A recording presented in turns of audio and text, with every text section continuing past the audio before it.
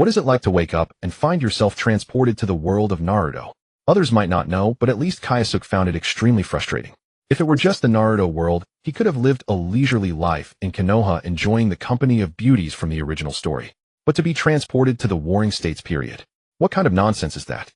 Holding his throbbing head, Kyosuke stumbled to the mirror.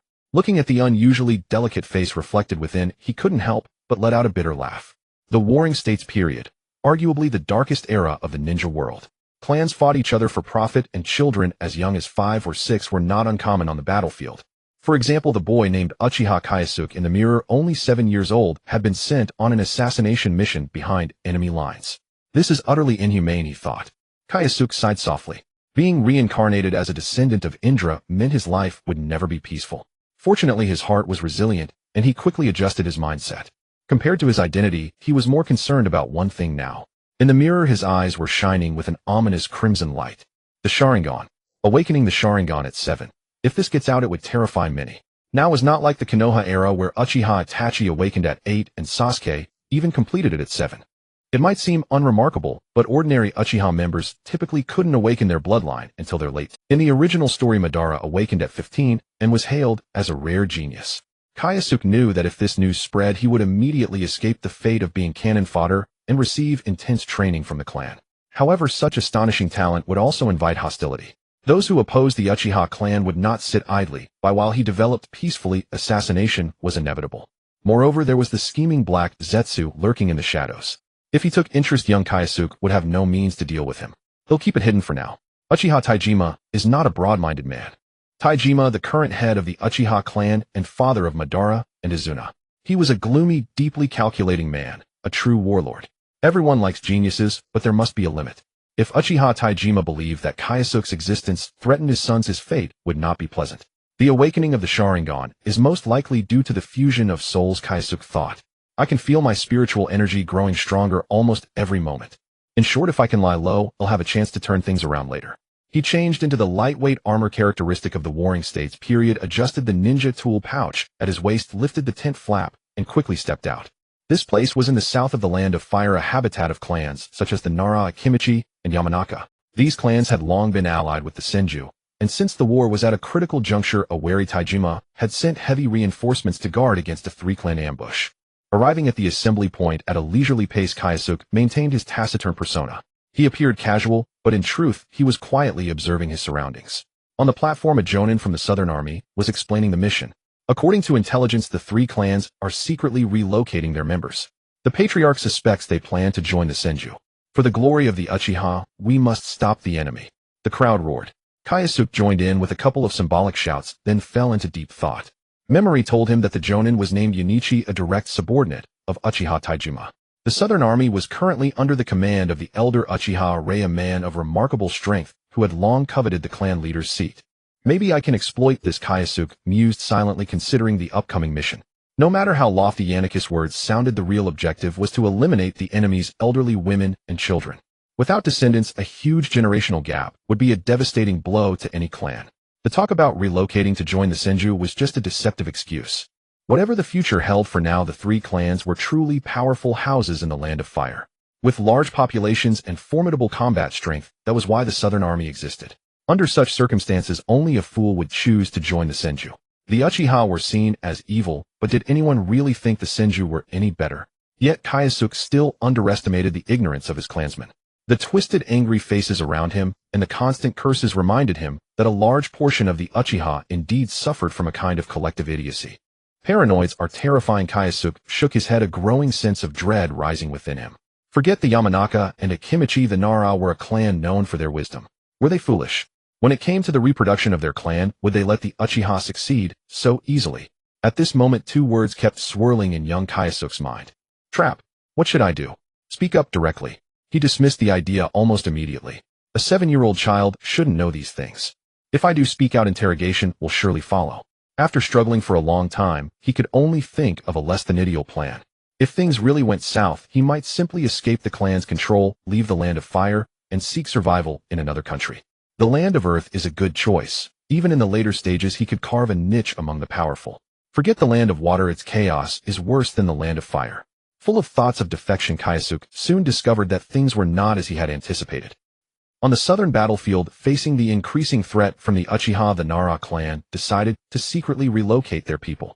To prevent infiltration by spies, the Nara deliberately set up several decoys to confuse the enemy while simultaneously setting a trap. If that old fool Uchiha Rei took the bait, the war might end right then. But the Nara never expected that a plan known only to a few high-ranking members would indeed go awry. By the time the three clan leaders received the news, the Southern Army had already closed in on the transport convoy. Hurry! Send reinforcements at all costs. The roar of the Akimichi clan leader echoed through the camp.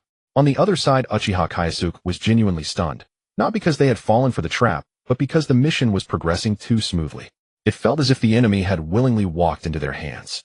This bizarre turn sent a chill down his spine, as if an invisible hand was pulling the strings behind everything.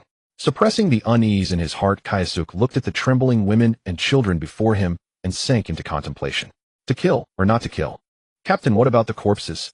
Uchiha Yunichi smiled with satisfaction as he gazed at the bodies strewn across the ground. Leave them here.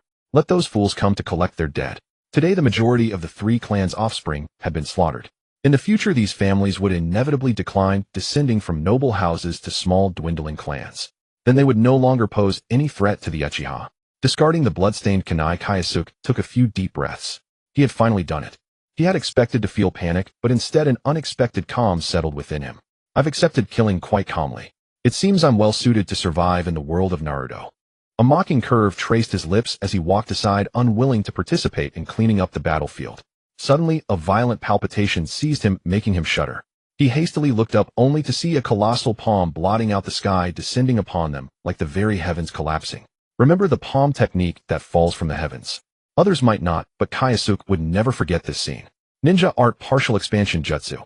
He'll kill you all. Akimichi Doken's roar echoed through the heavens and earth. Feeling the earth tremble, Kyosuke rolled clumsily on the ground, using the billowing smoke as cover to scramble back to his own side. Glancing at the corpses of several Uchiha, Jin and Fong was stepped back a few paces, ready to flee at any moment.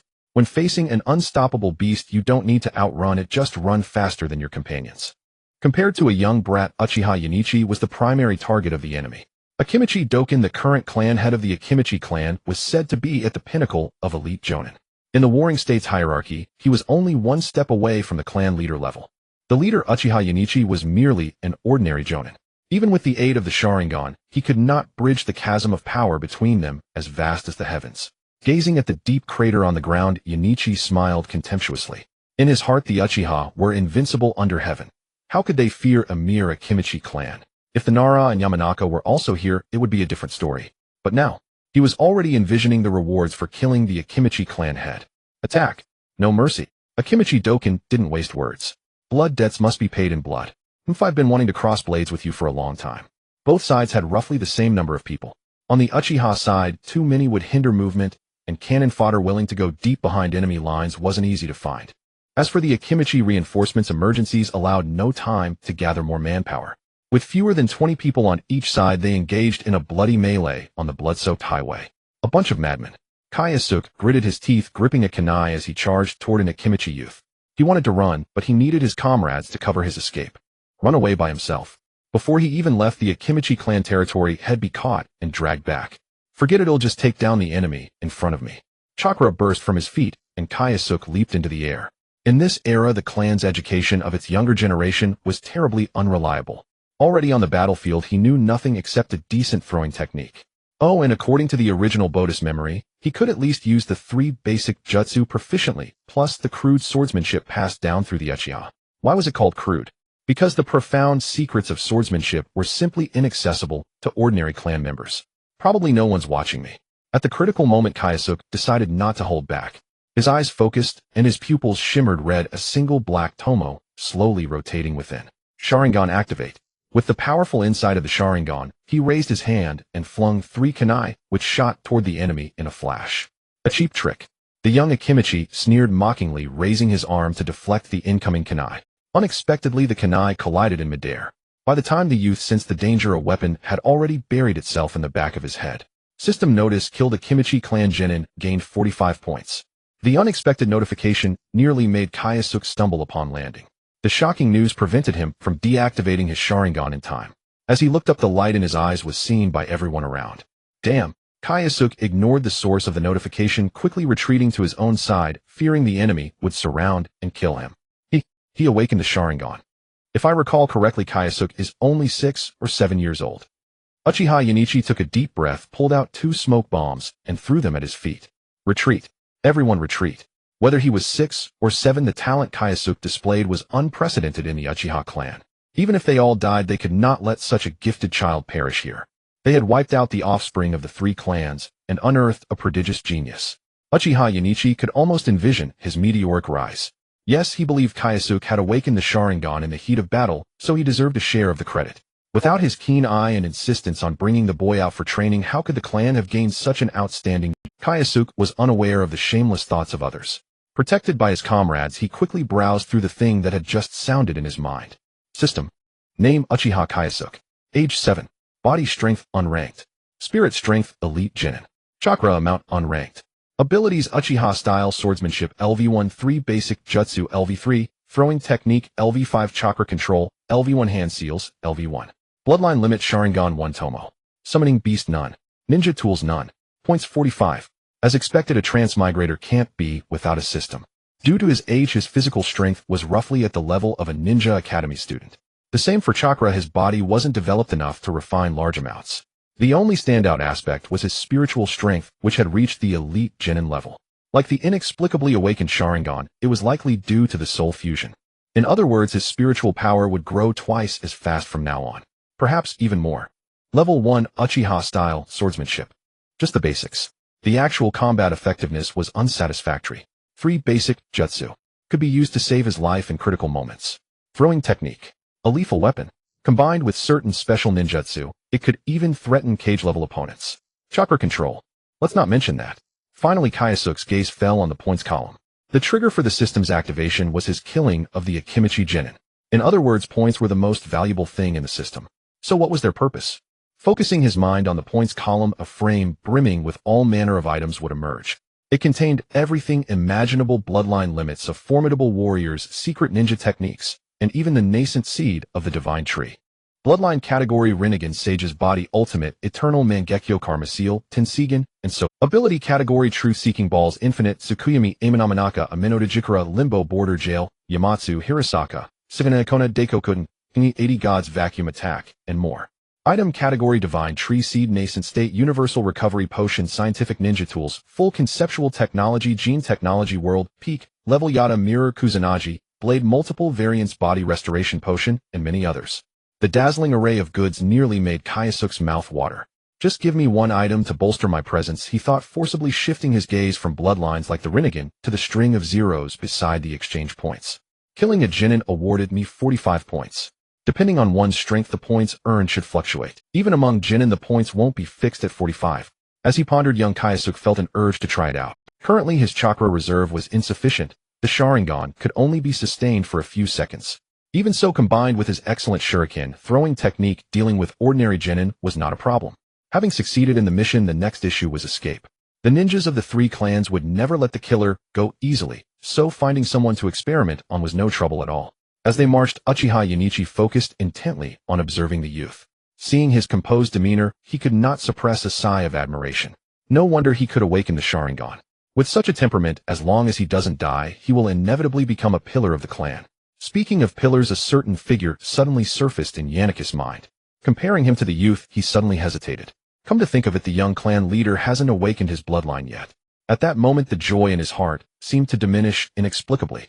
Uchiha Yanichi was of humble origin, raised by the clan leader Taijima himself, so his loyalty was beyond doubt. As the saying goes, the bottom determines the head. Standing in Uchiha Taijima's camp, he naturally considered matters from the clan leader's perspective.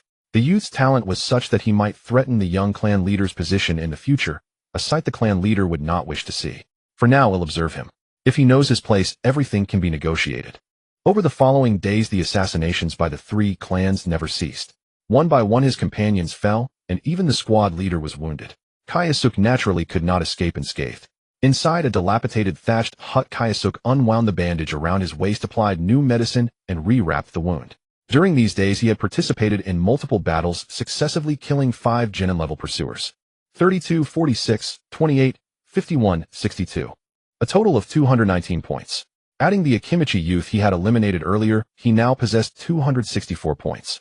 Facts proved Kyosuke's guess correct. Depending on the ninja's strength, the points he obtained varied considerably. With the aid of the Sharingan, young Kyosuke consistently dispatched enemies in an instant. It was not until he encountered the youth worth 62 points that he sustained a moderate abdominal injury. Leaning lightly against the hut's wall, he habitually browsed the item list only to feel a growing ache as he looked. Basic Drank Ninjutsu required 1-0 points to exchange, and the Great Fireball technique, which seemed unable to kill anyone in the original work, demanded a full 2-0 points. Gently stroking the wound on his abdomen, Kyosuke continuously adjusted his future plans. Once I return to the clan, my treatment will surely improve significantly. Points are hard to come by, I can't waste them on ordinary ninjutsu. If I ever exchange anything, it should at least be a technique of strategic importance. Gazing at the endless drizzle outside the window, young Kyosuke silently shook his head, lamenting his hellish difficulty start. Though he had reaped kills easily, it was the result of his fellow clansmen's desperate protection. Even so, had it not been for Kyosuke's outstanding temperament and ruthless decisiveness, anyone else would have died countless times. For now, the youth only wished to escape the vortex as soon as possible and return safely to the clan, at least until he mastered a few ninjutsu before venturing out again. Whoosh, whoosh, whoosh. The piercing sound of breaking air suddenly rang out. Uchiha Yanichi, who had been half kneeling and half sitting, instantly rose and formed an earth-style barrier enveloping them all. Watch out for an ambush. Boom. A violent explosion resounded. To kill them, the three clans had employed detonating tags, a strategic-level weapon of the Warring States period. At present, the manufacturing technique was still immature. Detonating tags were high-end luxuries rarely seen, even among jonin. Thus one could see how intense the enemy's killing intent was. Peering through the gaps in the partition, Kyosuke roughly scanned the number of pursuers this time. 9 people, 3 squads in total. On their side, not counting the injured Kyosuke, only the squad leader Yanichi and 2 outstanding genin remained. You Uchiha scum, get the hell out here and die. The leader seemed to be screaming madly, but in reality he had already begun forming hand seals in secret. A pitch-black invisible shadow crept silently along the eaves. Nara's secret technique, shadow possession. By the time they noticed, their bodies were already out of control, and even Kyosuke began to panic. What's this? Am I going to die? But he soon calmed down, for beside him the squad leader Yanichi had remained utterly composed throughout. A bunch of fools, he whispered with a sneer, his smile brimming with undisguised mockery. Though uncertain of the reason, Kyosuke felt that this time should be safe. Boom. A sudden explosion of flames erupted outside, and then everyone regained their mobility. Nara Kinsuke, I never expected to run into you here, ha ha ha. Peeking through the window, he saw a large contingent of Uchiha members outside. 3 days later, the group successfully returned to the Southern Core garrison. In the ambush that day, Uchiha had caught the enemy completely off guard. Regrettably, they had failed to capture Nara Kinsuke, a minor yet lingering regret. Upon returning to the core, Uchiha Yanichi prepared 2 reports. The first was to report to Corps Commander Uchiha Rei on the mission. The second was to inform the clan leader of news regarding Kyosuke. After all, awakening the Sharingan at the age of 7 was an exceedingly rare occurrence. In the annals of the Uchiha clan's legacy, none had ever heard of such prodigious talent. As for how the clan leader would decide, that was beyond his concern. In the blink of an eye, a week had passed. Kyosuke's injuries healed, and he began to engage in structured training. Ninjutsu secret techniques, and even bloodline limits could be exchanged using points. Even the abilities he already possessed could be enhanced by spending points. However, this did not mean Kyosuke could forego training altogether. For instance, raising his swordsmanship to level 2 required 100 points. Through his personal cultivation, the point requirement would gradually diminish, indicating that individual effort was not futile. At present, his strength was insufficient to earn points quickly, and building power necessitated corresponding hardship. Little did he know all of this was being observed by keen eyes.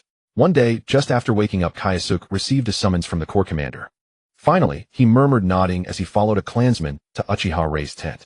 In the camp resided a prodigiously gifted youth. If the commander took no action, he would hardly be worthy of competing with Taijima for the clan leadership.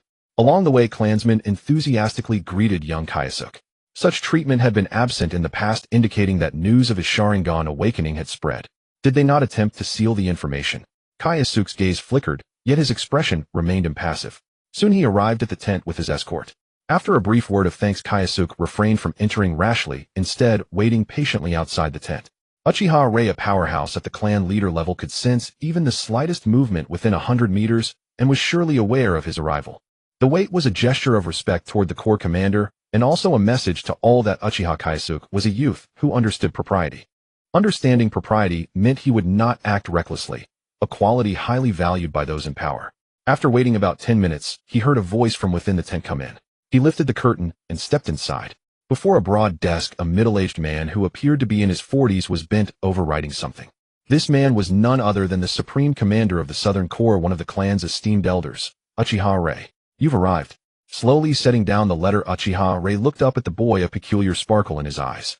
I've heard your name mentioned frequently these past few days. To this, Kyosuke made no reply. The best way to interact with a superior was to listen more and speak less. Awakening the bloodline at 7. Your talent is truly rare in this world. I am delighted to have such a prodigious youth under my command. I shall serve at your pleasure, Kyosuke replied astutely, echoing the sentiment. As the saying goes, a distant magistrate is not as effective as a local official. Serving under the Southern Corps, Uchiha Rei's importance was beyond doubt. Pleased with his tact, the Corps commander laughed heartily, before continuing, after a moment, pity that you must leave for a time. With such outstanding talent, you will undoubtedly receive the clan's meticulous nurturing. At this, the commander paused, his smile turning somewhat sardonic. Of course, staying in the rear does not guarantee your safety.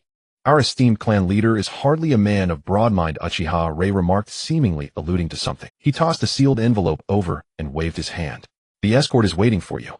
Remember to deliver this letter to the clan leader. Yes, I shall take my leave. Kyosuke bowed courteously and withdrew from the command tent. After leaving, someone quickly found him, informing him that the clan leader had ordered his immediate return to the clan grounds. Glancing at the bundle in the man's hand, Kyosuke nodded and immediately departed the Southern Corps with the small team. Along the way, he repeatedly pondered the conversation in the tent. From his words, the friction between the Corps commander and Taijima is immense. Perhaps that remark also carried a probing tone. If Kyosuke were to side with Uchiha Taijima, the words about the clan leader's narrow-mindedness would surely reach his ears. Conversely, only then would Uchiha Rei truly trust him, so that if ever a crisis arose, the Southern Corps could serve as Kyosuke's fallback. A bunch of old foxes. After roughly a week, Kyosuke and his party finally set foot on Uchiha territory. On the outskirts lived many commoners. Only by venturing deeper would one reach the true clan stronghold. For a clan to thrive, a large commoner population was essential. Basic labor, tilling fields, raising livestock, all required the efforts of commoners. One could hardly expect Uchiha clansmen to take up hoes and dig the earth.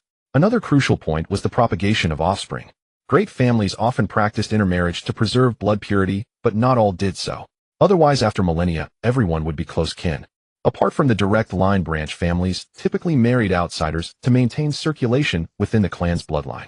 In Kyosuke's view, this was not harmful. The strength of Indra's bloodline was far too potent to be diluted by mere exogamy. Rather than obsessing over blood, it was better to have more children. Expanding the population was the true path. The clan leader cares deeply for you.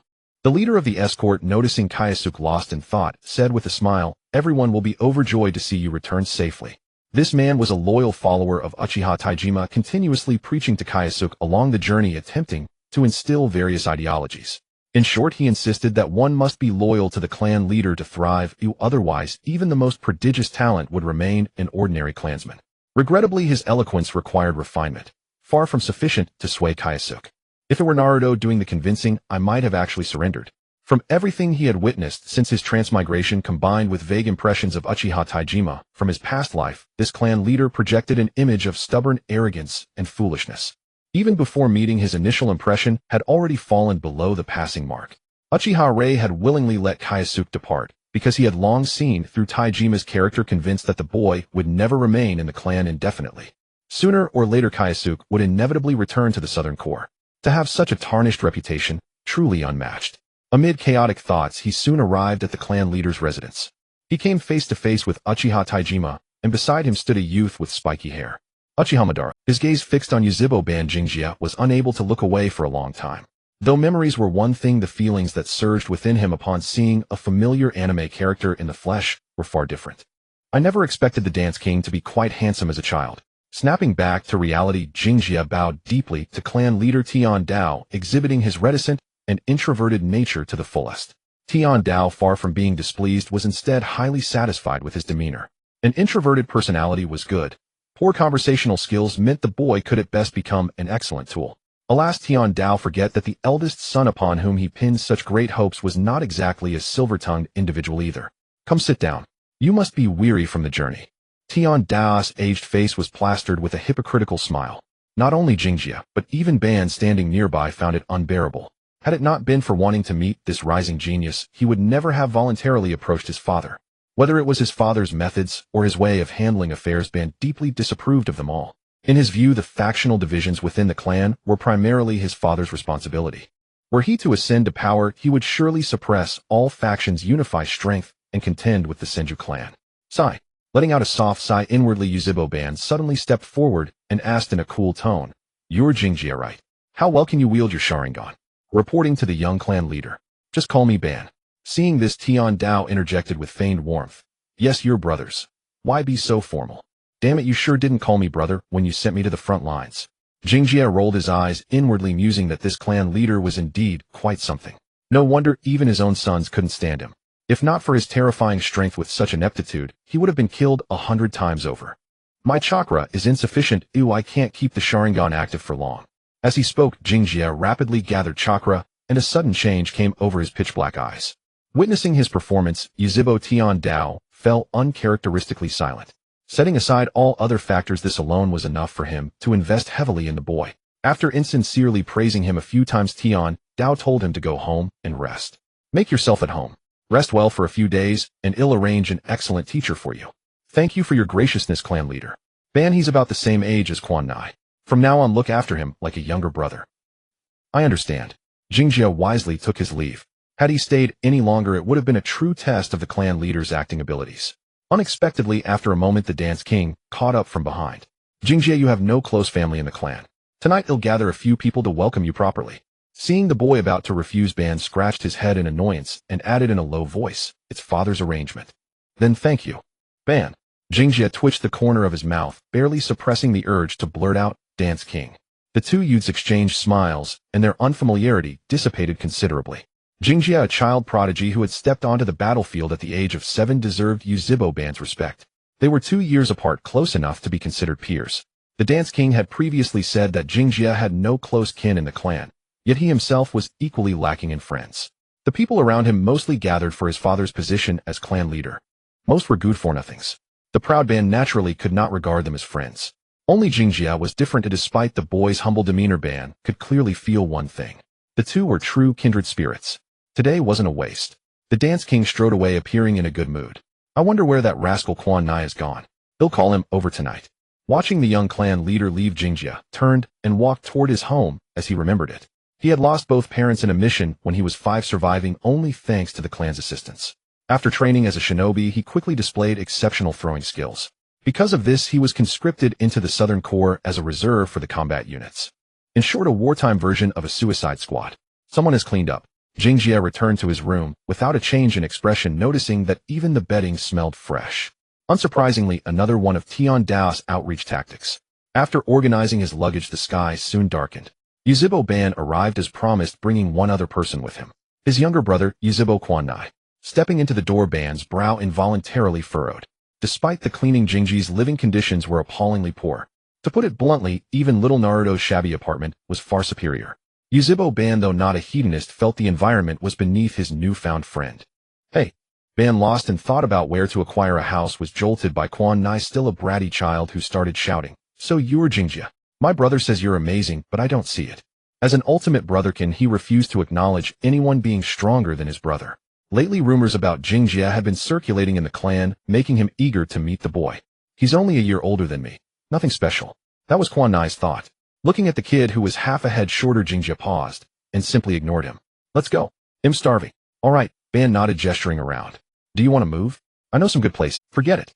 As long as it's livable." Jingjia shook his head, unwilling to attract attention right after returning to the clan. The good places the Dance King mentioned were inevitably grand mansions. He was just a 7-year-old kid. What need did he have for such spacious quarters? The backyard had plenty of open ground, enough for his daily training. The two walked side by side toward the door while Quan Nai pouted and protested, "Hey, don't ignore me. Stop fussing. Let's eat first." One word from his elder brother silenced Quan Nai instantly. Watching this, Jingjia couldn't help but think that the Uchiha clan was indeed a gathering place for Brother Khan and Brother Khan. Fortunately, he had no such bond, or he would have to worry about someone coveting his eyes. Lost in thought, he heard Yuzhibo Ban beside him say, "By the way, Chijuan has also returned to the clan. You two brothers haven't seen each other for years, right?" "Chijuan." At the name, Jingjia was taken aback for a long moment. As his thoughts churned, he finally remembered who this person was. Uchiha, his cousin 4 years his senior, was indeed a close relative by blood. The reason he had forgotten was complicated. Recalling a certain thought from just now, the corners of Jinji's mouth involuntarily curved upward, and he murmured to himself, "Yes, it's been many years." Outside the clan compound, a barbecue restaurant run by ordinary people. "Cheers," they shouted loudly, but a group of kids none older than 12 had only drinks in their cups. As the young clan leader of the Uchiha destined to command the family in the future, even though Madara was reluctant in his heart, sometimes he had to learn to put on a show. For instance, treating others to meals and such. Before Izuna died, overall Madara was still an excellent youth with ideals and ambitions. Apart from being a bit of a stereotypical overpowered protagonist, the truth is he had no fewer virtues than Hashirama. Glancing at the one who was leaning on his chin like a dancing king, and Izuna, who was desperately grabbing meat, Kyosuke shook his head, feeling a strange sense of witnessing history. "Come, Kyosuke." A cup suddenly extended from across the table. Looking up, he saw a boy who resembled him about 70% smiling at him. This person was Kyosuke's cousin Uchiha. "Let's have a drink." The boy's warm demeanor made it impossible for outsiders to see the real relationship between them. "Long time no see. I never expected you to become such a prominent figure in the clan. If second uncle could see your achievements, he would be very pleased." Hypocritical. Kyosuke gave a very fitting evaluation. Did this guy really think that, because he was young, he couldn't remember how his family had treated him? Back when his parents died in battle, the clan had arranged for him to live with his uncle's family. But in the end, they simply turned him away. Otherwise, why would Kyosuke have joined the Southern Army at the age of 7? The current war situation was not so urgent that children with a bit of background stayed in the clan for systematic training. Only orphans like him were used as cannon fodder. The ambush to kill the descendants of the 3 clans had originally never intended for Kyosuke and the others to return alive. Speaking of which, the accidental exposure of the Sharingan turned out to be a good thing. "Yes, seeing my life, my father must be very pleased." Stabbing back with a small jab, Kyosuke drank down the juice in his cup in one gulp. The others did not notice anything amiss and repeatedly praised the 2 brothers as outstanding ninjas. Not long ago, Uchiha had successfully been promoted to Chunin. While not a prodigy of the ages, it at least proved he had considerable talent. The level of the later so-called 12 Little Strong far exceeded the ordinary Chunin's power range. Kiba, who was blown away by Naruto's fart, and Tenten, who was skilled in hidden weapons, both had strength at the Chunin level. Those at the top of the Chunin exams like Rock Lee and Gaara could easily kill an ordinary Jonin single-handedly. Not counting those monsters, Uchiha's promotion to Chunin still had some weight. Otherwise, simply being Kyosuke's cousin would not have earned him a seat among these people. Everyone was eating and drinking cheerfully, but only the slightly aloof Uchiha Madara noticed the abnormality in Kyosuke's expression. Glancing at the smiling Uchiha, he couldn't help cursing, inwardly blaming his father Taijima for a foolish move. This was not winning someone over, it was clearly just causing trouble. Patting the young boy's shoulder, Uchiha Madara made an excuse to end the banquet early. As if understanding something, Kyosuke smiled and shook his head at him, then walked home alone. Compared to Uchiha, he was more concerned about the teacher who would arrive tomorrow. Up to now, his mental energy was still growing rapidly. Even though his physical development was limited, with his considerable mental energy, his total chakra could still increase day by day. Chakra level Genin. Currently, Kyosuke had roughly the chakra amount of an ordinary Genin. It was certainly not enough, but at least it could sustain basic combat. Kakashi graduated at 5, became a Chunin at 6, and officially became a Jonin at 12. The fact that Kakashi was short on chakra was well known. The reason his strength advanced so quickly was mainly due to the Hatake clan's hereditary swordsmanship. Now Kyosuke decided to replicate Kakashi's rise and temporarily focus his main efforts on one ability he had already mastered. Uchiha-style swordsmanship, level 1. Use swordsmanship to quickly improve strength. When the improvement slows down, turn to the development of ninjutsu and jinjutsu. Aided by the gradually evolving Sharingan, it could at least guarantee him a worry-free promotion to elite Jonin level. By then, if he had enough points, he could forcibly exchange for a Mangekyo and immediately break through into the clan leader's domain. Carrying beautiful hopes for the future, little Kyosuke gradually fell asleep. The next day, Kyosuke got up early and went alone to the residence of Uchiha Taijima. This time he did not meet the clan leader. The guard led him to a side hall where he met the clan's Jonin who had been waiting. Upon seeing Kyosuke, the man directly said, "My name is Uchiha Kyosuke. From today on, I will be your instructor for 1 year." Uchiha Ghost Father. The boy blinked, cast aside distractions, and bowed respectfully. "Teacher K." The Jonin nodded slightly and asked, "What aspect do you want to learn? Ninjutsu or Jinjutsu? I will teach you about the use of the eyes gradually. Don't be impatient. I want to learn swordsmanship." Kyosuke stated his idea. Upon hearing this, Uchiha Kyosuke frowned in slight confusion, but after careful thought, he did not reject it. Although the boy's body was thin with the support of the Sharingan, swordsmanship might be the most suitable training direction for him at present. A child with a strong will. Kyosuke Sensei silently praised him, then said calmly, "Wait for me a moment. He'll be right back." With that he vanished in a flash. Without activating the Sharingan, Kyosuke could not even perceive the trajectory of his disappearance. The gap in strength is larger than I imagined. After about 10 minutes, Kyosuke Sensei returned to the side courtyard. This time he carried a short sword suitable for Kyosuke. Its size and shape were very similar to the White Fang's short sword, except it was slightly longer. Taking the weapon in his hand, Kyosuke felt his arms sink. The seemingly inconspicuous blade probably weighed more than 30 jin. An ordinary 7-year-old child could hardly lift it. Even he needed to circulate chakra. Swinging his arm in a horizontal slash, a sharp, whistling sound suddenly rang in his ears. Looking at the gleaming short sword, Kyosuke showed a rare smile. "Thank you, Gifu-sensei." Out of habit, Uchiha Kyosuke frowned, feeling that the boy's pronunciation was a bit off.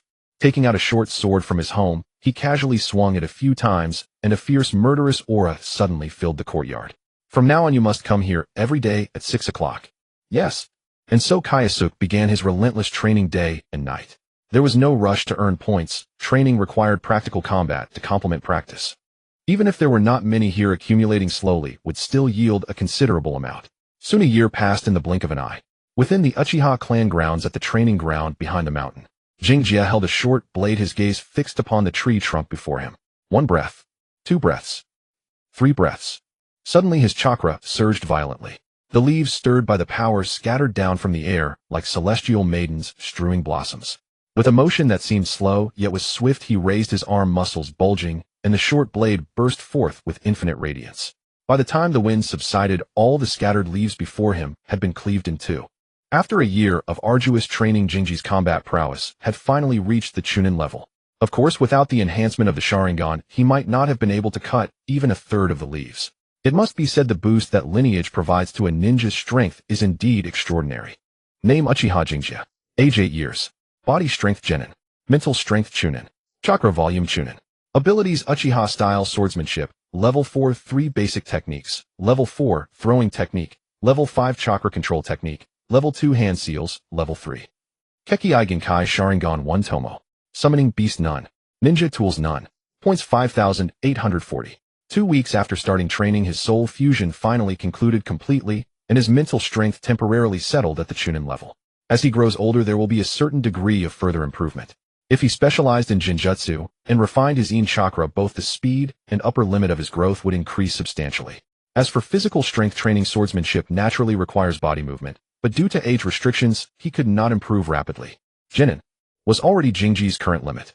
The progress in chakra volume was also significant. With both body and spirit enhanced, its increase was only natural. Perhaps he could not match the Senju of the forest, but the Uchiha are ultimately descendants of the Otsutsuki, their chakra volume far surpassing that of ordinary noble clans. The Sharingan remained at 1 Tomo without any particular leap. The true breakthrough came from the Uchiha-style swordsmanship he had diligently practiced. With level 4 swordsmanship, he could already rival the elite samurai of the Land of Iron. Coupled with the Sharingan's enhancement, it was not difficult for Jingjia to unleash level 5 power. Overall, his close combat strength should be slightly above that of an ordinary Chunin.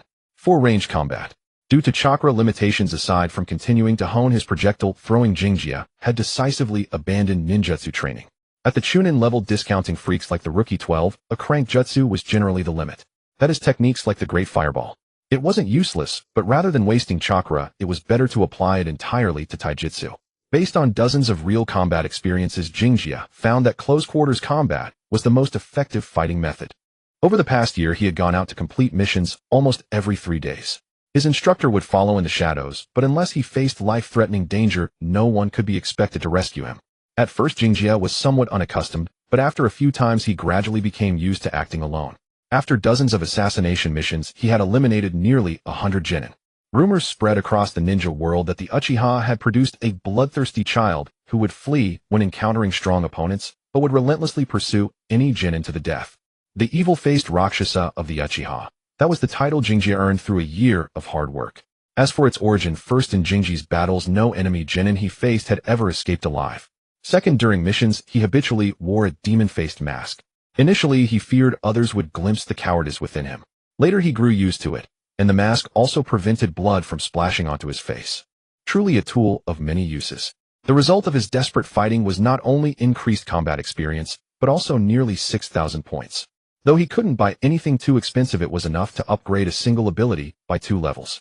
If he wished, he could also exchange it for a basic rank ninjutsu. For now, Jinji's entire strength lay in close combat. With the Sharingan activated, he could clearly perceive his opponent's movements, and his swordsmanship made him invincible in battle. The only remaining problem was how to close in on the enemy. Thus Jinji set his sights on a type of ninjutsu known as the body flicker technique. Any technique that achieves high-speed, instantaneous movement is collectively called a body flicker technique. The most common form is chakra burst, which uses a sudden increase in muscular power to achieve high-speed movement. Might Guy Sasuke and even most Jonin adopted this type of body flicker. Elemental body flicker techniques use various elements as mediums to achieve instantaneous high-speed movement akin to material substitution, mostly requiring special secret techniques or bloodline limits. Representative users include Gaara Haku Daidara and others. Representative techniques include sand body flicker, water body flicker, clay body flicker, and so on. The most complex are the space-time ninjutsu mastered by Minato, the second Hokage, and others. By distorting and altering space to achieve direct movement from point A to point B, it is the most mysterious and powerful among all body flicker techniques. If possible, Jinji would naturally want to exchange for a space-time ability, a divine skill for both survival and travel. Unfortunately, space-time ninjutsu are extremely rare, and the cheapest Flying Thunder God technique costs a full 25,000 points. In comparison, the burst-type body flicker best suited his needs. Even if limited by his physical condition and not usable as a regular tool, the appearance of the body flicker technique could significantly expand Jinji's hunting range. After a year of analysis and experimentation, he roughly summarized some point rules. Hunting Genin, from novices who only know the 3 basic techniques to elites who have mastered some ninjutsu, yields points ranging from 20 to 100. For Chunin, the range jumped directly to 100 to 500 points. That is, even killing the lowest level Chunin would yield as much profit as several Genin. By enhancing his own strength, he could attempt to hunt Chunin, and the rate of earning points would surely accelerate. Without initial investment, how could there be subsequent prosperity? Hoarding points was fine, but he feared he wouldn't have the chance to spend them.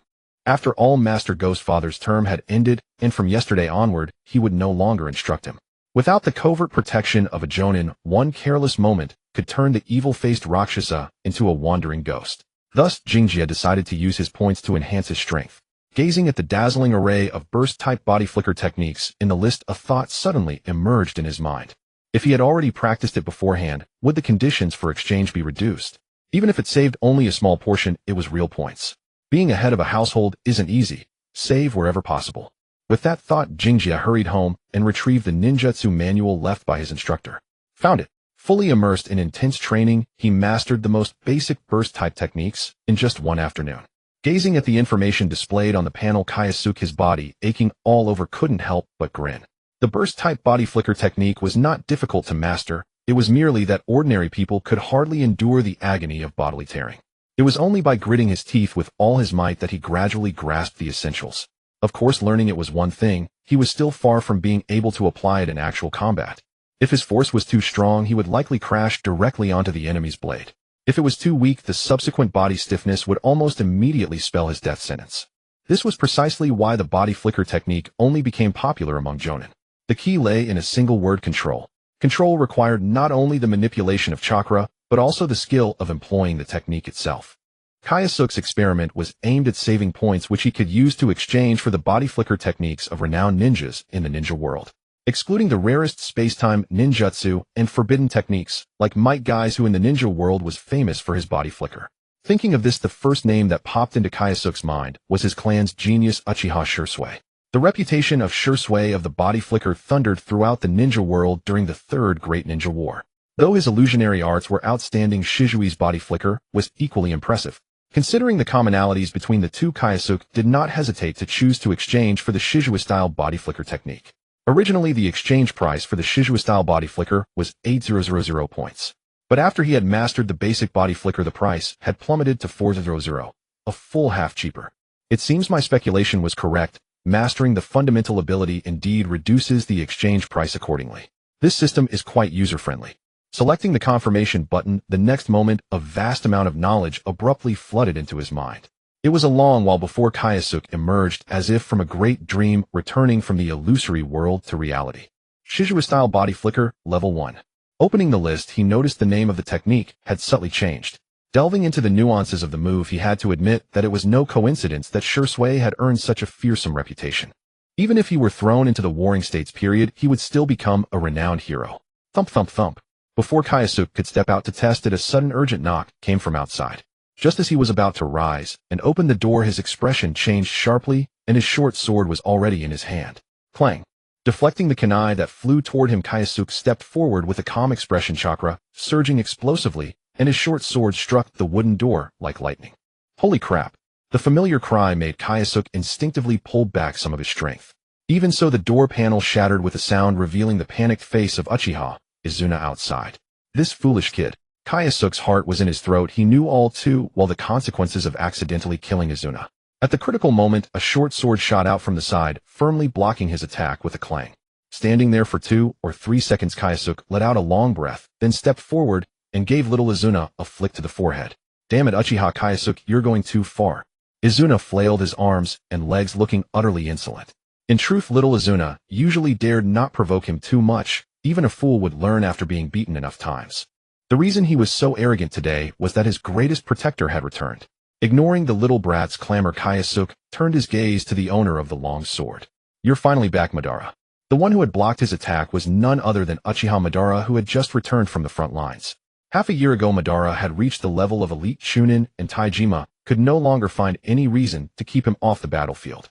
One could only say that he was indeed a dance king. In just half a year, he had made the entire Senju clan remember the name Uchiha Madara. Now that the war had eased, Madara finally had a chance to return to the clan grounds.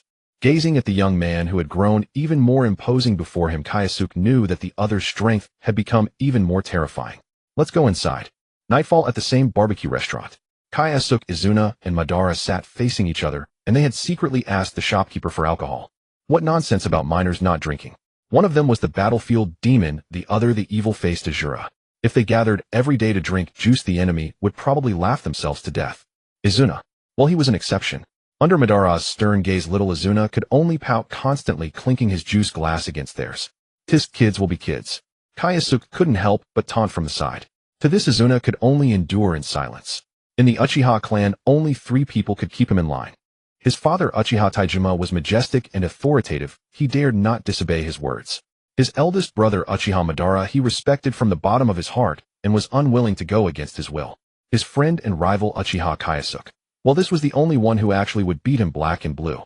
The most absurd part was that his brother and father fully approved, believing it helped improve his strength. This was simply insane. With grief and indignation, Izuna gulped down a glass of juice. Boss. On the other side, the two were exchanging insights from the battlefield. Uchiha Madara, with his distinguished status, was always in the commander's lineup, and his perspective on problems was well worth learning from. As for Kyosuke, his past missions had been extremely dangerous, and going deep behind enemy lines was routine. Madara was also eager to glean some experience from him. What's so great? Izuna was green with envy on the side. Unfortunately, his father had always refused to let him go to the battlefield. When you can defeat Kyosuke, he'll let you go. These were Uchiha Taijima's exact words. Izuna had tried many times, but he could never overcome that short sword. If his brother hadn't been there today, he would have been at least severely injured, if not dead. Izuna knew this best. Damn it, how is the gap in strength getting bigger and bigger? Glancing at Kyosuke, who was speaking eloquently, little Izuna hardened his heart and began secretly stealing the other's grilled meat. When the two finished their conversation and Kyosuke prepared to eat, he realized that there wasn't a single piece of meat left on the grill in front of him. Burp. Little Izuna patted his stomach, looking at him with utter arrogance. Careful not to choke yourself to death. Kyosuke rolled his eyes and helplessly asked the server for a few more plates of meat. After all, ninjas generally had large appetites. Several plates per person was perfectly normal. Not to mention that all 3 were still in the midst of rapid physical growth. Watching the two wolf down their food, little Izuna's eyes darted around slyly, and he suddenly spoke up. You two haven't seen each other for so long. I wonder who's stronger now? The moment the words fell, the dinner table fell into utter silence. Hey, hurry up. Something big is happening at the training ground. What's going on? Did someone attack the clan? Idiot, it's the duel between the young clan leader and Kyosuke. Both are renowned prodigies, and today they finally settle the score. What? Wait for me, I want to watch too. At the training ground, Kyosuke felt a headache coming on. Damn, he glanced at the smug little brat, knowing full well this was all his doing. The reason behind it was most likely to have his older brother defeat him publicly. For the past year, people had been debating who was the true genius of the new generation within the clan. Some believed the young clan leader's achievements spoke for themselves, while others argued that Kyosuke, who had awakened his Sharingan at 7, was the strongest. He had intended to train quietly for a while, but Izuna had pulled this stunt. Kyosuke. Suddenly a voice called out from beside him. Turning around, he saw none other than his snobbish cousin. What are you doing? Uchiha Satoru demanded angrily. The young clan leader is of high status. How dare you fight him openly? He leaned in and whispered, if you win, how can the young clan leader save face? And what will the clan leader? Seeming to care about his cousin, he was actually worried that Kyosuke's actions would anger the clan leader and bring trouble upon himself. He had wanted his cousin to forfeit, but Kyosuke merely glanced at him and turned to face the approaching Uchiha. At this, Uchiha Satoru completely lost his temper. Bastard, I'm talking to you. Is this how you treat your own? Annoying. Kyosuke shot a cold glare at the chattering man and said in a low voice, get lost. Don't block my sight. Son of a bitch, you've gone too far. Swiftly drawing a kunai from his ninja pouch, Uchiha Satoru decided to teach his cousin an unforgettable lesson. Don't think that just because the clan praises you, you're something special. In Uchiha Satoru's eyes, the boy before him was still the same pathetic wretch who once begged for shelter. His strength had reached the level of a chunin, and he considered himself experienced enough to easily take down his opponent. Little did he know his every move had already been read by Kyosuke. Facing a Sharingan user and still daring to engage in close combat. Truly a fool who didn't know how to die. Parrying the thrust, Kyosuke spun around and swiftly moved behind Uchiha Satoru. At the same time, he gripped his short sword in reverse and held it across the man's throat. If we weren't within the clan grounds, I'd kill you today. With that, he drove his knee hard into his cousin's lower back, sending the young man crashing to the ground. In truth, Uchiha Satoru's skills were decent, but he was overwhelmed in a near instant. The fault lay in his arrogance. Without a Sharingan, he had recklessly chosen close-quarters combat, leaving himself at Kyosuke's mercy. Kicking him aside, Kyosuke smiled faintly at the approaching Dance King and said, I didn't expect our first encounter to be like this. Need me to clear the area? Madara looked around, frowned, and shot an annoyed glare at his younger brother. Seeing this, Izuna shrank his neck and quickly scurried away. No need. Kyosuke tightened his grip on the short sword and said calmly, what's meant to come will come. Besides, I've grown tired of staying in the clan. Then, let's have a good fight today. Just what I was thinking. Without too many formalities, they squared off and began their first exchange. In terms of physique and chakra, the 10-year-old Uchiha Madara held an absolute advantage. A direct clash was out of the question, and he also had to watch out for ninjutsu. To win, Kyosuke had to make full use of his Sharingan and the newly learned Shizue-style body flicker.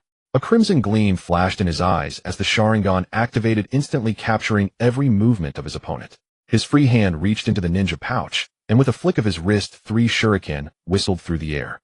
Clang! Uchiha Madara, wielding his long sword, didn't slow his pace. He raised his arm and formed a solid defensive net. The 3 shuriken, aimed at tricky angles, couldn't penetrate his blade's defense. The distance between them was rapidly closing. Excellent! The onlookers cheered. That single move alone showed Madara's swordsmanship was a notch above Kyosuke's. The experienced ninjas present could easily read the subtleties of the duel. You're still the same, Kyosuke. Uchiha Madara suddenly tossed his sword into the air, his hands moving like butterflies as he quickly formed hand seals.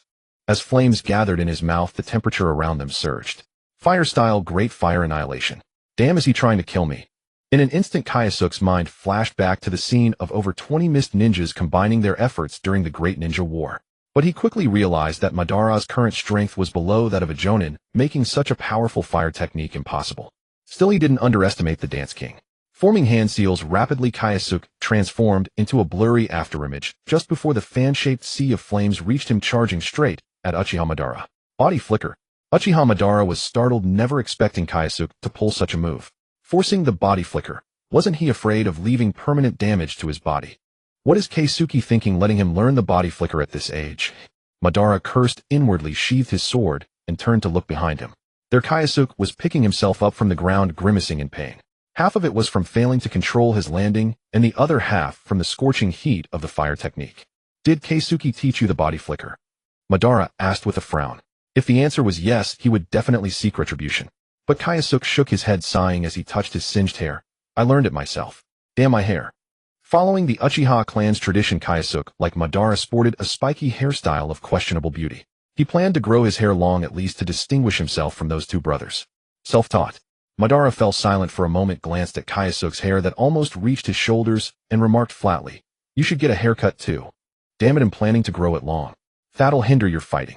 Developing a hair-based ninjutsu. After a few exchanges, they each went their separate ways. Overall, Uchiha Madara had performed more impressive. Kyosuke's body flicker was fast, but he hadn't mastered it yet, as everyone present clearly noticed. Still, the 2-year age gap made it hard to judge who was truly more talented. In Uchiha Taijima's eyes, his son was the one destined to lead the clan. Uchiha Kyosuke. It was time to think of a way to deal with him. 3 days after the duel ended, news suddenly arrived from the front lines. The Senju clan was amassing a large number of their main forces. According to intelligence reports, a figure resembling Senju Butsuma had been spotted on the main battlefield. Upon confirming the information, Uchiha Taijima immediately decided to risk venturing to the battlefield in person. Of course, he would not go alone. Sensing that the decisive battle was imminent, Taijima directly mobilized most of the remaining forces within the clan. In the warring states period, the prosperity of each clan was far beyond what could be compared to the village era. Take the current Uchiha clan, for example. They had established 4 major legions, each responsible for dealing with enemies from various directions. Within the clan alone, the number of permanent shinobi exceeded 800, and each legion's shinobi numbered at least 1,000. Kyosuke roughly calculated that the total number of shinobi in the entire clan was at least 5,000. It could not compare to the later great ninja villages, which could field tens of thousands of shinobi in war, a terrifying scale, but at least it was enough to wipe out an ordinary small country. However, the problem was not just the Senju clan. The Southern Legion reported that the Nara Yamanaka and Akimichi clans had begun a frenzied mobilization, looking as if they were determined to fight the Uchiha to the death. The Legion commander Uchiha Rei sent a plea for reinforcements, hoping to have additional personnel dispatched from the clan. But Taijima ignored it outright. There are no extra men. If you can't hold the line, then drag the enemy down with you, even if it costs your life. It was said that on the day he received the reply, Uchiha Rei tore up the letter in front of everyone, furiously cursing Uchiha Taijima as a pig-brained fool. These pieces of news were highly confidential, and Kyosuke only learned of them through casual chatter with Izuna. Gazing at the empty streets, he could not help but sigh. After 3 days of effort, Kyosuke had basically mastered the use of the body flicker technique, at the cost of having sore muscles all over and extensive bruising appearing on certain parts of his body. During this time, Uchiha Madara had sternly warned him that forcibly using the body flicker technique before his body was strong enough was equivalent to chronic suicide. The implication was that he should give up studying it. But Kyosuke retorted with a single sentence: on the battlefield, it's kill or be killed. If I can't use it when it matters, I'm afraid I won't live long enough to die from chronic suicide. Faced with young Kyosuke's sharp tongue, the taciturn Uchiha Madara was completely at a loss for a response. In his anger, he had not shown his face in front of Kyosuke for 3 days. Like a child, Kyosuke commented. Taijima was unwilling to pay attention to the southern battlefield. But who was Uchiha Rei? He was the same ruthless man who had once competed with Taijima for the position of clan head.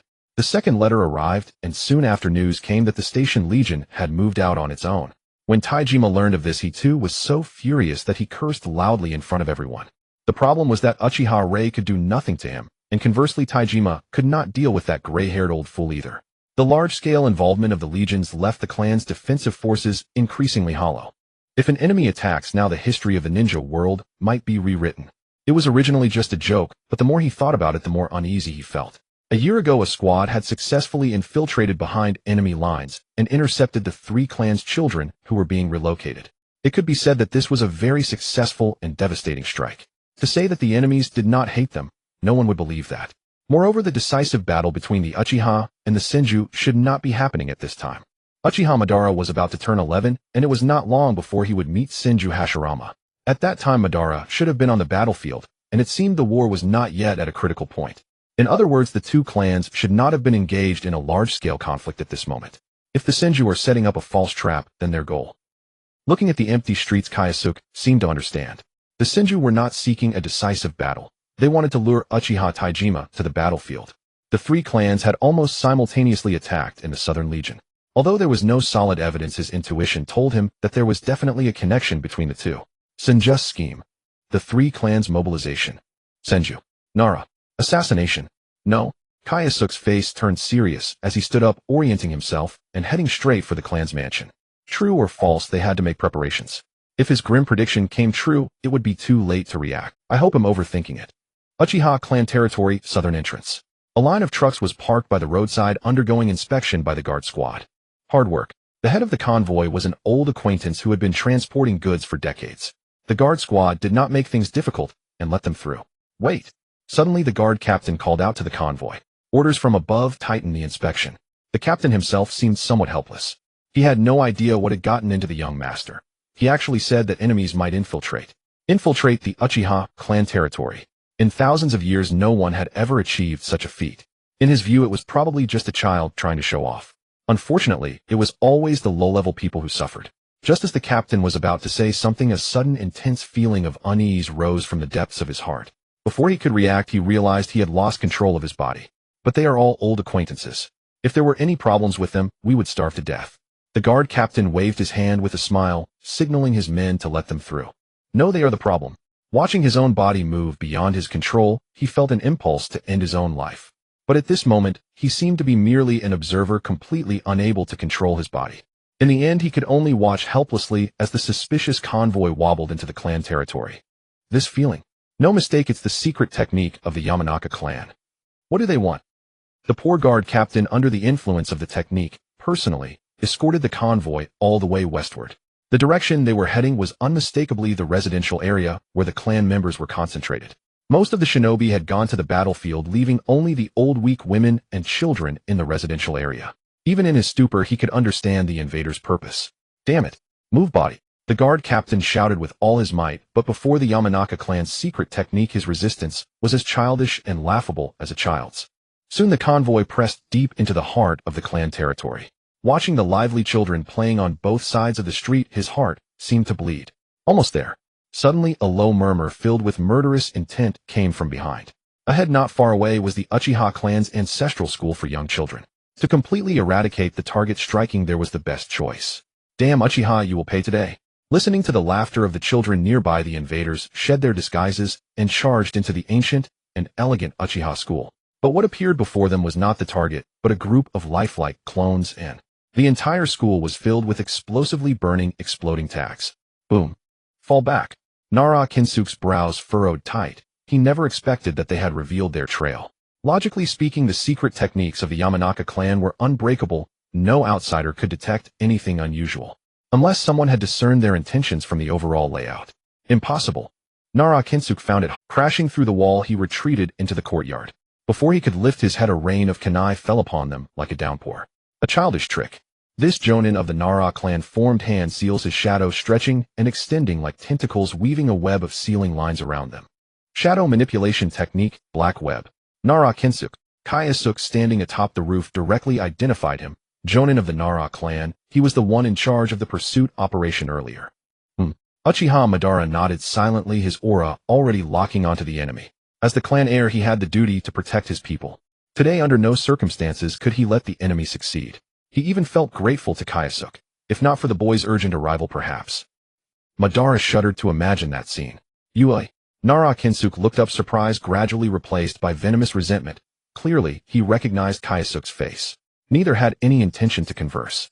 Both knew each other's purpose. From the very beginning, this was a battle to the death. The Uchiha's defensive strength was unprecedentedly weak. Nearly all experts were absent. Most of the ninjas present were retired genin, and a few chunin recovering from wounds. Fortunately, the enemy couldn't bring too many combatants. As long as they eliminated the leading jonin, the crisis could be completely resolved. Here I go. Uchiha Madara leaped from the roof, directly challenging the most formidable jonin of the Akimichi clan. Fire release, great fire annihilation. He opened with a full-power fire technique. Seeing this, the other Uchiha clansmen followed their young patriarch into battle. You will all die today. Nara Kinsuke remained motionless, his hand signs abruptly shifting. Countless shadow threads surged toward the surrounding enemies. From Kyosuke's perspective, it looked as though a bizarre shadow flower had bloomed beneath the man's feet. Shadow stitching technique, black spider lily. That single strike instantly killed 7 Uchiha genin. I can't let him run rampant. Kyosuke's eyes darkened as he activated his Sharingan, a crimson light. Locking onto the enemy's movements, his hands completed hand seals in an instant, and his entire form transformed into a streak of light rushing straight toward the kneeling Nara Kinsuke. So fast. Nara Kinsuke's eyes flew wide in shock. He never expected a 6 or 7-year-old child to unleash such a terrifying body flicker technique. Caught off guard, he had no time to alter his technique. The shadow's speed was far from enough to match the flicker. At the critical moment, a figure suddenly appeared before Nara Kinsuke. Using his own flesh and blood, he forcibly blocked the killing blow. System notification: killed Uchiha clan Chunin. Earned 360 points. Damn it. Staring at the desperate-faced Uchiha clansman, Kyosuke knew at once it was a puppet under the mind-body switch technique. What frustrated him even more was that finding a way to kill the enemy from now on would likely be impossible. Prepared Nara Kensuke would never give him another chance for a surprise assault. An alert Jonin could easily neutralize the vast majority of sudden strikes. Ninja combat often emphasized striking after the opponent's move countering techniques and seeking openings in the enemy's gaps. Most ninjas adhered to this battle philosophy. Moreover, Kyosuke's body couldn't withstand a second use of the body flicker technique. In the distance, the Jonin of the Yamanaka clan suddenly spat out a mouthful of blood. The mind-body switch technique was exceptionally powerful, especially in unknown combat. Its lethality was terrifying. Naturally, it came with significant drawbacks. Damage to the target would also harm the user's body.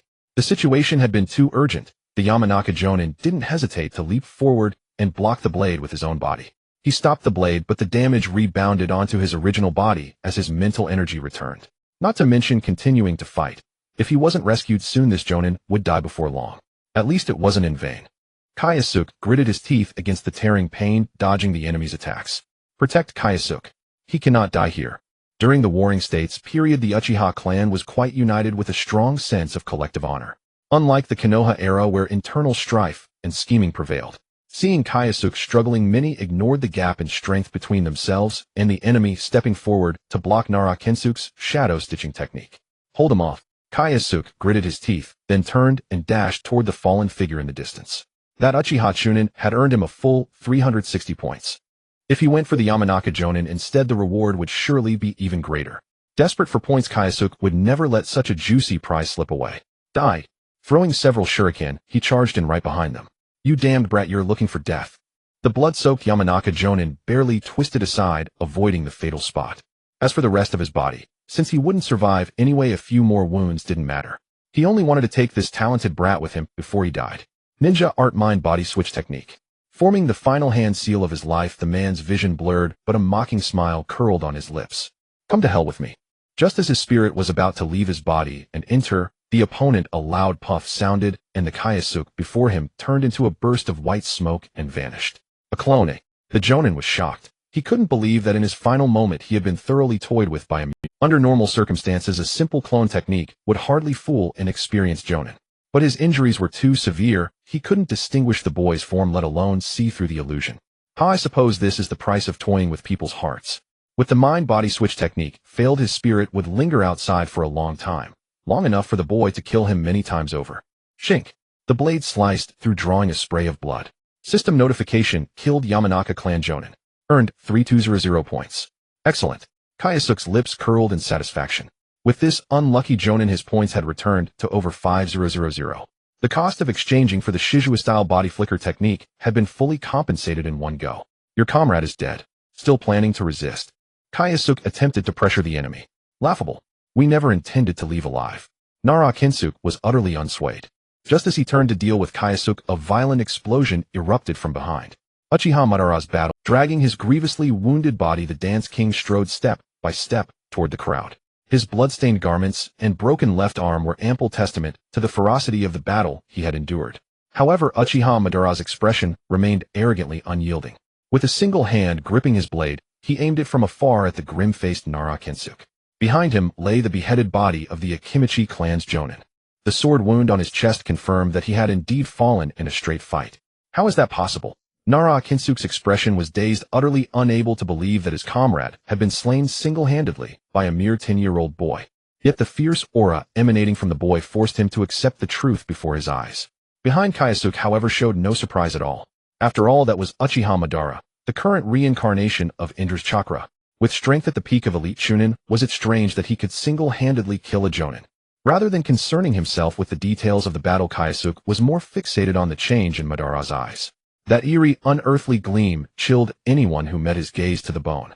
Madara had finally awakened the Sharingan, a full 5 years earlier than in the original timeline. In that moment, Kyosuke realized that the butterfly effect he had set in motion was already altering the course of the ninja world. Madara has awakened early. His strength will undoubtedly surpass what it was before. I wonder if Hashirama can still keep him in check this time. As he pondered, Uchiha Madara slowly walked up and stood at a right angle to Kyosuke. Both fixed their gazes ahead, their killing intent locked firmly onto Nara Kensuke. With the Ino Shikacho trio dead in succession, the remaining shinobi were no longer a threat. No matter how fierce the hostility of the three clans might be, they would never send a group of Jonin to die in the Uchiha compound. If they did, how could they continue to exist afterward? Sending 3 Jonin as suicide attackers was already their limit. All 3 were implicated in the attack, and if they hadn't come, they would have been executed by their own enraged clansmen. As for the other ninja, none would be foolish enough to volunteer for a suicide mission. You are the only one left, scum. Raising his blade with one hand, Uchiha Madara's aura grew ever more fierce. This guy. Kyosuke drew a deep breath, knowing that Madara had already touched the threshold of becoming a Jonin. After this battle, the Uchiha clan would gain another true powerhouse. Slowly raising his short blade, Kyosuke crouched slightly like a black panther eyeing its prey. A Jonin, a juicy prize worth thousands of points. If he got the chance, he had to go for the kill. If it were anyone else, they might resent his actions, but with Madara there was no need to worry. Damn it, for the points he'll go. His hands flew through hand seals as the chakra inside him raged madly. His already aching body now felt as if it were being torn apart. That's right. To steal the kill, Kyosuke intended to forcibly activate the body flicker technique.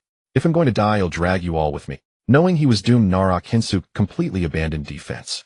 Concentrating all his chakra, the shadows under his feet began to spread wildly in all directions. Blades of darkness rose from the shadows, piercing everyone within range, friend and foe alike. Secret technique, explosive shadow dive. Come with me to hell. Nara Kyosuke had completely abandoned defense, meaning he too could not escape the assault of the shadow blades. Without needing to control the power, the spread of the technique would only be faster. At least one of those 2 Uchiha brats must lose his life. Fall back. Uchiha Madara's expression abruptly changed as he burst chakra from his feet and frantically retreated. But the shadow blades were too fast. The moment he leaped, spikes like death scythe rose from beneath him. In just 1 second, Indra's chakra would reincarnate. Uchiha Madara will not die here. At the critical moment, an inexplicable power surged within him. All his raging energy condensed into a single slashing blow. The seemingly all-destroying shadow blades turned to dust beneath his sword. Bastard. Nara Kyosuke gritted his teeth, knowing he could not take down this opponent. So he redirected his aim, fixing his vicious gaze on the younger Kyosuke, intending to drag him to the Pure Land. I'm done for. Kyosuke's eyes widened in horror, one thought echoing in his mind: I can't dodge. He did not have Uchiha Madara's overwhelming strength to cut through a Jonin's desperate attack.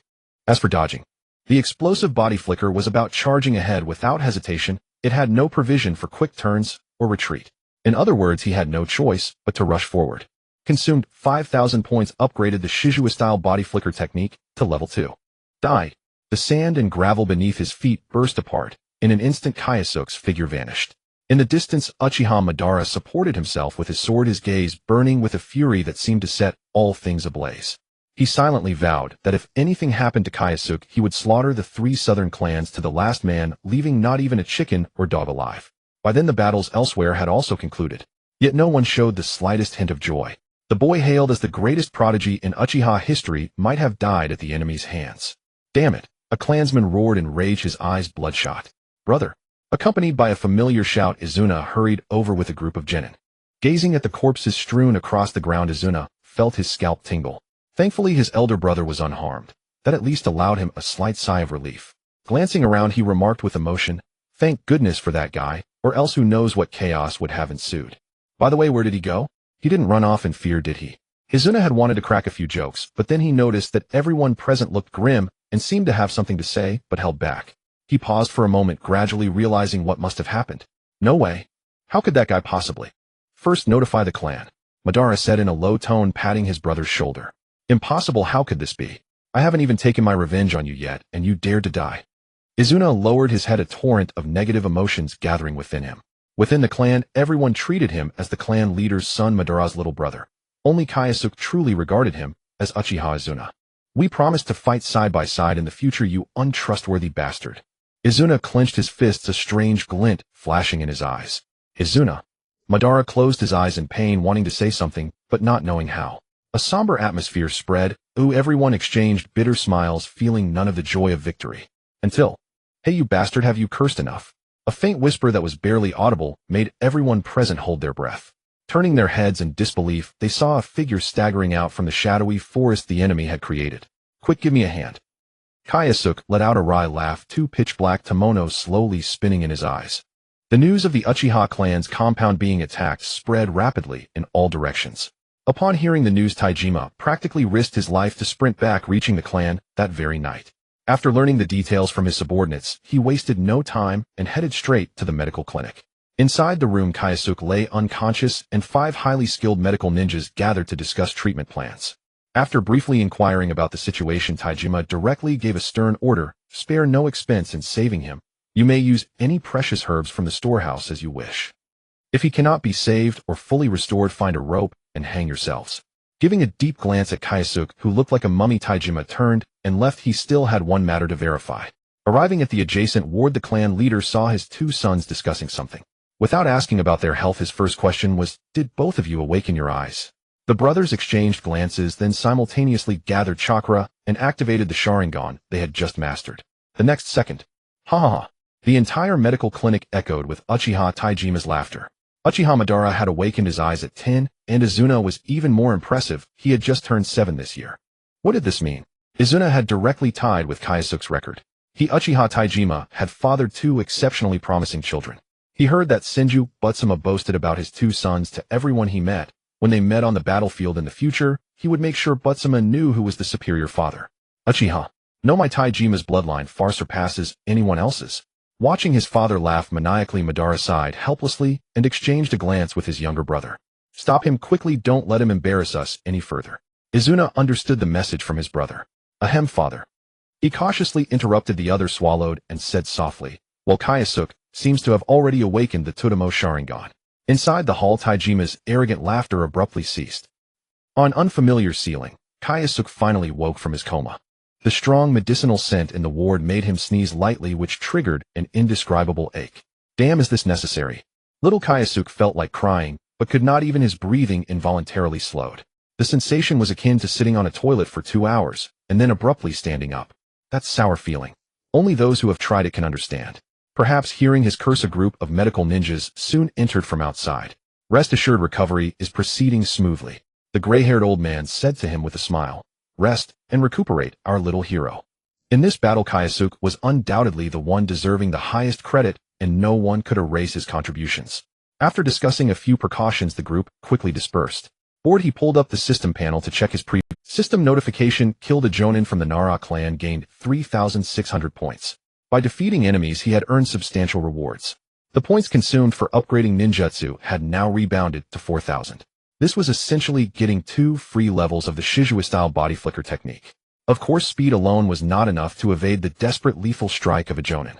He had survived because at the most critical moment his Sharingan had finally evolved.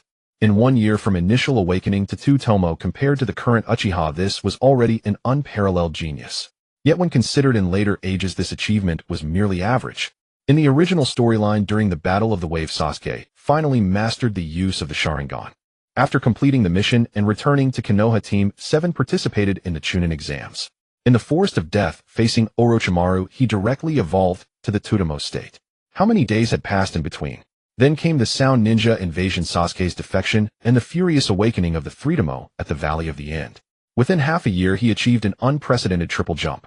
If that were to happen now, it would terrify a large number of clan members. Kyosuke took a whole year to advance, which was utterly pathetic in comparison. Indra's chakra. This stuff is really convenient. Thinking of Indra, he couldn't help but think of another existence, Black Zetsu. Kyosuke dared to guarantee that he had already fallen under Black Zetsu's observation. Awakening the Sharingan at 7 seemed exactly like a reincarnation of Indra's chakra. If he didn't know the plot, he would have had the same suspicion. As for now, when Madara had awakened his eyes, it meant that the Otsutsuki genes within him were gradually awakening. Even if Black Zetsu were foolish, he would realize he had targeted the wrong person. Having avoided the old schemer's gaze, Kyosuke felt completely relaxed. His next step was to consider going to the front lines. No matter what Taijima thought now, upon learning that he had awakened the Totemo, intense wariness would inevitably arise. Unable to openly target him, he would exile him far away. After a few years with Uchiha, Madara's unshakable prestige accumulated. Even if Kyosuke returned, no one would care. For any other ambitious person, they would certainly not accept such a disguised expulsion. But in Kyosuke's eyes, he was eager to stay as far from the main battlefield as possible. The 3 southern clans were indeed powerful, with the Inoshikacho formation being unmatched, yet combined they were still no match for half of the Senju of the forest. Even if he had to go, he would only do so when he had achieved at least Jonin-level strength. The southern force was his intended training ground. Thinking these thoughts, Kyosuke felt drowsiness overwhelming him. He shifted his body, enduring the pain, and soon fell into a deep sleep. Meanwhile, most of the ninja world was discussing the Uchiha. As a renowned clan during the Warring States period, the Uchiha were always the center of attention. As the saying goes, your enemy knows you best. Awakening the Sharingan at 7. Many understood what that implied, and even more so, 3 such prodigies had emerged at once. Driven by some unknown force, the title of the 3 great prodigies of the Uchiha became widely known, as their famed sword bounties for their heads also appeared on the underground exchange market. Countless hunters rubbed their hands, eager to hunt down these young children. Untapped talent could, after all, be a terrible disaster. The hidden instigator clearly aimed to use external forces to eliminate the Uchiha's outstanding offspring. At the same time, this also gave Taijima an opportunity to strike. Half a month later, Kyosuke had just recovered from his serious illness, and before he could enjoy a few days of peace, he received a transfer order to the Southern Force. Position squad leader. He could command a team of no more than 30 ninjas. While this was not a meteoric rise, at least he was now in true possession of real authority.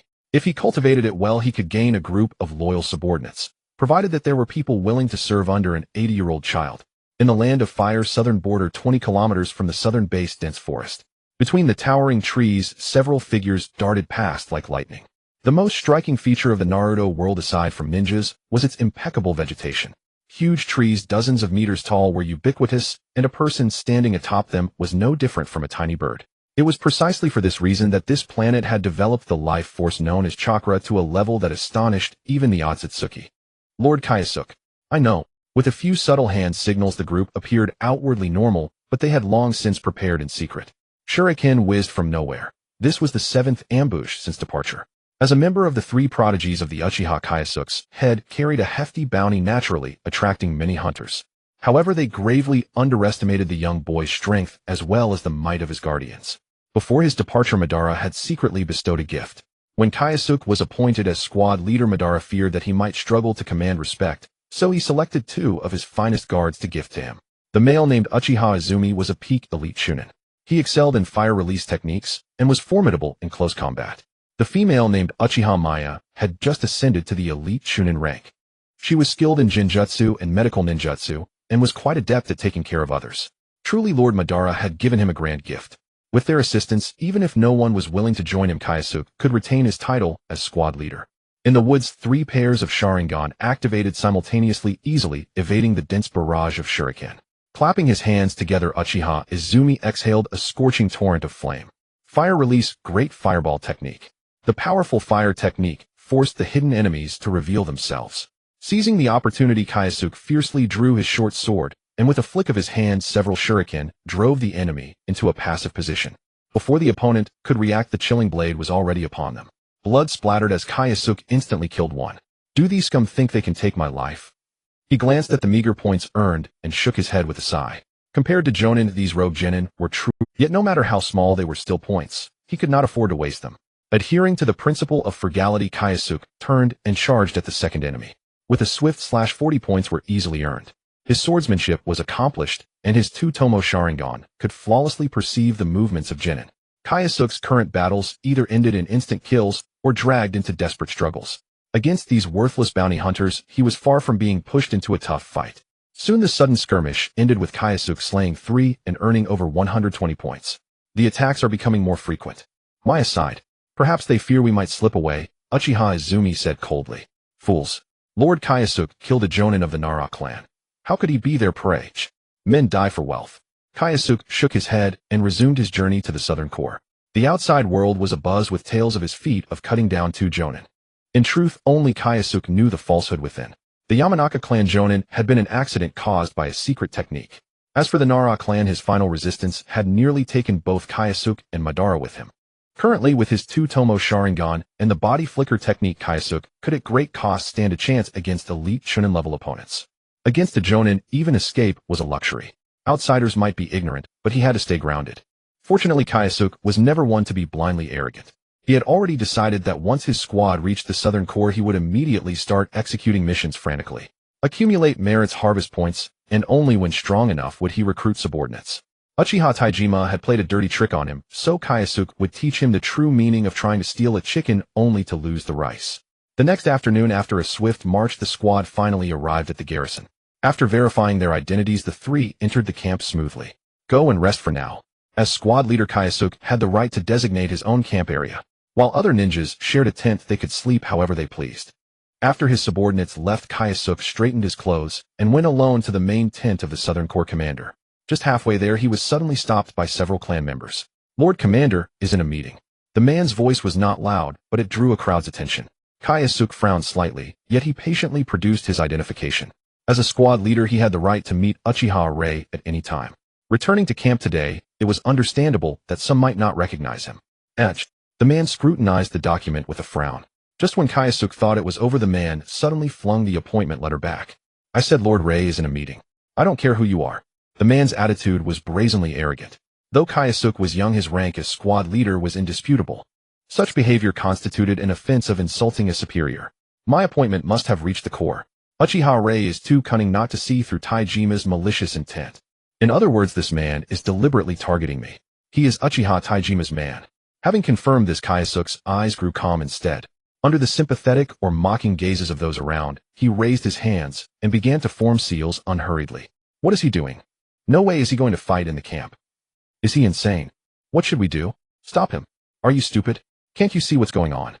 His actions threw the surroundings into an uproar. The most shocked person was the man before Kyosuke. He was indeed Uchiha Taijima's man, but today's actions were entirely his own initiative. The clan leader wanted to curb Kyosuke's growth, and as a subordinate he had to find a way to achieve that goal. In the man's view, publicly humiliating Kyosuke would not only damage his confidence, but also crush his authority outright. It was a Tufferone plan. Yet he never expected that an 80-year-old brat would actually attack him in front of everyone. Insulting a superior is a capital offense. In the Naruto world, the hierarchical relationship between superior and subordinate was very clear. Especially in the Warring States period, killing someone for insulting a superior was permissible. And indeed, Kyosuke was doing just that. After a few hand seals, the body flicker technique was activated instantly. A streak of light flashed, and in that moment Kyosuke appeared behind the man. "You?"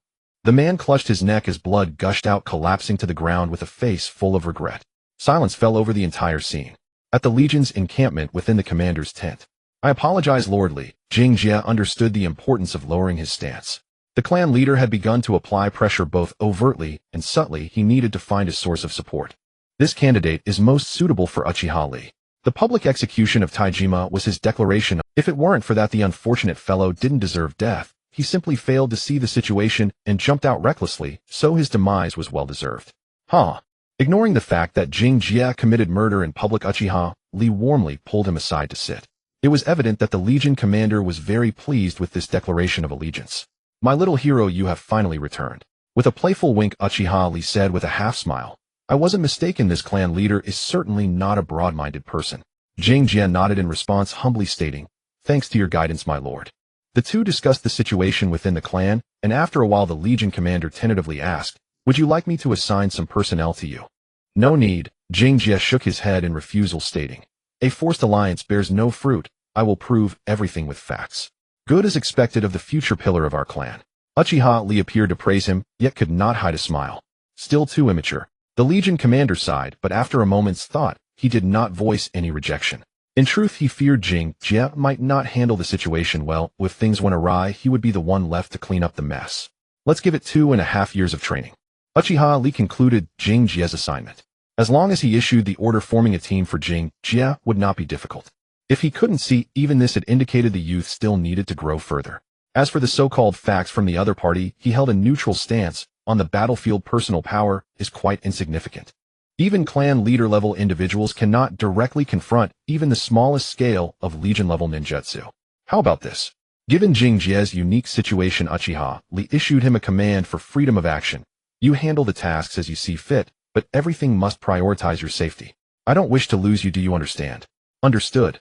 With such talent, this young man would undoubtedly become a valuable ally in the future. Even if Uchiha Li had to support him for a few years, he did not want Jing Jie to take risks on the front lines. Unfortunately, his wish was destined to be unfulfilled. Why did Jing Jie refuse additional personnel? The reason was simple. He feared that too many subordinates would take his kills. A large team meant facing significantly more dangerous situations. Not only was it difficult to gather points, but he also risked the embarrassment of having his kills stolen. After all, not everyone can ignore the benefits that merit brings. Instead of worrying later, it was better to operate in a three-man team. This would reduce the influence of his genius reputation. While quietly lying in wait for the day, he would transform into a butterfly. Once he possessed sufficient strength, many matters would no longer be dictated by others. Returning to the assigned barracks, Jia quickly tidied up before heading to the war task assignment. At this stage, the three clans that failed their plans had not taken significant action. The situation remained relatively stable and conflicts were only maintained at a minor level. This conveniently facilitated his movements. Presenting the Legion commander's order, Jia ignored the rules for task acceptance and began to browse through a thick stack of war commissions. Task name: Infiltrate the Mountain Clan Territory, investigate the enemy's strategic deployment, difficulty S level. Damn, isn't this just courting death? I'm not going. Task name: Plunder Qiu Dao Mingya, task difficulty S level. Qiu Dao Guanqin's daughter. Isn't this also going deep behind enemy lines? It's simply outrageous. Task name: Assassinate the Supply Convoy, task difficulty B level. This one seems decent. Taking the task list, Jia thoroughly reviewed the information on it. According to intelligence from spies, the three clans were still continuously relocating their population. After suffering a loss once the current measures for confidentiality were very tight, it was impossible to ascertain the specific relocation routes. Without options, the Legion could only lock its targets on supplies. No matter where the clansmen were sent, they still needed food to live, and perhaps they could deduce something from the transportation routes of the supplies. Ninjas transporting supplies must adopt the method of sealing with scrolls for convenient travel. This means the team size won't be too large, it should mainly consist of elite escort members. Jonin are crucial strategic forces and cannot be dispatched for simple escort-type missions. If an accident occurs, no amount of supplies can compensate for the loss. Thus, the obstacles Jia and his team would face were likely composed of Chunin-level escorts. This perfectly aligned with his hunting requirements. Points 4,124. Up to this point, Jia's investment in physical techniques had been substantial. With Sharingan body flicker technique, Uchiha-style swordsmanship, he was sufficient to handle the vast majority. Next, he needed to gradually shift his focus towards higher-level enemies. During this period, he intended to accumulate points to exchange for high-level ninjutsu capable of overpowering Jonin. The emergence of Shizui's body flicker technique led many to place the title of ninjutsu genius upon him. However, Jia truly understood little of such creation. Even if he remembered certain hand seal sequences without understanding the corresponding chakra flow routes, he could not reproduce the ninjutsu. For now, the only path was to use points for exchanges. Once he has more free time in the future, he might exchange for some ninjutsu knowledge, but for now all his energy must be focused on battle. Putting away the task list, Jia turned back to the encampment to notify his two resting subordinates. Get ready, we depart in 10 minutes. Then he headed to the supply area, preparing to leverage the title of team leader to acquire some good supplies. Inside the tent, the two subordinates exchanged glances, each with different thoughts in their minds. Uchiha Izumi, Lord Jia truly is the future pillar. This ambition is something I must learn. Uchiha Munya, doesn't he need to rest? No wonder he catches the attention of the young clan leader. Initially, the two had expressed some dissent towards Uchiha Madara's orders. They believed that with their talents, they should be fighting on the main battlefield. After some time together, especially after the incident of making a name for themselves in the camp, they gradually understood that the youth before them was a true genius whose caliber matched that of the young clan leader. Following him might lead to a bright future. 10 minutes later. At the entrance of the camp, the three in the forest, an intense battle continued for over 10 minutes. Izumi, you handle Shinya while I deal with them. As soon as he finished speaking, Kyosuke charged toward the enemies with a short blade. 10 minutes earlier, the team had successfully intercepted the enemy squad. Due to insufficient long-range firepower, it was left to Uchiha Izumi to initiate with fire release, while Kyosuke led Shinya to create close-range damage. However, this time he encountered tough opposition. The enemy team was perfectly equipped with a combination of Inuzuka Aburame and Yamanaka, and their coordination was exceptionally high. A Chunin from the Akimichi clan used the multiplication technique to disrupt the charge of the two, while Orosen seized the opportunity to take control of Uchiha Shinya's body. As Kyosuke took risks to use the body flicker technique and forcefully eliminated the enemy in front of him, he found Shinya before him holding a kunai against her own neck. System notification: killed Chunin from the Akimichi clan, gained 280 points. Surrender or this woman will die. Surrender? That's no different from committing suicide. Falling into the hands of the three clans, Kyosuke would most likely experience a fate worse than death. Shinya? Uchiha Izumi's voice was filled with despair and a desire to consume everything like a demon from hell. It was only then that he realized there was some special emotion between the two subordinates. I can surrender. As the words left his mouth, Shinya immediately looked over. Upon meeting those enchanting Sharingan, she felt a chill in her heart and thought to herself that it was bad. As a unique existence formed by the fusion of two souls, Kyosuke's mental strength was exceptionally robust. Without any instruction, he intuitively grasped the most basic, yet powerful ocular genjutsu of the Sharingan. Jinjutsu Sharingan. His will sank into Shinya's body and her blood-red eyes instantly enveloped the enemy's spiritual form. With the burst of ocular power, the opponent was instantly expelled from the subordinate's body, leading to the earlier scene. Drawing out his chilling short blade, Kyosuke darted toward the ninja of the Yamanaka clan like the wind. He knew that Nara, who was in charge of the overall situation, would undoubtedly rush to save him at all costs. As expected, just a few steps into his charge, a shadow suddenly darted from the ground. Not to mention anything else, the friendship among the three clans was indeed deeply touching, so he decided that no matter what today, he would send them all to the Pure Land. With his hands forming a simple hand seal, he transformed into a fleeting shadow in Nara's suddenly wide eyes and charged forward wildly. Whoosh! The short blade cut through the air, blood splattering everywhere as a large head soared into the sky. System notification: killed Chunin from the Nara clan, gained 310 points. Damn! As soon as he stopped, Kyosuke instantly experienced severe muscle spasms. Lying on the ground, he could only watch helplessly as Uchiha Izumi rushed to seize his kill. Damn, I won't let this go. After twitching his mouth a few times, Kyosuke tilted his head and fainted. Within such a short time, using the high-difficulty body flicker technique twice in succession had completely exhausted his future strength for combat. Fortunately, the total of 590 points finally compensated for Kyosuke's injured body and spirit. Not good, my lord has fainted. Struggling to get up, Shinya staggered to his side and began to administer first aid with medical supplies from her ninja tool pouch. Behind her, Uchiha Izumi kept his head down, seemingly still trapped in the despair of earlier. Drip drip. Tears fell as Shinya choked up and said, "He didn't give up on me." Lord Madara was right. Kyosuke is someone worth following. There was still something she couldn't say. As a medical ninja, Shinya knew very well the consequences of forcefully using the body flicker technique. Kyosuke was only 8 years old, and he was completely exhausting his body in battle. In that moment, she felt a surge of gratitude and guilt. Muttering for a long time, Shinya suddenly noticed that her boyfriend had been ignoring her. Curiously turning her head, she instantly caught sight of those blood-red eyes. Within them, 3 dark tomo were slowly rotating. After a whole day and night, Kyosuke finally woke up from his coma. A strange feeling. Without looking, he knew that he must be completely wrapped in bandages at this moment. Overexerting himself was a rather foolish act in the eyes of outsiders, but Kyosuke himself didn't care much. In the system shop, there were potions that could perfectly restore his body. With just 5,000 points, he could gradually heal all injuries and hidden ailments. High-grade potions could even restore him to his original state in a very short time. It's just that price. So I better not to mention it. His desperate actions would surely touch his 2 promising subordinates. He couldn't let them completely settle down. Kyosuke felt it was somewhat awkward. Turning his head with difficulty, Uchiha Shinya was sound asleep beside the pillow. In the past, she would never have been so unrestrained in front of Kyosuke, and the deep meaning within that made the corners of his mouth involuntarily curve up. It's done. Sigh. Every time I push myself so hard, it's bound to lead to problems.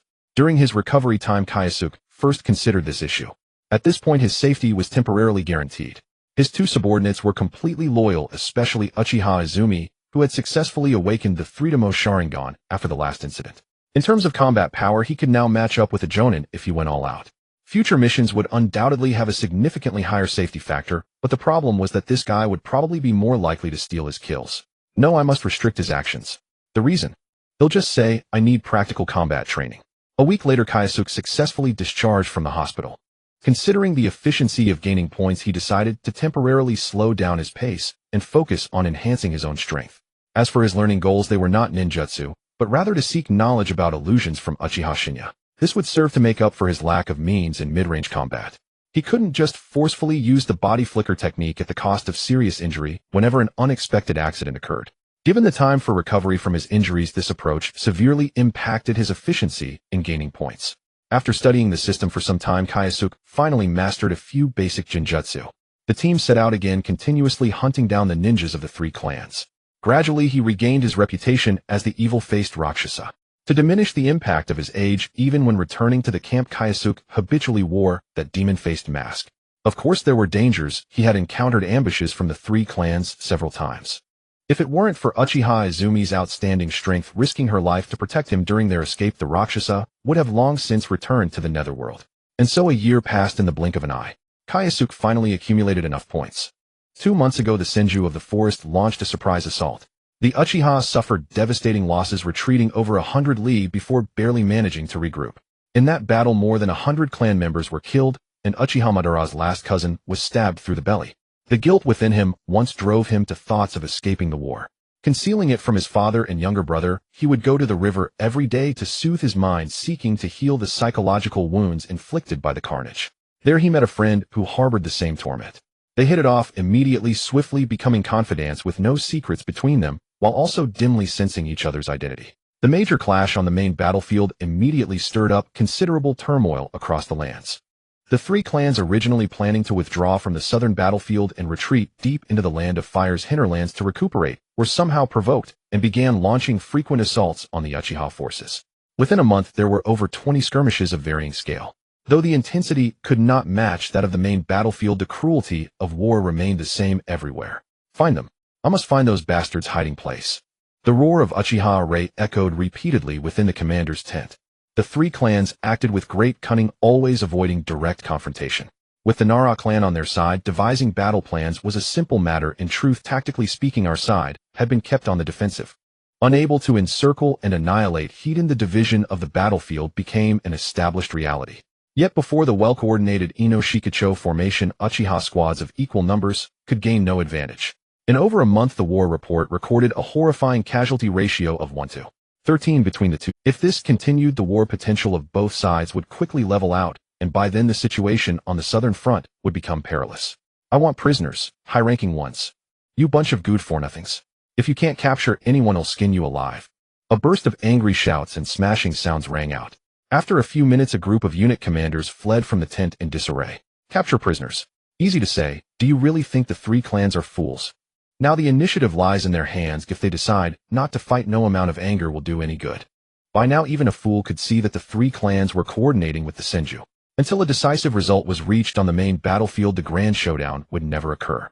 Oh, if the southern forces appeared weak, perhaps the main forces of the three clans might actually show up. But by then, who would be the target of annihilation was uncertain. The unit commanders, each harboring their own thoughts, prepared to return to their camps to assign tasks. Before leaving, every one of them cast a glance of varying meaning at the figure waiting outside the tent. His mask, like that of a vengeful demon, instilled fear at first sight. Everyone knew his identity well. Precisely because of that, they could not suppress the awe that rose from deep within. 9 years old. At such an age, he had become the brightest star on the battlefield. The youth's performance had long since conquered all. During this period, many clan members chose to apply to join, hoping to make their mark under the young boy's command. However, as expected, Kyosuke rejected them all. The three-man squad now worked with seamless coordination and clear division of roles, developing a fighting style of striking and retreating without any hesitation. Adding others rashly would not only fail to boost combat power, but also disrupt his hunting operations. Taking in people was acceptable. Kyosuke had also reached the time to build a foundation of influence, but he needed to wait a little longer. He had a plan in mind. If executed well, it would surely gather a large number of talented individuals. Now he needed to find a way to end the stalemate quickly. If matters dragged on into a dangerous state, no one would escape the clan's punishment. He lifted the curtain and stepped inside.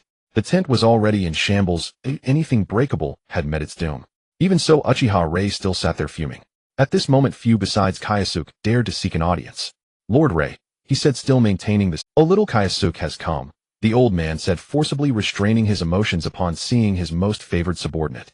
He forced a smile and asked, how many did you kill this time? Shaking his head without answering the question, Kyosuke cut straight to the point and laid out his thoughts. I have an idea that should lure out an enemy commander of sufficient standing. Really? Uchiha Rei's eyes lit up. His greatest worry at the moment was how to locate the enemy. If they could capture a prisoner of sufficient rank, then the main forces could launch a full-scale encirclement and reclaim all their previous losses in one stroke.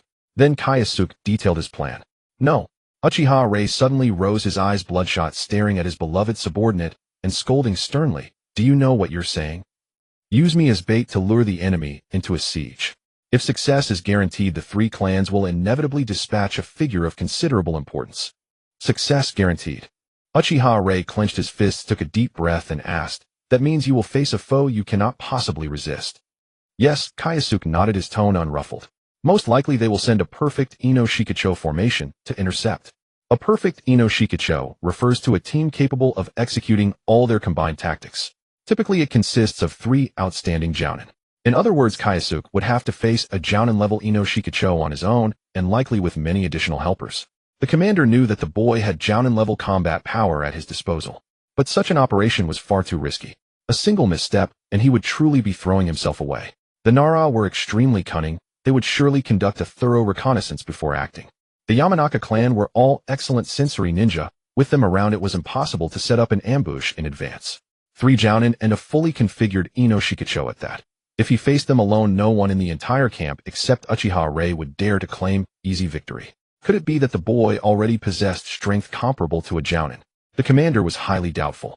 He knew that during the surprise attack on the clan grounds years ago, the boy had teamed up with Madara to eliminate the infiltrating Ino Shikacho. But could that situation be compared? Without the unexpected injury to the Yamanaka ninja, if the Ino Shikacho's coordination had not been disrupted, or if there had been fewer ninja willing to die for the clan grounds. If any one of these 3 conditions had held, the outcome would have been rewritten immediately. The boy is too arrogant. I can't be foolish along with him. Kyosuke was the clan's future hope. Uchiha Rei would never gamble with him. Understanding this, Kyosuke slowly raised his arm and spoke in a slow, resolute tone. Lord Rei, please allow me to now demonstrate my strength. What does that mean? Before he could comprehend, a dazzling flash of lightning suddenly appeared. In an instant, a sound like 1,000 birds chirping echoed throughout the entire camp. In the end, Uchiha Rei agreed to his action plan. Returning to the tent, Kyosuke informed the 2 of them, hoping they would be mentally prepared. Uchiha Maya chuckled, fiddling with a pale pink kunai. I've said it before, wherever Lord Kyosuke wishes to go, even if it's the Pure Land, I will follow.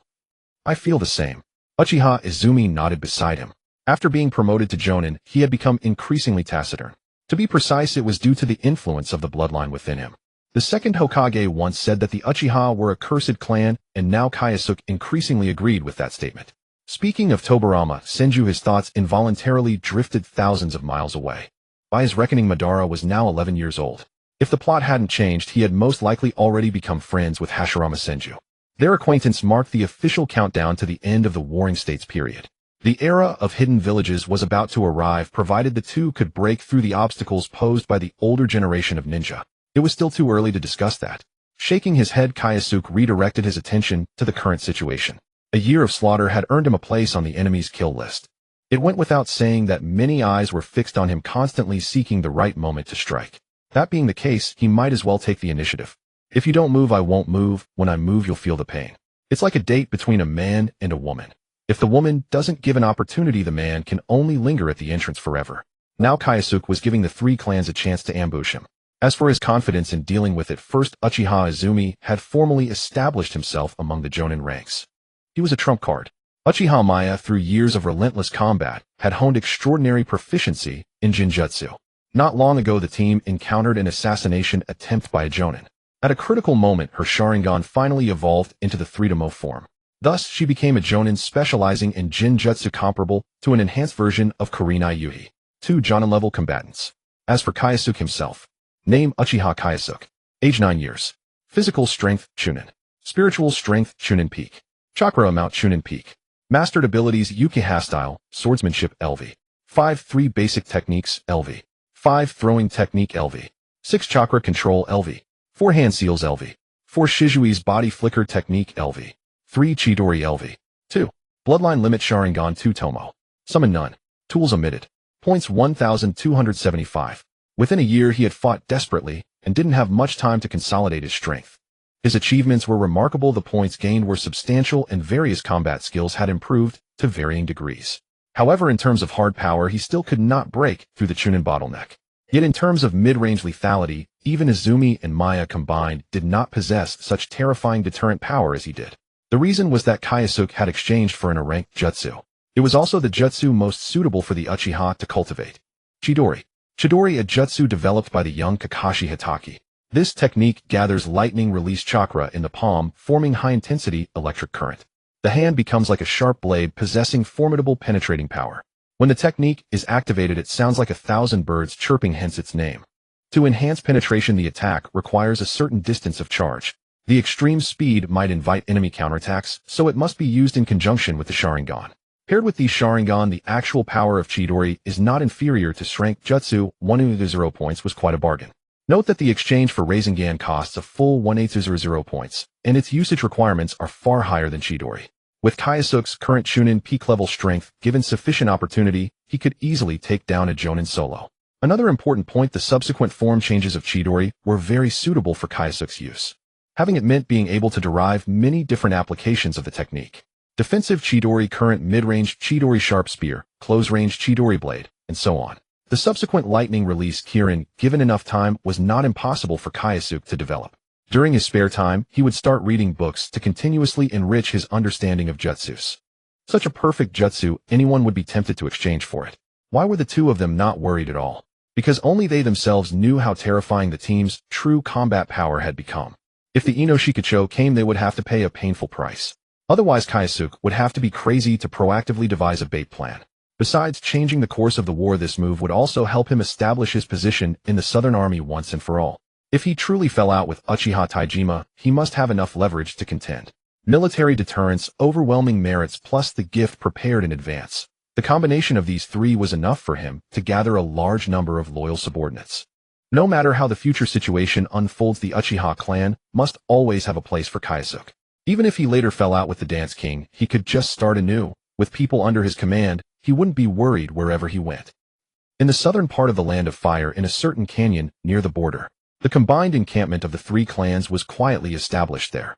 Such a concealed location, without the help of the Hyuga clan, no one could have tracked it down. Sitting inside the tent, Akimichi Doken sighed deeply as he looked at the war report on the table. Uchiha Ray winced in pain, or wasn't he also troubled by the high casualties? The Uchiha clan was immensely powerful. Even with some tactical advantages and favorable strategic policies, after so many battles they still could not secure a decisive victory. Why sigh? A light laugh came from outside the tent. The curtain lifted and Nara Tahiko walked in with a grin. Nara Tahiko, the current head of the Nara clan, possessed strength at the elite Jonin level. He was a prominent figure in the Land of Fire, someone everyone had to be wary of. You're not worried at all? Akimichi Doken said irritably. My clansmen are charging at the front. If we keep fighting like this, we'll be wiped out. Don't be angry. Naruto waved his hand, a strange gleam in his eyes. I said I would come up with a satisfactory plan as soon as possible. With that, he placed a blank sheet of paper in front of his friend. What was shown was a string of gibberish. Akimichi Doken, being a rough man, certainly couldn't recognize the carefully prepared cipher. Fortunately, Naruto knew him well enough to personally write the translation of the cipher beside it. With a quick glance, the Akimichi clan head immediately stood up and let out hearty laughter. Haha, he finally. According to intelligence, the evil-faced Rakshasa was Uchiha Ri's most capable lieutenant, absolutely a cherished asset. Capturing him would surely curb the Uchiha's counterattack. Otherwise, the Southern Army would bear the infamy of abandoning their hero and future hope. Uchiha Ray, who was striving to compete for the clan head position, would never stand by and let his reputation be tarnished. To carry out the capture, Naruto had covertly set up many traps. Heaven helps those who help themselves. He finally waited for an opportunity. It is reported that the target has just departed from the camp. The mission he is heading to is precisely a trap set up in advance by Naruto. Finally hooked. A slight curl of his lips, his eyes filled with arrogance. Who cares if he is the evil-faced Rakshasa or the future star of the Yuzhibo clan? He still has to drink my bathwater. Through his personal arrangement, the mission was disguised perfectly, so no one could see through the hidden trick. Who would have thought that strategic supplies capable of supporting a small-scale war would become the bait to lure the Rakshasa into the trap? As long as the temptation is sufficient, there is no prey that won't take the bait. Naruto appeared very confident. However, he might not have heard a saying. A hind hunter often appears in the guise of prey. Even if he couldn't find spies from the three clans, Jingjia could guess with his toes that the Southern Army would certainly have informants. For the Shanzhong clan, controlling ninjas is an extremely easy task. If he really launched a large-scale investigation, it would only shake the fighting will of the Southern Army. Unable to find traces of spies, he simply took the initiative to expose the mission he was executing. Jingjia believed that the information would eventually reach the target's hands. On the view of temptation and prey, he maintained astonishing alignment with Naruto. Aren't you looking for me? Fine, I'll deliver myself today. Whether they can swallow it depends on each party's means. In fact, Naruto was well aware that ambushing the evil-faced Rakshasa required taking great risks. If someone was captured during the operation, the hard-established secret base would immediately be exposed to the Yuzhibo clan. By then, there would truly be no place for them in the southern region. But hey, raised the question, did Naruto have any good solution? Yes, Chinsho Fujian promised to protect the three clans with full effort in the future. Hiding behind the Chinsho clan could indeed buy a pure land for recuperation, but it also meant they would lose their autonomy completely. Nominally forming an alliance, in reality the three clans would completely become vassals of the Chinsho. A proud man like Naruto would never willingly play the role of a dog. Capture him, and we'll have room to maneuver. Tapping his fingers lightly on the table after much deliberation, he decided to stick to the original plan. Slap. He clapped his hands twice softly, and soon 7 people walked in from outside. 3 jonin and 4 elite chunin. These were the weights he prepared to capture the evil-faced Rakshasa. Too many people would easily alert the target, and if he scared him away it would be a loss. Too few, and they might not guarantee capture. Hence a 7-man team was just right. Rumiko Teppei Kanbei. Calling out the 3 names in order, Nara Donyen said in a deep voice, "The future of the Inoshikacho is entrusted to your hands. Complete the mission and we'll have a chance to stage a comeback." Shanjon Rumiko, proficient in the mind transfer secret technique, was a beautiful woman with long blonde hair. Nara Teppei, the squad strategist and backbone, was proficient in shadow techniques of various schools. Chiodao Kanbei was the strongest combatant in the team, with battle prowess approaching elite jonin level. It was understood that the target squad included a jonin with 3-mo level. The strength was tricky but should not pose a threat to the 3. Sai, what a hassle. The younger Nara Teppei completely ignored the clan leader's motivational speech. Isn't it good to side with the Chinsho clan? Why stir up so much trouble? If things went wrong they might have to flee the land of fire. From his attitude, it was clear that not everyone in the clan was of one mind, as some advocated resistance to the end, while others were unwilling to fight too much. Nevertheless, Nara Teppei would still carry out this mission. After all, hating the Yuzhibo clan was a consensus among all members of the 3 clans. Making the enemy suffer made it worth doing. Leave it to us. With that, Nara Teppei led his companions away. To go into hiding, he had to quickly swap with the transport team acting as bait. Before the operation, the evil-faced Rakshasa would surely conduct reconnaissance. This was a dangerous confrontation. One careless move could lead to total defeat. Southern border of the land of Fire, Rimu town. Jingjia, draped in a gray cloak like an ordinary traveling merchant, stepped into this renowned livestock town with his backpack. The blazing sun scorched the earth, which was littered with muddy puddles after the rain and the strong stench of livestock. It's really good to be born into the Yuzhibo clan. Jingjia couldn't help shaking his head, not expecting the basic sanitary conditions of the outside town to be so poor. Feeling the thick mud under his feet, he strode into the town, planning to find a place to settle his lunch problem. Along the way, he could also gather some intelligence. Most of the merchants coming and going were dressed similarly to him, so Jingjia wouldn't be quickly exposed. He always wore a mask when going out, making it hard for enemies to obtain specific appearance information. After all, coded messages could only transmit text. High-precision sketched portraits were too difficult for intelligence agents.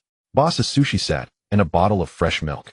Jingjia walked into a restaurant and found a seat, but he was still growing his body, so he couldn't imitate Yuzhibo Ban, who spent his days scheming to steal wine.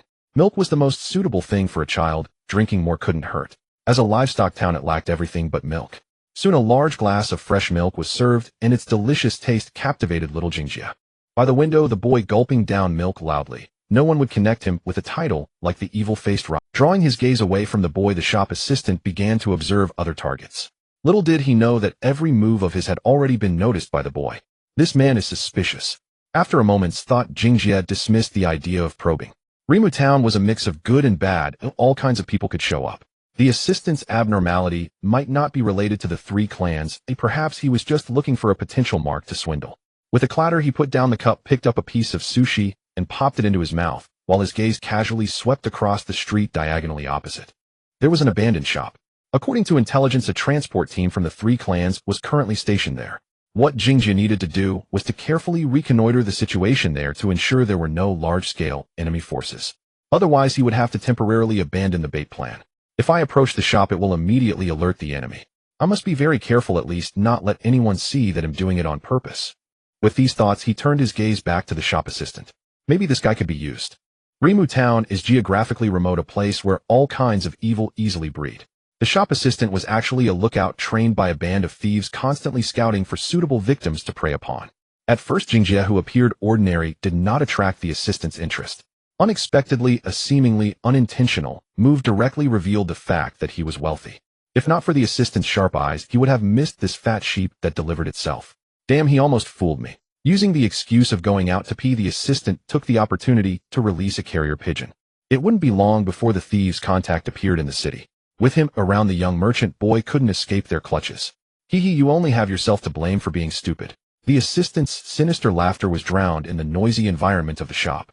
Outside on the street, there was an inconspicuous roadside stall. Staring at the pigeon in the sky, a middle-aged man exuding the aura of the underworld cursed furiously in his heart.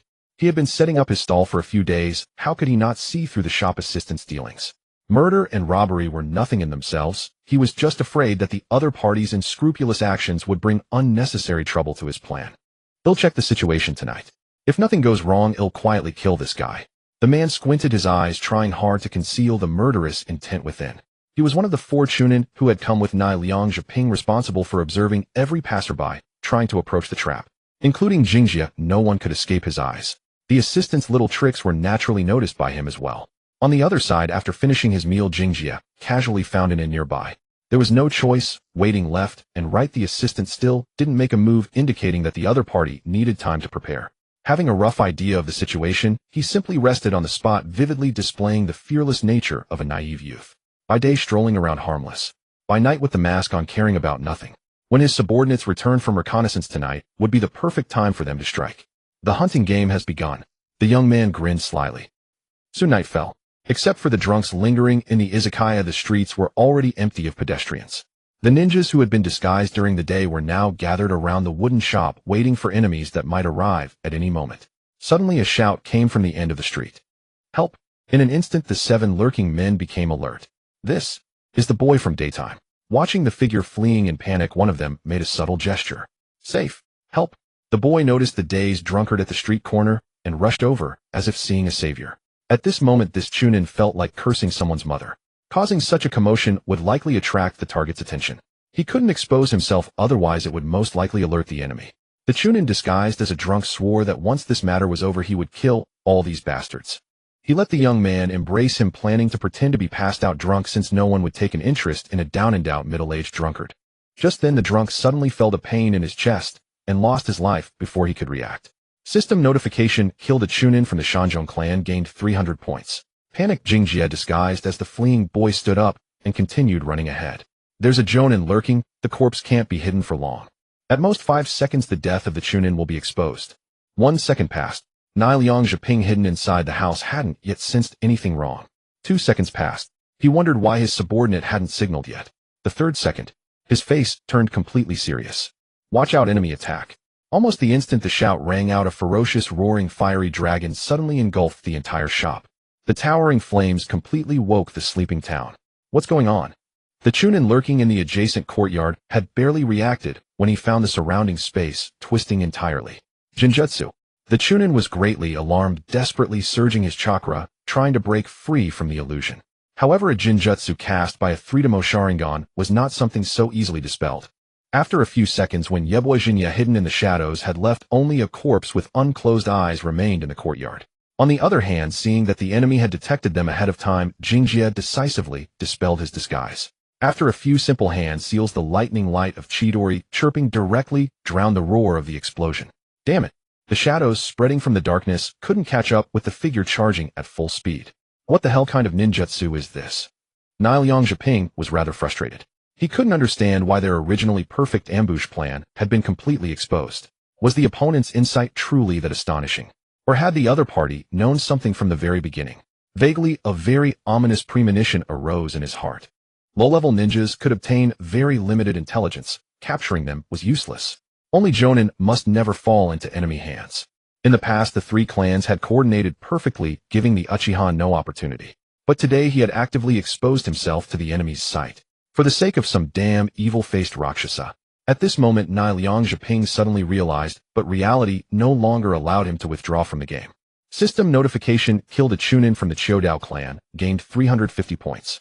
Facing the combination of Sharingan and Chidori, ordinary chunin were simply powerless. Even the Chiodao clan, known for their fighting prowess, could not escape the fate of death. Pulling his palm out of the enemy's scorching chest, dodging the spraying blood, Jingji's gaze shifted, and he vanished from the spot. Damn! Shanzhong Layumizi cursed inwardly, not expecting the opponent to be so vigilant. If she had been just a moment slower, she could have taken over the boy's body and completed the plan to plunder the target. Now the person wasn't caught and her own location was exposed. With a sigh, she unhesitatingly crashed through the partition and rushed out of her hiding place.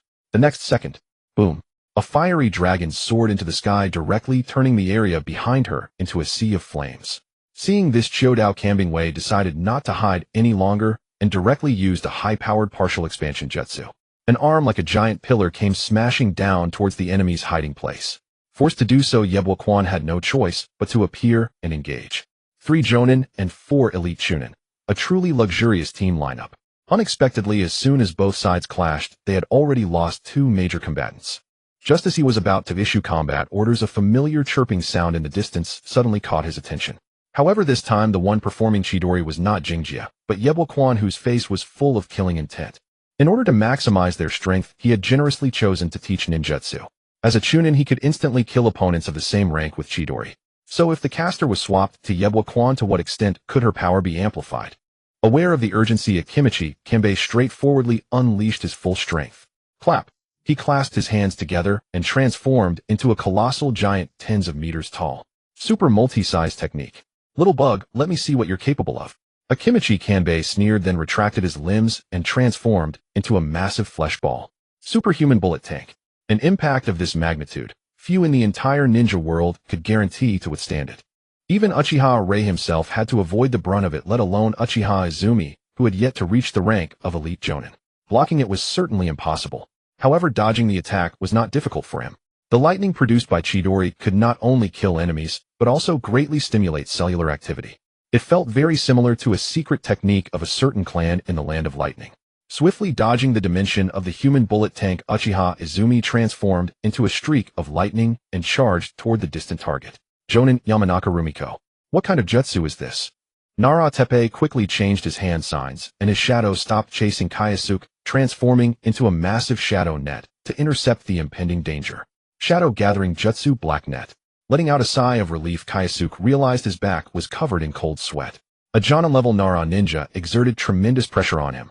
Without activating the body flicker technique, merely dodging was an extremely exhausting task. After a few light breaths, ignoring the chunin charging at him, Kyosuke quickly formed hand signs and unleashed his second Chidori of the day. With his current chakra, he could only use Chidori twice at most.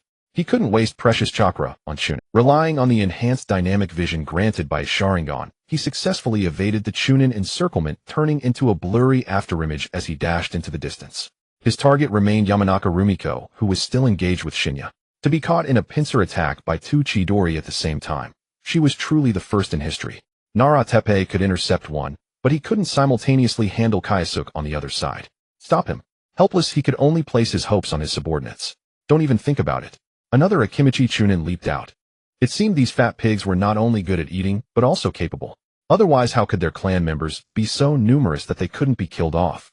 Partial multi-size technique. The jutsu activated, and a pair of House's giant palms came charging Hiden. Before the attack even arrived, the violent palm wind made Kyosuke's hair and beard flail wildly. Should I dodge, or? His gaze locked firmly onto the target. He could jump to evade, but then the killing power of Chidori would instantly decrease significantly. Without a sufficient charging distance, the added power of the attack would hardly be enough to deliver a fatal blow to a jonin. This is the reason why Chidori is a rank, while Raikiri, which can exert its power without needing to charge and can silence its sound for assassinations, is in strength technique. Both originated from the same source, but their development paths differed. The second pillar focused on form changes, Chidori Stream, Chidori Spear, etc., and later began to explore nature transformations, mainly concentrating on amplifying power. Kakashi, on the other hand, emphasized assassination. He developed Raikiri to the point of complete silence. Even Kakuzu, with decades of combat experience, couldn't evade Kakashi's assassination from behind. Without the Earth Grudge fear to sustain his life, he would have been instantly killed by Raikiri. Currently, Kyosuke had not yet delved into advanced ninjutsu training, meaning his Chidori required a large running start to build up power. Charging straight in would certainly take down the Akimichi chunin, but he himself would inevitably suffer the giant palm's attack. I must not give the enemy a chance to gather. The Inoshikacho formation would instantly multiply the battle difficulty several times. I must end the fight as soon as possible. With his mind made up, Kyosuke began frantically extracting chakra. Was the lightning stimulation not fast enough? Fine, he would forcibly use the Shishua-style body flicker technique while in the Chidori state. Theoretically, it was absolutely feasible. As for the consequences, he couldn't care less at the moment. Feeling the tearing pain throughout his body, Kyosuke's forehead veins bulged as he roared furiously, "Get out of my way." Shishua-style body flicker technique activate. In an instant, a ball of blood mist exploded out of nowhere, leaving a series of bloody afterimages before the chunin. Slap. His giant palms finally clapped shut, but the problem was that the target had already swiftly dodged past his side. Gulp. He quietly swallowed his saliva, well aware that if he were the target, the opponent could have killed him more than 10 times in that fleeting moment. Turning his head stiffly, the Akimichi Chunin's pupils dilated sharply as he stared in disbelief at Yamanaka Rumiko, who lay on the ground, with a severed arm unconscious from a jinjutsu. Amazing. Even though they were on opposing sides, he couldn't help but feel admiration. Compared to the young man who only reached his chest in height, he felt that his own 20 years of life had been wasted. They cannot be allowed to leave. The Akimichi Chunin was well aware of the consequences. The reason the three clans could contend with the Uchiha was largely due to their advantageous terrain. Ambushes, surprise attacks, intelligence warfare. Various tactics had exasperated the southern core. Exposing hidden locations was a minor matter. If those secret contact points were compromised, decades of deep cultivation would vanish in an instant. Even if he had to kill the woman, he couldn't let the enemy take her away.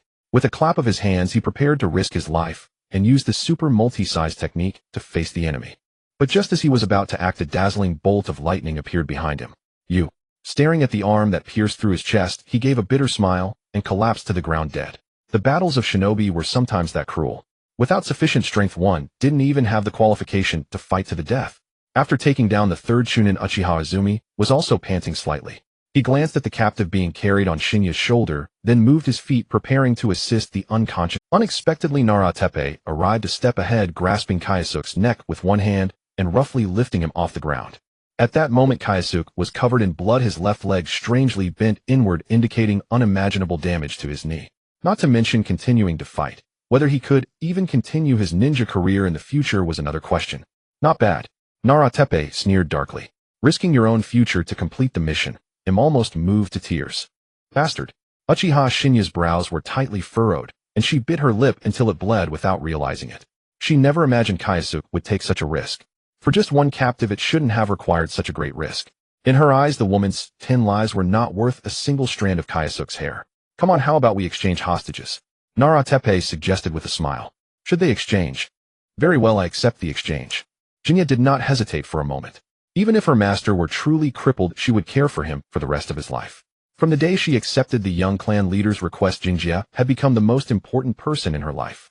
Failing to protect him was already a grave dereliction of duty as a guardian. Now how could she watch her master suffer harm? Mission. To hell with it.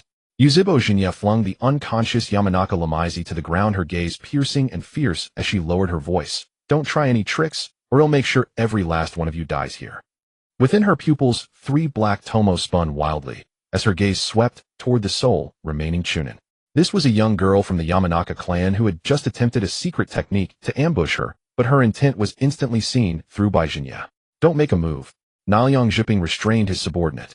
At this moment, he and Shodao Kambingwei were facing 2 Uchiha Jonin. If they truly provoked the enemy, who might seize the hostage and flee recklessly, they would have no way to stop them. Rather than taking risks, it was better to exchange Lamaisi back first. After all, that brat was already a cripple. Keeping him served no purpose. Even Yuzhibo Li, no matter how foolish, would not compromise for a useless person. With that thought, Nalyang Zhiping raised his hand as a gesture of goodwill. Don't worry, I won't gamble with a comrade's life. Saying this, he grabbed Jinjia by the collar with one hand and reached for his fallen comrade on the ground. Jinja made a similar move, while Yuzhibo Quan kept a watchful eye on Shodao Kambingwei. Both sides had the same demand, and the exchange itself should proceed without issues. No one wanted to take that risk. But once the hostage exchange was complete, a new round of combat would immediately erupt. With the help of the young Yamanaka girl, they could barely form an imperfect Ino-Shikacho formation. They might not be able to keep the enemy pinned down, but at least they could protect their comrades. Since the target had lost his value, he no longer wished to continue fighting. After all, the risk did not justify the gain. There will be other days. I hope we meet on the battlefield. Nalyang Zhiping's eyes brimmed with killing intent, but his mind remained quite at ease. Sacrificing 3 Chunin to take out the so-called most brilliant genius of the Uchiha clan. This deal seemed highly favorable, no matter how one looked at it. Back in the clan, rewards and recognition were inevitable, and most importantly, it would greatly boost clan morale. Watch out. Suddenly, Shodao Kambingwei's heart-wrenching roar reached their ears. A jolt of alertness shot through him. Nalyang Zhiping looked up abruptly, thinking the woman was about to fight to the death. But he found that Jinja had made no move, and that cold man remained standing still. Then it could only be. Thud. A kunai pierced his heart. Nalyang Zhiping fell to the ground, without even a groan. His former ideals and aspirations vanished like smoke with the passing of his life. Zhiping. Rage surged in Shodao Kambingwei, transforming him into a rampaging beast. Seeing this, Yuzhibo Quan charged forward her fiery ninjutsu, forcing him back, without advancing a step. Lord Jinjia. Jinjia covered her mouth, staring in disbelief at the scene before her. "I'm fine." Jinjia tore off his bloodstained shirt. Though he appeared calm on the surface inside, he was equally panicked. Before the operation, he had spent a considerable sum to purchase a universal recovery capsule. He had held the capsule in his mouth since nightfall, and the moment he activated the body flicker technique, he bit and crushed it. But Jinjia had not anticipated that the Chidori enhanced with the body flicker would place such a terrifying burden on his body. The pressure generated in that instant directly caused his body to collapse completely. Without the capsule in his mouth, it was uncertain whether he could even wake up, let alone continue fighting. This is the one and only time. I must never do this again, Jinjia reminded himself. In fact, he had already awakened by the time the exchange began. With immense willpower, he forcibly endured the pain of bodily repair. While waiting for the right moment, he observed the reactions of his two subordinates. Fortunately, they did not disappoint him. He could say that only from this moment did he truly trust them. When Naoyang Zhiping completely ignored him, Jinjia finally found the perfect opportunity. With a single kunai, even a jonin of such caliber fell on the spot. System notification: killed a Nara clan jonin, gained 3,100 points. Points 5,025. A life or death battle had brought his points back to the 5,000 range. And the gains did not stop there. Name: Yuzibo Jinjia. Age 9. Physical strength: Chunin peak. Mental strength: Chunin peak. Chakra reserves: Chunin peak. The recovery capsule not only healed his injuries, but also silently cured all the hidden ailments accumulated from years of harsh training. During the repair, his body had unknowingly strengthened considerably, and now all three stats had reached the peak of Chunin level. And Kekkei Genkai Sharingan 3 Tomo. At the critical moment of the desperate battle stimulated by extreme emotions, Jinji's Sharingan finally reached the 3 Tomo state. In other words, when fighting with his bloodline power, he could match a jonin in combat ability under normal conditions. With his body fully restored, Jinjia was now at his peak. Give her some treatment to stop her from bleeding to death. He pointed at the woman on the ground whose arm had been severed. Then he turned and fixed his gaze on the remaining enemies. Lord Jinjia. Jinjia was still worried. It was too strange for an injury to heal spontaneously. Jinjia said without turning back, "I just have a special constitution. Of course, please keep it a secret." With that, he gripped his short sword and charged forward. Special constitution. Jinjia blinked. She felt her master was just brushing her off. The only remaining Chunin besides the Yamanaka clan's secret techniques also possessed a powerful water release. But facing Jinjia, whose actual combat strength reached jonin level, she had no chance at all. With a single body flicker, Jinjia appeared behind her, in an instant swung his short blade and slit her throat. System notification: killed a Yamanaka clan Chunin, gained 430 points. Points 5,455. The speed of accumulating points is getting faster. Jinjia stopped and looked at the last enemy, who was increasingly losing steam. Shodao Kambingwei. For the sake of retreat, one prisoner was enough. The best outcome for this jonin was to turn into points in his hands. As his physical strength increased, the body flicker technique became more adept. With a flicker of movement, Jinjia appeared behind the giant, his short blade stained red, cutting a wound into the enemy's body. It had to be said that Shodao Kambingwei's strength was indeed extraordinary. Facing the siege of two, he never showed signs of decline. Unfortunately, a third jonin was still on the scene. When Jinjia succeeded in controlling the enemy's body with Jinjutsu, Jinjia finally seized the opportunity and drove his blade straight into the enemy's heart. System notification: killed an Akimichi clan jonin, gained 3,800 points. At the southern border of the Land of Fire, the Uchiha Legion was stationed. Upon receiving the news, Uchiha Rei personally led a group to the entrance, ready to welcome the hero's return. He truly succeeded. The Legion commander's heart surged with excitement, his palms trembling slightly. He had struggled against the three clans for years, yet never managed to completely crush them. Now, with intelligence, he would soon gain a comprehensive advantage. By uprooting the scattered strongholds, the three clans would be forced into a corner with no retreat. Other than a desperate frontal battle, their only escape route lay in fleeing to the Land of Lightning. In any case, seeking refuge with the Senju was out of the question. Once this battle ends, the southern region will belong entirely to the Uchiha. Madara, I wonder what you'll have to fight me with then. In a daze, Uchiha Rei seemed to envision himself as the clan. My lord, they are here. The subordinate's voice yanked him back from his fantasies. Glancing around, he noticed a large number of ninjas had gathered at the entrance, all awaiting the return of the Kyosuke squad. Soon 3 figures appeared on the horizon. The one at the forefront was Uchiha Kyosuke, showing his true face. Since reaching the rank of jonin, he no longer needed to wear a mask. In the world of ninjas, strength was the sole measure of everything. His youth only underscored his extraordinary. As mentioned before, Qian Niao was the ninjutsu most suited to the Uchiha. He could teach it to his subordinates and pass it on to all qualified clan members. The prerequisite was that they must become his followers. Ninjas moved with incredible speed. The moment they appeared, the squad was already before the Legion commander. Dropping the unconscious Yamanaka Rumiko to the ground, Kyosuke said calmly, "I have fulfilled my mission. The prisoner is captured." Good, good, good. Uchiha Rei uttered 3 praises, recognizing her identity at a glance. He ordered his men to take the prisoner away under tight guard, then patted Kyosuke on the shoulder, but did not leave immediately. A hero's return should not end so hastily. Let him first bask in the acclaim of his clan. As a longtime adversary, the appearance of Yamanaka Rumiko was not particularly mysterious. Soon someone recognized her.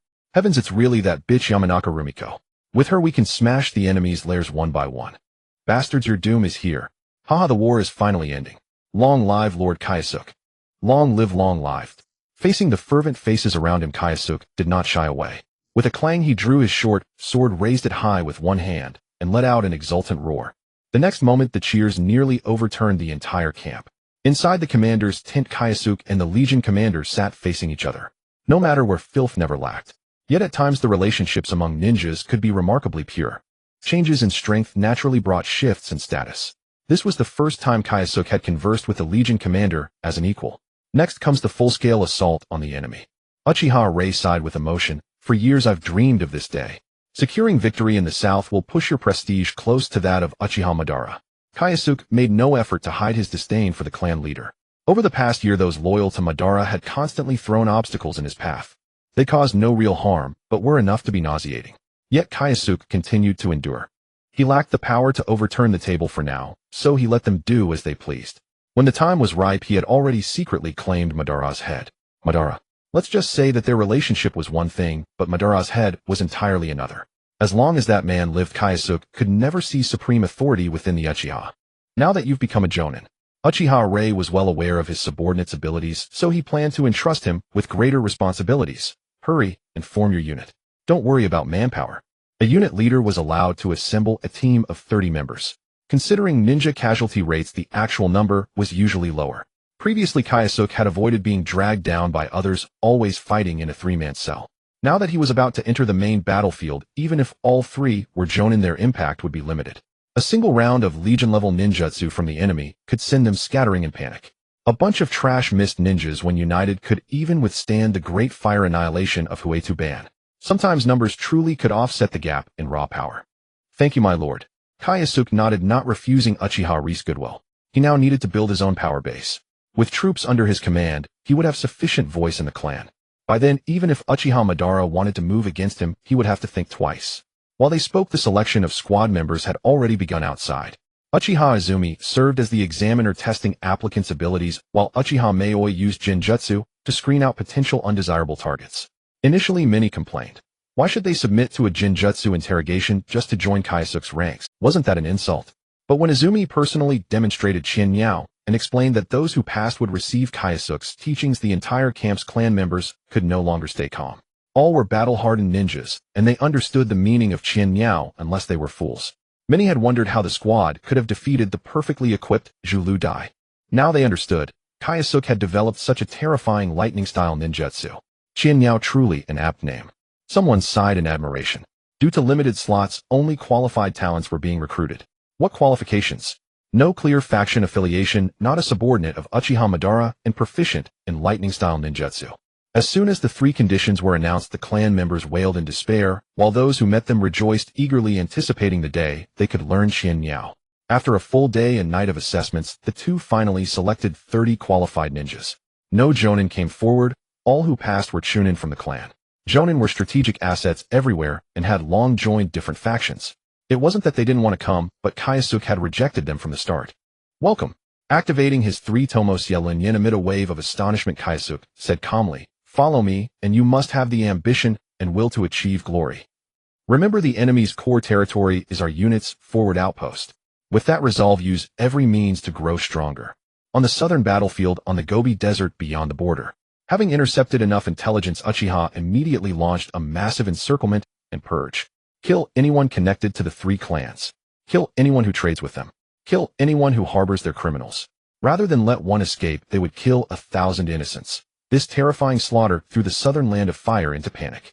In the blink of an eye, over a month of relentless suppression had passed. From the very beginning, the 3 clans never intended to engage in open battle. No matter how Uchiha pressured them, the enemy strictly adhered to one principle. Delay. Delay until Uchiha is utterly finished. On the main battlefield, Senju Butsuma had apparently unleashed some decisive trump card, and the Uzumaki clan, who could have remained neutral, chose to join the fray. As a fellow descendant of Asura, the Uzumaki were no less formidable than Senju and Uchiha. With their astonishing physiques and the unique sealing techniques of the shinobi world, the moment they set foot on the battlefield, Uchiha began to suffer a string of defeats. Naruto Hiko's plan was simple. Once Uchiha could no longer hold out, they would be forced to mobilize ninjas from the Southern Legion for reinforcements. Then the three clans could seize the chance to reclaim their territory and re-establish a solid defensive line. Until he was utterly cornered, Naruto Hiko would never flee to the land of lightning or bring his entire clan to serve as dogs for the Senju. Aware of the enemy's intentions, Uchiha intensified their purge with even greater ferocity. After relentless pressure, an enemy medium-sized force of over 80 was trapped in the Gobi Desert. Around them, 3 troop leaders watched covetously, including Uchiha Kyosuke.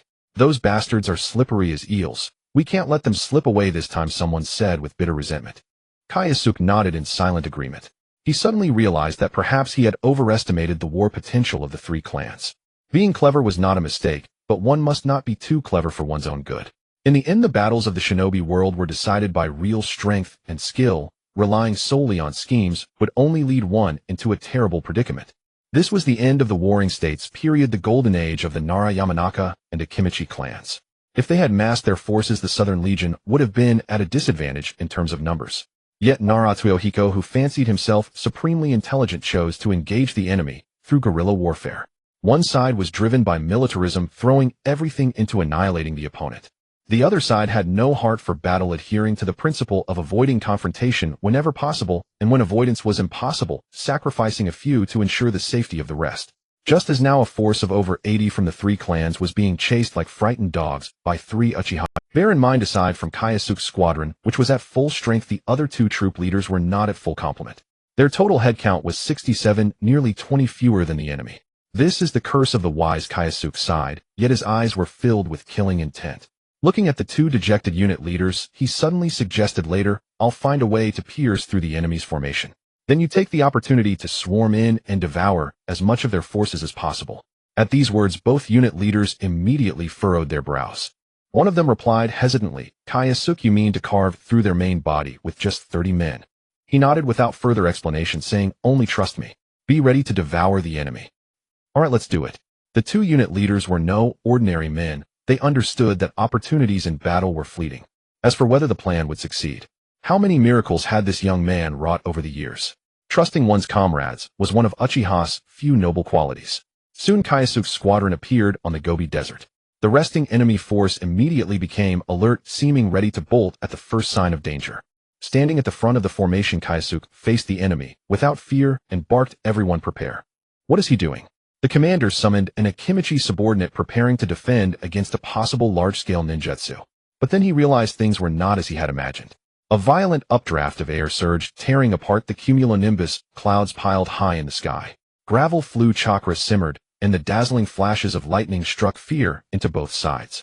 If one ninja activating the technique sounded like 1,000 birds chirping, then when a full 30 men unleashed the same jutsu, it was as if tens of thousands of birds had descended upon the Gobi Desert. All units spread out and coordinate, aim to punch through the enemy's line in one strike. Yes, sir. With a collective roar, the fearsome torrent of lightning finally began to move. My heavens! The other 2 units were completely dumbstruck. They had never imagined that this group could unleash such terrifying coordinated ninjutsu. Everyone knew Chidori, the lightning technique created by the Uchiha prodigy. But why would he teach it to others without reservation? No matter how one interpreted Kyosuke's actions, the scene before them was enough to astonish anyone. Lightning chakra stimulated the body, highly activating the cells, resulting in each of the 30 possessing superhuman speed far beyond ordinary shinobi. Defense. By the time the Akimichi ninjas could react, the blinding thunderbolts had already slammed into their formation. Kill. From the moment they began forming hand seals to the long-distance charge that tore through the enemy formation, Kyosuke's squad took only 7 seconds. They killed 12 enemies, wounded countless others, and suffered no casualties themselves. Form up, Kyosuke ordered, and the 30 Chunin instantly adjusted their formation. After a simple sequence of hand seals, the terrifying screech once again echoed in everyone's ears. Kill. With 2 subordinates at his side, he charged ahead straight at the already terrified enemy. Kill! The 30 ninjas behind him roared and launched their second all-out charge. This time the Nara commander finally reacted. Countless shadows spread out like a great net descending on the incoming torrent of lightning. Unable to kill, but still able to slow the enemy's momentum. To be fair, his reaction was prudent. Yet he still failed to grasp the true nature of Chidori. Why is Chidori the most suitable ninjutsu for Uchiha? The answer was about to be revealed. Facing the overwhelming attack, the seemingly cumbersome Kyosuke squad instantly executed a perfectly synchronized dodge. There was no need for the commander to issue orders. The visions seen through the Sharingan were nearly identical for all. If one could dodge, then 30 could all dodge. Within 3 seconds, the enemy had no chance for a second wave. The Chidori formation once again smashed into the enemy ranks. After 2 rounds of assault, over half of the 80-man enemy force had been killed or wounded. More importantly, their fighting spirit had been completely shattered. In this battle, fewer than 10 members from the 3 clans managed to escape. When the news reached their own camp, it immediately boosted the morale of all members. Conversely, the 3 clans were all terrified, fearing they would encounter the ill-fated Kyosuke Legion like a demon. Points 167-1. After the fierce battle, Kyosuke was getting closer to the 2000 point mark. It meant he could soon exchange for Enshrank ninjutsu. He had already chosen his target. The Shrank must exchange ninjutsu, the space-time ninjutsu, known as the pinnacle of speed, Flying Thunder God. With it, he could attack and retreat at will, and there would be few in the ninja world who could threaten him. Even if the early-stage Flying Thunder God was merely a technique for escape and travel, it did not hinder Kyosuke's fondness for it. In close-quarters combat, Shizui's body flicker technique was more practical, as it had no spatial coordinate restrictions. In the final stages of the Great Ninja War, Sasuke could pierce the resurrected Madara's arm with his super-speed sequential attacks. But when Tobirama in his Edo Tensei form used Flying Thunder God to ambush, he could not even scratch a single hair on Madara's body. According to Kyosuke's understanding, before reaching the Super Kage level, the terror of space-time ninjutsu far surpassed any other type of body flicker technique. However, when one's strength reached a certain level, especially when touching the realm of the 6 paths, the importance of space-time would greatly diminish. From a lethal technique, it gradually fell into an awkward position of being merely auxiliary. Evidence of this was that Minato and Tobirama, both in Edo Tensei, repeatedly relied on Flying Thunder God for assassinations, yet they could not even harm a single hair of 6 paths Madara. On the other hand, Might Guy activating the 8 Gates, Sasuke using lightning release to stimulate his body, and Naruto's 9 Tails chakra mode enhancement could pressure and even harm 6 paths Madara. Of course, that level of combat was still far beyond Kyosuke's reach. What he needed now was a means of survival, and no other category of ninjutsu could compare to the elusive space-time techniques. Closing the system panel, Kyosuke gave up on cleaning the battlefield. According to intelligence, he led his men hastily to the next encirclement point. Behind, 2 Jonin, who were also unit commanders, sighed inwardly. They say the young clan leader has talent comparable to his, but I think not necessarily. Humph, the clan leader. You know what I mean. Don't say it lest it reach outsiders' ears. Ha ha ha, what an outsider. After disposing of the corpses on the Gobi Desert, the 2 units began counting their casualties. After a brief discussion, they unanimously decided to move together. Not everyone could be like the Kyosuke Legion, possessing ultra-high mobility and deadly one-hit kill techniques. For their own safety, they had to stick together as much as possible, lest the Nara kids scheme against them from the shadows. Let's go join the main force. Bang! Naruto smashed the desk in front of him. Who can tell me why such outrageous battle reports appear? 87 men, defeated in 3 rounds, and the enemy suffered 0 casualties. Are you all wearing pig heads on your shoulders? It was no wonder he was so furious. This battle report was simply too outrageous. If the Uchiha were all this powerful, then why fight at all? They might as well bare their necks and wait for the slaughter. At the entrance of the tent, the messenger tremblingly picked up the report. After hesitating for a long time, he cautiously ventured, perhaps it was a momentary lapse, since that type of Legion-level ninjutsu is quite rare. We have already sent intelligence to all units. With mental preparation, I believe such a thing will never happen again. Report. Before he could finish, he saw his colleague stagger into the tent. Report to the leader. News has arrived that the 7th unit has just encountered the Kyosuke Legion. Hearing this, Naruto suddenly stood up, his eyes filled with a madness that seemed ready to devour. He had a premonition that the news would not be friendly. Perhaps sensing the leader's madness, the messenger swallowed his saliva and hesitantly spoke to the 7th unit. Fought valiantly against the enemy, but the enemy's strength was too formidable. Each battle ended as soon as it began, giving the 7th unit no chance to encircle them. After 3 days and nights of fighting, the 7th unit had no choice but to withdraw from the front line. And the casualties? Naruto's tone was gloomy and the veins on his forehead bulged, barely containing his rage. The 7th unit had 216 members initially, but now only 103 remain. Kicking aside the obstruction in front of him, Naruto grabbed the messenger by the collar and demanded word by word. Over 100 dead, so tell me, what are the enemy's casualties? The poor messenger could even see the blood seeping from the leader's gums. It was a sign of extreme rage. Yet he still had to deliver the final blow. The enemy. Speak. Don't you dare stutter. Closing his eyes tightly, the messenger used all his strength to blurt out the truth. The enemy suffered 2 dead and 7 wounded. Uchiha Kyosuke is unharmed. After waiting in silence for a long time, the messenger did not receive the expected terrible beating. When he tremblingly opened his eyes, he saw Naruto's eyes rolling back, staggering backward, and collapsing to the ground. Bang! Oh, someone help. The leader has fainted. Soon the news that Naruto had fainted from rage spread far and wide. Upon hearing the news, the Southern Army naturally mocked him endlessly, while Uchiha Kyosuke's name spread across the land. In this battle, he cleverly used the terrain and the terrifying mobility of the Chidori. He launched surprise attacks from a distance, every time striking once, and then leaving immediately, never giving the enemy a chance to encircle him. He pursued for 30 li, launching raids every night. In the end, many enemies trembled in fear just at the sound of thunder. Of course, the process was not without setbacks. In the final charge, casualties were inevitable. 2 were killed on the spot, and the other 7 were severely wounded.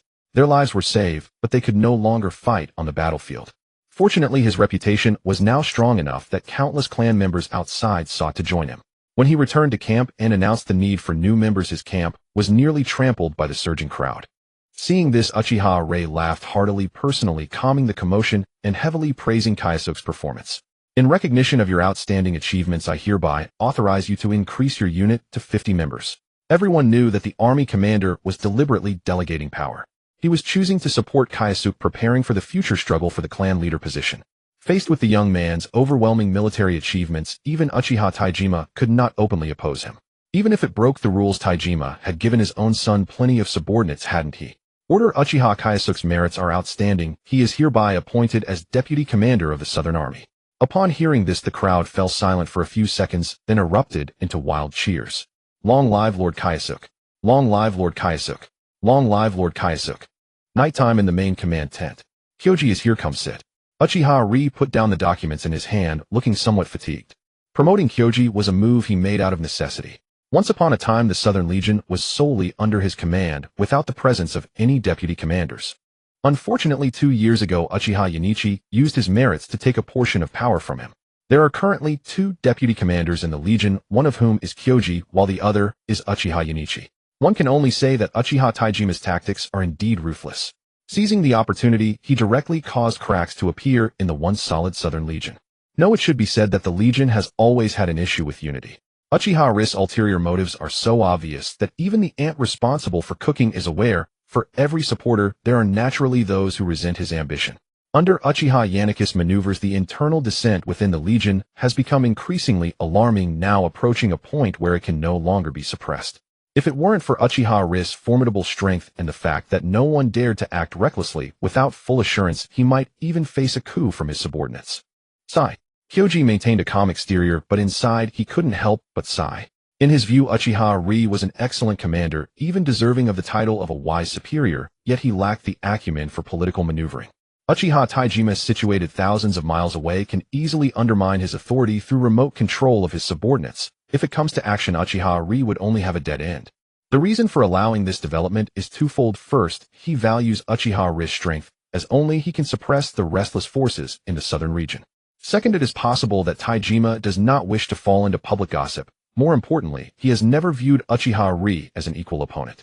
Kyoji understands these matters, but he has no way to express them to the man before him. To say such things would be nothing short of a blatant humiliation. So let him remain lost in his dreams for now, aspiring to the position of clan leader. In fact, there is not the slightest possibility of that. Putting Uchiha Taijima aside, the real obstacles are his 2 sons, Uchiha Madara and Uchiha Izuna. As it stands, battles in the ninja world remain within a relatively reasonable scope. Once the king of dance grows up, the era of divine battles will arrive. Against the complete Susanoo and the terrifying wood golem technique, numbers are merely a joke. One must ask, what can Uchiha use to compete with Madara? Let alone the king of dance, in a few years he might not even be able to defeat Uchiha Izuna. Such is the harsh reality. Kyoji is well aware of this, yet it does not hinder him from continuing to serve the other. Uchiha Taijima has repeatedly sought to make his life difficult, and in the past year, he has gradually begun to act openly against him. What kind of character does Kyoji have? If his strength were sufficient, he would have long since taken a blade to that bastard Taijima. Now if he is not a match for the clan leader, targeting his subordinates first is a good idea. Uchiha Yunichi. Reflecting on that man from the past, Kyoji smiled coldly and began discussing strategies in secret with the Legion commander. The Southern Legion is very important to him. It must be kept firmly under his control.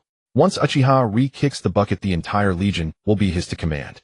Before that, he must eliminate any unstable elements. My lord, regarding the spy list mentioned earlier. Oh, I have compiled it, and what do you wish to do? I have a good idea. Nighttime. Kyoji sat cross-legged, his demeanor filled with anticipation. Score 26,316. After a brutal battle, he finally gathered enough for the down payment on strength ninjutsu. Why use the term down payment? The reason is simple: to use Flying Thunder God freely, one needs to elevate their ninjutsu level to at least level 5. Otherwise, it will truly become a fixed-point teleportation skill. Subsequent upgrades require a massive amount of points to reach the level of absolute freedom. A conservative estimate would be a whole 1,000 points. That could exchange for a pair of Mangekyo. Fortunately, Kyoji currently has ample time, and slowly grinding can yield improvement. 3 to 5 months may not suffice, but over 3 to 5 years he should make some progress. His requirements are not high. He only needs to consistently suppress Senju Hashirama. Excitedly extending his palm, he continuously navigated the menu in the void, quickly finding the list representing strength ninjutsu. Forbidden technique, impure world reincarnation, strength ninjutsu, exchange cost 8,000 points. Forbidden technique, self-reincarnation, strength ninjutsu, exchange cost 7,500 points. Forbidden technique, 8 gates of death, strength ninjutsu, exchange cost 7,000 points. Forbidden technique, corpse reanimation, strength ninjutsu, exchange cost 6,000 points. Sealing technique, 100 heroes technique, strength ninjutsu, exchange cost 6,000 points. Forbidden technique, spirit transformation technique, strength ninjutsu, exchange cost 5,000 points. Sealing technique, phantom dragon 9 seals, strength ninjutsu, exchange cost 4,000 points. Puppet technique, 100 machine manipulation, strength ninjutsu, exchange cost 3,500 points.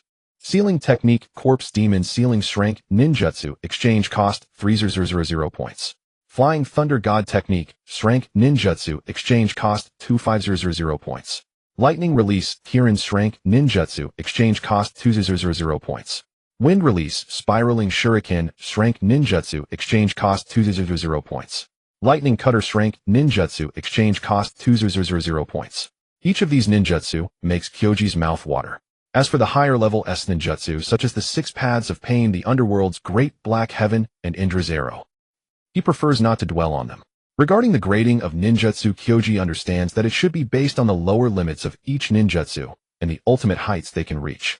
Some forbidden techniques once learned possess incredibly intuitive and terrifying lethality. In contrast, the Flying Thunder God technique has a very low lower limit. One can refer to the Toothpick Brother from the Konoha era, Noera Hiruzen.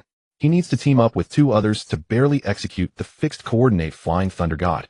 To put it plainly, there is almost no difference between knowing and not knowing it, making it completely unusable in battle. On the contrary, if he were to learn Corpse Demon Sealing below the level of the Kage, he would have the means to exchange lives with any powerful opponent, provided he can successfully capture them. Speaking of which, there are quite a few ninjutsu I need to study. My swordsmanship needs further improvement. Chakra control and hand seals cannot be neglected, and now I also have to learn the Flying Thunder God technique. It can't be helped. After all, Spacetime Ninjutsu is an essential tool. System notification successfully exchanged for Flying Thunder God technique, consuming 2,500 points. As the hard-earned funds drained away in an instant, Kyoji suddenly felt a shift in his expression as an inexplicable wealth of knowledge flooded his mind. Moreover, he could faintly sense some peculiar fluctuations. Kyoji understood that it was highly likely the existence of space. In the past, he lacked the corresponding talent, hence, he could not have a clear perception. Learning the Flying Thunder God technique requires the talent for space manipulation. That is to say, a kind of marvelous sense. I've finally succeeded. Acquired ability, Flying Thunder God technique, level 1. Having mastered the Flying Thunder God, he could now attempt to inscribe spatial coordinates. By activating the power of space, one could achieve instantaneous long-distance teleportation from point A to point B. Such was the profound essence of the Flying Thunder God. Of course, practical application would never be so simple, otherwise Shirenui Gunma would not have remained stagnant for decades. Immersed in the realization of the technique, Kyosuke abruptly turned his head, glaring at the tent behind him. Who's there? Activating the Shunshin no Jutsu, he transformed into a blur charging straight toward the enemy's location. Secretly surveilling the deputy commander already constituted suspicion of colluding with the enemy. Even if he killed the man on the spot, no one would utter a word. Most crucially, Kyosuke had previously failed to sense the intruder's presence. Had he not activated the power of space, which greatly enhanced his perception, he would never have detected the enemy. Kyosuke's sudden roars stirred the entire camp into commotion. Within 3 seconds, Izumi and Mayo arrived, finding the lifeless corpse at his feet. Investigating, kicking the body away, Kyosuke returned to his tent with a grim expression. He was certain that the man was a member of the Uchiha clan, although he ordered an investigation, he knew full well that no useful information would surface. Eventually, the intelligence division would conclude that the man had been manipulated by the Yamanaka clan's secret technique. To outsiders, this would seem the most plausible explanation. Yet Kyosuke understood that the matter was far from simple. His power had long surpassed its former limits. The blessing of a dual soul granted him a perception far exceeding that of an ordinary shinobi. Within a radius of 20 meters, even an ant crawling could not escape his detection. How then could an ordinary chunin have lurked outside the tent for so long? Could it be Black Zetsu? Kyosuke lowered his eyelids, striving to conceal the surging killing intent within. He feared the enemy might still be watching nearby. If it truly was Black Zetsu, that would not be incomprehensible. That ancient schemer constantly plotted against the Uchiha, seeking Indra's reincarnation. With Kyosuke's fame so great, it would be strange if Black Zetsu did not pay attention. Unfortunately, before the Mangekyo awakened, even Black Zetsu could not pinpoint Indra's reincarnation. As of now, Kyosuke, Madara, and Izuna were all possibilities. Too many candidates made it difficult for Black Zetsu to act. If it really is Black Zetsu, I must prepare in advance. But with the Flying Thunder God at hand, I need not fear a fatal accident. With that thought, Kyosuke simply held his breath, refocusing his attention on studying the technique. So far it was merely his conjecture. Even if Black Zetsu actually appeared and started breakdancing in the camp, Kyosuke would have no effective recourse. To deal with that entity, one must be proficient in yin-yang release. For instance, elevating the Sharingan to Mangekyo, or awakening a high-level sage body. The former represented yin release, the latter yang release. When the two were combined and the forces of yin and yang merged into one, the resulting technique could be called yin-yang release. 6 paths, Chibaku Tensei, and the Susanoo armor formed by Naruto and Sasuke's joint effort could both be considered advanced products of yin-yang release. The most typical example was the yin-yang black rods. Obito wielded Mangekyo and Hashirama cells, Nagato possessed Rinnegan and Uzumaki bloodline. Only thus could they create black rods representing yin-yang release. Even someone as powerful as Naruto in yang release needed the black rods to immobilize Black Zetsu. As for techniques like expansion jutsu or shadow imitation technique, they were merely applications of yin and yang natured chakra, no different in essence from fire release or lightning release. Otherwise, the Senju clan would not have had only Hashirama capable of awakening the wood release secret technique. Returning to his bed, Kyosuke continued his comprehension of ninjutsu. Practicing the Flying Thunder God involved 2 main difficulties. First, accurately grasping the spatial coordinates. The prodigious 4th Hokage only managed to understand the key to mobile coordinates on the eve of his battle with Obito. That was what Minato called the 2-stage Flying Thunder God. Second, the risk involved in traversing space. Entering from point A and emerging at point B allowed the user to disregard most physical laws. One careless mistake could result in burrowing into the ground or even appearing inside a mountain. He was not Sun Wukong, capable of shattering mountains and soaring through the skies. Should an accident occur, he would likely die from the explosive impact. Considering the risks, how to select the coordinate points became crucial. Fortunately, he was not comprehending the technique entirely on his own. With the system's knowledge infusion, he effectively possessed ample theoretical experience. The rest was merely a matter of practice making perfect. The night passed swiftly, and Kyosuke, who had not slept a wink, finally completed his first teleportation. Turning back to look at the coordinate point a dozen meters away, he decided to first forge a batch of special kunai. Compared to inscribing coordinates on the spot, throwing kunai was far easier and could even yield miraculous results at critical moments. Finding the quartermaster in camp, Kyosuke stated his requirements and sketched the kunai's design based on his. Upon seeing the request, the quartermaster asked with curiosity, "Sir, this kind of kunai seems rather inconvenient for combat." He was right. The special kunai was broader and heavier than ordinary ones. In close quarters combat, it would indeed compromise agility. "Just make them," Kyosuke said, offering no explanation. He could hardly say these kunai were never meant for. The broadness accommodated the inscription of coordinates, and the extra weight affected the kunai's flight distance and stability, ensuring it would not easily deviate from its trajectory.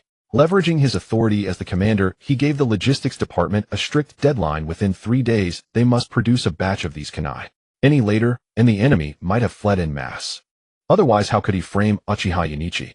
To achieve his goal of eliminating rivals, Kyosuke planned to strike a deal with Naruto.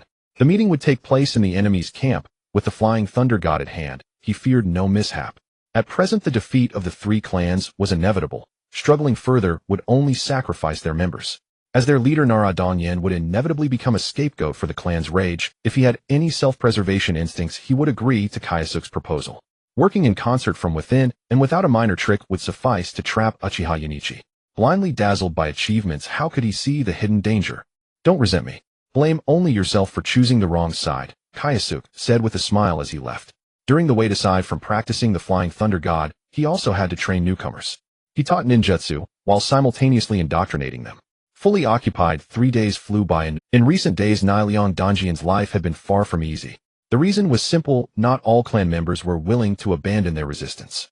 After years of bloody conflict, the seeds of hatred had been deeply sown into their bones. How could they simply let go? Now that he declared an end to the fighting, those clan members who had been sharpening their blades for revenge naturally turned their spears against him. Not only that, but even the minority who supported the truce were fiercely criticizing Nailiang, accusing him of mishandling the situation and causing such severe losses. Yesterday, someone even proposed that he should atone with his death. Sensing the danger, Nailiang tried his best to salvage his image, but even his 2 closest friends now kept their distance from him. It's obvious they're making me the scapegoat. Ha ha ha, is this what I've been working so hard for half my life? Nailiang had been drinking all before he even entered the tent. The reek of alcohol was already overwhelming. When he lifted the curtain and saw the masked ninja inside, the fog of intoxication instantly dissipated. Who are you? He asked. After all, he still held the title of commander. His subordinates wouldn't be so discourteous. This was the main army camp. An enemy couldn't possibly infiltrate. If it were an Uchiha assassin, they would have struck the moment he lifted the curtain. Rather than an enemy killer, he was more inclined to believe that the masked man was a product of internal clan strife. Yet in the end, he was disappointed. Gazing at the handsome face beneath the mask and the 3 slowly rotating tomo, Nailiang quietly reached for his waist. He could accept the failure of political struggle and face the wrath of his clansmen, but he would never die at the hands of an enemy, especially not the one he hated most in his heart. Ujibwa Jingjia. The Nara clan leader uttered the masked man's name. It's me, Jingjia replied, slowly pressing the mask back onto his face, a faint smile curling his lips. Come to think of it, this is our first meeting. Don't worry, we'll have plenty of opportunities to meet in the future. The man's words were laced with menace. It seemed he was about to summon his subordinates to apprehend him. But for some reason, Nailiang hesitated to act. As an opponent, he knew all too well the young man. The other side dared to appear so brazenly, clearly confident in their escape. Though he racked his brain, he couldn't fathom the truth. Moreover, Nailiang was eager to learn the young man's purpose for coming. Seeing this, Jingjia pointed at the wine flask in his hand and said with a light smile, "It seems the clan leader Donyan is having a rough time." "Thanks to you," the man retorted mildly. "The Ino Shikacho clans are about to undergo a large-scale relocation. To appease the clansmen's emotions, a suitable outlet must be found. Clan leader Donyan, who do you think is qualified to be that lucky one?" "It's me." Nailiang frowned, his face full of impatience. "Is that why you came? Get to the point." Hearing this, Jingjia didn't alter his pace at all. The more anxious the other party, the better the effect of the conversation. Why was he anxious? Because he was afraid. Nailiang himself could endure hardship, but he had a wife and children. If the struggle failed, he feared his family would also suffer. How to handle this matter had become a nightmare that plagued him day and night. Joining the Senju is certainly good, but in the end, we'll still have to face the Uchiha Hiden. Even if your family escapes the blade, they'll have to confront us again in the future. That is the fate of a ninja, Nailiang said in a low, somber tone. "Mr. Donyan, I have a method that I believe can help you," Jingjia said in a seductive tone, like a wolf grandmother coaxing Little Red Riding Hood to open the door. He raised an unavoidable problem, then quietly offered a solution.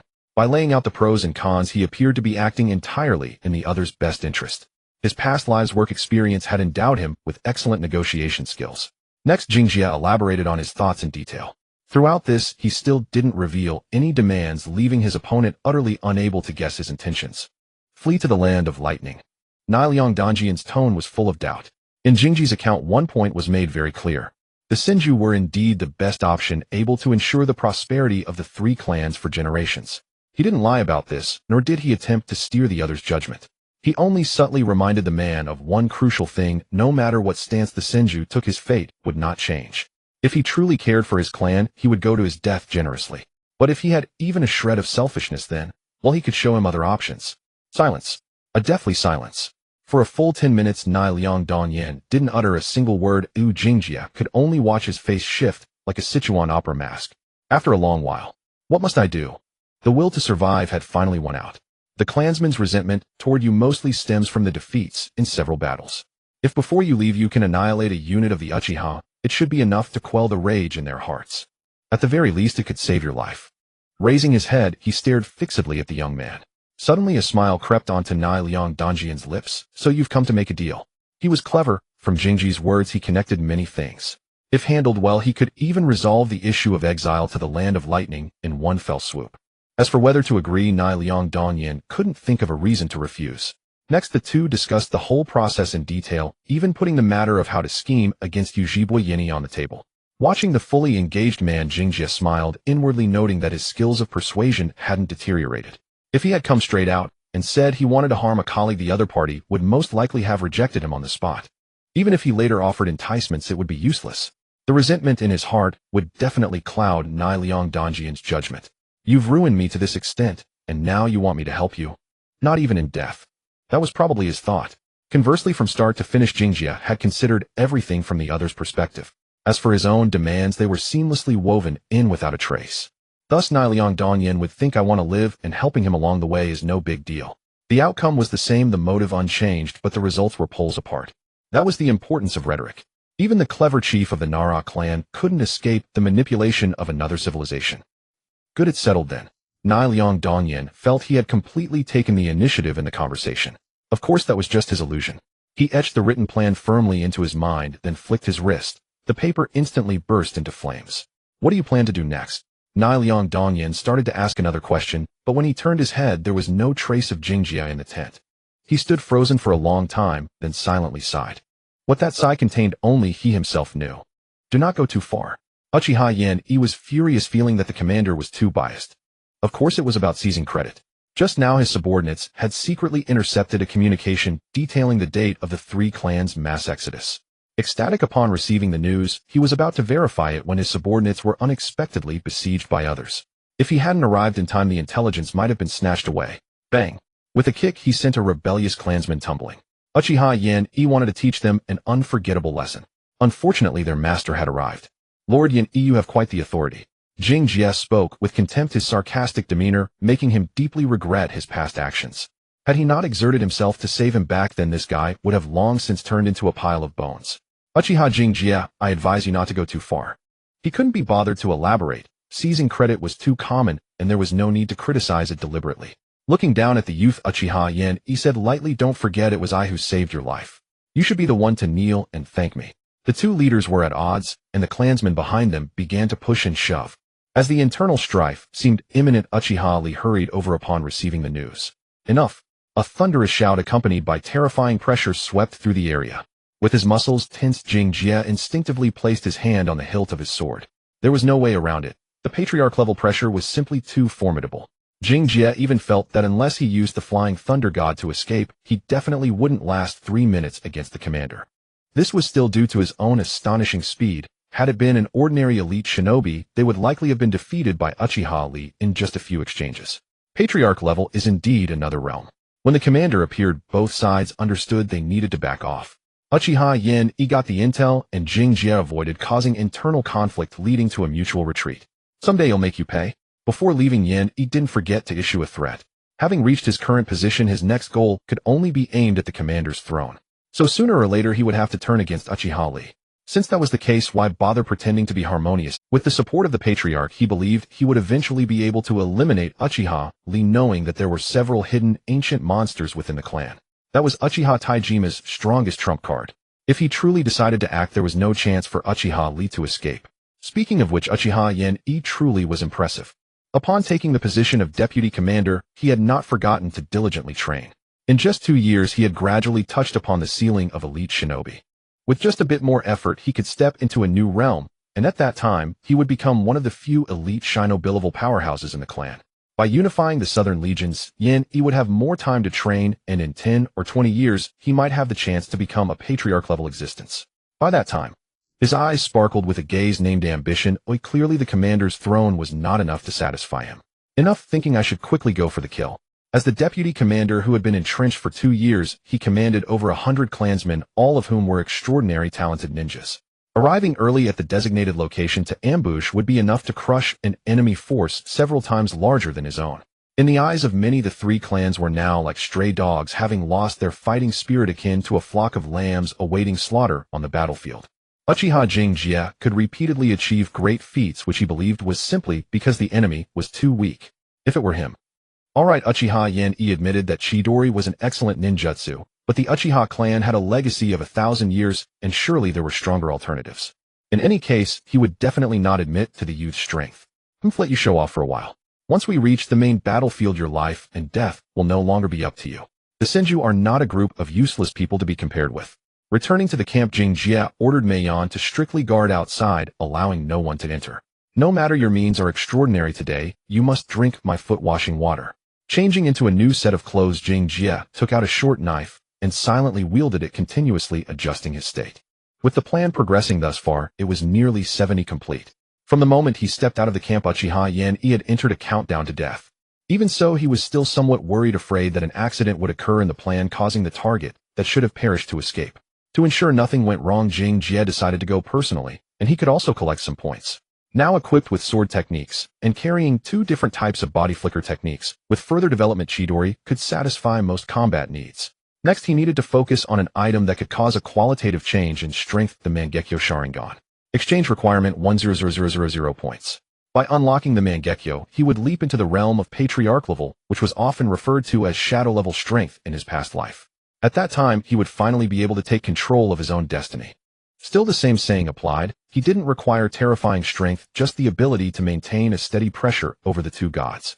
After toiling alone in the tent for half a day, and feeling he had adjusted his state, he simply formed a hand seal, and his figure vanished in an instant. In the vast camp, not a single person noticed his departure. By the time he reappeared, he had already reached a location about 2 kilometers outside the camp. Looking up at the specially made kunai deeply embedded in the trees, Jingjie smiled slightly, feeling a sense of freedom, as if he could roam through heaven and earth. With the birth of a batch of specially made kunai, he specifically instructed his subordinates to bury these small items at the marked points on the map. This way, at least in the southern part of the Fire Country, he could achieve rapid spatial travel. Unfortunately, the casting distance of the Flying Thunder God had limitations and could not be compared with other types of spacetime techniques. For now, 2 kilometers was Jingjie's limit. Technique types of spacetime pay more attention to comprehensive abilities. The Flying Thunder God is different. Its high-frequency blinking at medium distances is its most formidable aspect. Before the low murmur dissipated, Jingjie's figure had already disappeared without a trace. 2 days later, Uchiha Yen-e successfully intercepted the enemy forces. However, the outcome was completely opposite to his expectations. As soon as the battle began, Uchiha found himself at a comprehensive disadvantage. If not for the desperate resistance of his subordinates, he might not have been able to break through the enemy's encirclement. This is damnable. At this point, he realized he had fallen into Nara's trap. Don't let me escape, if I do I will make you pay dearly in the future. He still fantasized about the day of revenge. Unfortunately, you won't have that chance. A sudden whisper sent chills down Uchiha Yen-e's spine. Before he could turn around, a sharp blade's aura had completely enveloped him. How is this possible? The threat from behind sent a chill down Uchiha Yen-e's spine, his soul nearly fleeing in terror. He was a shinobi approaching the elite Jonin level.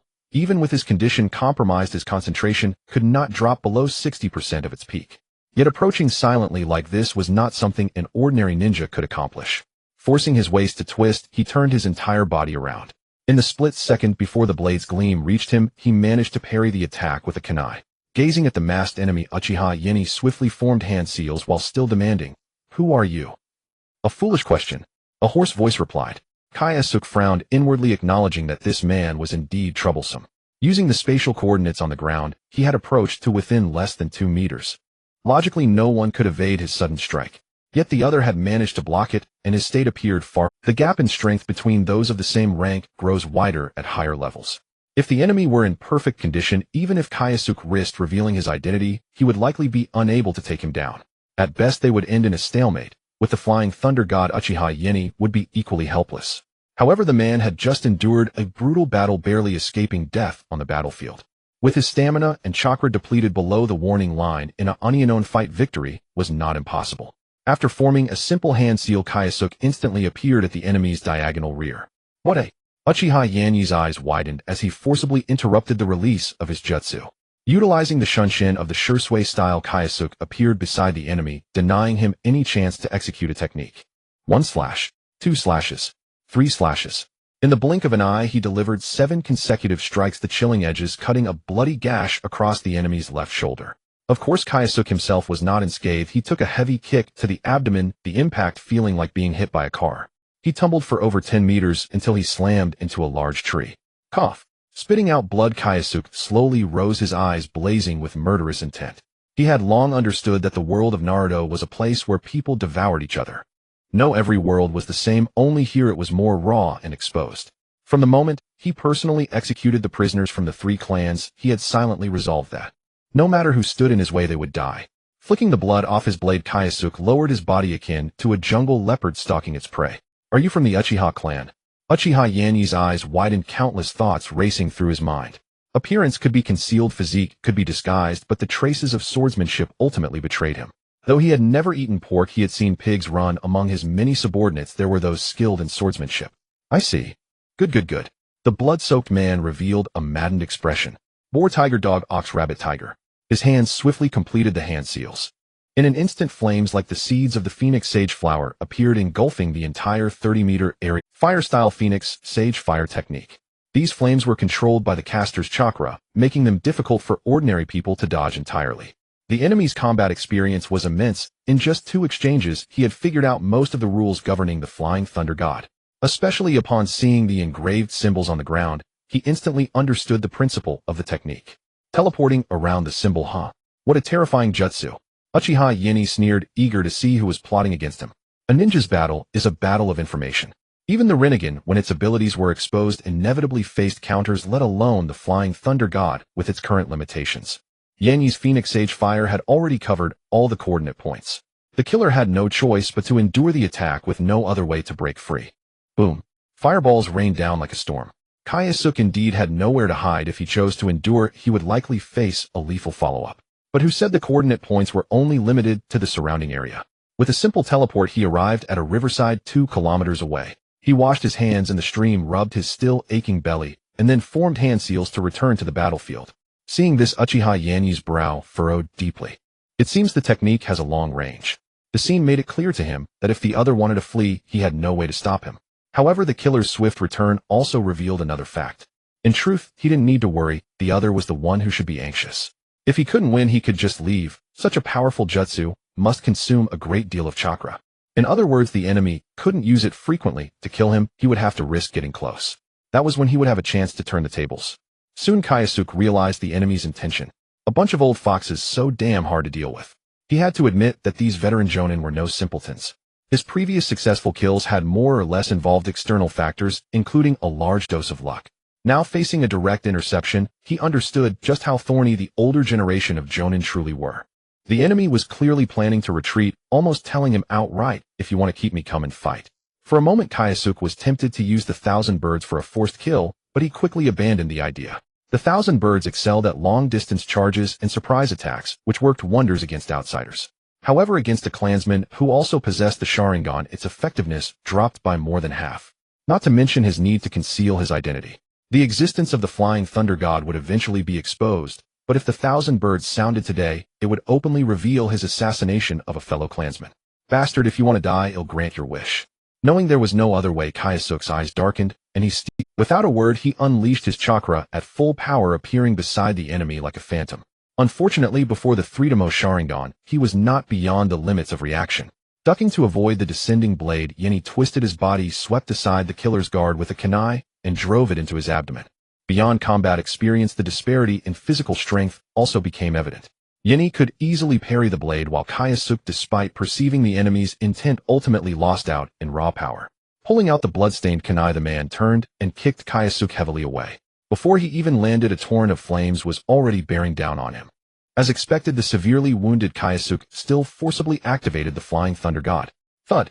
He landed clumsily on the ground, barely escaping being engulfed by the great fireball. Biting back the searing pain, he looked up at the enemy.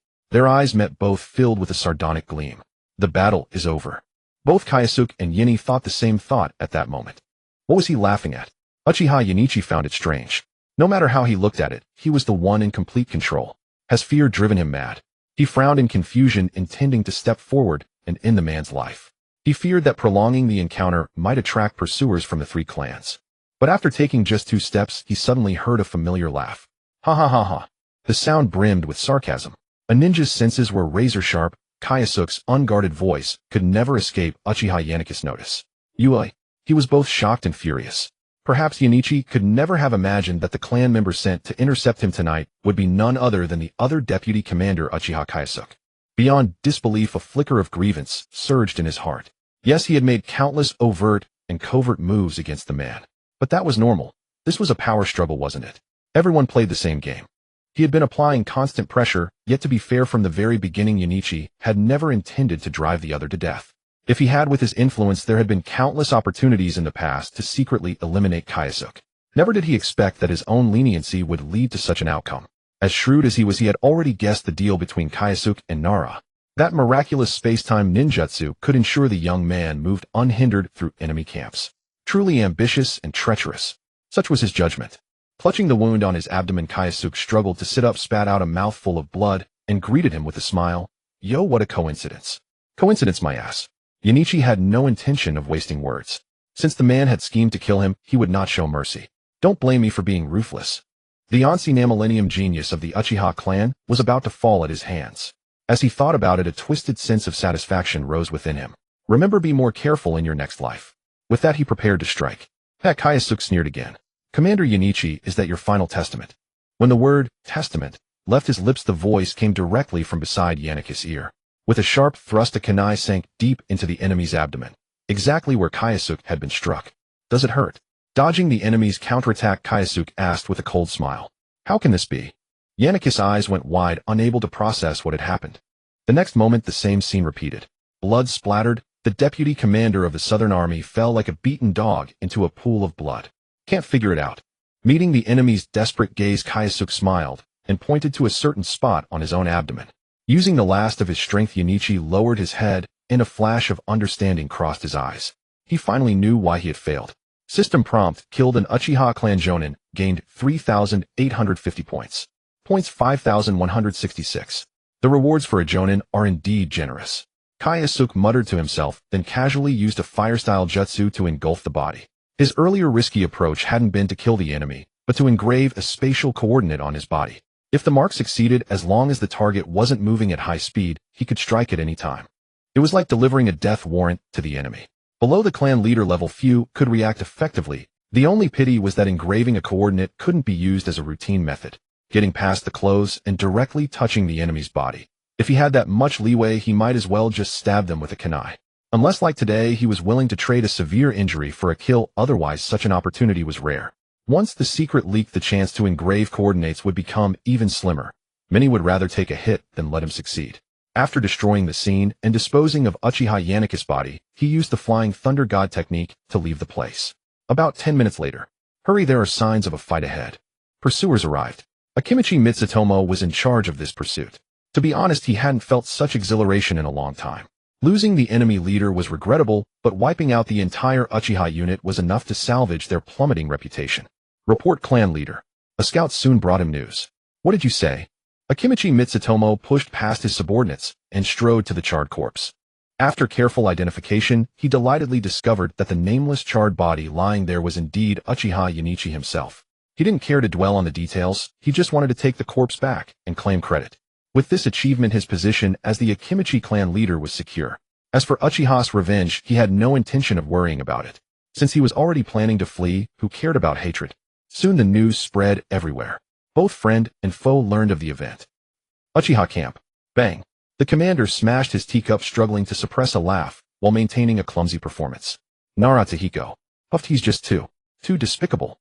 He pinched his thigh hard to keep the laughter down. After calming himself, Uchiha Rei issued commands with feigned fury. "We must avenge this. The blood of Uchiha shall not be shed in vain."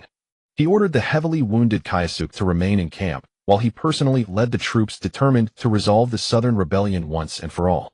After today, the South would become his sole domain. The thought was truly exhilarating. Ha ha ha ha. Once alone, the elder could no longer contain his excitement. Hearing the laughter from the tent, the several unit commanders exchanged glances, acting as if they were deaf and ignored their leader's mirth. As for Kyosuke, he had not even attended this farce. Everyone knew the truth. He needed to recuperate and wouldn't bother playing along in their act. Uchiha Rei now held immense power, firmly securing his position as second only to the clan head. Even if Kyosuke behaved eccentrically, like dancing on Uchiha Yannick's grave, no one would dare say a word. Uchiha Rei coveted the clan leadership and needed to maintain an image. Kyosuke had no such need. He did whatever pleased him. Half a month passed in a flash.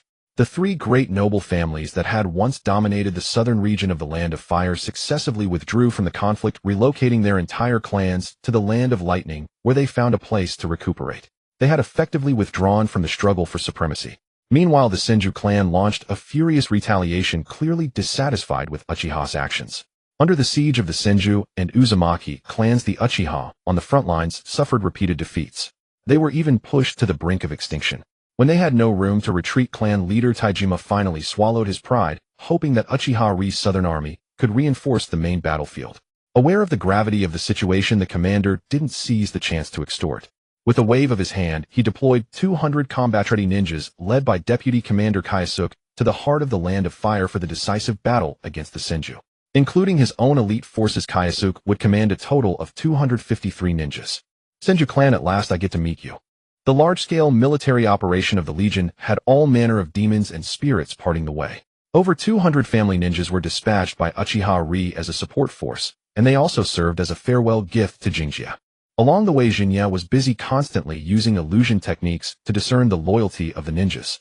Those willing to accept the trial and pass it would officially join Jinji's ranks, becoming members of his elite force. It was fine if some were unwilling to accept that everyone had their own aspirations, and he couldn't demand that everyone be completely honest. As long as they obeyed orders, they could still be considered part of the Southern Legion's combat lineup. A few ill-intentioned troublemakers had already been noted by Uchiha Izumi, who planned to find an opportunity to let them perish on the battlefield. To unite the troops, this Southern Expeditionary Army progressed slowly, taking a full 7 days for a journey that should have only taken 2 or 3. The commanding officer responsible for the reception had scolded him countless times in his heart. In the end, he still had to greet him politely. "Commander Jinjia, welcome to your arrival." Glancing at him briefly, Jinjia nodded, arrogantly showing no intention of stopping. The large troop rushed past. Had it not been for the vigilance of the reception group, they might have been swept up in the crowd. "Damn it!" A clan member finally spoke up in anger after the crowd dispersed. "These guys from the Southern Legion are too arrogant." The ignored commanding officer muttered in an odd tone, "You can be arrogant after winning a battle." In fact, he felt the same dissatisfaction. Anyone who encountered such a situation would likely feel discontent. Unfortunately, his fist wasn't strong enough. He couldn't bear to do anything, and could he really confront Jinjia now? The news of the youth's violent reputation had already reached the main battlefield. He did not want to become the next topic of discussion. "Follow behind us." Soon the Southern Legion stepped into the military fortress built by the Uchiha. The existence of ninjutsu led to an extraordinarily developed construction industry in the Hokage world. The camp stretched for 50 miles with watchtowers of various sizes towering above. There was a watchtower every 100 meters, each housing Uchiha ninjas. As long as the barrier department detected any abnormalities, they would immediately issue orders to ensure that clan members could arrive at the incident site within 10 seconds. Just for this, Jinjia understood that the horrors of the frontline battlefield were far greater than the wars in the south. Perhaps aware of the difficulties faced by the support troops, the clan leader Taijima sent personnel for the second time. This time Jinjia could no longer maintain his aloofness. "Long time no see, teacher Kifuku." This person was Uchiha Kifuku, who had once imparted wisdom to him. "The clan leader sent me to welcome you." Saying this, Uchiha Kifuku couldn't help but sigh. In just over a year, the boy who once struggled to maintain his Sharingan had now become a significant figure within the clan. His gaze swept over the short blade at the boy's waist, and he suddenly felt fortunate that he had not turned down this teaching job. It was easy to add flowers on top of a brocade, yet now everyone greeted Jinjia with respect, calling him commander. However, when others were still at their humble beginnings, he alone had provided the precious warmth of coal. This rare friendship, if used with care, would be enough for Uchiha Kifuku to cherish for a lifetime. You all wait here. After giving a simple command, Jingjia hurried to the core area with his teacher. Along the way, Uchiha Kifuku briefly introduced the battlefield situation. 3 months ago, the clan leader fought against Senju Hashirama, ultimately resulting in a mutual defeat. Senju Hashirama is that strong. The clan leader is a peak-level powerhouse, incredibly strong. Upon hearing this, Jingjia fell silent once again, realizing the brutal reality of the Warring States period. He had indeed learned a lot, but he was far from being able to act recklessly. If he were to treat Senju as he did with Nara or Akimichi, he would likely be facing annihilation. On this side, Uchiha Kifuku continued explaining. Actually, the main battlefield is relatively stable. Our clan has been deeply entrenched here for many years and Senju cannot break in easily. What we really need to worry about is the other side. He understood his teacher's meaning. The main force resisting Senju had already exhausted all their energy. The Vortex clan was eyeing them from another direction, and at this moment the Uchiha were indeed feeling somewhat strained. The role of the southern troops was to go support the Vortex battlefield. I won't hide it from you. Uchiha Kifuku spoke words that surprised him greatly. Not long ago, Vortex Uzumaki personally led a team into battle, and our clan suffered a great defeat, with even the commander being slain on the spot by the enemy. A commander capable of leading a large army must at least be an elite Jonin level.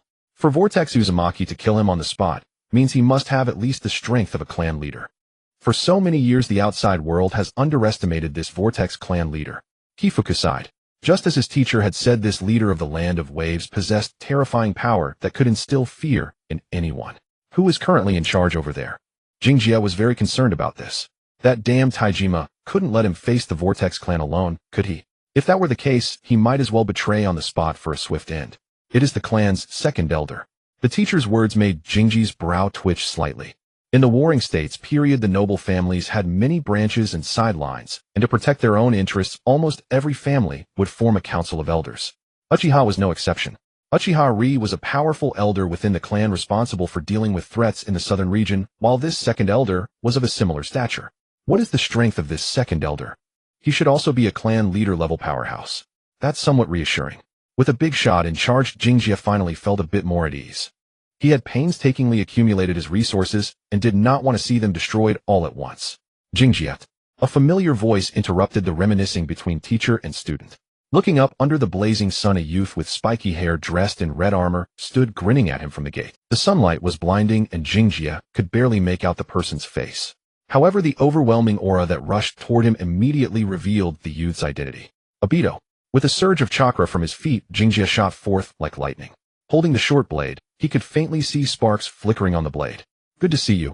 Obito drew his long blade, his face filled with excitement at meeting a friend. Yet the way they interacted seemed somewhat different from the norm. A terrifying airflow converged as Uchiha Obito swung his blade down, fiercely crashing down like a mountain.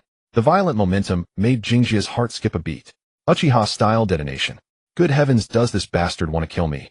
After a long time, Jingjia finally saw Uchiha Taijima again. He still had that gloomy demeanor, seeming to find fault with everyone, not at all likable.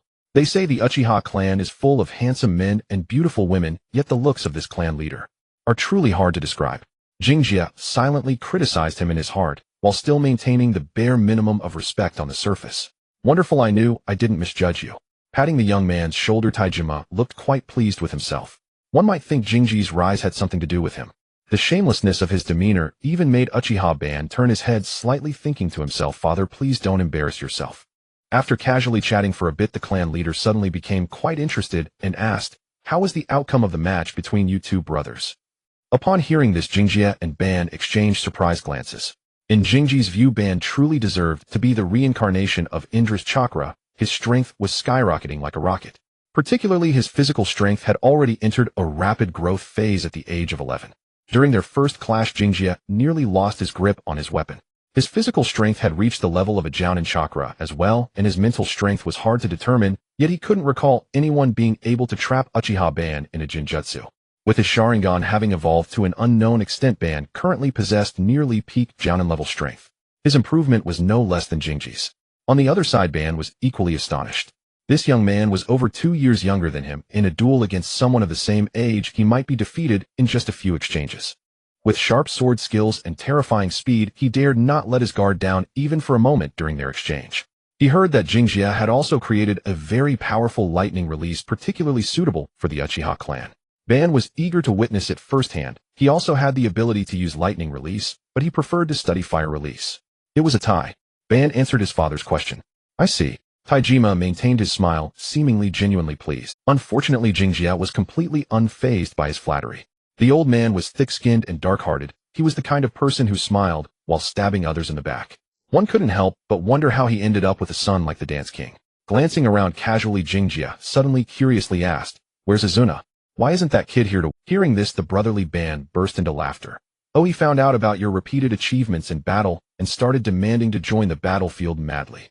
Glancing at his helpless father, Ban continued, "After you refused, Azuna began to shut himself in for intense training. I can hardly catch sight of him now." "Huh." Jingjia laughed heartily, his tone filled with schadenfreude. "I should go see him sometime and give him a bit of motivation to keep getting stronger." What motivation? Of course it was to give him a good beating. The naturally competitive Azuna would surely train. As long as he understood the importance of hard work, it would save him from being sliced down in the future. It would be utterly embarrassing. Remembering Senju Tobarama, a figure suddenly jumped into Jingji's mind. Looking at the increasingly steady aura of the Dance King, he knew that the other party must have started secret communications with Hashirama. To what extent have they developed? Yeah, I'm really curious. Jingjia drummed his fingers on his chin, thumping his thigh as he decided to tail them in this other world. It would be a shame not to experience the scene of the two gods coming together firsthand. Soon the major figures of the main battlefield began to arrive one after another. With over 200 ninjas at his command, Jingjia had already become a highly influential figure within the clan. Apart from the elders, no one dared to show off in front of him. Perhaps Taijima wanted to use this opportunity to flex his muscles and warn him not to entertain any chaotic thoughts. To this, Jingjia expressed that he didn't care at all. With Chidori in hand, he had the means to recruit anyone he wanted. As long as his strength continued to improve, no one could stop his rise. In the future, the Uchiha clan was destined to be a domain for him and Ban. Others would either choose to submit or leave the battlefield to enjoy a retired life within the clan. Uchiha Taijima was strong and skilled, but unfortunately his vision was too narrow, destined to accomplish nothing great. During the banquet, Jingjia drank without restraint, even starting a drinking contest with Ban. Age. Just a joke. No one present truly dared to treat him as a mere youth. Those who thought so had already become the souls under that short blade. At night, Jingjia and Ban strolled under the night sky, casually chatting about their battlefield experiences. When will the war end? The Dance King suddenly grew a bit sentimental. Glancing at him, Jingjia responded lightly, "When the enemies are all dead, the war will naturally end." Yes. Ben glanced at him, unusually hesitant. His appearance of wanting to say something, but holding back, surprised Jingjia greatly. "Just say whatever is on your mind. Oh, why have you become so hesitant?" "Oh." Uchiha Ban nodded foolishly, finally voicing a thought he hadn't even shared with his brother. "Jingjia, do you think there's a possibility for us to resolve our grievances with the Senju?" "Huh. Has this guy been brainwashed by Hashirama?" Jingjia remained silent for a long time before giving him an affirmative answer. "Resolving grievances isn't difficult. After a millennium of slaughter, if we aren't tired, the other side must be weary." Casting a strange glance at him, Ban probably never expected that Jingjia would provide such an answer. Ignoring Ban's surprise, Jingjia continued to express his thoughts. "Let me ask you, how many people still mention the hatreds of the last generation or the generation before that?" "Very few, right? Do you know why?" Young Ban hesitated to reply. "It's because everyone has grown old." In fact, he wanted to answer with died, but felt it somewhat disrespectful to the clan's martyrs. In a daze, he seemed to understand Jingji's thoughts. No matter how deeply ingrained the hatred, it would slowly fade with time. Unbeknownst to them, the grievances of the older generation were rarely mentioned anymore. To resolve hatred, and even jointly build the ideal village, there was no need to be overly concerned. It was sufficient to forcefully unify the two clans. Dare to cause trouble. A single word, kill. A span of 30 to 50 years would be enough to resolve the previously accumulated conflicts. The reason is simple: those who couldn't forget their hatred are all dead. The new generation of ninjas, having lived in the village since birth, found it difficult to possess the same empathy. Pausing briefly, Jingji's views actually stemmed from the original storyline's developments. In the depths of hell, many can fight for survival. But once they have experienced paradise, it becomes very difficult for them to return to hell. This is also why Uchiha Ban ultimately fell to a state of being forsaken by all. A few words nearly left Uchiha Madara in disbelief. He must be feeling quite shaken right now. If it weren't for the timing, he would have rushed to share this with his friends. "I knew I wasn't wrong about you," the young Madara said, excitedly patting his shoulder. Suddenly, as if remembering something, he tossed a line over his shoulder, saying to wait for him as he returned to his camp. As the son of the clan leader and the future master of the Uchiha clan, Madara had a contingent of troops ready to obey his every command. He and Kyosuke would set out together in a week to resist the increasingly aggressive attacks from the Uzumaki clan. It seems that Taijima is about to notice his son's unusual behavior. No, to be more precise, he is likely already on alert, it's just not yet time to act. While deep in thought, a sudden rush of sound broke through the air from a distance. Looking up, Kyosuke's eyes flashed with a glint of light as he raised his arm and effortlessly caught the approaching object. It was a long sword still in its sheath. As he drew the blade, it gleamed ominously in the moonlight. Chakra pulsed gently, and a faint blue glow enveloped it, a unique manifestation of chakra. Normally, metal weapons like kunai can also conduct chakra. However, the transmission rate is very low. Of the 10 parts of chakra output, less than 2 parts truly manifest. Hence, it is rare to see anyone do this, as the cost effectiveness is too low. If one could find a special metal with a high transmission rate, it would greatly enhance the power of chakra attachment. For instance, this weapon in hand has an astonishing transmission rate of 60%. With even a little research into the path of property change, it could perfectly showcase its potential. Perhaps it wouldn't raise Kyosuke's upper limit of strength, but it could significantly enhance his basic combat power. In simple terms, he would find it much easier to deal with ninjas of the same rank. Against those weaker than himself, he could easily finish the battle, as if chopping through a cucumber. This greatly raised his lower limit of strength, helping him conserve energy during fights. He couldn't constantly rely on the instant body technique and Chidori interchangeably. No matter how much chakra he had, it wouldn't be enough. Thanks, he said, accepting the weapon without hesitation, treating it as a gift from Madara. Even education requires payment. In the distance, Uchiha Madara approached, clad in armor, step by step. Hearing the insincere thanks, he smiled lightly and said, "You don't need to thank me. It was my father who ordered me to retrieve this weapon from the clan's treasury." The Uchiha treasury. Kyosuke's expression shifted slightly. It was a treasure trove filled with countless relics. Madara must have gone there for more than just a weapon. Looking him over with suspicion, Kyosuke finally withdrew his gaze when Madara's body stiffened slightly. Taking a deep breath, Madara felt as if he had been seen through. Having visited the family treasury, he certainly wouldn't return empty-handed. In fact, Kyosuke's arrival had changed a lot of things. In the original story, Madara's strength was unmatched among his peers. Even though he had never slackened, his drive to grow stronger had always been somewhat lacking. Now, spurred on by Kyosuke, he felt a tension he had never experienced before. Strength requires hard training, bloodlines need diligent development, and even weapons cannot fall behind. After his trip to the treasury, he quickly selected a gift for Kyosuke, and then began rummaging through the boxes for divine weapons. Ultimately, the legendary ninja tool passed down through generations, the Uchiha fan, was likely born 6 or 7 years earlier than it should have. Subconsciously touching the storage scroll at his waist, Madara cleared his throat and casually found an excuse to leave. Somewhat puzzled, Kyosuke decided to abandon his search and instead sought out his long-lost friend Izuna for a chat. That night, it was said that the training ground of the second son echoed with fierce sounds. Clan members marveled that Uchiha Izuna was such a diligent young man, practicing hard even at this late hour. Little did they know Izuna had turned into a punching bag for Kyosuke. After Kyosuke left satisfied, the bruised and battered young man could only lick his wounds alone. "You bastard, one day I will surpass you. And my older brother too. I, Izuna, am the one with the greatest talent." If Kyosuke had heard this boast, he would have regretted being too harsh. How could he have gotten so dumb? The next day, with nothing to do, Kyosuke planned to challenge Madara to a rematch. Izuna was too weak. It was impossible to have an enjoyable fight. The battle with Madara was much more exhilarating. But when he knocked on the door, the butler informed the young clan leader that he had gone into the mountains early to train. "There's something fishy going on." Kyosuke squinted his eyes and followed the clues outside. In the woods by a small stream, young Madara was bored, skipping stones, his mind filled with Kyosuke. "It's indeed a good way to resolve conflicts, but unfortunately my father would never agree with it. However, it doesn't matter. As long as Kyosuke and I are here, we can truly achieve peace in the future." While lost in thought, Madara suddenly felt the urge to urinate, unbuttoning his pants to relieve himself by the river. Suddenly, a figure appeared silently behind him. "Hey!" The stream of water he released abruptly stopped, and no matter how hard he tried, he couldn't continue. Hashirama. Ignoring his friend's angry shout, the thick-head youth with a pot-lid hairstyle looked at him with astonishment. "Madara, it seems you weren't lying. You really can't go when someone is around. I told you I'm the kind of person who can't pee when someone is nearby, you idiot. You have to see it with your own eyes to believe it." After causing a ruckus for a while, the two finally returned to normal, and Madara took the opportunity to share Kyosuke's idea. Using time to resolve hatred. Hashirama's eyes lit up, feeling as if he had found a kindred spirit. In the past, he had been blindly pursuing peace, uncertain if it was even possible. He never expected that Madara's clansmen would have such insights. Nervously rubbing his hands, Hashirama wanted to meet that person in person even though he knew it would be very risky. Neither he nor Madara were fools. Many issues were understood without needing to be spoken aloud.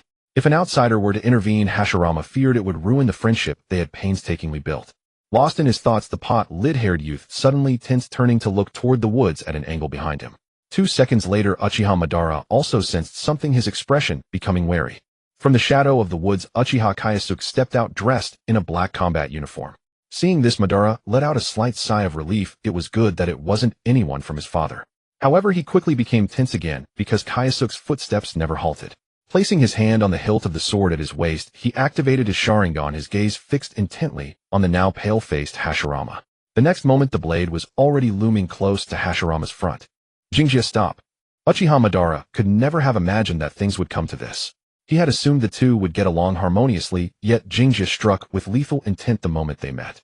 Indeed, the peace of mutual understanding is but a foolish wish held by the two of us alone. Madara, caught in the middle, found it hard to choose while the other two fought with great vigor. Facing Jinji's lightning-fast slash, Hashirama's right arm suddenly became enveloped in a massive blue glow, a phenomenon that only occurs when chakra is excessively concentrated. Heck, does it have to be this exaggerated? Only when truly facing him did Jinjia understand why Uchiha Madara was suppressed by this guy his entire life. That terrifying chakra was no different from a humanoid-tailed beast. During the Fourth Great Ninja War, facing Uchiha Obito as the Ten-Tails Jinchuriki, Hashirama said, with great gravity, "This guy's chakra reserves surpass mine." Listen, what a shocking statement. From this one can see just how terrifying the God of Shinobi's chakra truly was. Without any armor, he resolutely used the method of condensing chakra to defend against Jinji's full power. It possesses the heaviness of earth and also contains the cutting power of wind. Truly a terrifying fellow. After they clashed fiercely once, Jinjia intended to test his prowess in ninjutsu. But the potlit head gave him no chance. He lifted his foot and kicked directly the savage force, causing the air to wail in anguish. Besides his chakra reserves, the innate monstrous strength was the second great asset that allowed Senju Hashirama to dominate. It could be said that the seal and monstrous strength that Tsunade spent her entire life researching were merely Hashirama's passive skills. When facing Uchiha Madara, Jinjia had already sensed the limitations of his body. At Hashirama, the gap suddenly magnified several times over. Bang! Jinjia, having taken a kick, was sent directly to the top of a tree dozens of meters high. Jinjia! Uchiha Madara raised his hand blankly as if wanting to dissuade. The next second, a piercing chirping sound instantly drew his full attention. So this is the famed lightning release ninjutsu. Madara temporarily forgot his conflict. The instinct of a warrior made him anticipate the upcoming duel between the two. His Sharingan locked firmly onto Hashirama. Initially, Jinjia only wanted to test the mettle of the God of Shinobi. Now he changed his mind. The pot-lit hair like a kappa made him feel displeased just looking at it. He wondered which bastard had cut that hairstyle. For that very reason, let this bastard taste his Chidori first. With his mind made up, the bird chirping suddenly intensified several times. The wildly dancing electric current caused the tree branches to collapse violently. What a terrifying lightning release ninjutsu. As for Senju Hashirama, his reaction was more one of awe at the technique. He had heard his friends shout and knew that the earlier remarks came from the young man before him. Moreover, although the opponent's moves were fierce, he actually felt no killing intent at all. This meant the young man was not fighting with the intention to kill him. I understand. Hashirama's eyes lit up, believing he had figured out Jinji's thoughts. He must be testing me. No matter what we do in the future, we must obtain the power to change everything. As expected of a wise man who can see through the answer, every move he makes is filled with a profundity I cannot reach. His palms suddenly came together, and the next second, deep purple chakra surged out from his body. Hashirama began to fully unleash his power. His chakra, far surpassing that of a Jonin, caused the ground around him to rumble continuously. Come, let me show you my resolve. Potlit head, get down now. Sand and stone cracked, the earth overturned, and the two figures rapidly closed the distance between them. Both of you stop right now. Just as they were about to make contact, a war fan suddenly inserted itself sideways, perfectly blocking the two chakra explosions about to erupt. Uchiha reflection. To avoid harming anyone, Madara deliberately reduced the reflection's force. Damn it, this backstabber. Jinjia pulled himself out of the rock crevices, sat down limply, and took a long while to catch his breath. On the other side, Hashirama quietly crawled out of the river, his expression indescribably ugly. Not long ago, he had seen Madara urinating in the river. Now he had drunk a bellyful of that water. It would be a miracle if he could be happy. As for Madara, unable to think of a good solution, he simply decided to beat both these fools into submission. Beat them until they listened. Attacking from behind, Madara, you've fallen. Save your breath. If you have the guts, both of you come at me. Fine, Jingjia, let's join forces and take him down first. Half an hour later, the future three gods of the shinobi world were all lying bruised and battered by the riverbank. To punish the backstabber, Jingjia teamed up with Hashirama and harshly rubbed Madara's face into the ground. But as they fought, the two began to have a falling out, eventually devolving into a three-way free-for-all. Shameless, how the Senju are no better. The Sharingan had been exposed. Continuing to conceal his identity was pointless. However, what pleased both sides was that their friendship had not changed at all due to their stances. We are still too weak. Jingjia touched the bruises on his face, his voice low as he spoke. This world is far more dangerous than we imagined. In his mind, the Otsutsuki clan from beyond the heavens quietly emerged. Not counting Kaguya sealed on the moon, the threats within the ninja world itself were anything but few. The Jashin cult, active for years, the sage of six paths hidden in the Pure Land, Jigen, who knows where he is, chanting sutras, and Black Zetsu, always ready to scheme against the Uchiha. None of them were easy to handle. If Jingjia had to deal with them alone, he would either die of exhaustion or be driven crazy. For the future, he had to protect these two idiots beside him. Don't be foolish and let others scheme against you. Instead of that, think about how to step into the realm of the six paths level. Indeed, our power is still insufficient. Hearing this, Hashirama became even more convinced of his own thoughts. Lying on the ground, he began to describe the beautiful vision in his heart. But it was better not to speak. Every sentence was subject to Jingji's ridicule. What do you mean by everyone minding their own business? Establishing a village requires financial support from the daimyo. Idiot, without the daimyo's guarantee, would ordinary people trust a group of ninjas with formidable power? The idea of forced intermarriage. Did you think of that with your ass, eh? There is no permanent peace. You will understand this sooner or later. Listening to their quarrel, Madara smiled with relief. It seemed he hadn't been a backstabber for nothing. The road ahead was difficult. Thinking about resolving the issue of hatred, he could imagine how much resistance there was. Turning his head to look at Jingjia with a swollen cheek and Hashirama, who couldn't even see with one eye, Madara felt very pleased. A pleasure he had never felt before. Wow, what a beautiful scenery. On the future Hokage Rock, three young people were envisioning their future. I've decided. Hashirama Senju spread his arms with exhilaration. I'm going to build a village here. A haven where discrimination doesn't exist, where children don't have to go to war, and where all clans can live in harmony. Beside him, Madara Uchiha's heart surged with emotion as well. That future was something he longed for too. Jingjia, would you be willing to help us? Both of them turned to look at the newest member. Me. Jingjia walked to the edge of the cliff, his gaze seemingly reflecting the image of the future Hidden Leaf Village. The Hokage building, Ichiraku Ramen, the food street, the Ninja Academy. His eyes were so complex that the two beside him could not fathom them. I'm also looking forward to the village's construction. Ha ha ha, good. Hashirama was ecstatic beyond measure. For years he had no one to share his dream with. Even his closest brother couldn't understand his thoughts. Indeed, people could understand each other, even the Senju. Madara, Jingjia, really. Hold on. Jingjia forcefully interrupted Hashirama, whose face was almost twisted with emotion, and said calmly, don't be too happy too soon. To the entire ninja world, we are nothing. I know. In the future once. You are too naive, Hashirama. He interrupted him again, without hesitation. Jingjia turned his head, a sharp light in his eyes. People's thoughts change over time. You and I are no exception. Once you truly understand the cruelty of war and the helplessness between people, you may not hold onto today's feelings. Stopping the young man who wanted to argue, his tone turned low. Think before you speak. Otherwise, you'll only make me look down on your dream. Hearing this, Hashirama took a deep breath and said with firm eyes, I will overcome the pain and keep moving toward my dream. Looking at that face that seemed sincere, Jingjia wanted to ask, what would you do if I personally killed Tobirama? But before the words left his mouth, Madara, beside him, quietly stopped him. After thinking it over, Jingjia didn't push further. Perhaps, just now he had recalled the tragic fate of the Uchiha clan in the future. The founders of the glorious Hidden Leaf Village, one of the most prominent clans in the Warring States period, eventually fell to the point of being oppressed by minor clans like Sarutobi and Shimura. This seemed like an absurd joke from the present perspective. No one can say what the future holds. Jingji's words were laden with meaning. Regardless of the process, the three of them had finally exchanged their initial thoughts. After bidding farewell, as the excited Hashirama Senju left, Madara suddenly asked, Jingjia, how did you appear? Shaking his head with a wry smile, Jingjia didn't answer his question, but muttered something incomprehensible. I've noticed that when it comes to Hashirama, you become very irrational. Impossible. He's just an ordinary friend. Don't think too much. Madara gave a triple denial. Unwilling to say much, Jingjia only left a warning. I can detect your whereabouts. Do you really think no one in the clan knows what you're doing? Being with him, you will never get your family's blessing. Yeah, I know. Wait, what do you mean by being with him? Madara glared at him fiercely, but Jingjia flickered and was already far away.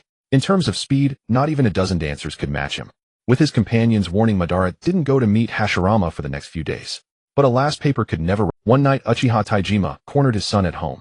"Madara, who have you been meeting lately?" Taijima's tone was gloomy and he looked extremely angry. At first, Madara intended to make up some excuse to brush it off. But somehow he decided to test his father's thoughts. 3 minutes later, Madara paid for his foolishness. The Uchiha and the Senju cease fire and together build a beautiful homeland. The clan leader looked at his son as if he were an idiot. "You've been influenced by the enemy?" Taijima asked in a tone of disappointment. "I never thought you could be so naive. Have you said these things to outside?" Jingjia knows too. "Idiot." The clan leader almost choked with anger. "What kind of person is Uchiha Jingjia? He's your biggest rival in the future. You've just handed him leverage on a silver platter." Hearing this, Madara grew impatient.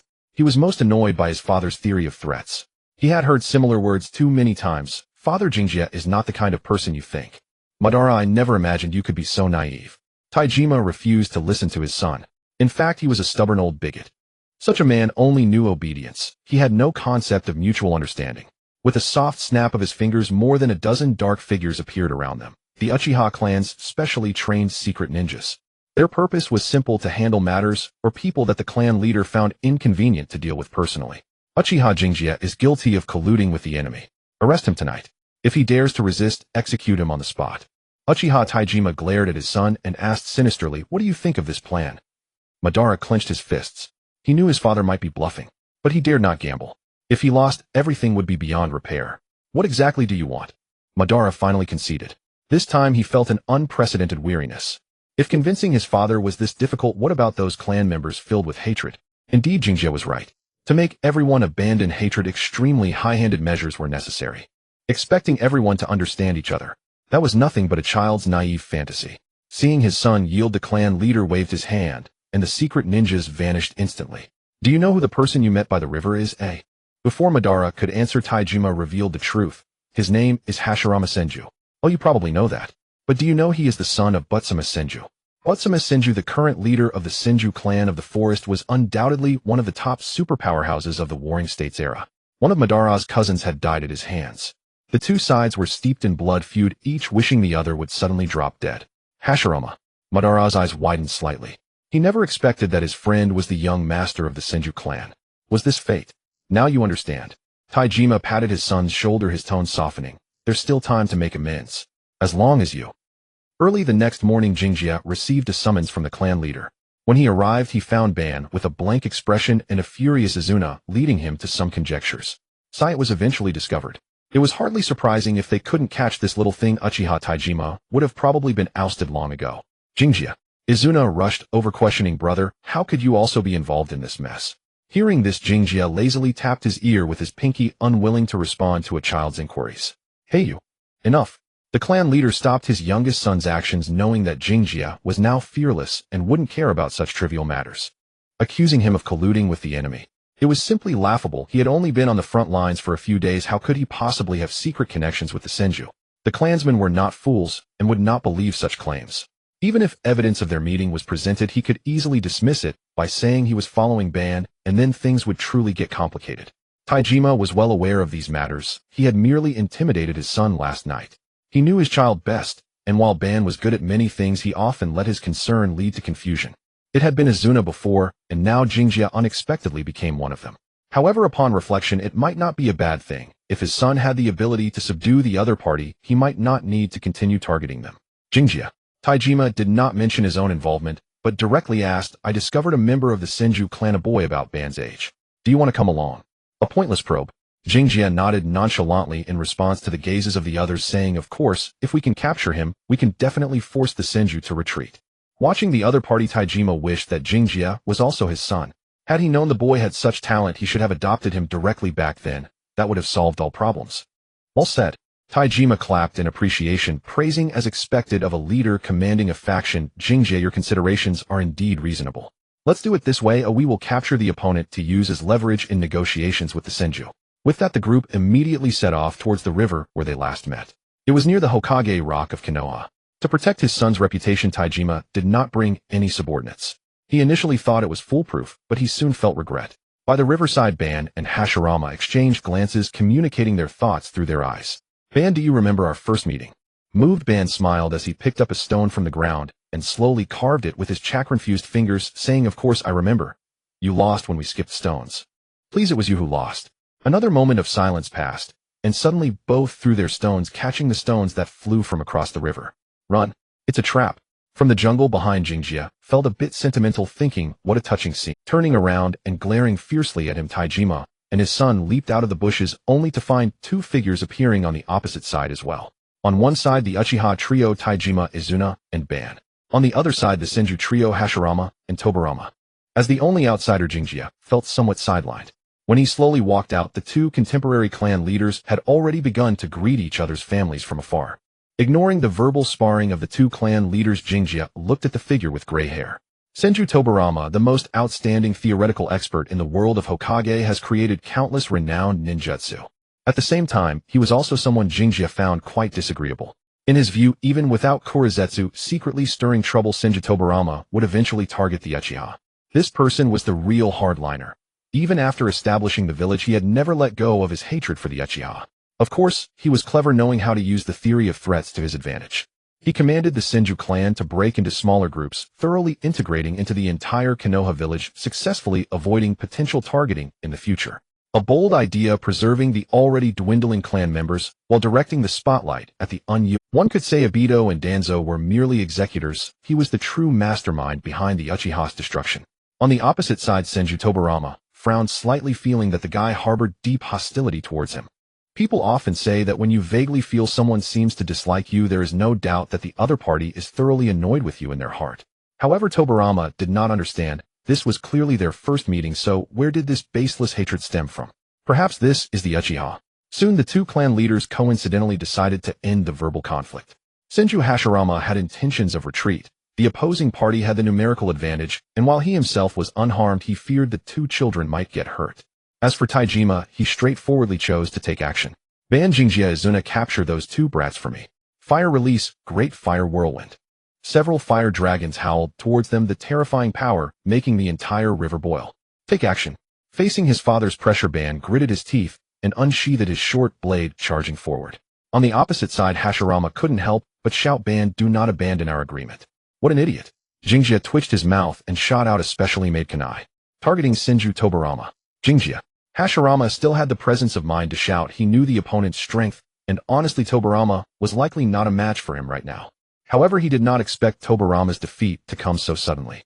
Dodging the oddly shaped kunai, Tobarama sneered as he formed hand seals, a massive flow of water suddenly gathering around him. Water release, water barrier. In his hands, the defensive water barrier could also be used offensively. Positioned on the opposite bank, he had a natural geographical advantage. Bang! Before he could make a move, a heavy blow from behind nearly knocked him out. The water barrier shattered as Jingjia held Tobarama's neck with one hand, his posture filled with wild intent. Tobarama. The first Hokage's heart jumped, his chakra surged significantly, and with immense strength, he kicked Uchiha Ban away. Let him go, Jingjia. Hashirama used the body flicker technique, appearing in front of him with a punch. In truth, Jingjia could have taken Senju Tobarama away from the battlefield. After a period of hard training, he had been able to initially achieve teleportation with the Flying Thunder God technique. However, after a moment's hesitation, he abandoned the tempting idea. To deal with potential threats, Senju Hashirama was a necessity. In the end, the Senju father and son left. Tianjima could not take the Buddha's realm, and the power erupted from Hashirama was extraordinarily astounding. Even the clan leader could not find fault with the two, though he was well aware that Kyosuke and Madara had definitely not fought with all their might. Let's go back. It was evident that Uchiha Tianjima was very unwilling. This also reflected the serious threat that the entire Uchiha clan was facing. Perhaps not wanting his son to rekindle old flames, the clan leader immediately ordered the two to set off as soon as they returned to the camp. Don't be reckless in anything. Before departing, Tianjima patiently advised the two, the strength of Uzumaki Ashina is truly terrifying. You are not their match at present. Remember, ensure your own safety at all costs. Yes. The Southern Army led by Kyosuke marched ahead, while the main force cultivated by Uchiha Madara followed behind. A ninja contingent of nearly 500 set off towards the western battlefield. Madara, spotting the distracted king of dance, Kyosuke decided to give him a bit of guidance. What's wrong? Haven't you recovered from your disappointment yet? Don't think I don't know. You had the ability to capture that Senju brat completely. Madara retorted defiantly. Not wanting to fight his friend Kyosuke had also held back a bit. If he thought he could provoke him with words, he was still too naive. Beside him, Kyosuke looked slightly dazed, though everything was going well. So why did Madara suddenly become so tsundere? Did I trigger some kind of switch? They fell silent for a few seconds, and after hesitating, Madara decided to speak his mind. Perhaps Kyosuke was now the only one he could confide in. Tell me, do you think there is still a chance to realize that dream? The King of Dance looked very confused. What he wanted was not a village, but a safe environment for his brother and clan members. As long as Izuna was safe and the children did not have to step onto the battlefield at such a young age, then his wish would be fulfilled. Such a humble thought seemed unworthy of Uchiha Madara. However, at this moment, Uchiha Madara was not the centenarian struggling to survive in a cave. Too young, he was merely an ambitious youth who was not good at expressing his feelings. Otherwise, he would not have become friends with Hashirama. Unfortunately, in the cannibalistic warring states era, his dream was as difficult to achieve as unifying the 5 great nations. War never ceases. Even if one day the Uchiha and Senju united, there would still be threats from the other 4 countries. The wars between nations would only become more brutal. When the future attempts to resolve the conflicts between nations, Kaguya Otsutsuki would not rest, as she would undoubtedly continue to incite strife among people. At that time, the Land of Fire would inevitably be involved. Even if they teamed up to decisively overthrow Kaguya, there would still be other threats lurking in the shadows. Regardless of when the Otsutsuki from the universe would surely come. It wouldn't take many, even 10 Kaguya-level enemies would be enough to obliterate the entire Earth. Peace. How easy could that be? These words were something Kyosuke could not convey to the King of Dance, but he could certainly express his views on the matter of the village. Don't worry, the village will be established sooner or later. In response to Madara's surprised gaze, Kyosuke calmly stated, the specific timing depends on when you and Hashirama can seize power. Once you have completely mastered the Uchiha and secured the position of clan leader, then you can marry Hashirama whenever you want. Hearing this, Madara furrowed his brow in confusion. You're talking nonsense again, but what you said makes sense. I hope that fool can figure this out too. You mean Hashirama? Kyosuke implied. He is much smarter than you think. Madara, the truly foolish one. In the Land of Fire at the western battlefield, the pre-battle base of the Uzumaki clan.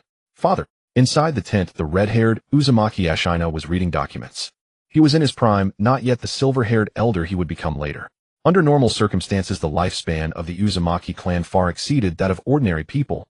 Even when nearing death, they typically would not show significant signs of graying. It was clear that Uzumaki Ashina's death should have some hidden circumstances likely related to several sealing techniques he was researching. For instance, the tailed beast sealing technique. Or the creation of sealing masters who connect with the Shinigami. Of course, those were studies he conducted privately, and outsiders were almost entirely unaware. For Uzumaki Ashina, the most troublesome thing at the moment was how to deal with the aggressive young girl before him. Seeing her father distracted, the girl slammed her hands on the table, nearly flipping it over. The girl had a delicate face, her long red hair styled into 2 buns, and she wore a crown-like ornament on her head. As her hair fluttered, one could see the diamond mark on her forehead. She was none other than the princess of the Land of Whirlpools, Uzumaki Mido. Father, she shouted fiercely, pulling out an intelligence report and nearly shoving it into her father's face. Reinforcements from Uchiha are on the way. Oh, Uzumaki Ashina nonchalantly nodded, appearing completely unfazed. He was the founder of the Land of Whirlpools, might the greatest sealing master of this generation. No, perhaps the greatest in 100 years. What could 2 children still in diapers need special attention for? With that idle mindset, he might as well continue refining the diamond lock sealing ninjutsu. Seeing her father's indifferent attitude, the fuming Mido quickly turned to leave. She felt her father was becoming excessively proud and arrogant. How powerful a foe the Uchiha were, no matter how one viewed it, they could not be underestimated. Choosing to intervene in the war, the Uzumaki clan must exert their utmost effort. Only by forming the deepest alliance with the Senju could they ensure the safety of the Land of Whirlpools for generations. First, the Uchiha must be completely eliminated. This was the prerequisite for both sides to form an offensive and defensive alliance. Her father's current negligence in Mido's eyes was a form of betrayal. One must understand that Senju Hashirama was not a kind-hearted individual. Offending him would place the Land of Whirlpools in a perilous situation. I can't just sit idle. I must do something. Accustomed to taking the initiative, Mido decided to head to the front lines to meet those 2 commanders who were about her age. Speaking of which, Uchiha really seems to have no one left. Anyone can become a commander at the army level. It was clear that the young girl didn't believe those 2 could have any real substance. Rumors. They were merely meant to fool the gullible. Without fabricating a few geniuses, how could Uchiha Tianjima have smoothly completed the power transfer? After all, this was just a common tactic passed down through family traditions. Let me Uzumaki Mido unveil their true colors. The young girl tossed her buns and set off with her personal guard. Uchiha Hongshu, one of the few influential elders remaining within the clan. He also served as the supreme commander of the western battlefield. Aligned closely with Uchiha Tiandao, he was a rare, good-natured figure among the clan. Even Uchiha Ban, the young clan leader, had to address him respectfully as Elder Honshu. Come in. This core commander indeed carried no airs. No wonder Uchiha Tiandao trusted him with his son. So you must be Jingjia. Truly a hero emerges in youth. Uchiha Honshu did not hesitate to praise at your age. I hadn't the courage to set foot on the front lines. After a few modest exchanges, Jingjia inquired, my lord, how stands the current situation? At this, Uchiha Honshu sighed instantly. Your arrival is most timely. Had you delayed another 10 days, or half a month, the front line would have likely collapsed. So grave. Jingjia exchanged a glance with Ban, both of their expressions turning somber. Through the core commander's account, they came to truly grasp the hardships of the Western Front. The Uzumaki clan mobilized in full force with over 1,000 shinobi, all masters of sealing techniques. Their individual strength was not superior, and their numbers were completely outmatched. That they had held out this long was entirely due to the defensive network built by the Uchiha over many years. It resembled the Southern Front, but this time the Uchiha were no longer the dominant side. I wish to observe the front line, Jingjia proposed. As for the Corps' coordination, he left it to Uchiha Ban. With the Corps commander's approval, Jingjia immediately set off alone. With the Flying Thunder God technique at his disposal, few in the world could detain him. Along the way, he inscribed spatial coordinates at various locations. Where engraving was inconvenient, he left kunai in concealed spots. Soon he traversed the entire defensive line and arrived alone at the foremost sector. Boom! The violent roar of ninjutsu instantly swept him back into memories of the past. What a familiar scent. Jingjia took a deep breath, a cold arc curving at the corner of his mouth. In his eyes, the Uzumaki clan were merely moving points. No matter their strength, with his unparalleled mobility, he could harvest heads at will. Caressing the blade at his waist, Jingjia murmured to himself, since I'm here, I might as well collect some interest in advance. His hands formed seals rapidly, and his figure vanished from the spot. Uzumaki clan forward camp. Shaking her pair of Odango buns, Shuahu rushed to the front line. Any anomalies? She asked the person in charge. Unlike Uchiha Ban, as a princess, Shuahu wielded considerable influence within the clan. Even the frontline commander had to bow respectfully in her presence, daring not to show the slightest neglect. Your Highness, there are no anomalies whatsoever. The commander answered cautiously. But no sooner had the words left his mouth than the distinct roar of explosive tags rang out from outside. And this is your no anomalies. Shuehu glared at him, then vanished toward the scene. On the other side, Jingjia gazed at the enemies around him and heaved a deep sigh. He had underestimated the Uzumaki's sealing arts. He had thought his infiltration would go unnoticed, but before he could even stick a few explosive tags, he accidentally triggered a defensive barrier. Now his stealth plan was utterly ruined, and he had lost over a dozen unused tags. A complete loss. Scanning his surroundings with ill intent, he wondered whether he should collect a little interest. He wanted to make it clear to the enemy that he could breach their stronghold at will. If they pushed him too far, Jingjia could slip into the land of whirlpools and see whether the daimyo's harem truly held 3,000 beauties. This was a blatant threat, a message to Uzumaki looming that the Senju might not be able to protect them. He silently drew his long blade, feeling a long-lost surge of bloodlust. In the Warring States period, all clans emphasized taijutsu, and the Uzumaki were no exception. With the Sharingan's enhancement, he feared no outsider in hand-to-hand combat. Today I'll turn your world upside down. Just as he prepared to act, a familiar figure abruptly appeared before him. Little thief, who are you? Jingjia frowned at the maiden before him. If she seemed familiar, she must be a character from the original story. His gaze swept over her twin Odango buns, and he asked hesitantly, are you Xuanhua Shu?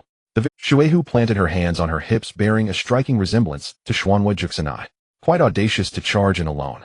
Aren't you afraid of being besieged by my clan's elites? Elites? Jingjia scoffed, unbridled in his mockery. Lackeys of the Senju, and you dare call yourself— What did you say? Stopping her clansmen who were ready to strike, Shuhu strode forward, her eyes blazing with a princess's pride. Today I'll show you who is truly the frog at the bottom of a well. As she spoke, the diamond mark on her forehead dissolved. Yin seal release. The Yin seal, a sealing technique used to store chakra. Xuanhua Shuehu employed it to accumulate power capable of overturning the tide at a critical moment. Passed down to later generations, Tsunade refined it further, developing the formidable strength forbidden technique, creation rebirth. The overwhelming torrent of chakra in a daze gave Jingjia the illusion of facing Qinsho Zhujian. With a single step, sand and stone flew. The proud princess of moments ago transformed in an instant into a ferocious female tyrannosaur. Cannot meet force Hedon. The three tomos spun rapidly. Jingjia seized the opportunity and sidestepped her assault. This move fully exposed his identity. 3 Tomo Sharingan. At his age I know who he is. Uchiha Jingjia. Forcing herself to halt her charge, Shuehu turned her gaze filled with shock. She had assumed he was merely some ordinary death warrior, not the infamous demon-faced Rakshasa. Shuehu was puzzled. A solo incursion into the enemy camp sounded impressive, but was actually a foolish move. Intelligence indicated that Uchiha Jingjia had led the Southern Army to the front to participate in the war in the Land of Whirlpools. Shuehu knew they would meet sooner or later, but she never imagined it would be under such bizarre circumstances. So it's Lord Jingjia, the Corps Commander. I've long heard of your reputation. Shuehu spoke with a serene smile. I have long wished to make your acquaintance. It seems we might have a chance for a heart-to-heart talk by candlelight. Heart-to-heart.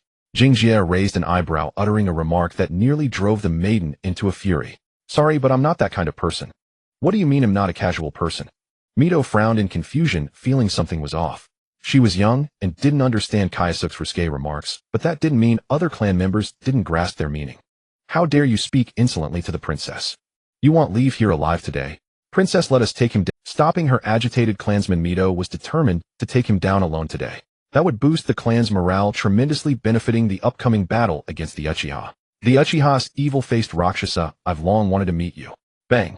With a simple start, the ground beneath her feet instantly shattered. The terrifying chakra fluctuation made Kyosuke frown slightly, thinking that the In seal was indeed a great jutsu.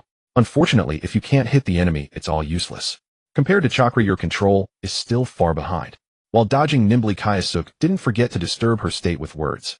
Mito's strength was indeed impressive, but the problem was that she focused too much on increasing power, neglecting the importance of control. Oh, it should be said that she didn't wanna, but she simply couldn't control such a level of power.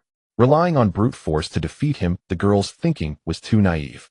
Continuous attacks were all easily dodged by the opponent, and Mito knew that she might never be able to touch him. Subconsciously, she began forming hand seals, preparing to unleash a powerful jutsu to force him into a direct confrontation. But before she could act, she stopped with a grim expression. No way, Mito couldn't possibly kill her own clansmen around her. But in that moment of hesitation, Kyosuke turned into a blur, and his blade was instantly at the girl's throat. You lost. Glancing at Mito, who was about to explode with rage, Kyosuke remained silent, considering whether to take this opportunity to abduct her. If used well, it might force the Uzumaki to cease hostilities. Even if not, it would at least make that old man cautious. If the two sides truly fought heated, he knew the Uchiha were likely not a match. This was a fact admitted by Commander Hiroki himself, who had been defeated multiple times in battles against Uzumaki Ashina. If not for the other side's restraint and unwillingness to offend the Uchiha to the death, the entire front line might have collapsed long ago. Now that Kyosuke had arrived, he naturally couldn't hand over the initiative to the enemy. Whether to fight or not, and how to fight, it was up to him to decide.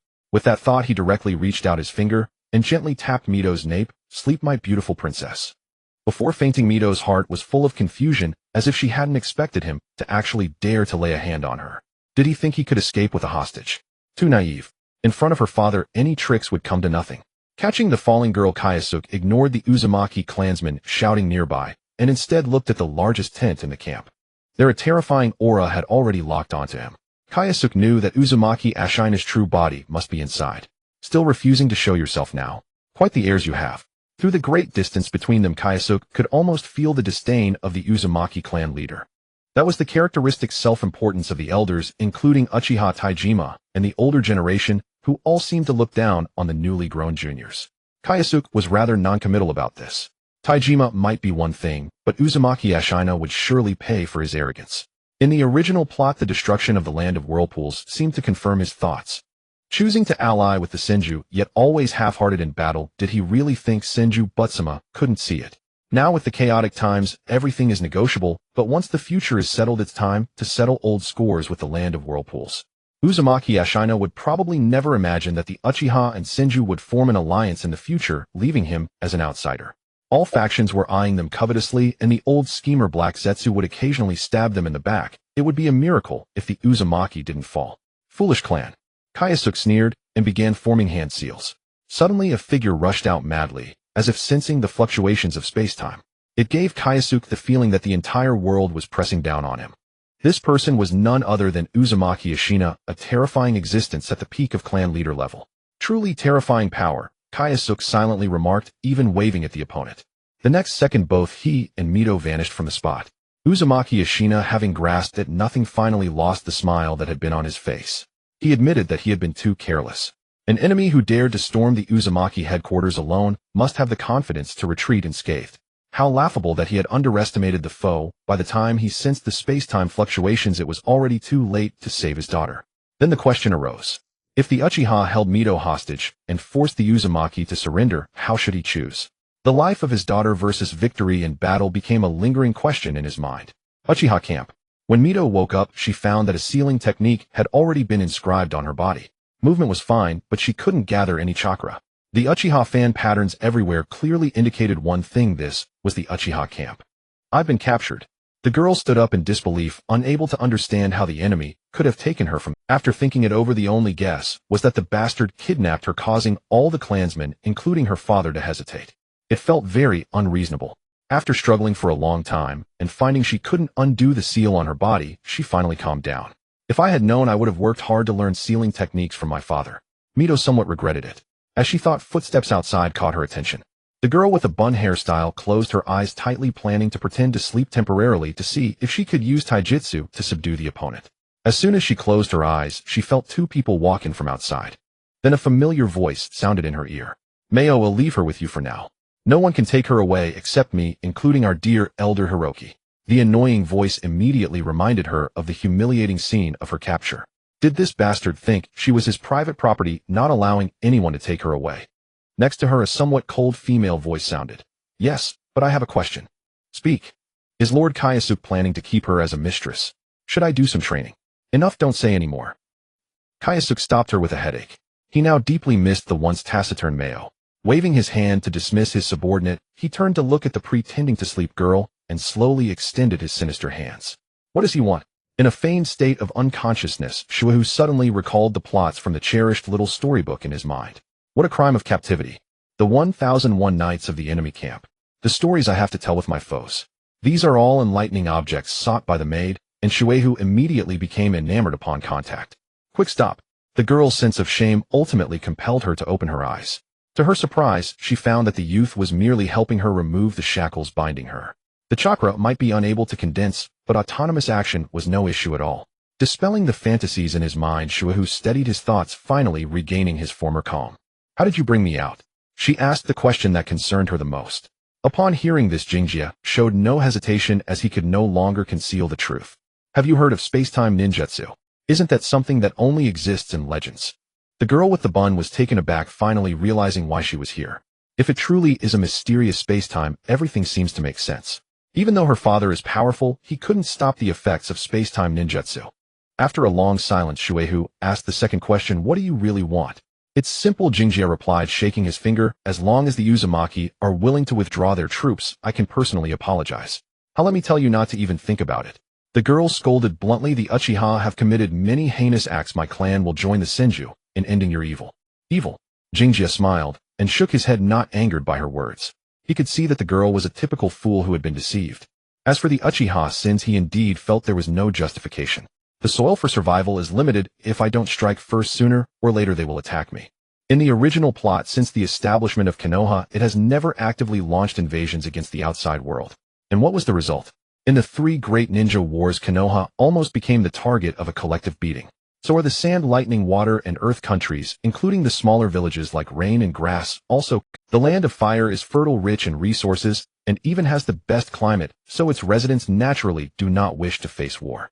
But what about other countries? In some, even normal sustenance is a distant dream, let alone basic living conditions. What should we do if we don't fight? Should we just wait to die?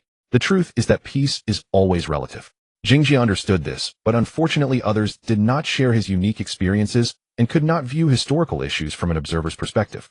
Not intending to correct the girl's thoughts, he paused, and a sinister smile suddenly appeared on his face. Then there's no other way. For the future of our two clans, I must implement some unconventional methods. I, Uzumaki Shuehu, am not someone to be scared easily.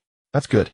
Jingjia clenched his fist with excitement. Please stay here for a few months, during which I will share meals and a bed with the princess. When our child is born, I will personally take you home. Child. Shuehu was stunned, struggling to keep up with the youth's erratic thoughts. Yes, Jingjia smiled and explained, once we have a child, the Uchiha and Uzumaki will become one family. In consideration of the grandson, Uzumaki Rumina won't continue to make things difficult for us. Uchiha Uzumaki Shuehu was furious. She had never encountered someone so shameless. What do you mean by having a child? There's no way I would ever have a child with you. Even if I, Uzumaki Shuehu, remains single for life, I would never choose to marry you. Fuming, she sat up, filled with the urge to pounce and beat the youth. Master. A voice from outside the tent called. Briefly describing the situation, Jingjia nodded and pointed at the girl with the bun, instructing, keep an eye on her, don't let outsiders approach. Yes. Turning to the girl who averted her gaze, he smiled and said, the grandfather of our child has come for a visit. I must personally go to welcome him. At first Shuehu didn't grasp the meaning, but when she realized who the grandfather of the child referred to, that scoundrel had already disappeared without a trace. Bastard, you wait for me. Using the previously set spatial coordinates, Jingjia quickly arrived at the front line. As he lifted the curtain of the tent, he ignored the many strange gazes and confidently walked to his place to sit down. Cough, Jingjia has arrived. The commander Hiroki coughed lightly, frequently, signaling Uchiha Madara with his eyes. Helpless Madara could only sigh and speak. I heard you captured the princess of the Uzumaki clan. Yes. Jingjia nodded, talking nonsense with enthusiasm. I plan to marry her and use our offspring to completely undermine the country of the whirlpool from within. Uchiha Hiroki. Uchiha Madara. The numerous commanders. Rubbing his slightly aching head, Uchiha Hiroki finally understood why the clan leader was somewhat at a loss when dealing with the youth. People who act irrationally like this are often the most troublesome because their next move is completely unpredictable. Who could have foreseen that he would dare to infiltrate the enemy camp and bring back the princess of an entire nation? As for the talk of having children, everyone took it as mere nonsense. He is just a kid. Even if he wants to, he probably doesn't have the ability to produce offspring. On the other side, Uchiha Madara was more interested not in the princess, but in the intelligence regarding that mysterious ninjutsu. Do you really know how to perform space-time ninjutsu? Madara inquired in a low voice. Yes, Jingjia nodded with great restraint, adding a self-praising remark, who am I? The strongest genius of the Uchiha in 1,000 years. Oh, what's so strange about knowing space-time ninjutsu? Self-created. Of course I call it the Flying Thunder God technique. Oh, doesn't the name sound good? Just so-so. As they whispered to each other, Uchiha Hiroki began the pre-battle arrangements. The fact that Uzumaki Rumina was forced to personally go to the battlefield was something many had not anticipated. Now they had to face the threat of a peak clan leader-level powerhouse Hiden. The older generation of ninjas were all apprehensive and unwilling to confront the opponent directly, while the two rising stars present were eager to take action. What are we afraid of? When soldiers come, we fight. When water comes, we dam it. Jingjia waved his hand, appearing fully confident. That's right, whether it will work or not can only be determined by fighting. Madara nodded in agreement. He understood that in the hearts of those present, thoughts like those of a newborn calf unaware of danger surely emerged. It's okay, time will prove who the true strong are. Whether it is Uzumaki Rumina or Senju Hashirama, they will ultimately become defeated opponents of Uchiha Madara. This is the confidence that belongs to the strong. As for Jingjia, he didn't possess such domineering thoughts. With Shuehu in hand, he wasn't afraid of Uzumaki Rumina completely turning against him. He dared to bet that the indecisive man had probably not yet decided how to confront the Uchiha. When 1,000 people pass, clouds cover the sky. When 10,000 people pass, there is no end in sight.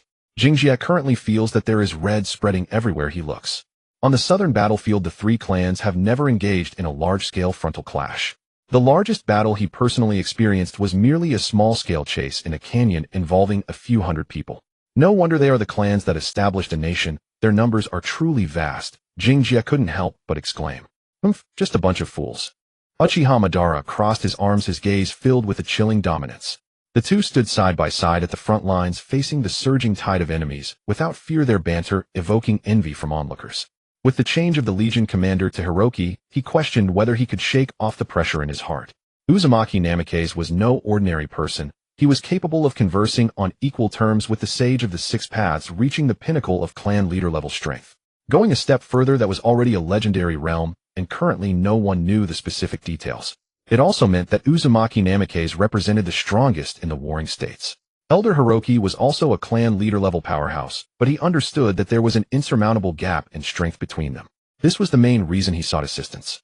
If the quality couldn't match, at least they had to ensure parity in numbers, otherwise what was the point of fighting?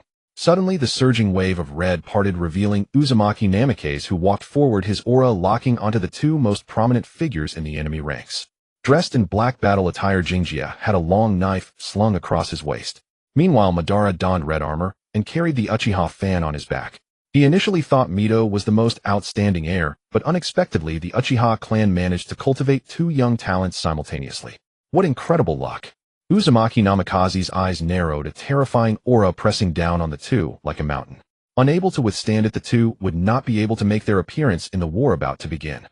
The horrifying pressure of the battlefield would gradually erode their hearts, causing the once proud sons of heaven to fall completely into the mundane. However, Uzumaki Namikaze ultimately miscalculated. His actions only prompted the two Uchiha to activate their Sharingan, seemingly having no effect whatsoever. To outsiders, it instead felt like a case of the strong bullying the weak. The founding hero of the Land of Waves could only pressure two young boys while his daughter was kidnapped. It would be utterly disgraceful if this got out. Glancing at the two who remained unfazed, Uchiha Hiroki stepped forward and mockingly said, "Uzumaki Namikaze, you are truly regressing." Indeed. The leader of the Uzumaki clan replied with a self-deprecating smile. Then channeling chakra, he said in a deep voice, "Release Mito, or I will flatten your Uchiha today." After saying that, he raised one hand, and the ninja formation behind him instantly prepared for action. As soon as the clan leader gave the order, terrifying legion-level ninjutsu would rain down on the enemy ranks. Faced with a large-scale attack, even the Tin-Tails in its incomplete form would struggle to escape in a short time. The power of legion-level ninjutsu was evident. "You bastard Uzumaki, do you really think you can compare with us?" The Legion commander raised his arm, his loud voice echoing in all directions. "Let the enemy see who is truly the strongest clan in the Land of Fire. Release." As soon as the words fell, 30 ninjas in the formation simultaneously formed hand seals, and the chakra fusion process was incredibly smooth. Fire release, great fireball 30. Like meteors falling from the sky, gigantic fireballs soared through the air, quickly covering over 100 meters, ready to engulf the entire enemy formation. At the critical moment, the Uzumaki side's legion-level ninjutsu successfully coalesced. Water release, water barrier 30. Flames and waves intertwined, exploding into a massive cloud of steam that engulfed the entire battlefield. Seeing this, Uchiha Hiroki immediately ordered, "Charge forward." With the Sharingan, the Uchiha will have a clear advantage in the thick mist. If we don't charge now, when will we? Kill with me. Jingjia was the first to charge out. Behind him, over 80 ninjas who had mastered Chidori instinctively created a distance suitable for dodging. Just as they formed their battle formation, a barrage of shuriken and kunai flew towards them. Occasionally, there were one or two powerful ninjutsu mixed in attempting to launch a remote strike. "Scatter!" With a wave of his hand, Jingjia commanded, and the formation instantly dispersed on a large scale, successfully evading the attacks. At this moment, the two sides were already very close, and his keen dynamic vision allowed him to vaguely see the shadows rushing through the mist behind. "Form hand seals." As he spoke, melodious bird calls suddenly rang out. 1, 2, 3. In the end, the synchronized roar of lightning completely drowned out all other sounds on the battlefield. "This is his trump card," Madara observed from behind, somewhat impressed. Such a magnificent scene was indeed rare. Faced with an attack of this scale, any opponent would be at a loss. In a moment of contemplation, the torrent of lightning plunged into the enemy ranks, charging straight in and slicing right through the enemy. Again, Jingjia commanded, preparing to replicate the previous action. If he continued this way, he was certain he could completely shatter the enemy's morale.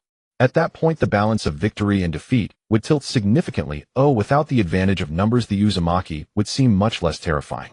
His idea was great, but unfortunately someone was unwilling to comply. "Uchiha brat, don't get too arrogant." An unfamiliar red-haired man charged towards him. The opponent gave him no chance to form a formation. Before he arrived, a terrifying whirlwind covered the front. Left with no choice, Jingjia had to break away from the formation and face it alone. "Maya, you all retreat from the battlefield and prepare for the second group charge." "My lord, don't worry, if I want to leave, no one can stop me." With that, Jingjia began to charge back. His hands swiftly formed seals, and he transformed into a streak of light, rushing into the enemy ranks. Arrogant. Facing the Uzumaki man, Jingjia drew his long knife, flames instantly engulfing it. "Today I will let you witness what arrogance truly is." Uchiha style, sword leap flame. With an excellent conductive weapon, he was finally able to unleash the perfected Uchiha style sword technique. Combined with the effect of body flicker technique, he was like a reincarnation of Uchiha Shursui. The intense flames surged, spilling blood across the enemy's chest. Within 3 seconds, Jingjia unleashed a flurry of 7 slashes. However, such a forceful attack still failed to eliminate the enemy immediately. It was said that the Uzumaki clan had a strong physique. Today, he had thoroughly experienced it. "Bastard, you can't escape now." The Uzumaki Jounin spat out blood, his gaze filled with a fierce determination to perish together with his enemy. This kid was so arrogant, daring to charge into the ranks and fight him. Now that the killing blow had missed, the only outcome would be death. Using his severe injuries as a price to exchange for the life of an Uchiha genius, he deemed it very worthwhile. 2 kunai and 3 long knives gave the enemy no chance to evade. Die. In a large-scale war, the greatest fear is being trapped within the enemy's camp. One misstep can easily lead to being besieged by multiple foes. For instance, at this moment, Jingjia would find it difficult to withstand the onslaught from all directions unless he possessed a ninjutsu of absolute defense level. Die. Facing a lethal strike, Jingjia raised his hand and swiftly formed a few hand seals. In the next second, he vanished completely before the eyes of the crowd, leaving only a specially crafted kunai behind. Gon disappeared. The man suddenly recalled the earlier rumors.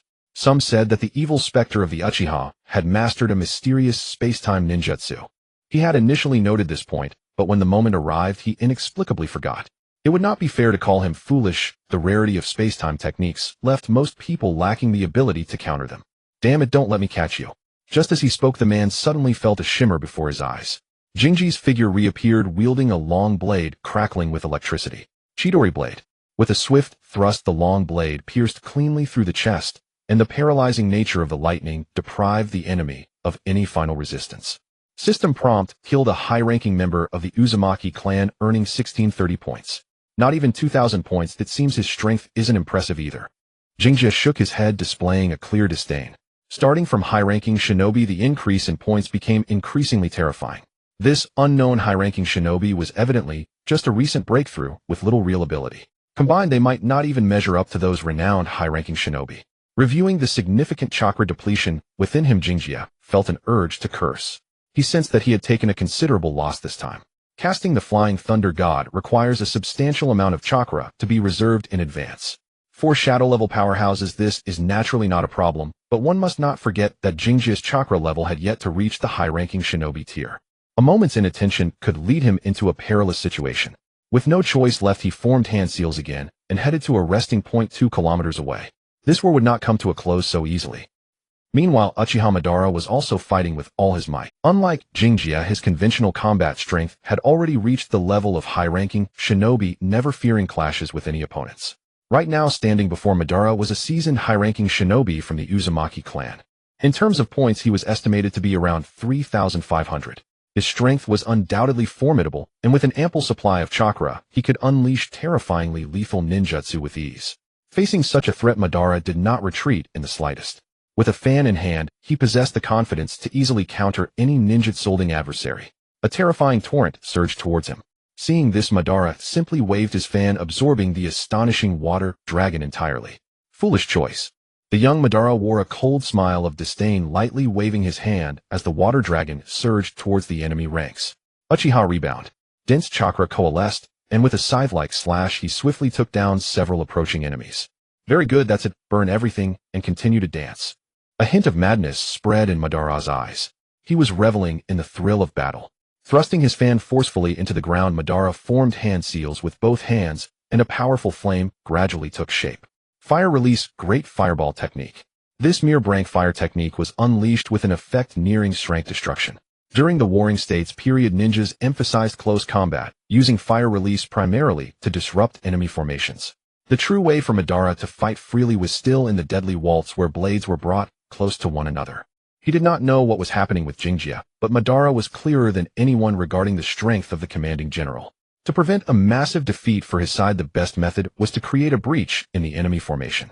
With his Sharingan focused in the next second, Madara charged into the enemy ranks, his fan and scythe dancing together, stirring up a storm of blood and carnage. Uchiha scum, you will not leave here alive today. The ninjutsu-type high-ranking shinobi approached once more. As a result, he plunged headfirst into the smoke and dust exhaled by the young Madara. Fire release, dust concealment technique. He exhaled a mass of high-temperature dust forward, which spread out upon touching the ground. Not only could it obscure vision, but it also inflicted high-temperature damage on enemies, spontaneously triggering explosions after a period. Boom. Stumbling out of the explosions ranged the high-ranking shinobi from the Uzumaki clan. Realizing the danger, immediately called for several subordinates. The five formed a defensive formation, waiting for the enemy to come to them. As expected, the arrogant young Uchiha truly charged in alone. His reckless demeanor clearly showed he did not regard the five at all. Bastard. After the angry shout, the five simultaneously launched themselves at the enemy. 3 minutes later, the blood-soaked Uchiha Madara removed his tattered armor and led his arriving subordinates to continue charging into the enemy ranks. Behind him, all 5 lay fallen in pools of blood, with the high-ranking shinobi from the Uzumaki clan beheaded by him, the sight gruesome beyond belief. Beautiful dance. Before leaving, young Madara left behind a word of praise for the enemy. Unfortunately, they could not hear it and would not take pride in it.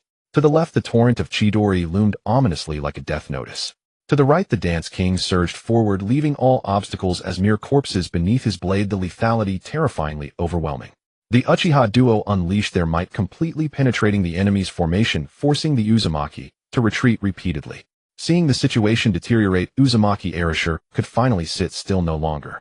Tearing through those trying to obstruct him, he personally led his men to the battlefield, leaving no one who could stand against him along the way. Until the appearance of Uchiha Hiroki, this elder exerted all his strength to stop the charge of the enemy general. The 2 clan leader-level powerhouses began their fierce battle, shaking the heavens and earth, with no one daring to approach within a 3-kilometer radius. Except for the 2 madmen of the Uchiha. If the allied army's leader can be quickly taken down, we can win this war. Using the flying thunder god, Jingjie stealthily approached the battlefield. By eliminating him, our clan can secure victory.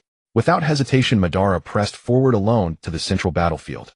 On the side of the Uzumaki clan, someone sensed Uchiha Madara's actions and similarly speculated that Jingjie, who possessed the flying thunder god, might go to support. Unfortunately, due to the clan leader's orders, no one could approach that area. The intent of Uzumaki Erasure was simple, using his life as bait to draw in a sufficiently weighty enemy figure. At that time, he could complete a hostage exchange, perfectly bringing back his precious daughter. As for whether Uchiha Hiroki was not yet worthy of causing his defeat, even Uchiha Taijima's arrival might only have a 30% chance. With significant breakthroughs in sealing techniques, his strength was no longer comparable to the past. Even among those at the pinnacle of the ninja world, there were few he would regard with any importance. It was not about arrogance, it was the confidence that strength bestowed upon Uzumaki Erasure. Sealing technique, fire seal. With a mere flick of his wrist, he erected a barrier that effortlessly extinguished the fire release on which the Uchiha clan relied. Hiroki Elder could only sigh in helplessness, cursing the perversity of sealing techniques in his heart. He drew his long blade, condensing a fearsome wind-natured chakra. If this strike landed, it would surely cleave the opponent in 2, like slicing through tofu. You never learn. Uzumaki Ashina did nothing extraordinary. He simply raised his index finger and tapped heavily upon the empty air before him. In an instant, the entire world seemed to ripple like a placid lake. The ferocious and domineering slash could not breach the viscous blockade. The closer it came, the weaker the power imbued in the blade became. What the hell kind of trick is this? Can't you just fight face-to-face like a man? Uchiha Hiroki was nearly exploding with rage. Then, he was sent flying by the sudden emergence of adamantine sealing chains. With a gasp, Uchiha Elder spat out a mouthful of blood, lowering his gaze to his abdomen, which had nearly been pierced through, his eyes flickering with uncertainty. He realized that the enemy's strength seemed even greater than before. The adamantine sealing chains, a formidable secret art capable of suppressing even the 9 tails, were Uzumaki Ashina's proudest masterpiece. If he had unleashed his full power, Uchiha Hiroki's body would have been pierced on the spot, leaving him either dead or crippled. Yet he had not made up his mind, unwilling to completely sever ties with the Uchiha clan. As many had judged, Uzumaki Ashina was a rather indecisive clan leader, lacking the aggressive drive to forsake all in pursuit of ultimate strength. Had it not been for his daughter's capture, this battle might not have even begun. Rising silently from the ground, Elder Hiroki's face grew solemn as he pondered countermeasures. Suddenly, a glint of light flickered in the distance. A specially made kunai whistled through the air, flying from a blind spot toward the enemy's rear. It's impossible. Hiroki shook his head, knowing such an attack would yield no results. Clang. Without Uzumaki Ashina, even turning around, golden chains automatically knocked the kunai down. Just then, Kyosuke's figure appeared out of thin air, his Chidori blade slashing toward the enemy a few meters away. Too far, he sighed inwardly, knowing the attack would likely fail. The Flying Thunder God had not advanced to the second stage, so he could not teleport by shifting coordinates. That meant he would appear wherever the enemy knocked the kunai. A distance of a few meters might be short, but it was enough for an opponent like Uzumaki Ashina to react. Space-time ninjutsu. Truly extraordinary. The chains swept out and Kyosuke was instantly sent flying. His so-called Jonin-level combat strength was utterly useless against Uzumaki Ashina. Using the chains to pick up the special kunai from the ground, Uzumaki Ashina attempted a few hand seals, as if searching for a way to seal space-time techniques. Such a golden opportunity Kyosuke would not miss.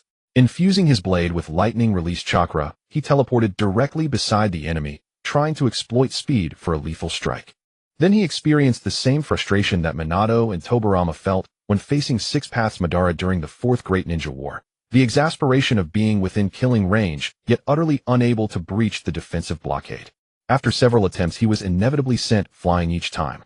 Even with Elder Hiroki's coordinated assault, they could not break through the dense chain defense. What the hell?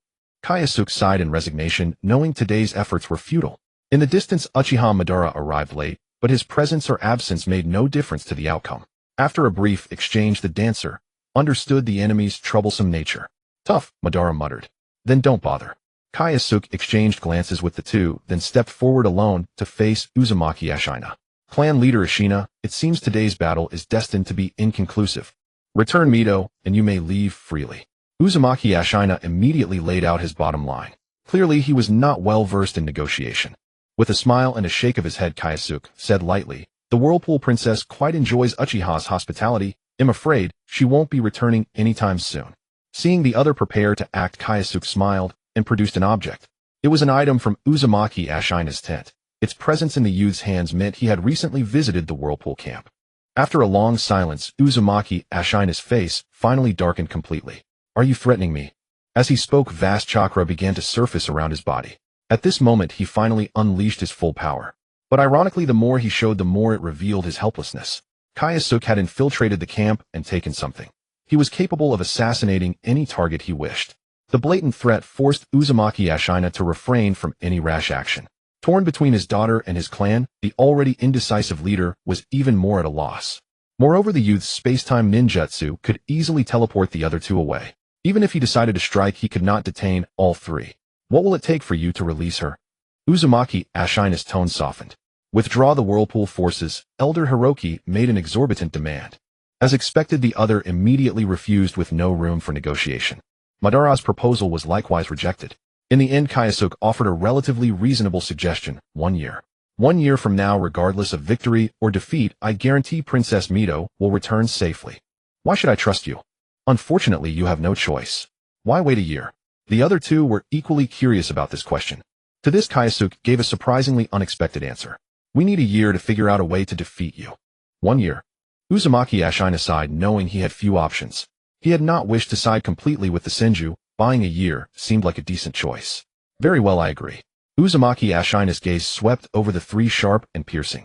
If anything happens to Mito, my clan will expend the full might of a nation to eradicate the Uchiha. With that, Uzumaki Ashina turned and left without hesitation. Phew. The three exchanged glances, all breathing sighs of relief. Ashina's pressure was so immense that Madara even suspected his strength might surpass his father's. Securing a year was good, but how to find a way to defeat him? Through external forces, Kyosuke gave a... Just as the Senju could ally with the Whirlpool, so could the Uchiha seek allies. As for so-called reputation, it meant nothing in the face of tangible benefits. There are no eternal enemies, only eternal interests. Understanding this, nothing was impossible. This is roughly how it happened. Kyosuke sat leisurely, even peeling a chestnut to eat. So I have to wait. Mito was dumbfounded. Why would her father agree to such a request? Delaying for a whole year would surely provoke fierce resentment from the Senju. At that time, the Uzumaki clan would become an outcast among both sides. Gazing quietly at the beautiful Uzumaki princess, Kyosuke pondered for a moment, and then asked curiously, "You still have your own territory, so why must you wade into the muddy waters of the Fire Nation?" Initially, Mito had no intention of answering his question, but when she saw the young man beginning to undo his clothes, she hurriedly explained in fear, "The Uzumaki clan's constitution is unique. Many on the black market would bid to capture us. If not for dire circumstances, we would never have chosen to build a nation on that remote overseas island." Hearing this, Kyosuke roughly understood the Uzumaki clan's plight. As collateral descendants of Ashura, their constitution was absolutely top tier, able to fight and endure, and also usable in all kinds of experiments. The Senju were similar, but they were the greatest clan of the Warring States period, not something that could be plundered at will. Uzumaki Ashina was indeed powerful, but unfortunately the sealing techniques were easy to learn yet difficult to master, and the clan members' strength generally fell short of the required standard. If they did not choose to attach themselves to a powerful clan, disaster would befall the Uzumaki sooner or later. The moment their guardian fell would mark the beginning of the Uzumaki clan's annihilation. Mito understood these issues very clearly, which was why she unhesitatingly leaned toward the Senju, hoping to find a suitable haven for her people. After listening to her lengthy explanation, Kyosuke nodded, finally clarifying some doubts in his mind. "Why not choose to attach yourselves to the Uchiha? Mito let out a disdainful laugh, slightly raising her chin to indicate that he should go out and see for himself. Go take a walk around the camp now, and see if apart from prisoners the Uchiha have ever tried to accommodate any outsiders. The truth was indeed so. The Uchiha clan was immensely arrogant, claiming to be descendants of the Sage of Six Paths, and looked down upon every clan except the Senju. Tolerate other tribes. Even serving as slaves was beneath their dignity. Even during the era of Konoha, the Uchiha remained aloof from the entire village, presenting the appearance of a state within a state. Let alone how the Hokage faction treated them. No ruler could tolerate such an existence. Enduring it for 30 or 40 years before taking action was already an extraordinary feat. Thinking about his own clan's situation, Kyosuke couldn't help but sigh softly, unable to come up with a good solution for the moment. The Uchiha nature was what it was. What could he do? Untying the restraints on the girl under Mito's wary gaze, Kyosuke smilingly took her hand and tore the sleeve of her garment. Oh, what are you doing? Didn't I say? In a year, we'll go see your father with a child in our arms. You bastard, you. Calm down. Rip. Calm down. I can't calm down right now. 2 hours later, Kyosuke and Mito set off on their journey together. To resist the Sun-Just coalition forces, the Uchiha must ally with other clan powers. Kyosuke didn't care what others thought. With him around, he wouldn't let the Uchiha walk the same old path. In a word, human effort can achieve anything. Liberating the Uchiha begins with allying with other clans. To counter the Uzumaki clan, the allies must be the powerful, noble families of the Fire Nation. Such entities were few, and most did not have a favorable opinion of the Uchiha. It was already good enough that they wouldn't kick you when you're down. To expect their assistance at a critical moment, he would have to offer benefits enticing enough to move them. Huge benefits that could make them ignore casualties among their members. Glancing at the sullen Mito, Kyosuke found the situation somewhat amusing. This girl really thought he meant to do her harm, threatening him with such a naive method as biting off her tongue. In fact, Kyosuke only wanted to ensure she wouldn't run away by carving the Flying Thunder God's spatial coordinate on her arm. A skinny little girl like her would feel bony, even as a pillow. On this trip, he originally didn't want to take a burden along, but on second thought, leaving her in the Uchiha camp might not be a good thing. When he was around, it was fine. No one dared to act rashly. But once he traveled far, someone might cook up mischief. For instance, using Mito's life to force the Uzumaki to withdraw. If it came to that, the most likely outcome would be losing everything. Helpless, he had to take the princess along. With the Flying Thunder God, she couldn't stir up trouble given her strength. The Ein Seal was indeed powerful, but accumulating chakra took too long. If she failed once, she would have to wait who knows how long for the next attempt. Instead of thinking about causing trouble all day, it was better to obediently spend a year with him. Then he would naturally let her go home to reunite with her family. Wait, that doesn't sound quite right. Beside him, Mito kept pulling at her sleeve and rubbing her arm, trying to erase the Flying Thunder God pattern. Stop rubbing, you'll rub off the dust, and it'll be embarrassing. Kyosuke looked at the girl with ill intentions. Humph. The Uzumaki princess snorted coldly, but slowly stopped her hand movement. Perhaps she understood that the mark couldn't be removed manually, or perhaps the comment about rubbing off dust was too cutting. In any case, they had no communication at all for the next few hours, until they passed a remote town. I want to wash up. Mito made her first request. She thought the man would refuse, giving her a chance to bargain. Unexpectedly, Kyosuke nodded and said, we really should find a place to rest well. The conditions at the front line are indeed too poor. Oh, the red-haired girl blinked, a feeling suddenly rising in her heart. Maybe this guy wasn't so hard to get. Unfortunately, she soon shattered that thought herself. Uchiha Kyosuke, what are you doing? In the hot spring? Mito completely freaked out. She had wanted to soak in the hot spring to relieve the hardship of the past few days, but before long she saw that damned Uchiha also come in. What are you yelling about? Kyosuke picked his ear and said impatiently, this is a mixed-gender bathhouse. Whose fault is it that you didn't look carefully when you came in? But, go but somewhere else. Don't disturb my rest. With that, Kyosuke closed his eyes and even started snoring softly. Seeing this, Uzumaki Mito quickly calmed down and raised her hand with an urge to try. If she made a move now, would she? But before her daydream could finish, she saw the corner of Kyosuke's mouth curl up slightly, and he muttered in a slurred voice, naughty kids get spanked as spanked.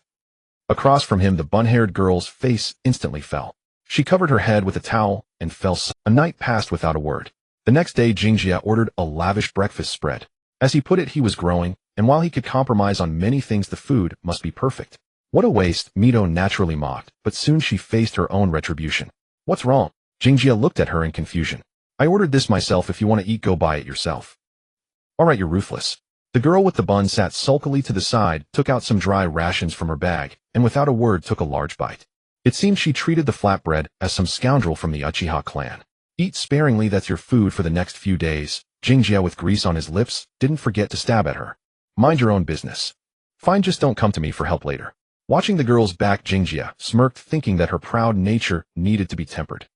No, it was more about honing her character. Otherwise, she'd easily suffer losses in the future. He took out the sealing scroll from his pocket, found the section marked with the character for food, and began packaging the prepared meals. It was quite a lavish act. The value of a sealing scroll far exceeded the cost of meals. Normally one wouldn't do such a thing.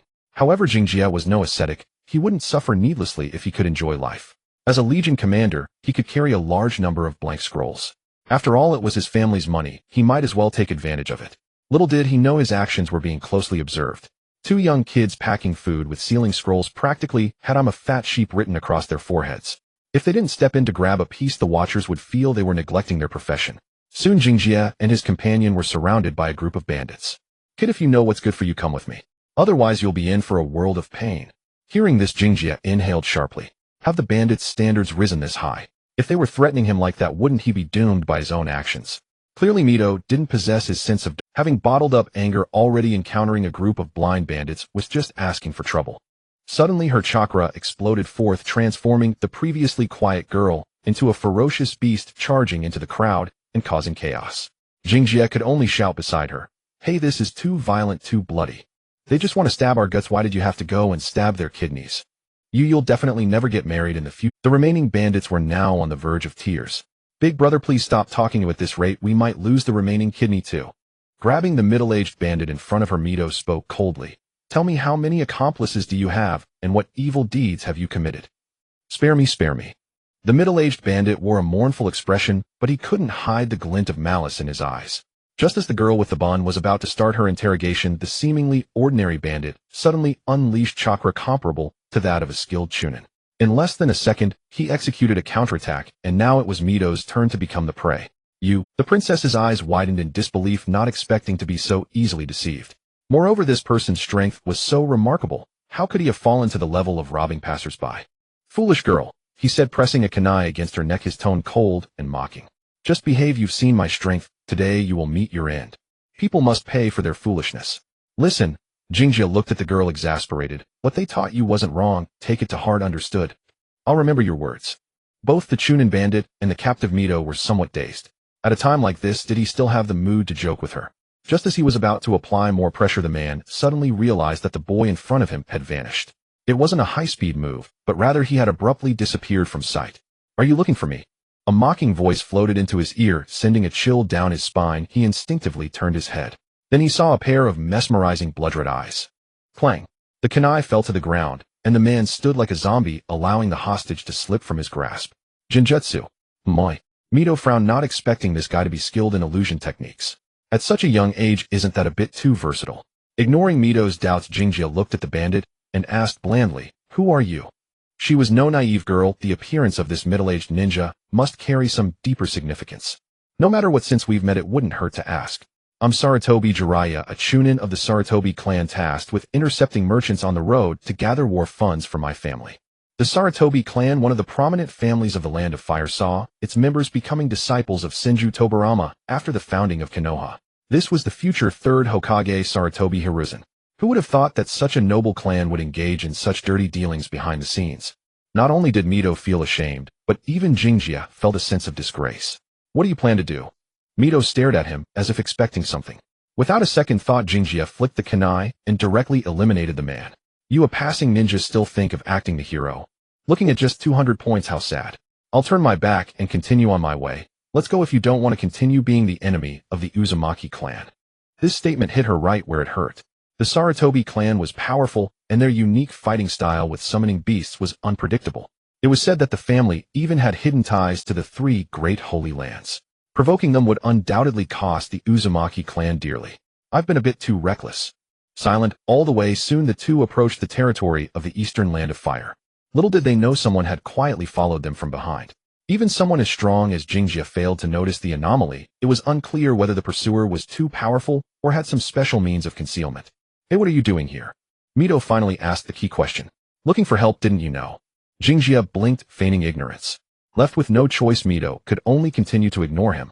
She wanted to see what kind of help he could find. There weren't any powers that could rival the Uzumaki clan, but what made him think he could persuade them to act? Undoubtedly, the strongest clans in the Land of Fire were the Uchiha and the Senju. Even a 5-year-old child knew this. So among the second tier, which family was the dominant one? Some would say the Sarutobi clan, known for their powerful summoning beasts, while others would mention the mid-sized families that mastered peculiar secret techniques. Yet there was one name that invariably ranked at the forefront of the second-tier powerhouses. That was the Hyuga clan, a noble family residing in the eastern region of the Land of Fire. Descendants of Himura Otsutsuki, they were also one of the founding families that joined the Hidden Leaf Village during its early establishment. The clan members inherited the Byakugan and possessed unique abilities like the Gentle Fist, unparalleled in the shinobi world. To preserve the purity of their bloodline, the Hyuga were divided into the main house and the branch house. The main house inherited the power of the Otsutsuki generation after generation. The branch house was responsible for expanding the clan and maintaining bloodline circulation, serving as a tool for reproduction when necessary. If one sought to find a warrior capable of matching Uzumaki Ashina, visiting the Hyuga clan was the right choice. As for their relationship, as the saying goes, there are no eternal enemies when interests are at stake. Mito thought he was trying to gain something for nothing, but Kyosuke had already prepared a gift that the Hyuga clan absolutely could not refuse. As a visitor, Kyosuke naturally did not conceal his presence. Shortly after stepping into the Hyuga territory, a branch house guard ninja appeared before him. Halt! The guard assumed a gentle fist stance, showing no negligence despite Kyosuke's age. While his physique and appearance might deceive others, the surging chakra within Kyosuke was like a blazing lamp in the dark night, impossible to overlook. I am Uchiha Kyosuke, requesting an audience with Lord Tenjin. Hyuga Tenjin was a top-tier powerhouse of the Warring States period. The reason later generations said the Hyuga could stand shoulder to shoulder with the Uchiha and Senju was half due to this formidable shinobi. At his peak, Hyuga Tenjin could even suppress the two gods, the Uchiha and Senju ancestors, when they used their conventional powers, that is, without Susanoo or the wooden golem technique. This alone was enough to gauge his terrifying strength. Facing such a figure, Kyosuke did not attempt any tricks. Honesty was the first step to establishing communication. Uchiha Kyosuke. The guard was visibly startled, clearly having heard of his reputation. Combining this with intelligence reports, the guard quickly confirmed that the youth was indeed Kyosuke himself. Currently, the Hyuga clan remained aloof from conflicts, having never expressed a clear stance. They would not agree to fight, nor would they refuse anyone's visit. In the original story, the Hyuga, though a powerful clan in Konoha, repeatedly weathered crises and survived safely until the time when their son-in-law Naruto became Hokage. This unique wisdom should never be underestimated. Some clues could be gleaned from the guard's reaction. So it is Lord Kyosuke, the core commander, in person. The Hyuga branch house guard, showing proper etiquette, slightly bowed and personally led the way. Please follow me, my lord. Lord Tenjin, the clan head, will surely be delighted to meet you. When Kyosuke announced his name, someone in the shadows had already relayed accurate information through hand signals. With the Byakugan, long-distance intelligence exchange was no problem at all. By the time he reached the core area, a squad of ninja was already waiting respectfully. At the front stood a young girl dressed in white, beautiful in appearance, though the cold sharpness in her brows somewhat marred her overall charm. Greetings, I am Hyuga Yayoi. Lord Tenjin is waiting for you in the main hall. Lead the way. Kyosuke withdrew his gaze, sensing a faint probing. He activated his Sharingan and cast a glance toward the grand mansion ahead, but found nothing unusual. Long-range observation with the Byakugan, such an unpleasant ability. Deactivating his Sharingan, he pretended nothing had happened and followed behind. Let them watch if they pleased. He was not a young maiden afraid of being stared at. Beside him, Uzumaki Mito said expressionlessly, "Are you sure you want me to follow? What's there to fear?" Kyosuke replied with a grin. "If we get to the crucial part, I'll make sure you can't hear it anyway." Hey, you are shamelessly candid. Thank you. The Uchiha have always been this way. Better than some families that are two-faced. You. At this moment, the girl ahead suddenly turned around, her gaze falling on the woman with the top knot. It seems this person is not your attendant. Her. Kyosuke waved his hand dismissively. She is Uzumaki Mito, the princess of the land of whirlpools. The Hyuga girl stared at him for a long time, a hint of strange light flickering in her pale pupils. If Yayoi remembers correctly, the Uchiha are currently at war with the land of whirlpools. Yes, you are right. Kyosuke nodded and added, "This princess is my captive." I see. Hyuga Yayoi looked back at the top-knot woman and nodded. "Forgive my rudeness, Princess Mito. It's fine. Just pretend I'm not here." Mito pressed a hand to her forehead, wishing she could disappear. However, she was quite curious about Kyosuke's plan and wanted to hear how this damned bastard would trick the Hyuga clan. Hopefully the negotiations fail and the Hyuga kill him outright. The girl muttered something even she didn't believe. If they were truly that impulsive, the Hyuga wouldn't have stayed out of affairs for so long. Soon, led by Hyuga Yayoi, the two arrived at a reception room with a distinctly Japanese atmosphere. There they met a middle-aged man with a scholarly demeanor, Hyuga Tenjin, the foremost powerhouse of the warring states. Lord Tenjin. Kyosuke and Mito both showed respect. Welcome. Hyuga Tenjin closed his book and smiled at them. May I ask what brings you here? How can the Hyuga be of service? Well, Kyosuke pointed at the girl beside him. I used the hostage method to force Uzumaki Ashina to abandon the idea of starting a war. But then Kyosuke detailed the process of capturing Mito and how he had intimidated the Uzumaki clan. As he spoke cheerfully, Hyuga Tenjin's smile involuntarily faded a little. The clan had realized that he might have gotten himself involved in a big trouble. The youth's tone was casual, but the more casual it was, the more Tenjin sensed his unwavering determination. I should have let Yayoi stop him. But with his mysterious space-time ninjutsu, others might not be able to stop him. After the young man finished speaking, they were silent for a moment. Then the Hyuga clan head finally spoke slowly. So you want my Hyuga to intervene in the war between you and the Uzumaki? Yes. Kyosuke nodded, then glanced at the other two present. May I speak with you alone? Oh, are you afraid he'll find out? Mizuho attempted to play a trick on him. To his surprise, Jingjia nodded without hesitation and said, of course, transactions must be kept secret. Letting too many people know could lead to unnecessary troubles. I can't.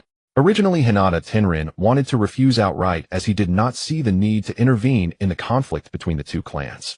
Not long ago, the Senju also sent messengers with many tempting conditions, and he had easily sent them away. Now with the Uchiha, the situation would not change at all. Choosing to listen was merely him expressing the importance he placed on a certain general. Soon the two observers left together, leaving only Jingjia and the Hinata clan leader in the reception room. Unexpectedly, he shook his head and candidly said, please forgive me for being blunt, but can you guarantee that our conversation won't reach a third person's ears?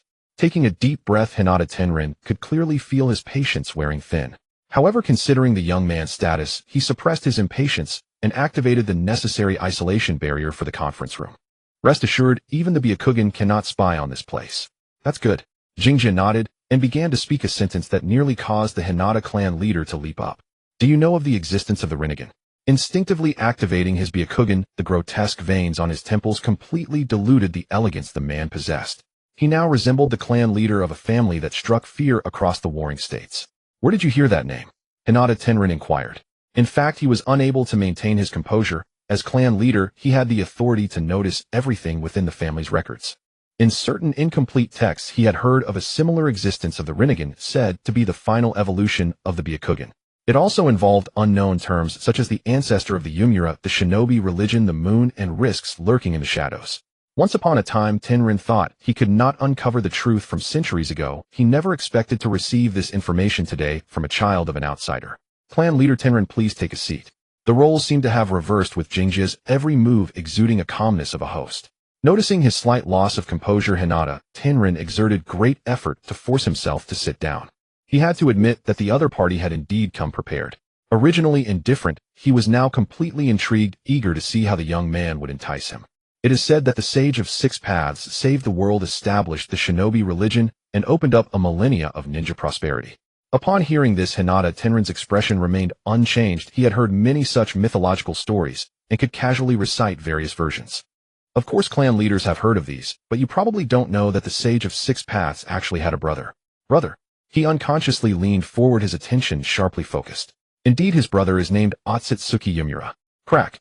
The poor armrest was crushed to pieces by Hinata Tenrin. Upon hearing the name of the ancestor Yomiura, he was already about 70% convinced. It should be noted that even he could only recognize the two characters Yomiura and could not connect Otsutsuki or the Sage of Six Paths. He had a plethora of questions to ask, but soon halted his speculations as the young man's explanation continued. For certain reasons, the noble ancestor decided to leave the shinobi world to guard against an unseen threat. Thus his bloodline was split in two, and the bloodline that ended up in the shinobi world is the Hinata clan. The Hinata Tenrin across from him felt as if he were listening to a mythological tale in a tavern. Is this kid not just spinning a tale to fool me? To gain the other party's trust, Jingjia thought for a moment and revealed a piece of information. Your two clans each inherit different powers from Otsutsuki Yomiura. You inherited the eye, while another clan formed the body. To awaken the Rinnegan, the eye and body must combine. Only then can one achieve powers that surpass the Sharingan. The existence of the Sharingan is not a secret among the higher-ups of the shinobi world. There was a period when the Uchiha had a large number of Sharingan users, bullying the entire land of fire, but unfortunately, they ultimately fell due to internal strife. To suppress the Sharingan users, the forbidden technique Izanami was created. This was not recorded within the clan, and he learned it through the memories of Itachi. Mentioning the Sharingan was intended to demonstrate the power of the Rinnegan, while informing the other party that he was not just a naive child who knew nothing. After a long silence, Hinata Tenrin suddenly regained his calm and said softly, "Your story is vivid, but unfortunately it is not enough to convince me." It appeared that the other party had never truly believed his words. Unfortunately, this little trick had no effect on Jingjia. "I see. Since clan leader Tenrin is unwilling to believe, then let's dissolve the barrier. Since it's all just a play, why worry about being overheard by others?" Jingjia's words were essentially a threat. "You say you don't believe. Fine, let's open the windows and lay bare the secrets of your Hinata clan for all to see." Another moment of silent contemplation, and Hinata Tenrin finally spoke again. "You must present some evidence to convince me." Faced with the temptation of the Rinnegan, even knowing the chances were slim, he had to strive his utmost to pursue it. "Evidence?" Jingjia shook his head in distress and suddenly leaned forward, a wicked smile creeping across his lips. "If clan leader Tenrin agrees to ally with my clan, I can personally take you to meet the other party. That clan is indeed still alive." After a brief struggle, Hinata Tenrin decisively replied, "Very well, as long as you prove the feasibility of the plan, my Hinata will be your most steadfast ally." He did not mention the Uchiha, but instead directly referred to you, which must be said these old foxes certainly understood the art of negotiation. Upon hearing this, Jingjia smiled slightly and slowly extended his right hand. "Deal, I hope our cooperation." In the northern part of the Land of Fire, Uchiha Mayu led her bodyguards and had been lingering in this area for quite some time. According to the area map provided by her lord, she had almost dug 3 feet into the ground and finally discovered a space-time barrier dazzling with starlight in a certain cave. The road to the moon. Ordering her men to carefully conceal the cave and record the detailed coordinates, the team quickly departed from the location. Now that she had found the location of the items, what came next was no longer her concern. Soon Jingjia, who was visiting the Hinata clan, received a message from Mayu. Using the shuriken of Flying Thunder God arranged along the way, he spent about half an hour successfully reaching the cave. Next, it was time to study the space-time barrier. When he can perfectly replicate it, he will be able to lead the Hinata clan to realize their dream of reaching them. For the next half-month, Jingjia loafed around the Rishiang clan, eating and drinking without purpose. He idly wandered about, while secretly studying the time-space barrier left by Daitamyu Yutsuin. This was a long-distance teleportation array. He could not destroy and rebuild it, but he could make slight modifications on the existing foundation. For instance, he could add extra restrictions so that the passage to the moon could only be activated with his permission. In this way, he could use it to coerce Rishiang Tianren. If he wanted the reincarnation, he must not forget their cooperation. With his foundation in the Flying Thunder God technique, Jingjia completed the improvements without taking too long. In simple terms, he was just like installing a router. The specific work was not complicated. The main transmission relied on the space barrier left by the Daitamyu. He ordered his subordinates to hide the cave, not wanting anyone to know of the passage's existence. At least until he had the ability to travel across star systems, it would be best not to expose the existence of the moon base. Once Rishiang Tianren successfully obtained the Daitamyu body, he would completely seal the passage. If the clan encountered problems in the future, he could secretly relocate his clansmen and turn the moon into a base for the Uzibo. By then, no one could threaten the safety of the Uzibo. As for now, he should first prove the existence of the Daitamyu to the Rishiang clan. Arriving at the clan leader's study, Jingjia briefly recounted the opening of the passage. Upon hearing this, Rishiang Tianren's expression instantly brightened his heart, filled with the excitement of facing history. "Oh, by the way," Jingjia reminded with a faint smile, "the clan on the moon is very likely not to be so friendly." "I understand." Rishiang Tianren nodded, knowing that their actions were a complete invasion. They were also coveting others' bodies. It would be strange if the other side had a good attitude. Looking at the young man, lost in thought, the Rishiang clan leader had a belly full of questions for him. But he knew without asking that the young man would certainly not tell the truth. On historical matters, Jingjia could easily prevaricate using ancient texts.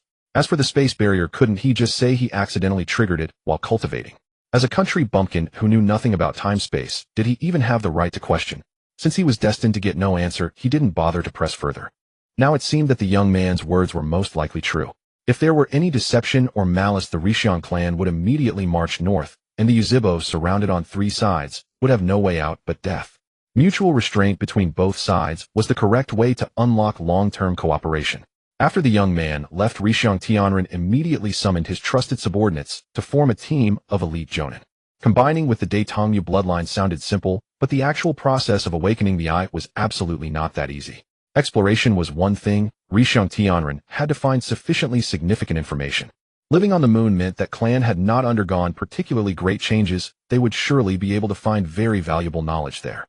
For the legendary reincarnation, Rishiang Tianren resolved to tread a path he should never have touched. Whether it would be a blessing or a curse, no one could know yet. Soon 5 trusted Jonin gathered, with the leader being a Rishiang of elite Jonin strength. Including Jingjia and Tianren, a total of 7 members assembled in the clan's forbidden ground. This is the place, the Rishiang clan leader explained. Without my orders, no one may approach here. It's perfect for setting up your time-space barrier. Good. Jingjia nodded. His hands began forming seals, and a black net covered with mysterious symbols slowly spread under his feet. After staring intently for a long time, Rishiang Tianren eventually shook his head, helplessly realizing he had no talent for learning time-space ninjutsu. Perhaps I should let Mishing try. Rishiang Mishing, the most outstanding genius of the current generation. Both the Yuzhibo and the Qinsho had produced exceptional talents, and the Rishiang clan naturally refused to lag behind. Her comprehension was very strong. She could reconstruct powerful techniques long lost to the clan based on information from ancient texts. Time-space might be mysterious, but the Rishiang clan leader had confidence in his disciple. If everyone knew this technique, wouldn't he be under others' control in the future? Every time he wanted to go to the moon, he would have to ask Yuzhibo Jingjia for help. Over time, the favors they owed might become impossible to repay. As the saying goes, great kindness leads to great enmity. That was exactly the case. After about 2 minutes, Jingjia finally completed the router carving. With this flying thunder god barrier, the group could teleport to the original passage that should have existed, and with the help of the Daitongmas arrangement from 1,000 years ago, travel to the planet about 4.0 kilometers away. Ready? Jingjia asked the group. In truth, he himself was also a bit nervous. It was still a full 70 or 80 years before the plot of Mingren's moon landing. Who knew what the situation on the moon was like? According to Daitong Yusharen's memories, it was very likely that they were currently in a period of schism warfare. Simply put, a civil war among the Daitong clan. As Earthlings rashly intervening could lead to unknown consequences. However, for the sake of the war situation, Jingjia had no choice but to take the risk. Of course, what happened to those guys actually didn't matter to him at all. The moon Daitong launching an extermination war against the ninja world. That would be much more interesting. The Qinsho and the Yuzhibo fighting all day long. Others might not be bored, but he himself found it tedious. After all, Earth had enough crises. Did it even need those few people from the moon? Slowly forming a few seals, the time-space barrier instantly lit up. A breeze blew, and the forbidden ground of the Rishiang clan was now devoid of any human figures. Jingjia had finally completed his first moon landing mission. The lunar surface was visibly desolate. Standing at the entrance of the teleportation array, Jingjia felt a bit emotional. He never thought he would one day set foot on the moon. After a short journey through the teleportation array, the group successfully arrived at the palace of the Daitongmu clan. Unlike later generations, the Daitongmu clan was still alive, and well, as the entrance to Earth, it must have been heavily guarded. The moment they appeared, their presence was immediately detected. Seeing this, Rishiang Shinsi quickly acted and easily took down all the guards. Rishiang Shinsi was a direct subordinate of clan leader Tianren, with strength at the elite Jonin level, and was very likely to reach the peak in the future. Sigh. Jingjia silently sighed and withdrew his gaze. Not far away, Rishiang Tianren's eyes were shining. He finally fully believed Jingji's words. He took out a sealing scroll and sealed all 3 Daitongmu corpses. After doing this, the strongest Tianren immediately activated his Byakugan, ready to carefully survey the Daitongmu palace. He discovered that the enemy's strength seemed very poor. Although they possessed formidable chakra, they lacked the control techniques to match it. What did this mean? It meant that the Moon Clan had never seriously developed ninjutsu. Their combat methods remained at the primitive level of 1,000 years ago. Found it. Otsutsuki Shorin was extremely angry, very angry. In the past 2 years, the rebel forces had been gaining momentum, and many clan members expressed their need to punish the Earth. To protect the wishes of his ancestors, Shorin, as the clan leader, would fight to the end. The Earth was not yet irredeemable, as the overseers, the Otsutsuki clan, needed to show sufficient patience towards the ninja world. He believed that peace would one day arrive. However, before he could devise a plan, news suddenly came from his subordinates that suspected Earth intruders were rampantly killing within the palace. In just 10 minutes, several clan members had perished, and the intruders were now fleeing towards the data library. The data library. Shurin's furrowed brow relaxed slightly. He knew it was a dead end, and once they entered, there would be no way out.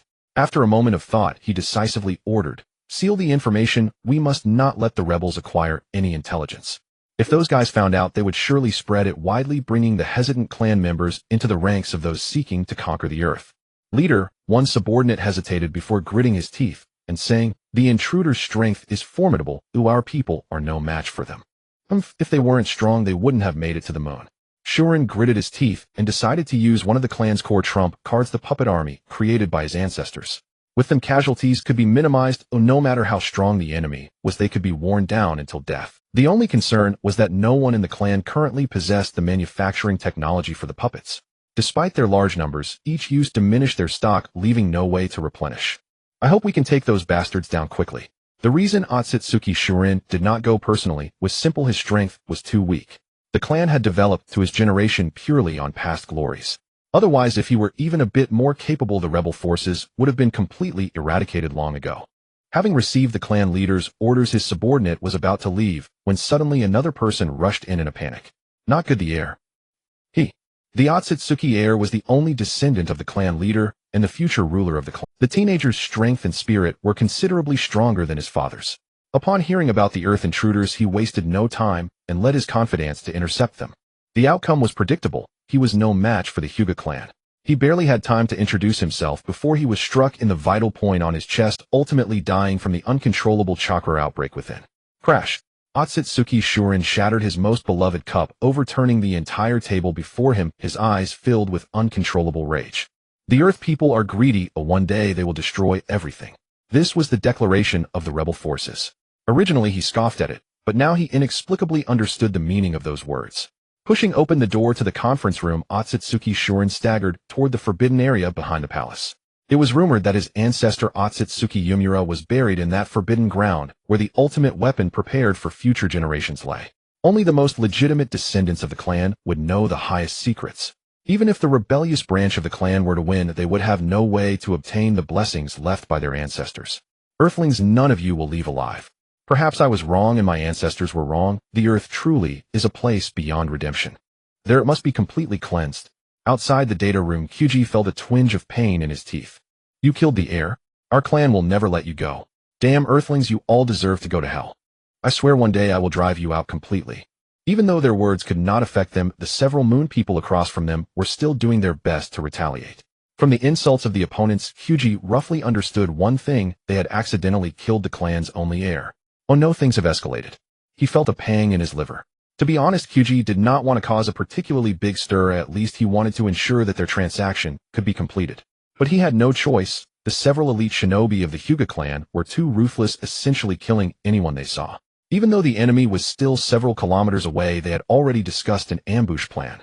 As a result, they brought down the heir on the spot, and his death was tragically gruesome.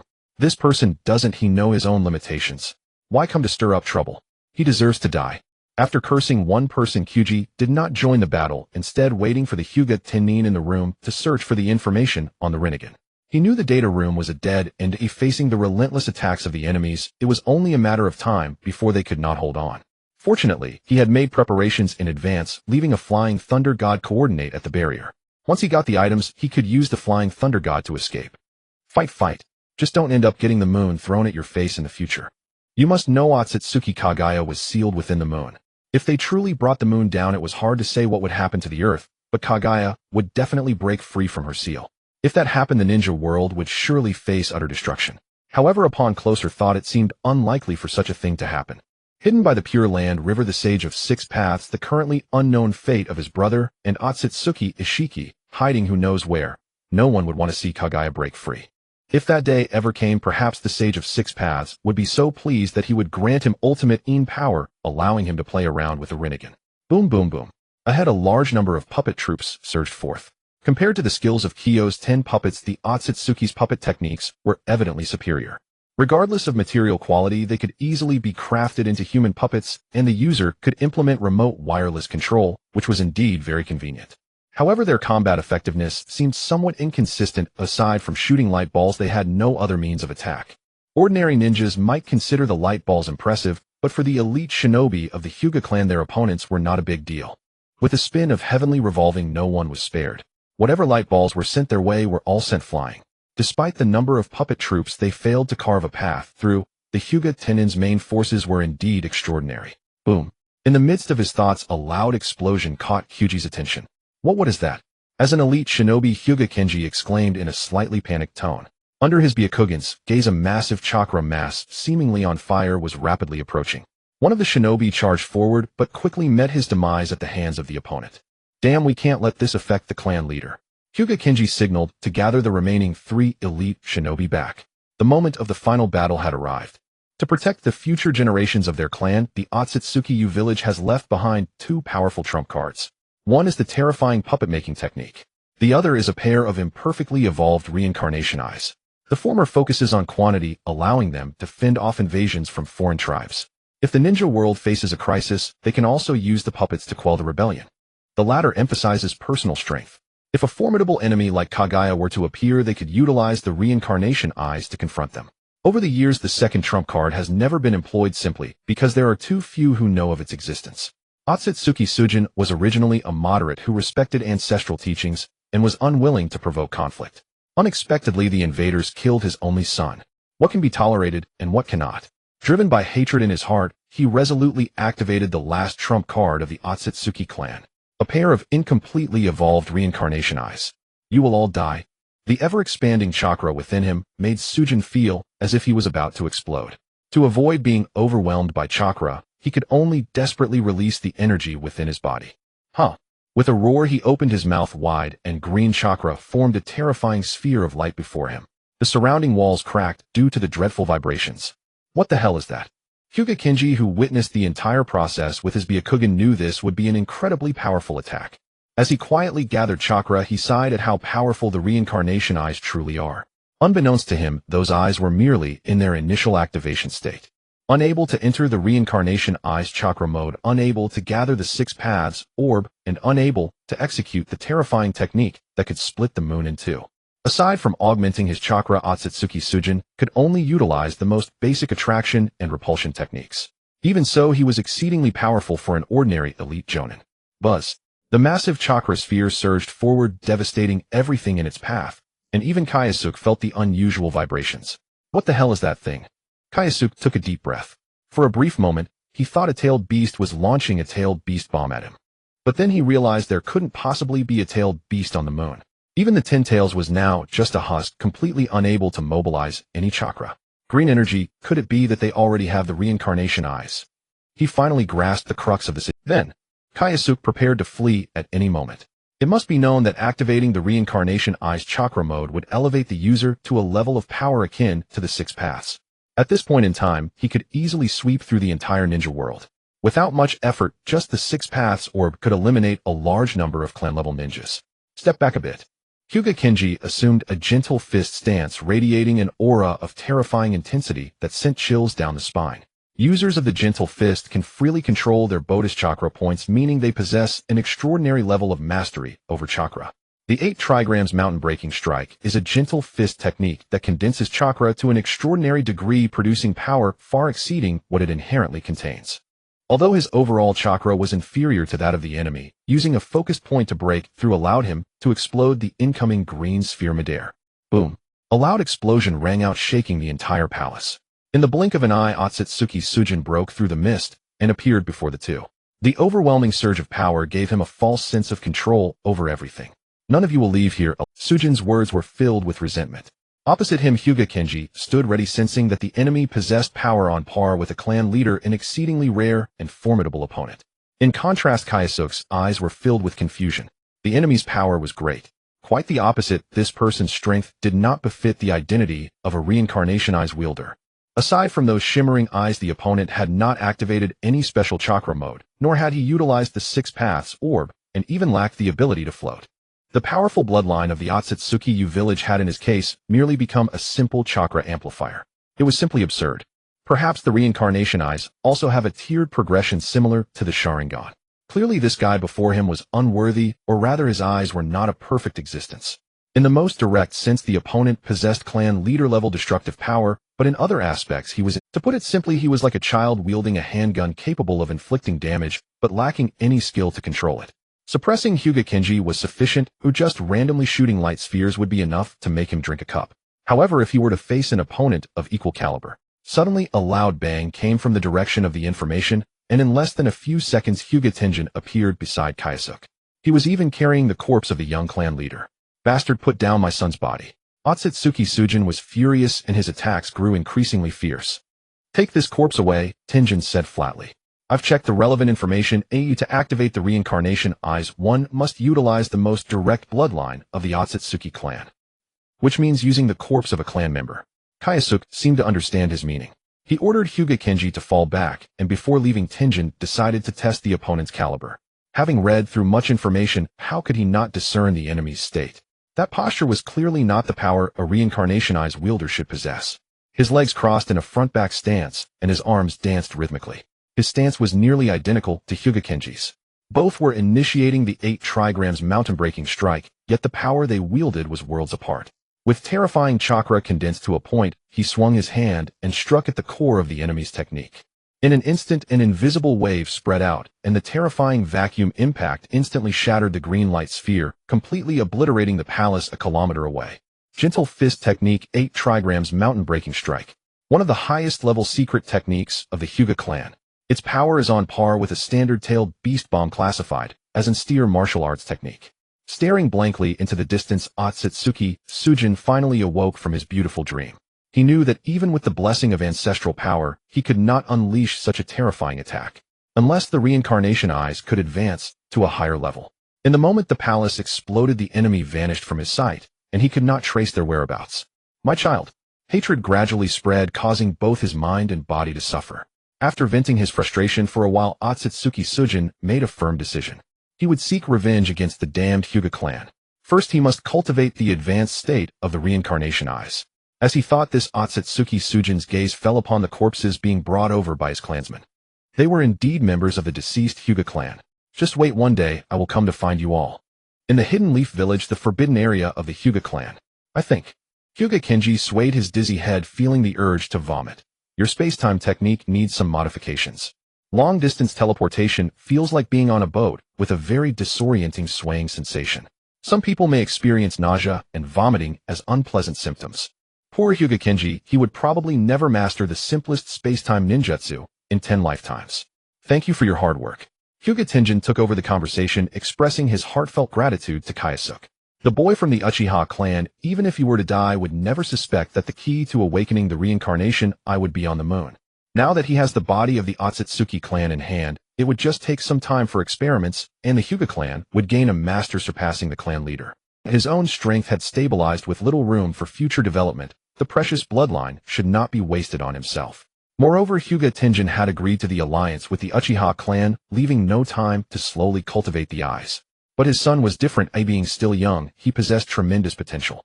As long as the transplant is successful, he would surely obtain that legendary ultimate power. Thinking of this, he could no longer contain his excitement. Wait for me a few days, and once I arrange things here, I'll head out with you immediately. Hyuga clan leader, please take your time. Kyosuke left understandingly. He knew that Hyuga Tenjin would immediately begin conducting research, but unfortunately the genes of the Otsutsuki clan were not so easily plundered. In the original storyline, for a single Hashirama cell, Orochimaru Danzo and several other scientists in the ninja world spent decades researching. What was the result? The only successful product was Yamato, who specialized in planting and greening. The cells suppressed in the bodies of Edo Tensei Obito and Edo Tensei Hashirama were quite perfect, but the premise was that the bodies of the Edo Tensei were required. Wanting to perfectly transplant human cells. Only after the fourth great ninja war the perfect success was achieved on the severed hand of Naruto.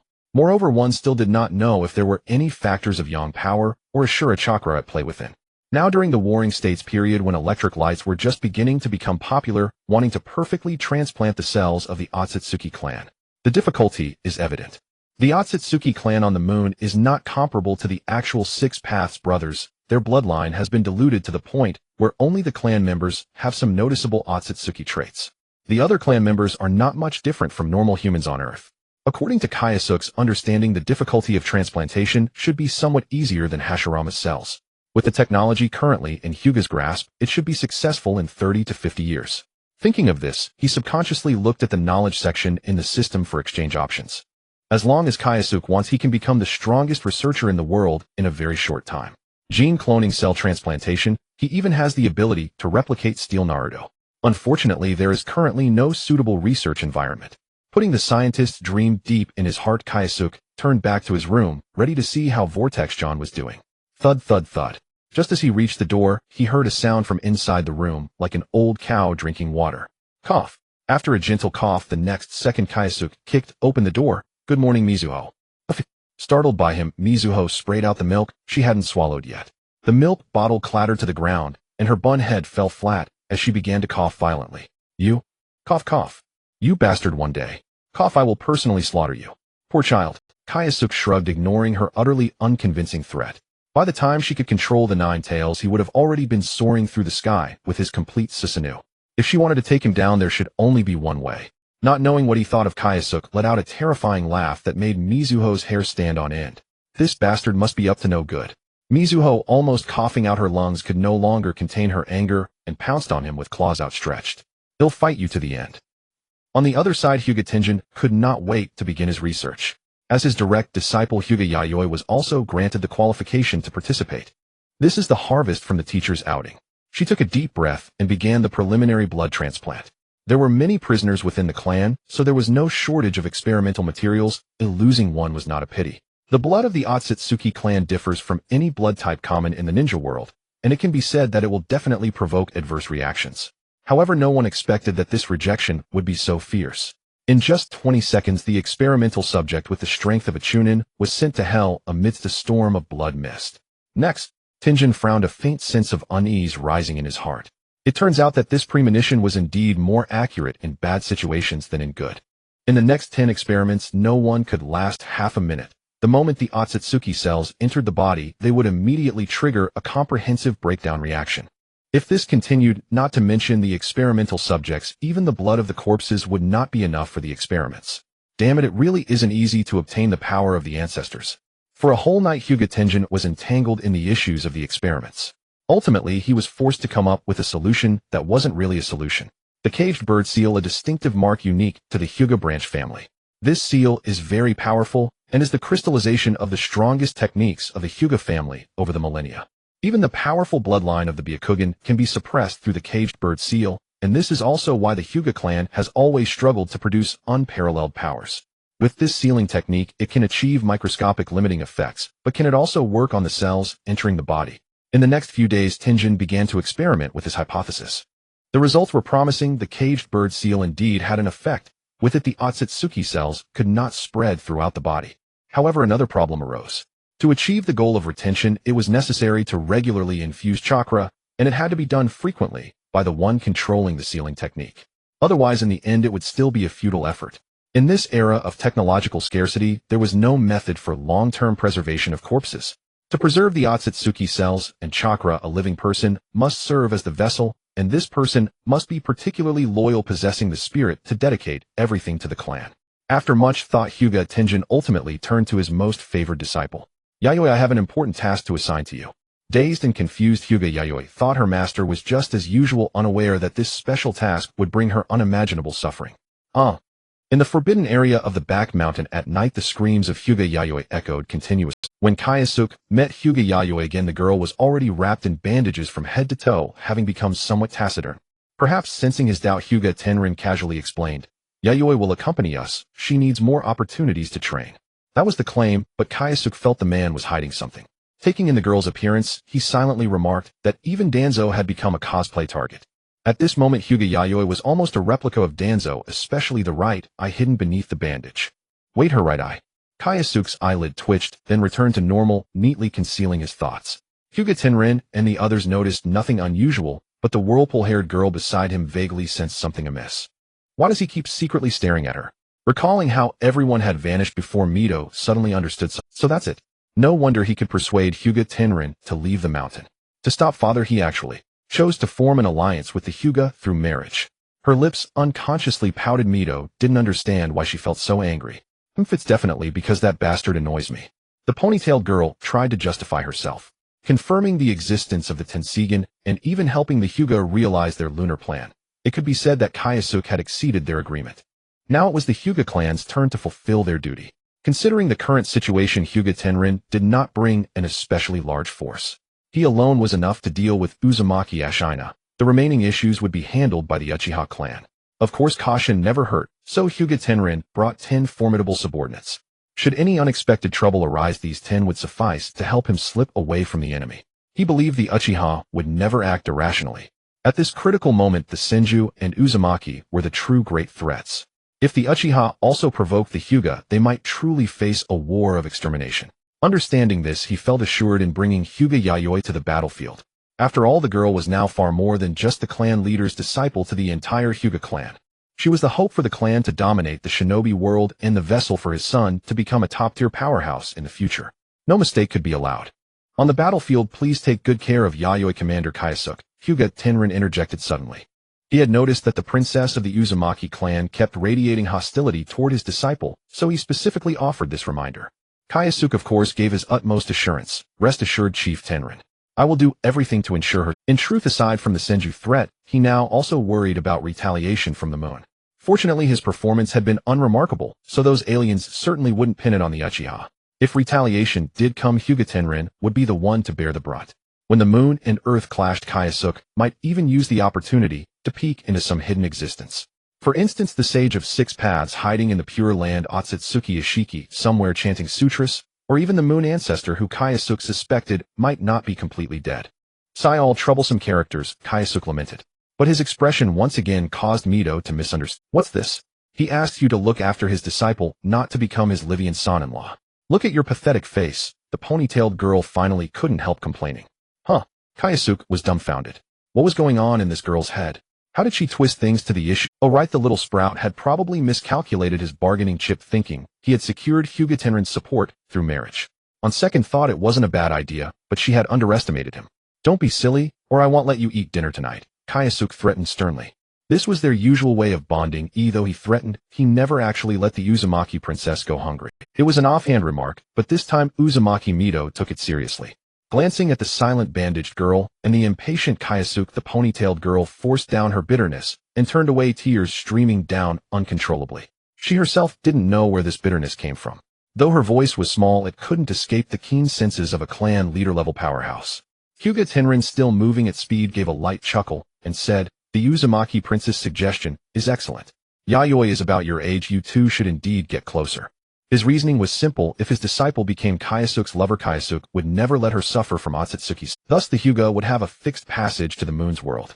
Like Kyosuke, Hyuga Tenrin also coveted it. Though much of it was barren, there were still plenty of habitable regions. Compared to the Hyuga's current territory, it was vast beyond measure, making the moon their stronghold. Watching the turmoil and conflict of the shinobi world from afar, that was the ideal development path for the Hyuga. Even Kyosuke had been tempted, let alone Hyuga Tenrin, whose horizons were more limited.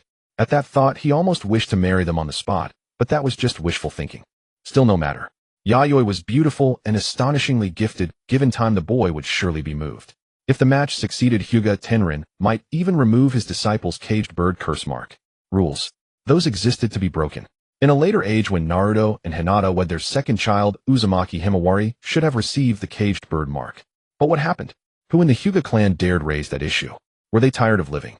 To preserve tradition, Hayashi even let Hinata take the Uzumaki surname. Normally, regardless of the child's gender, they should have joined the Hyuga. But when it came to Naruto, the seventh Hokage, the strongest in the shinobi world, the child of prophecy, every rule crumbled away. Evidently, the Hyuga clan's traditions were not unbreakable. Ha! Kyosuke could only respond with an awkward smile at Tenrin's blatant hint. Both knew it was just a joke. An alliance between the Uchiha and Hyuga through marriage was more than a simple union. It symbolized their clan's standing. Understanding this, everyone laughed it off and moved on. But Hyuga Yayoi, who had been silent all along, suddenly turned her head toward Kyosuke, who had his back to her. A flicker of complexity in her eyes vanished instantly, and no one noticed anything unusual. On the frontline battlefield within the Uchiha camp, has Kyosuke still not returned? Uchiha Hiroki sighed deeply. The two sides had secretly signed a one-year pact with Uzumaki Ashina, pledging not to breach the Uchiha defenses within that year. Yet the enemy was not foolish. How could they fail to foresee such a ruse? If they truly slacked off with all their might, Senju Butsuma would surely seek retribution afterward. By then, having offended both the Senju and the Uchiha, would the land of whirlpools still have any reason to exist? Not to mention the ever-present hidden hostility from the land of water. Were it not for the turbulent times, Uzumaki Ashina should have been most wary of the forces of the land of water lurking behind him. Unwilling to offend the Senju clan, Uzumaki Ashina launched frequent and terrifying assaults. If they could not breach your positions, then let them revel in battlefield carnage. Soon Uchiha Hiroki and his men discovered that the casualty rate of their legion had inexplicably increased. At this rate, long before the one-year term ended, the legion would be crippled by the enemy. With Kyosuke's promised reinforcements delayed, they had no choice but to request aid from Uchiha Taijima. A bunch of fools can't even handle a mere Uzumaki Ashina. It was said that upon receiving the request letter, Taijima nearly choked on his rage. He not only publicly berated the legion's inaction, but also seized the opportunity to make an example as a military leader to abandon his post during wartime. If he can't bring back reinforcements, he might as well go guard the camp gate. For anyone else, Taijima would have ample reason to eliminate them 10 times over. Yet Kyosuke had rendered great service, and he was reluctant to see such a talent fall so easily, hence the gate guard remark. It weakened his prestige while ensuring the youth's safety, truly a painstaking effort. For now, Taijima did not wish Kyosuke dead, but he also dreaded the boy's ever-growing influence. In his mind, Kyosuke should become a sharp blade that strikes wherever pointed. Only then could he entrust him to his son with confidence. Otherwise, he would eventually become a menace. Let alone Madara and Kyosuke's bonded back. Then he and Uchiha Rei were as close as brothers, each having taken blades and endured enemy ninjutsu for the other. And look at them now, each dreaming of the other's demise. Taijima believed that one day his son would stand opposed to Kyosuke. When that day comes, it will be a disaster for the entire Uchiha. For now, he takes no drastic action because the matter still allows for reconciliation. But once Kyosuke shows signs of exceeding his control, the clan leader will not hesitate to show ruthlessness. Uchiha Madara was unaware of these thoughts. He knew his father was narrow-minded, but sometimes tried to steer him correctly. Alas, the effect was far from ideal. Not long after the request letter was sent, Uchiha Izuna arrived at the battlefield with reinforcements. Big brother. As the saying goes, brothers united can cut through metal. Fighting side by side on the battlefield was indeed exhilarating. Yet this did not change the overall decline of this front. The newly arrived reinforcements merely slowed the pace of defeat. At this rate, Hiroki's legion would face total collapse within 6 months. Clang. Drawing his sharp sickle, Uchiha Madara led his brother Izuna, continually charging the Uzumaki clan's lines.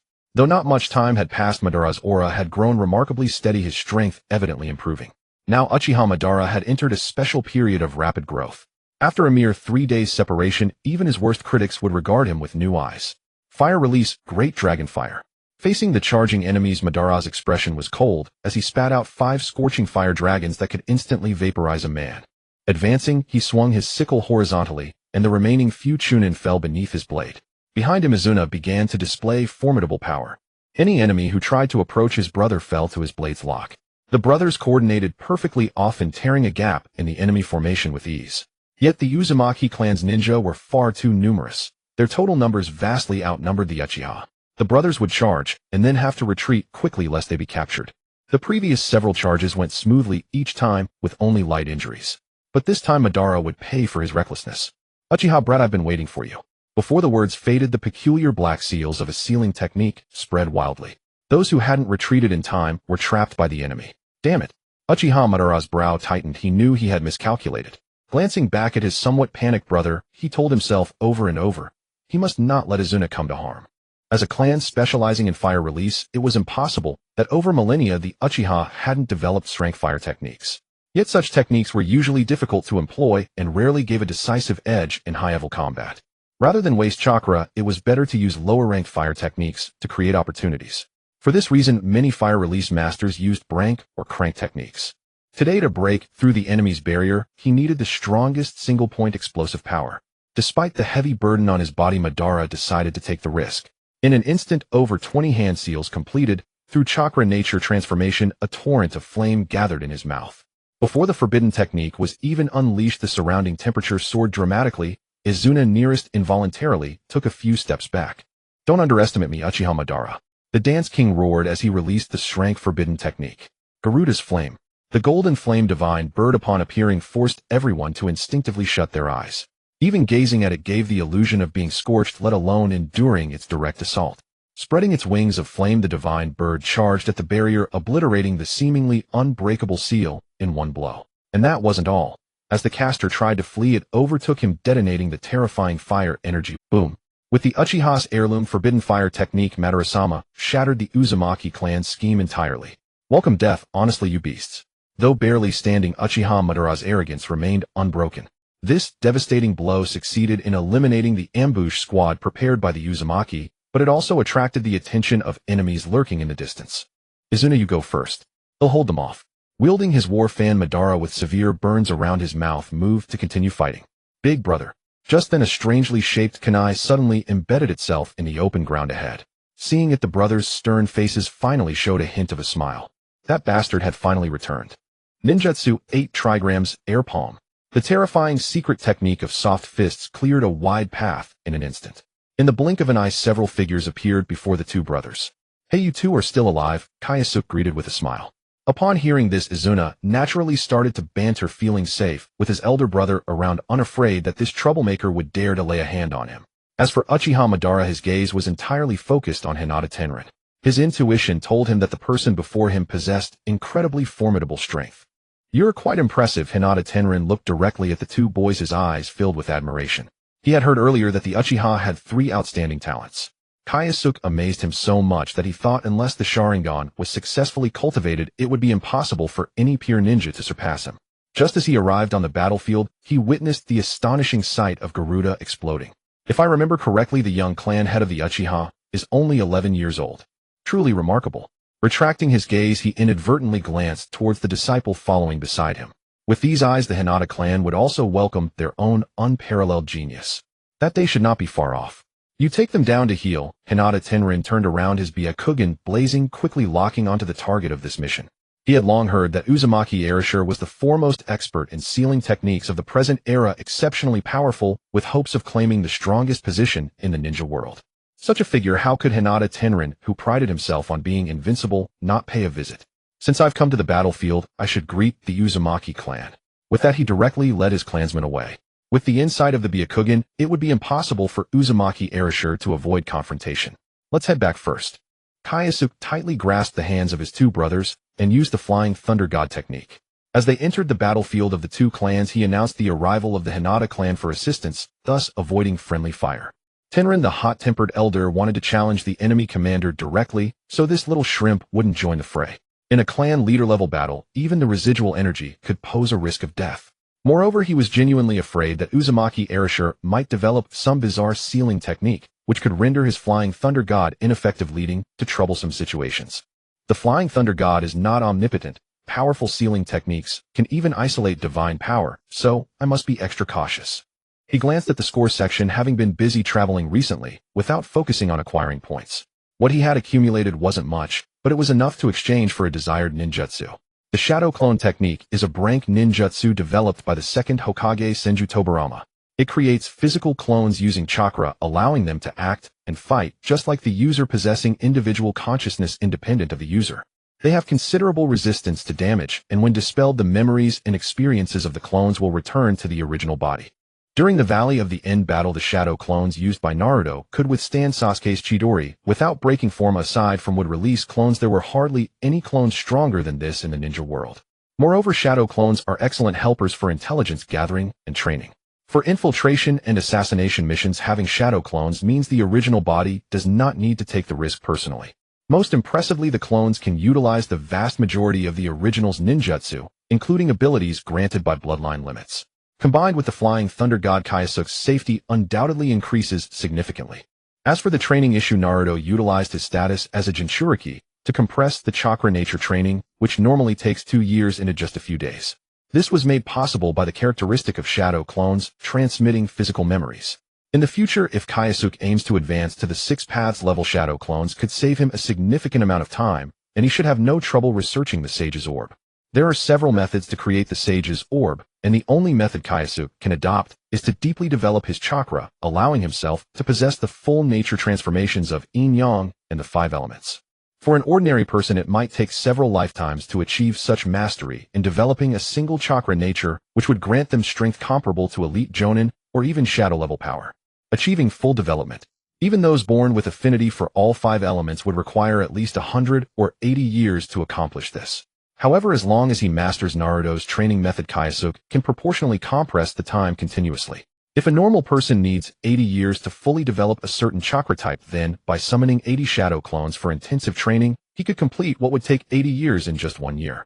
Including yin and yang chakra, all could be successfully developed in 7 years, and when he obtains the Sage's Orb, he would be nearly invulnerable to any threats below the shadow level. To achieve this, he must possess recovery capabilities comparable to a tailed beast. There are two methods: first, directly sealing a tailed beast and becoming a Jinchuriki. Second, exchange for a sage body to become a being with self-healing buffs. Neither path is easy. System notification: consumed 7,500 points, successfully exchanged for Brank Ninjutsu Shadow Clone Technique. Unknowingly, Kyosuke had mastered another powerful ninjutsu. From the perspective of technique configuration, he was gradually approaching perfection. Next, he just needed to diligently practice and develop each ninjutsu to a profound level. In the future, he could at least possess battle power nearing the shadow level. Looking at the remaining 1,000 points, Kyosuke resolved not to rashly spend points unless absolutely. He aimed to accumulate them and directly exchange for the Mangekyo Sharingan in the future, which would be the fastest way for him to become a shadow-level powerhouse. 100,000 points don't seem too far-fetched. Meanwhile, Hinata Tenrin found the strongest member of the Uzumaki clan, Uzumaki Erasure. Both were men at the pinnacle of the warring states, standing opposite each other, naturally leading to earth-shattering clashes. In their first encounter, both sides fought fiercely, and no one dared to step into the several-kilometer radius. Uzumaki Arashi's sealing techniques were unparalleled. Even Tenrin couldn't break his defenses. Conversely, the power of the soft fist technique astonished the opponent. The diamond lock was incredibly domineering. Even the tailed beasts couldn't escape its bindings, yet it was utterly ineffective against Hinata Tenrin. This Hinata clan leader showcased to the outside world for the first time what it meant to overcome hardness with softness. A month later, the two engaged in their second confrontation, and still neither could gain the upper hand. Third time. Fourth time. Soon the entire ninja world knew of the clashes between the two peak clan leaders. Countless people were watching this battle, eager to see which side would ultimately prevail. In the blink of an eye, a year had passed. In the camp courtyard, Jing Jie's efforts to eat were unwavering. In front of him, two subordinates sparred with each other, honing their skills through practical combat to compensate for their shortcomings. Over the course of a year, despite the formidable strength of his legion, they inevitably faced significant casualties. Currently, the total number of personnel stands at 168, with several dozen having perished in battle. Considering the difficulty of training his subordinates, 6 months ago Jing Jie decided to implement elite training during his free time, utilizing the resources at his disposal to maximize their strength. One must be strong to survive. Personal strength is the capital for survival. After 6 months of rigorous training, over 100 of his subordinates showed significant improvement in their overall abilities. The Thousand Birds group continuously enhanced the nature of their lightning release, improving their mobility by stimulating cellular activation. The Instantaneous Movement group consisted of those unable to learn Thousand Birds. They mastered Jing Jie's instantaneous technique and swordsmanship, achieving speeds that rivaled the former, while their lethality could be compensated for through sword techniques.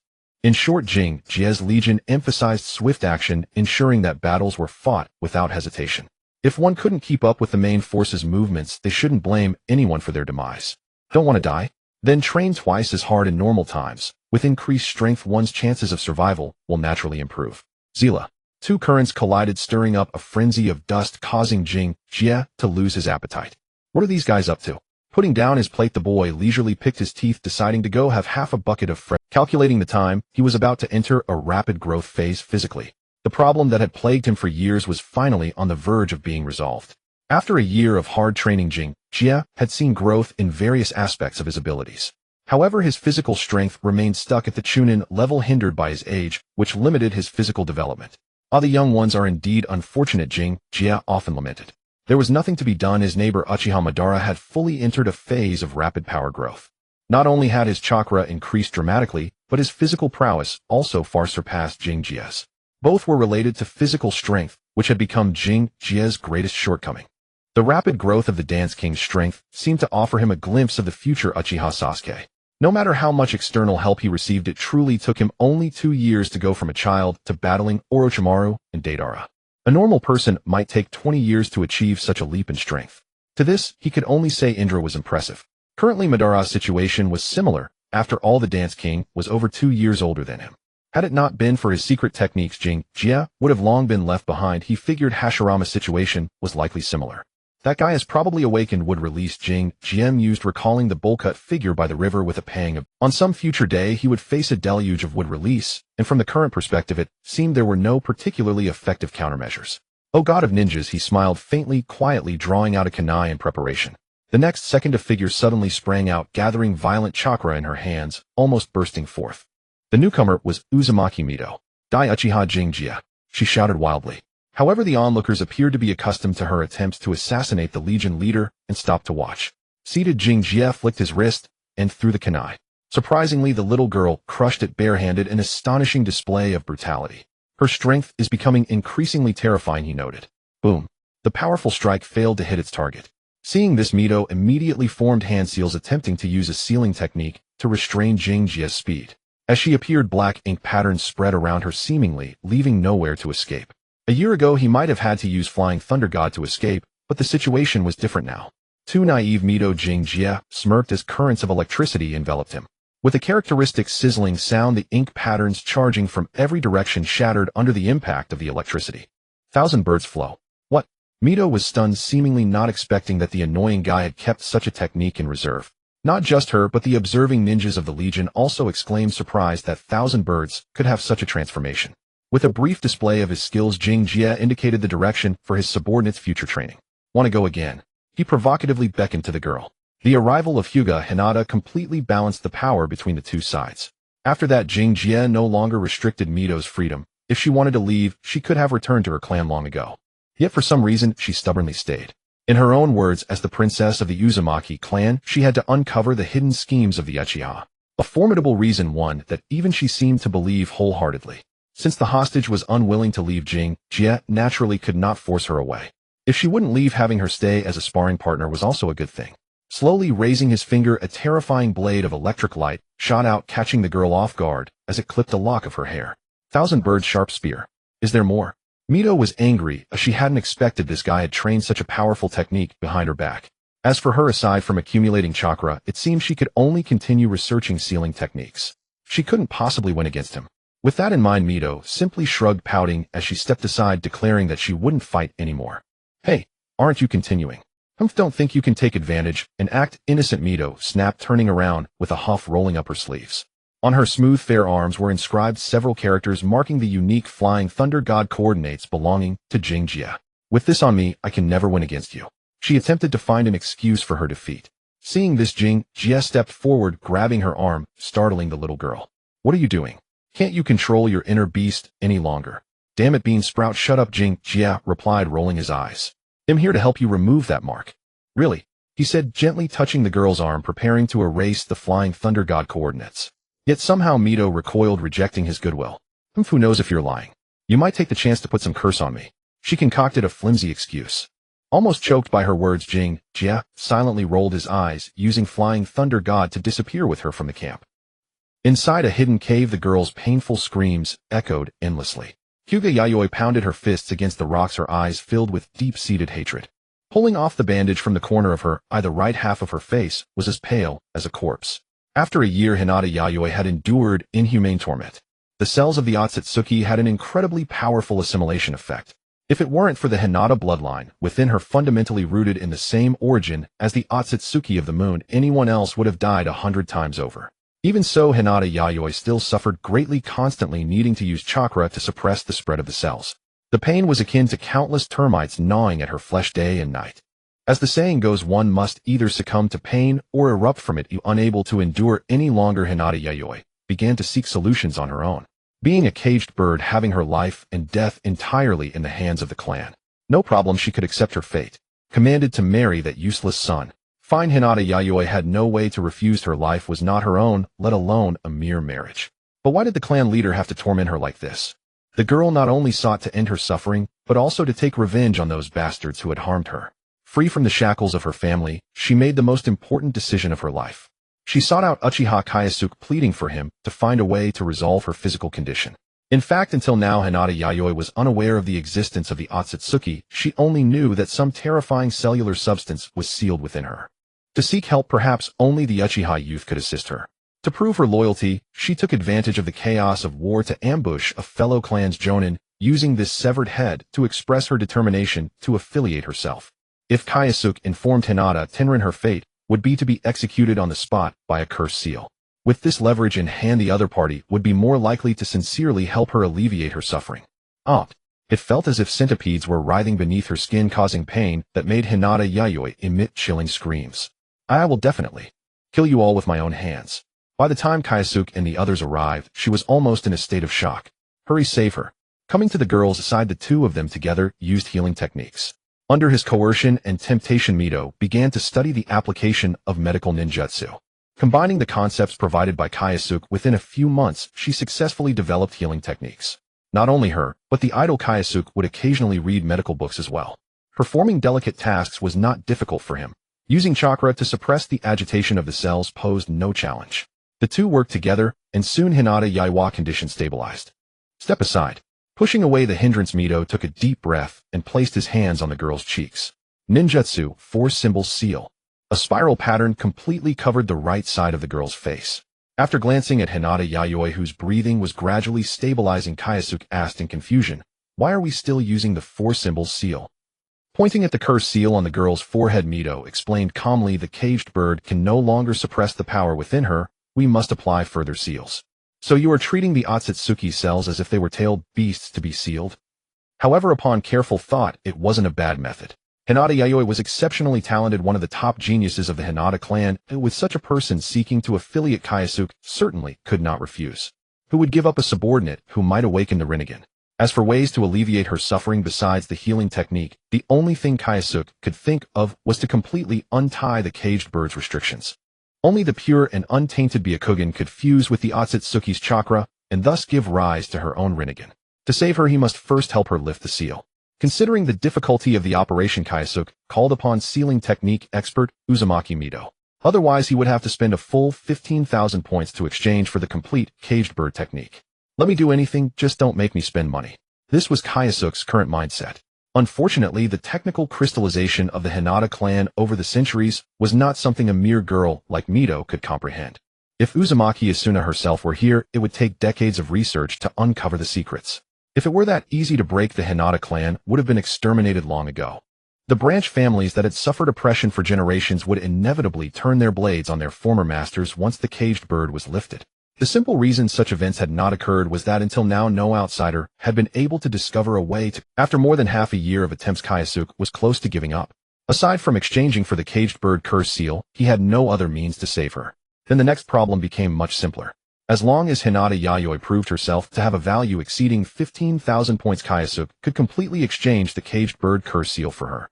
Loyalty was too abstract. A absolute loyalty did not exist in this world. He lacked the brainwashing ability of Orochimaru, and moreover the girl was a person of strong, well, even Orochimaru himself would have a hard time manipulating her. No need to consider combat power, just based on her identity as a student of Hinata Tenrin, she would inevitably reach the level of clan leader in the future. However, that alone was not enough. To assess her potential, Kyosuke spent 3,000 points to exchange for a set of cellular cultivation knowledge, which recorded everything from the most basic observations to advanced breeding techniques. The complexity was not inferior to modern medicine in his previous life. Kyosuke did not lack combat talents, or what he truly needed was a technical assistant, such as sealing techniques or experts in biological sciences. Over 2 years, he did not expect her to master all the materials, but as long as she could complete the most basic cellular cultivation work, he promised to help the girl lift the caged bird curse seal. Unexpectedly, to his surprise, within just over half a year, Hinata Yayoi had used secret methods to notify him. Thus, the above situation occurred. Stumbling to her feet, the girl led the two into the cave's interior, which was her exclusive secret laboratory. Wearing the necessary white lab coat for researchers, Hinata Yayoi picked up a stack of documents and calmly stated, "I succeeded." In front of the three, a mass resembling a meatball was constantly writhing in a glass vessel. It came from the body of the Otsutsuki, but was not its original flesh. Instead, it was the result of cellular cultivation achieved by Hinata Yayoi. More than a year ahead of time, she had successfully completed the test assigned by Kyosuke. Of course, that set of documents was crucial. Without it, even giving her 100 years would not allow her to complete the research alone. However, it could not conceal the girl's talent. If it were Kyosuke, just looking at the documents would make him dizzy. Overall, Hinata Yaiwa's performance was outstanding. She had the potential to become a top scientist in the future. Such talent must be firmly grasped by Kyosuke. I hope you understand that this is a necessary means.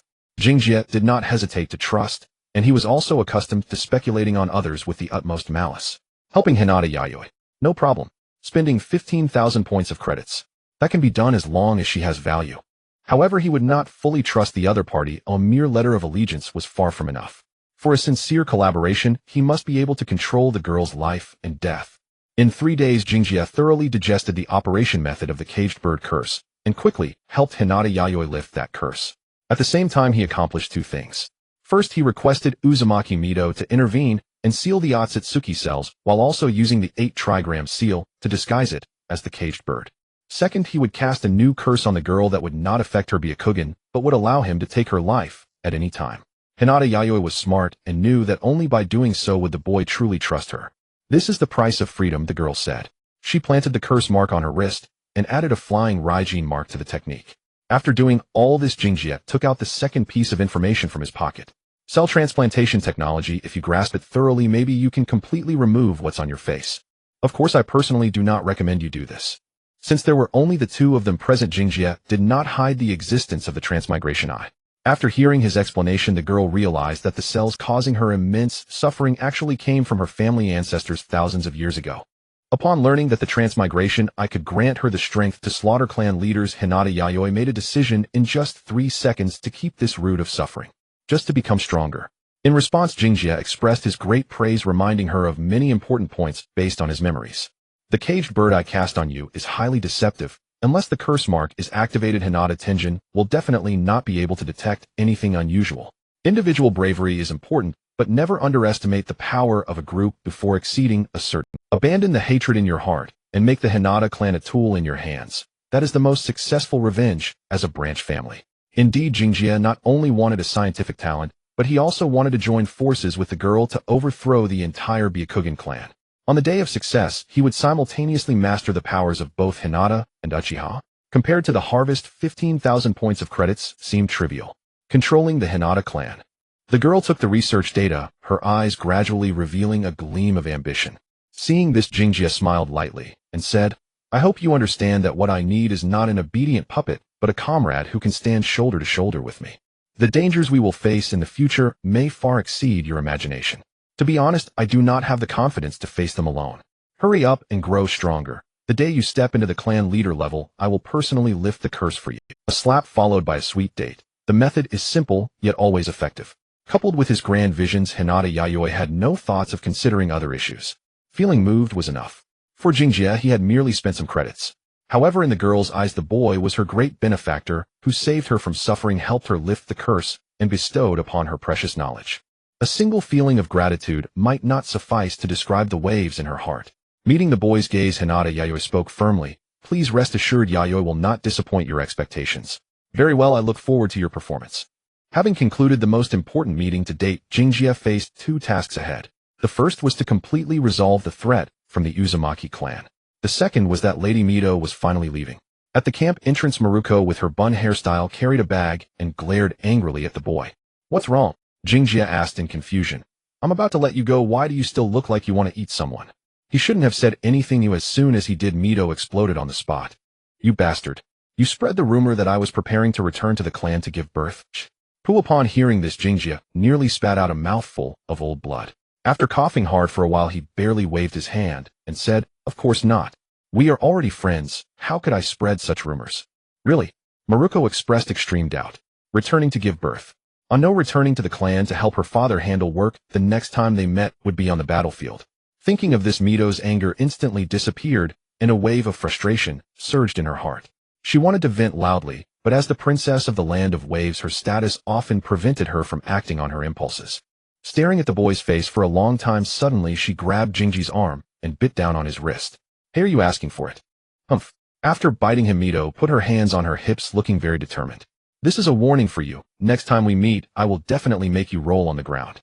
Her lips twitched a few times, silently uttering a few words before she resolutely turned around and quickly disappeared from Jingjie's sight.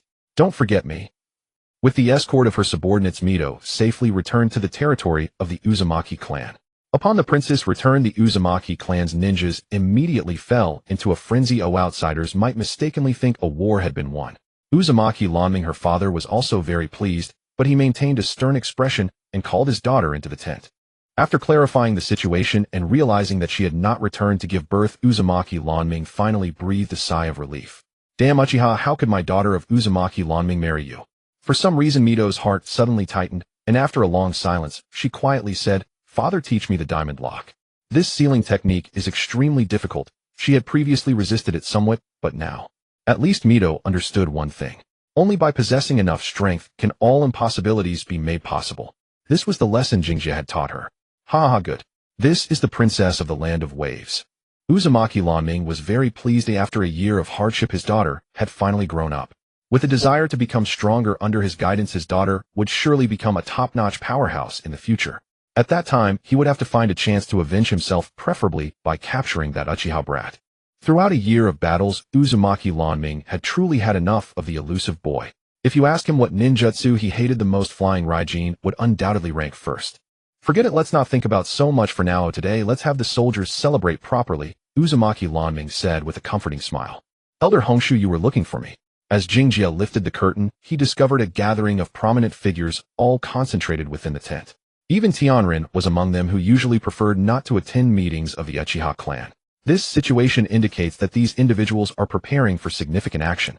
Ignoring the kneeling, my Jingjia sat down casually and asked with a light chuckle, I'm here now, oh just speak your mind. Seeing this, Elder Honshu took out a decrypted letter and passed it around for the others to read. When it came to Jingjia, the king of dance across from him could no longer hold back his question. An ambush on the transport team of the Land of Waves. Exactly, Elder Honshu nodded and said the enemy is executing long-distance operations and subsequent supplies can easily become problematic. According to reliable sources, multiple supply vehicles disguised as merchant teams are heading toward the battlefield. I need you to intercept them. Upon hearing this, Jingjia and Ban exchanged glances, still unable to grasp the elder's intention. Attacking the supply vehicles could be handled by sending a few teams. Oh, why mobilize such a large force? This implies that he must have other considerations. As expected, Commander Hongshu quickly revealed the true intention. Once the convoy is destroyed, I want you to charge straight in and create a bloodbath within the Land of Waves. I will launch a full-scale attack at the same time. The Uzumaki will either withdraw or face annihilation. Clearly, Elder Hongshu was not planning to continue skirmishing with the enemy. Deep behind enemy lines, huh? Jingjia shrugged, showing no concern for the daunting nature of the mission. With the Flying Thunder God technique, it made no difference to him whether he was behind enemy lines or not. Not just Elder Hongshu, he too was weary of fighting against the Uzumaki clan. To be precise, his years of war had left Jingjia physically and mentally exhausted. If it weren't for the points system, he would never willingly immerse himself in bloodshed all day long. True, he enjoyed fighting, but it couldn't go on endlessly. How can one live like this? The Flying Thunder God technique had yet to elevate to the second stage, which was closely tied to his current wartime experience. Given enough time to refine it, he should have mastered the ability to teleport to moving coordinates by now. I really want to take a break for a while, Jingjia sighed inwardly. Across from him, Ban's expression shifted, as if he had grasped the brilliance of this plan. Sometimes the mobility of space ninjutsu ensures that the enemy cannot easily track one's movements. If they cannot find their opponent, the Uzumaki could only passively endure attacks, and eventually the Uzumaki would not be able to remain idle. At that time, the might of the Uzumaki could be easily resolved. It's a good plan. Ban nodded, his tone serious, as he said the team should not be too large. Having me and Jingjia is sufficient. Just the two of you. Glancing at Izuna, Elder Hongshu inquired hesitantly, isn't that a bit too few? I will go too. As soon as Izuna spoke, he was shot down by his elder brother's glare. Stay here obediently, Elder Hongshu needs your assistance. As he spoke, he subtly gestured to his younger brother. The troops they had brought were loyal to their father Taijima. If the two brothers left together, there would be no one to command the camp, so Izuna had to stay behind. However, it must be said that having just the two of them was indeed a bit too little. Encountering a large-scale encirclement would only lead to a hasty retreat. Shinya and Izuna needed to lead the troops. Jingjia could not take them along, and he believed that Ban's situation would be similar. Without the strength approaching that of an elite jonin, going would only hinder them, and for a moment no one could find a suitable candidate. Until Hinata Tianrin finally spoke up. For the selection, let me accompany you. With her Byakugan, I believe the mission can be completed more smoothly. There was something he did not say. The strength of his disciple should not be too inferior to the two on the opposing side. Hinata Mai, at 13 years old, was slightly older than Ban, and her innate talent was exceptionally rare. Ever since she had transplanted the Otsutsuki cells, the cellular vitality within her body had greatly enhanced. In other words, the amount of chakra she could extract had increased. Although it could not compare to the absurd levels of the Ein-sealing water and Mokutan of Hashirama, it certainly far exceeded the amount typically possessed by an ordinary jonin. If one were to assess her overall chakra capacity, it might even surpass that of the current Uchiha Ban. Of course, Jingjia was well aware of the cost behind it. No power could be gained without sacrifice. All gifts of fate had already been silently marked with a price. To accept power means bearing the pain of cellular backlash. To accept his aid, Hinata Mai must rebel against her entire clan.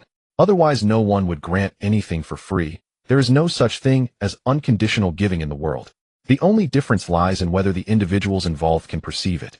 All right, Elder Honshu stroked his beard and smiled, his gaze solemnly sweeping over the three as he said, I entrust this war to you. I'm off, though I entrust the army to you. After receiving the supplies prepared by Shinya, he simply gave instructions before heading to the designated rendezvous point. Soon he encountered the lightly equipped Uchiha band. Seeing the bundle on Band's back, he shook his head helplessly, knowing it was futile to persuade him to endure any hardships. This guy, wherever he goes, must be well-fed and well-watered. He is completely unwilling to be negligent when it— What a pity, Band said regretfully, patting his shoulder. We couldn't keep the princess of the Uzumaki clan. If you could marry her, the Land of Waves would become our ally. Huh, marry that bean sprout. He'll consider it when she has the capability to rival Tsunade. Wait, turning his head with an unfriendly expression, Jinjia glared at him and asked, do you have anything to explain regarding the rumors from some time ago? I thought, how could the news about Mito being pregnant spread out of nowhere? It turns out the culprit was right beside me. What are you talking about? I completely don't understand. Can you stop turning away? Look at me, you brat. I don't even know what you were doing. Haha, your ability to lie is just as poor as your body flicker technique. The two argued at the entrance of the camp until Hinata Mai arrived, finally quieting them down. Let's go. Ban assertively took command, and the three-man team swiftly advanced towards the eastern part of the Land of Fire. To disrupt the morale of the Land of Waves, they must instill fear in the enemy. Thus the three decided that after eliminating the disguised supply convoy, they would charge straight in to strike the enemy's stronghold. With the capital in peril and family at risk, it was hard to believe that the Uzumaki could remain calm. To avoid the fate of extermination, the forces of the Land of Waves must return quickly. For Jinjia personally, there were many treasures in the Land of Waves worth exploring, such as various sealing technique scrolls and the peculiar mask that could connect to the Shinigami. The soft fist technique Bagua air palm. The leader of the Tianrin clan did not lie. Hinata Yaiwa's strength is indeed formidable. One could say that she played a significant role in the surprise attack on the logistics convoy. The Byakugan is indeed useful. As proud as Uchiha Obito is, he could not help but acknowledge her excellence. With the cage bird's restrictions lifted, her Byakugan would gradually regain its rightful form. Of course, that damage is irreversible. No matter what, her eyes could never reach a state of purity. Kyosuke speculated that she might not be able to activate the Rinnegan on her own unless she could acquire a pair of Byakugan that had not been corroded by the cursed seal.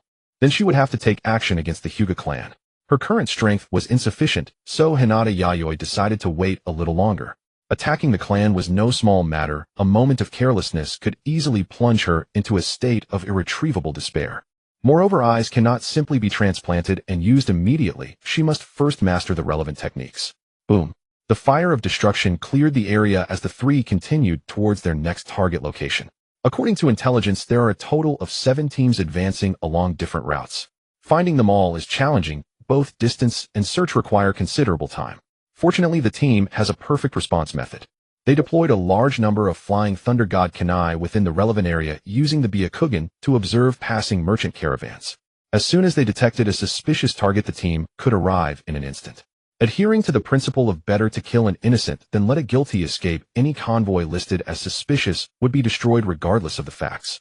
If someone were to resist, that would only solidify the antagonistic stance of both sides, making it easier for them to kill without psychological burden. In about 3 days, the team destroyed more than 20 merchant caravans, which might have included transport teams whose intelligence had not been revealed. In any case, the task of cutting off supplies was accomplished. Next came the real main event. A surprise attack on the capital of the Land of Whirlpools. The Land of Whirlpools is not large, roughly 1/3 the size of the Land of Water. As for the Land of Fire, it could easily accommodate 6 times the area of the Land of Water. The Land of Wind and the Land of Earth are even more exaggerated, but most of their areas are dangerous wastelands devoid of inhabitants. The Land of Fire still has the most arable land. Setting sail from the border, the trio floated on the sea for a week before finally stepping onto the Land of Whirlpools. Gazing at the bustling coastline, Kyosuke couldn't help but marvel. No wonder Konoha has a good relationship with the Land of Whirlpools. These folks are practically a natural barrier against the Land of Water. The sea surged with waves, and without a fixed route, danger could easily arise. To reach the Land of Fire, the mist shinobi must pass through the shipping routes of the Land of Whirlpools, allowing Konoha to be alerted in advance. This is politics. The Land of Whirlpools has 13 cities, and although the area is small, it has nurtured a large number of individuals capable of influencing the ninja world's landscape. Starting from the clan leader Uzumaki Namikaze to the first Jinchuriki of the Nine Tails, Uzumaki Mito, and the second Uzumaki Kushina. Also, there is Fusan, who fled from the land of Rain Nagato's mother, and Nagato, who is fond of carrying rice, as well as the member of the snake team Karen, who is also of the Uzumaki clan. As for Uzumaki Naruto and his son, they are destined to be the two protagonists who will change the ninja world. Their importance is self-evident. To be precise, members of the Uzumaki clan are born with a sage body possessing a chakra amount far exceeding that of ordinary people, making them most suitable to become Jinchuriki or experimental subjects for certain forbidden techniques. However, the degree of awakening of the sage body varies, leading to significant differences among individuals. Overall, it is somewhat similar to the situation of the Uchiha clan. Most Uzumaki clan members have long lifespans, and elderly individuals in their 80s and 90s are common, which is why the Land of Whirlpools is also known as the Village of Longevity. The Land of Whirlpools, the highest authority in the Land of Whirlpools, is a rare example of a military and political power combined in the world of Hokage. To cause a major upheaval, the team must go to this village, but before taking action, Kyosuke wants to find something valuable first. He took out 2 specially made kunai and handed them to them, smiling. I plan to loot a bit. Uzumaki Namikaze has quite a few good things in his possession. I have the same intention. Hinata Yayoi nodded, her eyes revealing a hint of eagerness. She has completely transformed into a research enthusiast immersed in the process of discovering the truth. The Uzumaki clan is a natural experimental subject, making it impossible for her to remain indifferent. In contrast, Uchiha Obito is more indifferent. He can take whatever he wants from the Uchiha treasure vault, and he casually takes his ancestral fan. As for the Uzumaki treasures, sorry, the King of Dance claims he is not interested. You guys do as you please. I will go explore the more important facilities. Obito believes that tasks should come first. Those two can mess around however they like. He might as well follow his whims. This is the difference between maturity and immaturity. Obito inexplicably became proud. Rushing along the way, they successfully arrived at the outskirts of the Land of Whirlpools before nightfall. Let's wait until dark, Kyosuke said, knowing that the small village must be shrouded by some kind of barrier. If they were to force their way in, they would quickly alert the station guards. Even throwing kunai from high above would easily arouse the enemy's vigilance. What should we do? Kyosuke turned his head and looked around, soon spotting a convoy waiting in line for inspection at the entrance. I've got it. As long as they take advantage of the guard's absence to place a flying thunder god kunai on the cart, they can sneak past the surveillance undetected. I'm such a clever little fox. Kyosuke shook his head, feeling he was the smartest person in the team. They found a secluded spot to rest, recovering their stamina while waiting for nightfall. As he ate a soft piece of bread, Kyosuke suddenly sighed and glanced at Uchiha Obito, who was lost in thought. Have you received any news? What did you say? Obito looked at him in confusion, only to see Kyosuke mimicking a pot lid with his hair. Struggling to suppress the twitching corners of his mouth, Obito did not want to make any moves that would damage his image in front of others. He certainly knew who Kyosuke was imitating with that performance. Every time he dreams in the middle of the night, that figure would appear in his mind, impossible to forget. Hashi's mother. Before setting off, news from the front line reported that a young man from the Senju clan had appeared capable of using strange ninjutsu. After multiple verifications, it was finally confirmed that the young Senju was using a mysterious power known as wood release. This ninjutsu is terrifying, possessing a weight that surpasses earth release, comparable to the casting range of water release, and its power exceeds that of fire release. Faced with such a potentially powerful young man, Uchiha Taijima certainly would not ignore him. A 3-member assassination squad composed of Jonin secretly infiltrated the enemy's base, preparing to assassinate Senju Hashirama. As a result, it was this battle that completely helped the god of ninjas achieve his first acclaim. Successfully mastering the wood release, clone Hashirama single-handedly killed 3 Uchiha Jonin. In no time, his might spread throughout the entire ninja world. Hashirama is formidable, and Madara has long been aware of this fact. However, he never imagined that while he was still troubled by the vortex, his opponent had already made a name for himself on the front lines. In the heart of the Land of Fire lies the core stage for the Uchiha and Senju clans. The battlefield stretches for thousands of miles, filled with bloody slaughter, where even clan leaders have become common options in warfare. Compared to the brutal battle over there, their fight with the Land of Vortex seemed like mere child's play. Recalling their past agreement, Madara couldn't help but whisper, Hashirama is that distant dream urging. Looking up at the crescent moon hanging high in the sky, Madara's gaze gradually changed. For both personal and public reasons, he could no longer afford to linger here. After quickly dealing with the Vortex clan, he would head to the main battlefield, where true trials of blades and blood awaited. Beside him, Kyosuke shook his head in helpless amusement. Every time Hashirama was mentioned, the King of Dance would fall completely silent. Originally, he wanted to discuss the composition of wood release and casually talk with Madara about how to crack it. Now it seemed that Madara was completely immersed in sweet memories, entirely forgetting that 2 others were present. After an unknown amount of time, Madara, freed from his memories, stood up and said with a serious expression, "It's about time." Upon hearing this, the three of them simultaneously performed the transformation technique and placed their hands on Kyosuke's shoulders. Let's set off. Before the sound fully faded, the three had already vanished from sight. Vortex, Hidden Village, South Corner. Looking at the completely different scenery around them, Madara and Kagaya exchanged glances, both feeling this was not their first ride on Kyosuke's express train, but they still couldn't fully adapt to the sensation of being transported several kilometers away in the blink of an eye. Let's set off separately. Take your kunai, and I will come find you if needed. After Kyosuke finished speaking, he raised 2 fingers on each hand and crossed them in front of him. Shadow Clone Technique. Bang, bang, bang. The 6 exquisitely crafted shadow clones caused the other 2 ocular technique users to blink in surprise. What the hell? How can we not distinguish his true body? The strength of the shadow clone lies in its ability to confuse the real with the fake. It's not that it can't be distinguished, but it requires extremely strong ocular power, which the 2 of them currently lack. This is also related to Kyosuke's exceptional mastery of the shadow clone technique. Shadow Clone Technique, Level 4. As one of the most commonly used ninjutsu, his shadow clones have been developed to the extent of Level 4. According to his estimates, after reaching Level 6, he would have the opportunity to comprehend the multiple shadow clone technique on his own. Thinking of this, Kyosuke's gaze instinctively swept toward his attribute panel.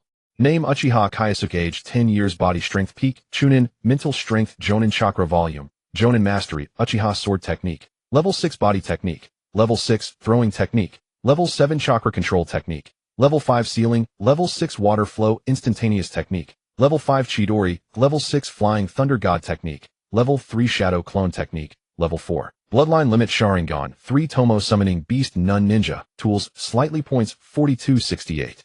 Besides the shadow clone technique, the other abilities have also seen significant growth. However, once an ability reaches level 6, the speed of upgrading will immediately slow down significantly. The throwing technique is simple. Each use enhances experience, but he has no other ability that can break through the level 6 limit. The Flying Thunder God is even more outrageous. As a technique, he has researched the least. After a year of hard training, it has only reached level 3. There is still a considerable distance to capturing moving coordinates. How many years did Minato Namikaze spend to complete his research? From his conversation with Obito, there was at least a gap of 4 to 5 years in between, perhaps even more. Thinking of this, Kyosuke's heart finally felt a bit more balanced. His mental strength and chakra are both at the average level of a Jonin, not particularly outstanding, but still far superior to the Chunin tier. As for his physical strength, it has seen some enhancement, but unfortunately his age of 10 still limits his development in physical techniques. With no other choice, Kyosuke could only bury himself in studying Chidori, starting from its form changes and gradually shifting to the nature changes of lightning release. This system can't provide help. He can only rely on painstaking effort to achieve it. Therefore, the existence of the shadow clone training method is very necessary. Successfully using the shadow clones to shock his companions, a satisfied Kyosuke issued different commands to the clones. Some needed to search for traces of the shrine. Some needed to lay out Flying Thunder God kunai to prevent the inevitable pursuit and encirclement by enemies. Others sought out the residence of the Vortex clan's Arashi, preparing to clear out the opponent's sealing technique scrolls. Kyosuke's main body could just wander around. The shadow clones work diligently and are like exemplary models under the 996 work culture. If only his real-world self could gain the ability to create shadow clones, he could work 6 or 7 jobs at once, milking the capitalist system. Just thinking about it is exhilarating. After wandering aimlessly for a while, Kyosuke finally received information from the shadow clones. Through the coordinates left by the clones before they dispersed, he used the Flying Thunder God to arrive at the legendary Vortex Shrine. Gazing at the somewhat familiar scene before him, his thoughts began to drift, as if he could see Orochimaru bringing Sasuke here in the future. So which one is the so-called Death God mask? Kyosuke curiously stepped forward. Based on the images in his memory, he quickly found a mask resembling the Death God. Driven by inner curiosity after obtaining it, he instinctively placed the mask on his face. In the next second, an indescribable terror descended as an unusual chakra seemed to come from beyond the heavens, enveloping Kyosuke completely. Damn it! As the chakra surged within him, he desperately tried to rip off the mask. This damn Death God is too sinister. Kyosuke felt as if his body was about to be taken over. The chilling energy was unlike anything he had ever encountered. It resembled chakra, yet felt distinctly different. In the dimness, a terrifying phantom emerged behind Kyosuke, instantly amplifying the cold power several times.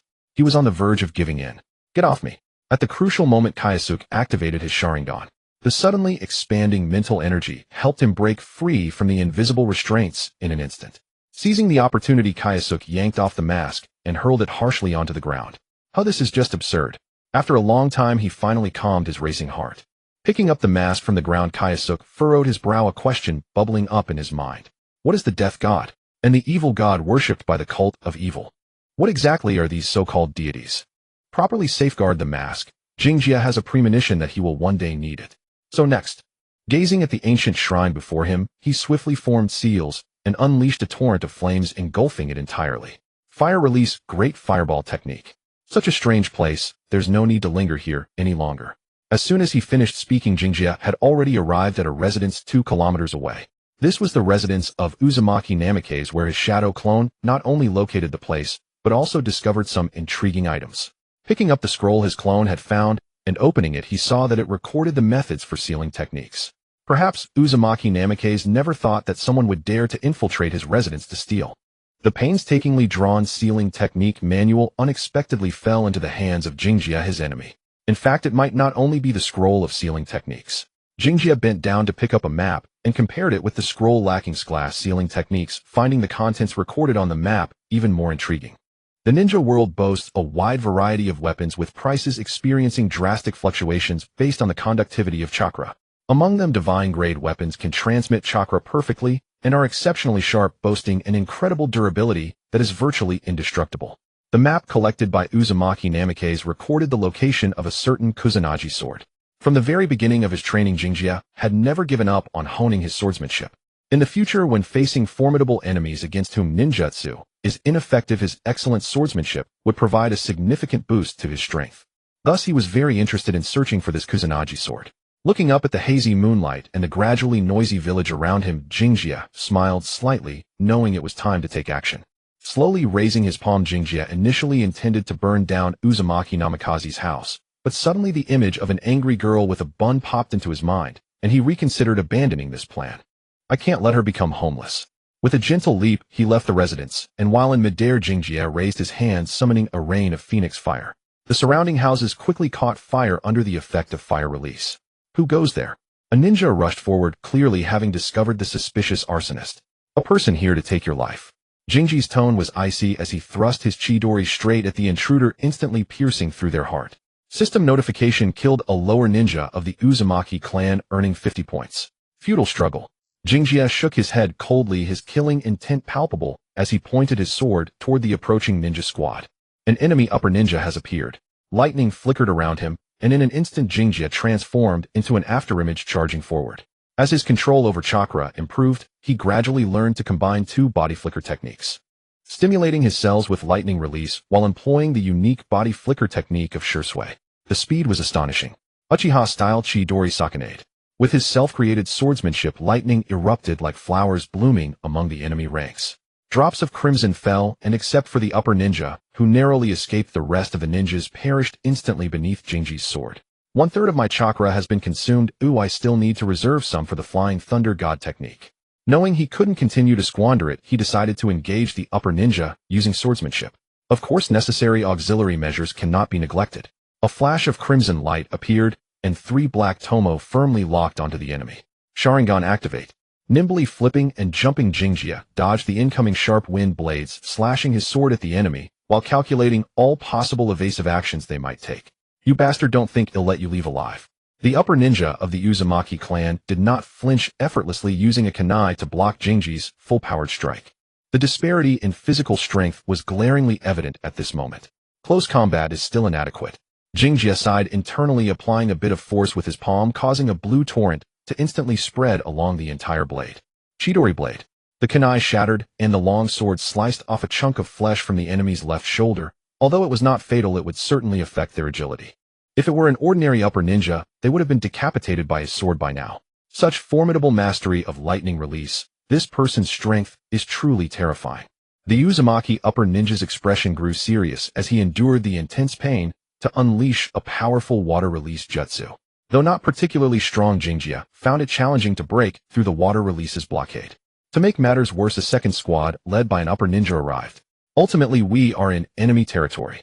Slowly sheathing his sword, Jingjia stared at the upper ninja, who had narrowly escaped with his life, and lightly said, "I'll let you live another day." Without waiting for the enemy to respond, he directly used the Flying Thunder God to travel to Uchiha Obito's location. At this moment, the Dance King was completely surrounded by enemies' armor stained with blood, panting heavily as he wielded his fan. Seeing him arrive, Uchiha Obito said somewhat irritably, "You could have waited a little longer. It would have been easier for you to help me collect the corpses then. I don't act like a child." Grabbing him, the next moment, both of them appeared beside Hinata Hanabi. Compared to the two disheveled Uchiha, she with her Byakugan could effortlessly evade enemies coming from all directions. In terms of task completion, Jinjia and Obito combined did not match her individual contribution. Let's leave this place for now. After tonight's battle, the trio likely understood the power of the Uzumaki hidden village. Without the Flying Thunder God, no one in the squad could break through the siege. That bastard Uzumaki Namikaze, who would have thought he still retained such power. Leaning against the wall, Uchiha Obito slowly recovered from his excessive energy expenditure. That's quite. Lying nearby, Jinjia expressed his thoughts. Uzumaki Namikaze is not a fool. How could he risk everything to serve the Senju? His stronghold must certainly retain considerable power. What should we do next? Hinata Hanabi interjected. After tonight's commotion, the enemy would surely be. Infiltration shouldn't be a problem, but it is likely that we won't be able to stir things up as freely as we did today. Let's continue to toy with them. Jinjia said with a smile, "If direct confrontation is not feasible, then we'll resort to assassination, targeting only those above the middle ninja level." "Hey, you're going to cut off Uzumaki Namikaze's lifeline, huh?" Uchiha Obito chuckled lightly, showing no signs of refusal. Though arrogant, he was not so foolish. Assassination is a necessary behavior for ninjas. In Obito's view, there is currently nothing more important than the established strategic goals. As long as Uzumaki Namikaze does not return, the three will continue to stir things up, seeing, in the end, who will be more uncomfortable. Hurry up and recover your strength. We'll go again when dawn breaks. At the front line, Uzumaki clan camp. Outrageous. Uzumaki Ashina slammed the table and stood up, his eyes bloodshot. One might think he had Uchiha bloodline.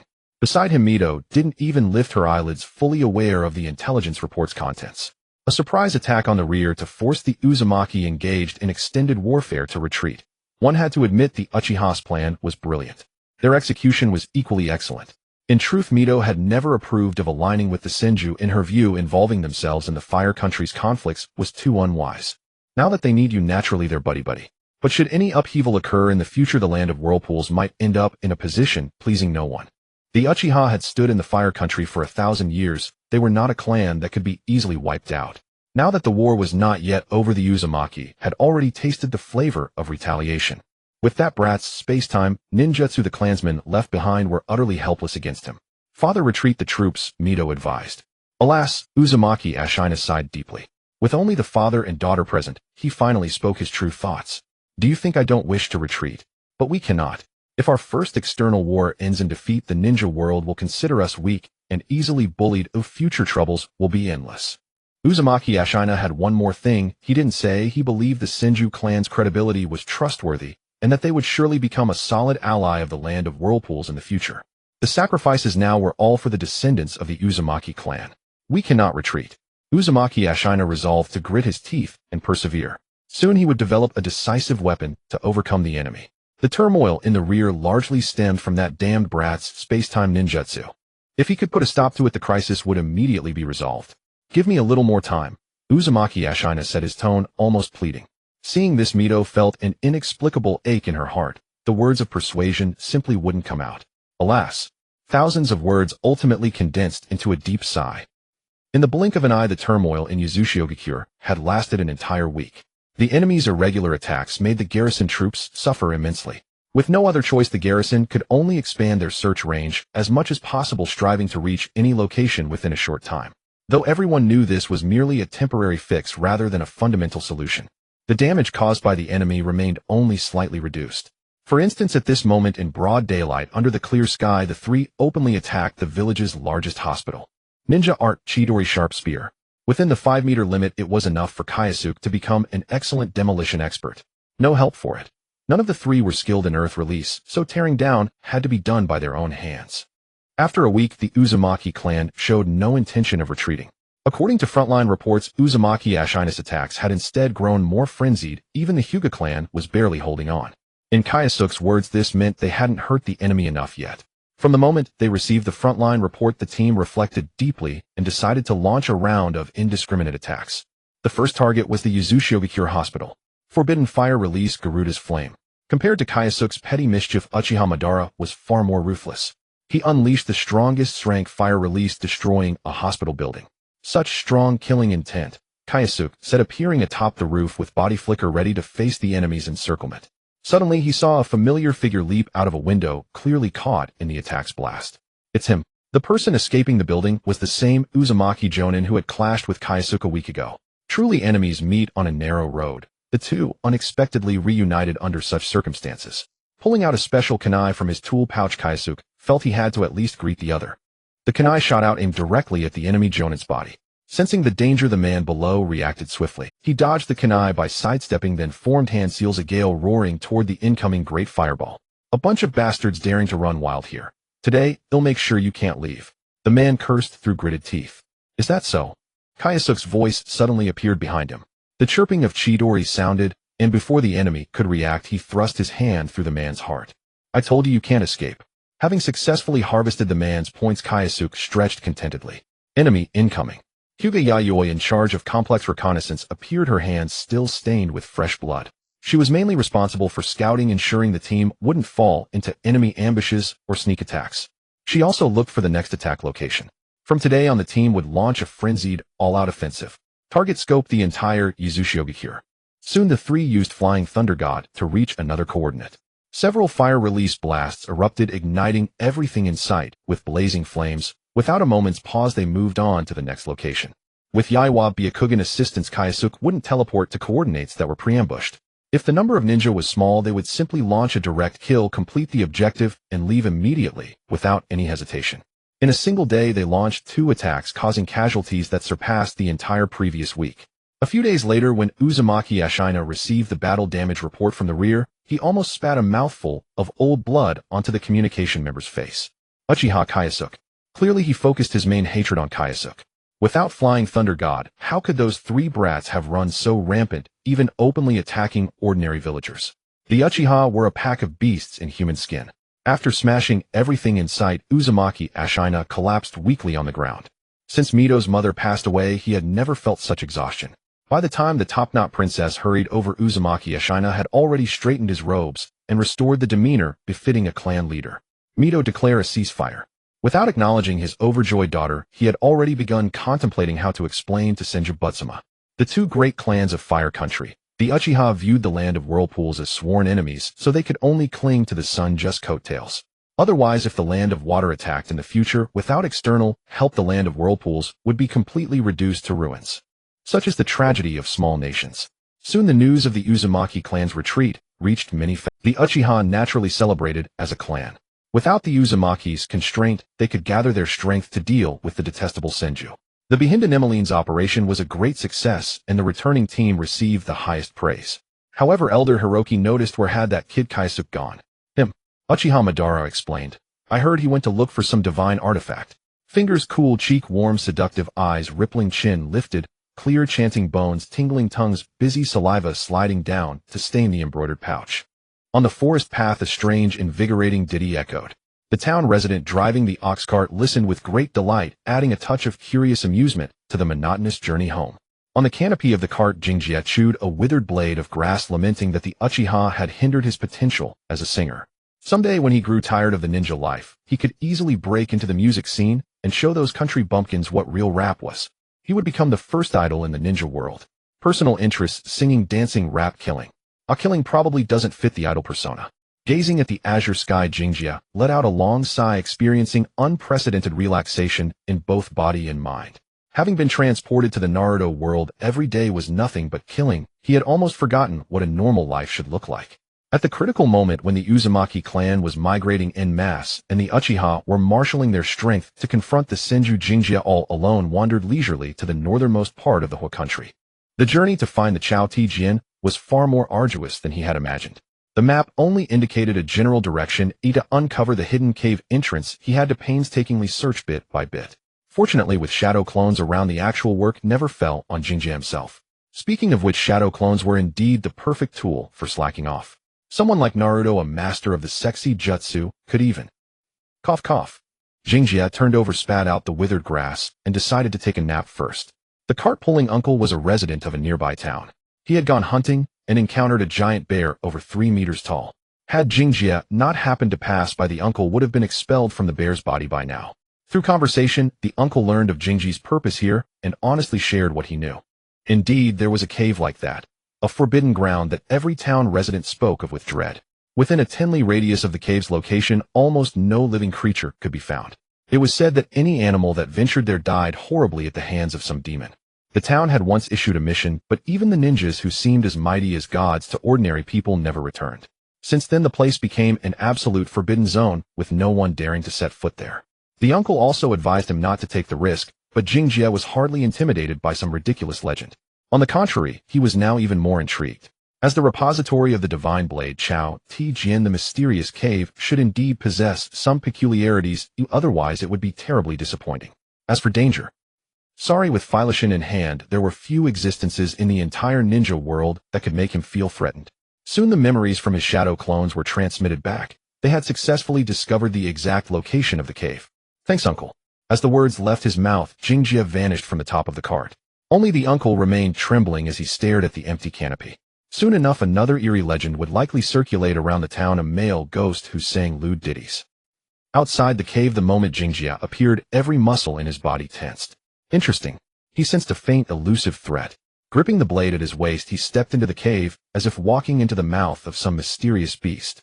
Following a vague premonition, Jingjia pressed on, only to find that the cave seemed far larger than he had imagined. With such a vast terrain, there might be some large summoned beast hidden inside. The pondering youth did not notice a shadowy figure constantly following him above. Strangely, this shadow could float in the air. While he was deep in thought, the shadow approached him silently like a falling leaf. What a tender little one. Tianxin Shinji bared her full set of fangs, intending to swallow the person below in one gulp. Just as she was about to succeed, a piercing screech suddenly echoed through the entire cave. Jingjia leaped up, drawing his Qinyao blade, and a sharp bolt of lightning slashed straight toward the snake woman above. Swish! Facing the incoming killing intent, Tianxin Shinji calmly raised her arm, blocking Jingji's Qinyao blade with nothing but her bare flesh. After all, the Qinyao blade was reputed to be an unstoppable slash, its sharpness surpassing even wind-style techniques of the same level. Even blades on the level of the 7 swords of the mist could not withstand its strike heat. Yet this humanoid snake woman possessed such astonishing skin hardness. Wait, snake woman. A sudden realization struck Jingjia. Could this be the damn Longdi Cave? Longdi Cave was one of the 3 sacred lands alongside Shirgu Forest and Yamu Mountain. Snakes, frogs, and slugs. The 3 sacred lands were ruled by these 3 distinct species. The founder of Longdi Cave was a white-scaled serpent that had survived since the Kagaya era, revered as the White Snake Sage. Everything that happened here would reach the White Snake Sage's ears, an entity of terrifying power. While not at the 6th path level, he was at least a super Kagaya upper-tier existence. Dealing with the current Jingjia would be child's play. As for the one before him, she was likely one of the high-ranking members of Longdi Cave, comparable to the 2 sages of Miamu Mountain. Under the gaze of the Sharingan, the chakra within the snake woman was almost overflowing, surging to the brim. The most troublesome part was that she could wield sage chakra, otherwise she couldn't have used her scales to block his. In the midst of his thoughts, the snake woman deflected his blade, then abruptly stretched her neck without moving her body. Die. She looked furious. Clearly the pain from blocking that strike was far from pleasant. Under the influence of sage chakra, the snake woman's attack directly tore through Jingji's body. Yet aside from the dazzling lightning, not a single drop of blood spilled from his form. A shadow clone upgrade. Lightning clone. Opt. Tianxin Shinji screamed in agony. Instead of eating human flesh, she got a mouthful of lightning. Already displeased, she now fell into a raging fury. Suddenly, Jingjia materialized out of thin air, plunging a full-power Chidori straight into her chest. Sage art, inorganic reincarnation. Without any fluctuation of chakra, the surrounding stone walls seemed to come alive rapidly, piercing him into a sieve. Bang! Fortunately, this was still a shadow clone. The bloodline of the ninja sect, Tianxin Shinji said coldly, her body beginning to undergo changes little by little. What use was knowing time-space ninjutsu? In Longdi Cave, he absolutely couldn't escape. At the cave entrance, Jingji's expression turned slightly grim. It wasn't because 2 of his shadow clones had been blown apart consecutively, it was because he suddenly realized he could no longer perceive the spatial coordinates of the outside world. What did this mean? It meant he had already detached from his original space. Who knew where the true Longdi Cave was located? But one thing was certain, it was definitely not in the same space as the ninja world. Are you kidding me? Upon learning that escape was impossible, Jingjia instantly became much more obedient. Sage Art Chakra was incredibly powerful. Mastering it would allow one to reach the pinnacle immediately. Unfortunately, that thing itself was like nuclear energy. Without cage-level chakra and physical strength, the only outcome of daring to touch it was death. As an artificial human, you had mastered a weakened version of Sage Mode through De Shiwan's Curse Seal, but barely had he activated it when his entire body collapsed. De Shiwan, who had mastered the core technology, exhausted all his means to barely restore Yu's body to its original state.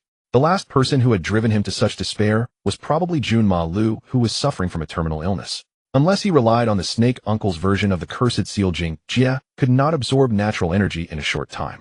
The Snake Princess who had attacked him earlier, if he remembered correctly, was called Tian Xen Shinji, one of the three great powers of Long Didong. Her true strength was hard to estimate, but it certainly wouldn't be weak. For one thing, just that technique, inorganic reincarnation alone, would leave Jia struggling to cope. If we can avoid fighting, let's all try to get along peacefully. At worst, he'll just give up the Chao Ti Jian, okay? Controlling his shadow clone to proceed straight through the cave, suddenly an aged voice echoed in his mind. Interesting little brat, come before me. As soon as the words were spoken, the surroundings began to change rapidly. Jia hadn't moved a single step, yet when the thick fog dispersed, he found himself inside a massive cavern. The ambushing shadow clone dissipated, and all the flying thunder god Kanai left along the way also vanished. At this moment, he had no other choice but to face the threat directly. Taking a deep breath, his gaze swept over the several beautiful young women in the cavern and finally settled on the great white-scaled serpent coiled on the high platform. Despicable human boy. Someone was glaring at him. Tian Xen Shinji was a beautiful woman with long green hair and a crown, but who would have thought that beneath her human skin lay a snake's body? Having seen her serpent form, Jia now found her appearance utterly unsettling. In contrast, the Snake Princess beside her seemed much more normal. Stop making a racket. The speaker was a girl with long dark blue hair and a face as beautiful as a flower. She looked young, but the aura emanating from her body was lethally dangerous. In terms of strength, she was probably even stronger than the companion beside her. Shi Chu Dao Ji, that was the name bestowed upon her by Shi Xianren. By Shi Xianren, the intruder has been brought. After saying that, the blue-haired Snake Princess stepped aside, not even glancing at Jia from beginning to end. Human, by Shi Xianren spoke, what business do you have in my Long Didong? Jia turned his head again and was surprised to find that the sky-obscuring white-scaled serpent had vanished. On the high platform, an old woman was leaning on a staff, staring coldly at him. The old woman in the white robe was smiling, but it gave him the terrifying feeling of being stalked by a predator. Adhering to the principle of being honest and humble, Jia truthfully said, I came here following the directions on a map. I did not mean to trespass into Long Didong. Please forgive me. Map? Yes. Jia took out the troublesome treasure map from his chest. Sensing the convergence of surrounding energy, he gently released his hand, and the map floated unsteadily into the old woman's hand. Seeing this, Jia's heart stirred. He felt that compared to the toads of Miao Mushan, these snake princesses were more adept at manipulating external natural energy. Chao Ti Jian. The old woman pondered in confusion for a while, then murmured uncertainly, do we have such a thing in our cave? At this moment, the last of the three great snake princesses, Tuan Jinji, spoke up, reporting to by Shi Xianren 800 years ago, one of the Chao Ti Jian swords did fall into our hands. Oh, I remember now. The old woman awakened a distant memory and said with some emotion, I recall that back then there was a brat who tried to take it by force, right? Yes, and later you personally drove him away. An ungrateful little brat trying to cause trouble in my dojo. If it weren't for his father. At that point, the old woman fell silent for a long while, then looked at Jia and said, that brat back then failed to take it. Now you, his descendant, have come to fulfill your ancestor's wish. Ancestor? Jia asked hesitantly. Who is this brat you're referring to? I remember, it seems he was called In Tua Luo. Good heavens. Jia nearly spewed blood. His current mood was probably similar to when the Ino Shikacho trio attacked Kakazu, and that guy claimed he had once fought the first Hokage. Whether it was true or false, it certainly sounded intimidating. What an ungrateful In Tua Luo. Why, she granny really knew how to put on a show. With a jumble of thoughts in his mind, Jia still replied respectfully on the surface, no, not at all. I just happened to obtain the map from the land of whirlpools. I have to shift the blame, a Xianhua Lu Ming is perfect for it. Hearing this, the old woman coughed and said disdainfully, whirlpool. Oh, a branch of the ninja sect, one of the descendants of that brat, a Xiao Luo. A naughty child, not likable at all. Well, now there was another unlikable, a Xiao Luo. You're the big shot, so whatever makes you happy. After laughing to herself for a long time, the old woman waved her hand lightly, and when Jia looked again, a simple ancient sword in its sheath had appeared in her hand. Its shape was somewhat similar to Zuiju's blade, but it exuded a stronger sense of antiquity. For it to have piqued Xiao Luo's interest besides conducting chakra, it must have some special function. Do you want it? Bai Shixianren said with a sinister smile. It's not impossible, but you should know that all who come to Long Di Dong must pass a trial. If you succeed, everything can be negotiated. If you fail, you can pick one of my 3 daughters and see whose belly you want to enter. Jingjia blinked and asked cautiously, what is the trial? Shinji, is that place still there? Tian Xi and Shinji stepped forward and handed Jingjia a detailed map of the ninja world. 3 years ago, a group of people captured the children of the cave. Due to an agreement, we cannot leave without permission. Find the children, and this Chao Ti Jian will be yours. After briefly explaining the mission, Tian Xi and Shinji immediately retreated, clearly unwilling to have any contact with him. At the same time, she also tossed out a contract scroll. Write your name, and you will gain the child's trust. Jingjia obediently completed the contract. He had no right to refuse. When you succeed, we will perform a reverse summoning to bring you back. As soon as the words were spoken, a flash appeared before Jingjia's eyes, and he was already outside Long Di Dong. Inside the cavern, Bai Shixianren was staring blankly into space. She was using her ability to peer into the boy's future. The masters of the 3 sacred lands all possess exceptionally unique powers. The Toad Sage can foresee the future, witnessing certain segments of what is destined to happen. The White Snake Sage possesses a similar power, focusing more on specific targets. Whenever a human enters the Dragon Cave, she activates her abilities as a means of discerning her targets. Before Jingjia departed, the White Snake Sage had already activated her abilities, causing time to leap forward by several decades. It was a vast, desolate land with a blood moon hanging above, casting an eerie light that illuminated a figure holding a sage's staff. 8 Tao-seeking pearls quietly floated behind him as the man stood in midair, gazing up at the galaxy.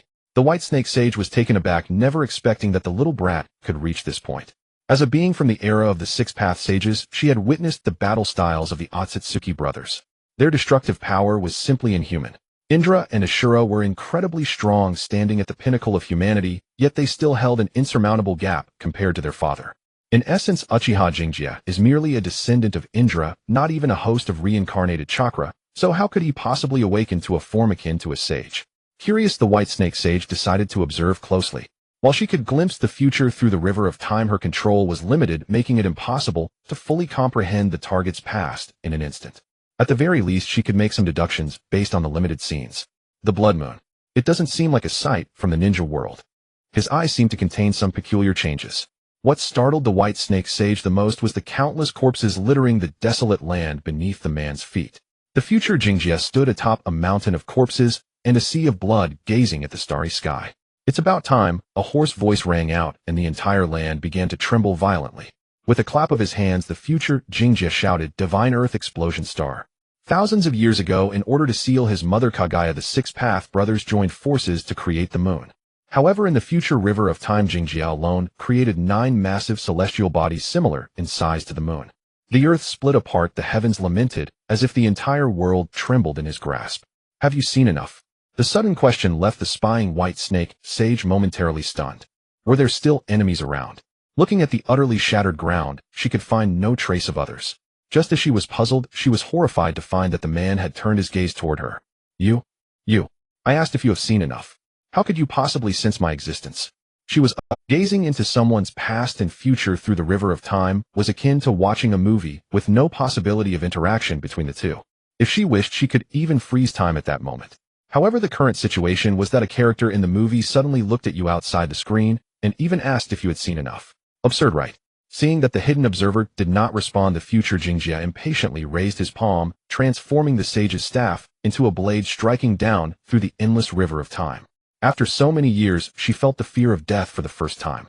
A scream awakened the White Snake Sage as she clumsily propped herself up, seemingly still trapped in the illusion of her abilities. At the last moment, she successfully disabled her abilities, and the inexplicable strike could not cause any harm. Reflecting on her alertness, the White Snake Sage turned to her 3 daughters, only to find them staring at her in sheer terror. Lowering her snake head, she saw a massive wound spanning her entire body. She felt no pain. The structure of her snake body was inherently different from that of humans, let alone being a white snake that had cultivated for thousands of years. However, injuring someone through the river of time was something she had never heard of. In practical terms, it should not be possible. Unless The other party equally possessed time-based powers, otherwise there was no explanation for why she would suddenly be exposed. How could a human possibly? I see that pair of eyes grants him power from the Indra bloodline. Damn Indra, I shouldn't have let you go so easily. Feeling inexplicably angry for a moment, the White Snake Sage quickly calmed down, pondering how to face the issue with the Uchiha boy in the future. Despite being struck by a blade, her mood surprisingly lifted. This guy's future accomplishments were so high that if she established a good relationship, now he would undoubtedly become a protector of the Dragon Cave. The ninja world was undeniably unsafe, and she was more aware of this than anyone else. That Otsutsuki who had narrowly escaped years ago and Kagaya who awaited resurrection after thousands of years were still lurking. The same went for Myobo-Kuzan. Others may be unaware, but the White Snake Sage certainly knew of the small schemes the Foul Toad was concocting with the Otsutsuki brothers behind the scenes.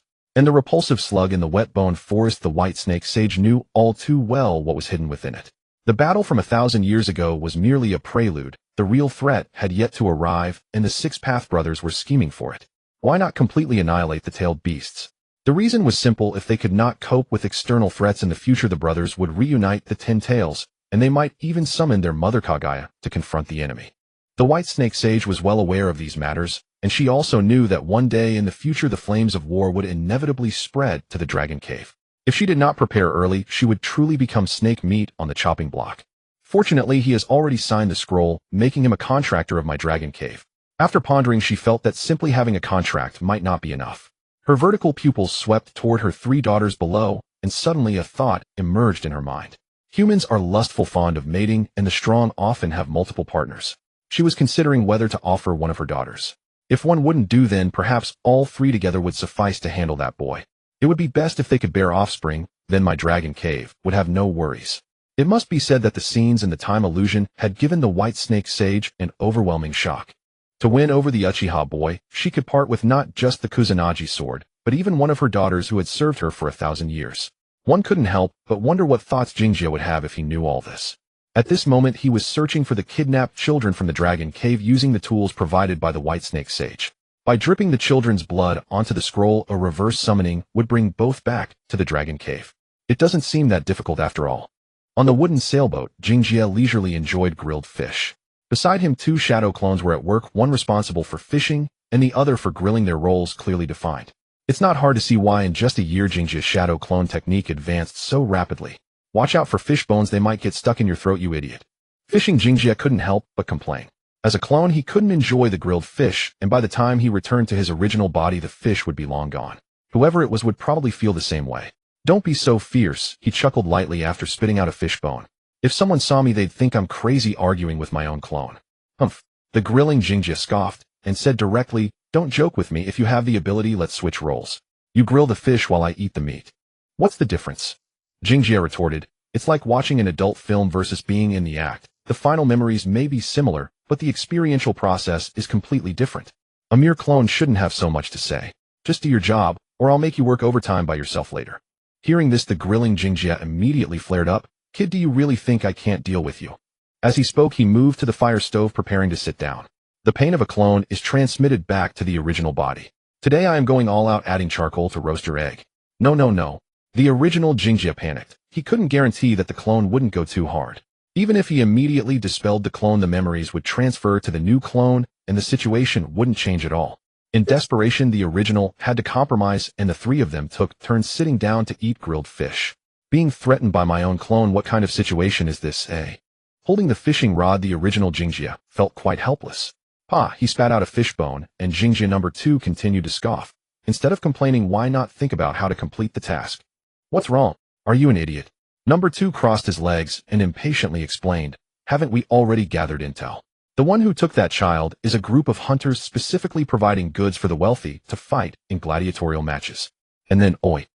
Are you too lazy to even think?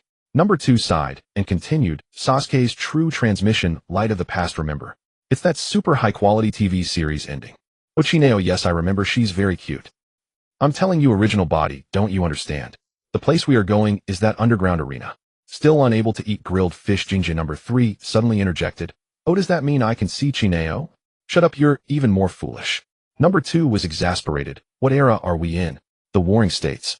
Chineo, my foot. Oh, what a pity. Taking advantage of the 2 clones bickering, the original Jingjia successfully reeled in a grilled fish. With clones around, why think for himself? After all, what number 2 considered would also be known to him later. Speaking of which, number 2 was indeed unique with a strong sense of initiative in doing things.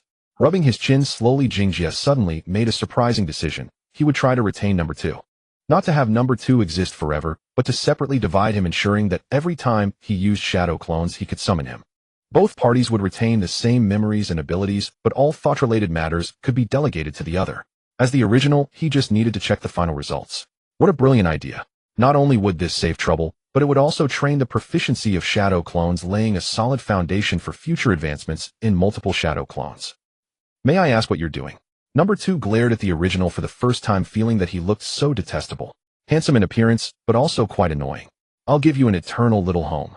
The original Jingjie prepared to try then. He dispelled the somewhat introverted number 3. Number 3, what the hell are you doing? Bang. With the smoke rising and dissipating, soon number 3 reappeared before the two. Oh. Number 2's eyes widened as he curiously circled around him twice, internally marveling at the original's miraculous idea.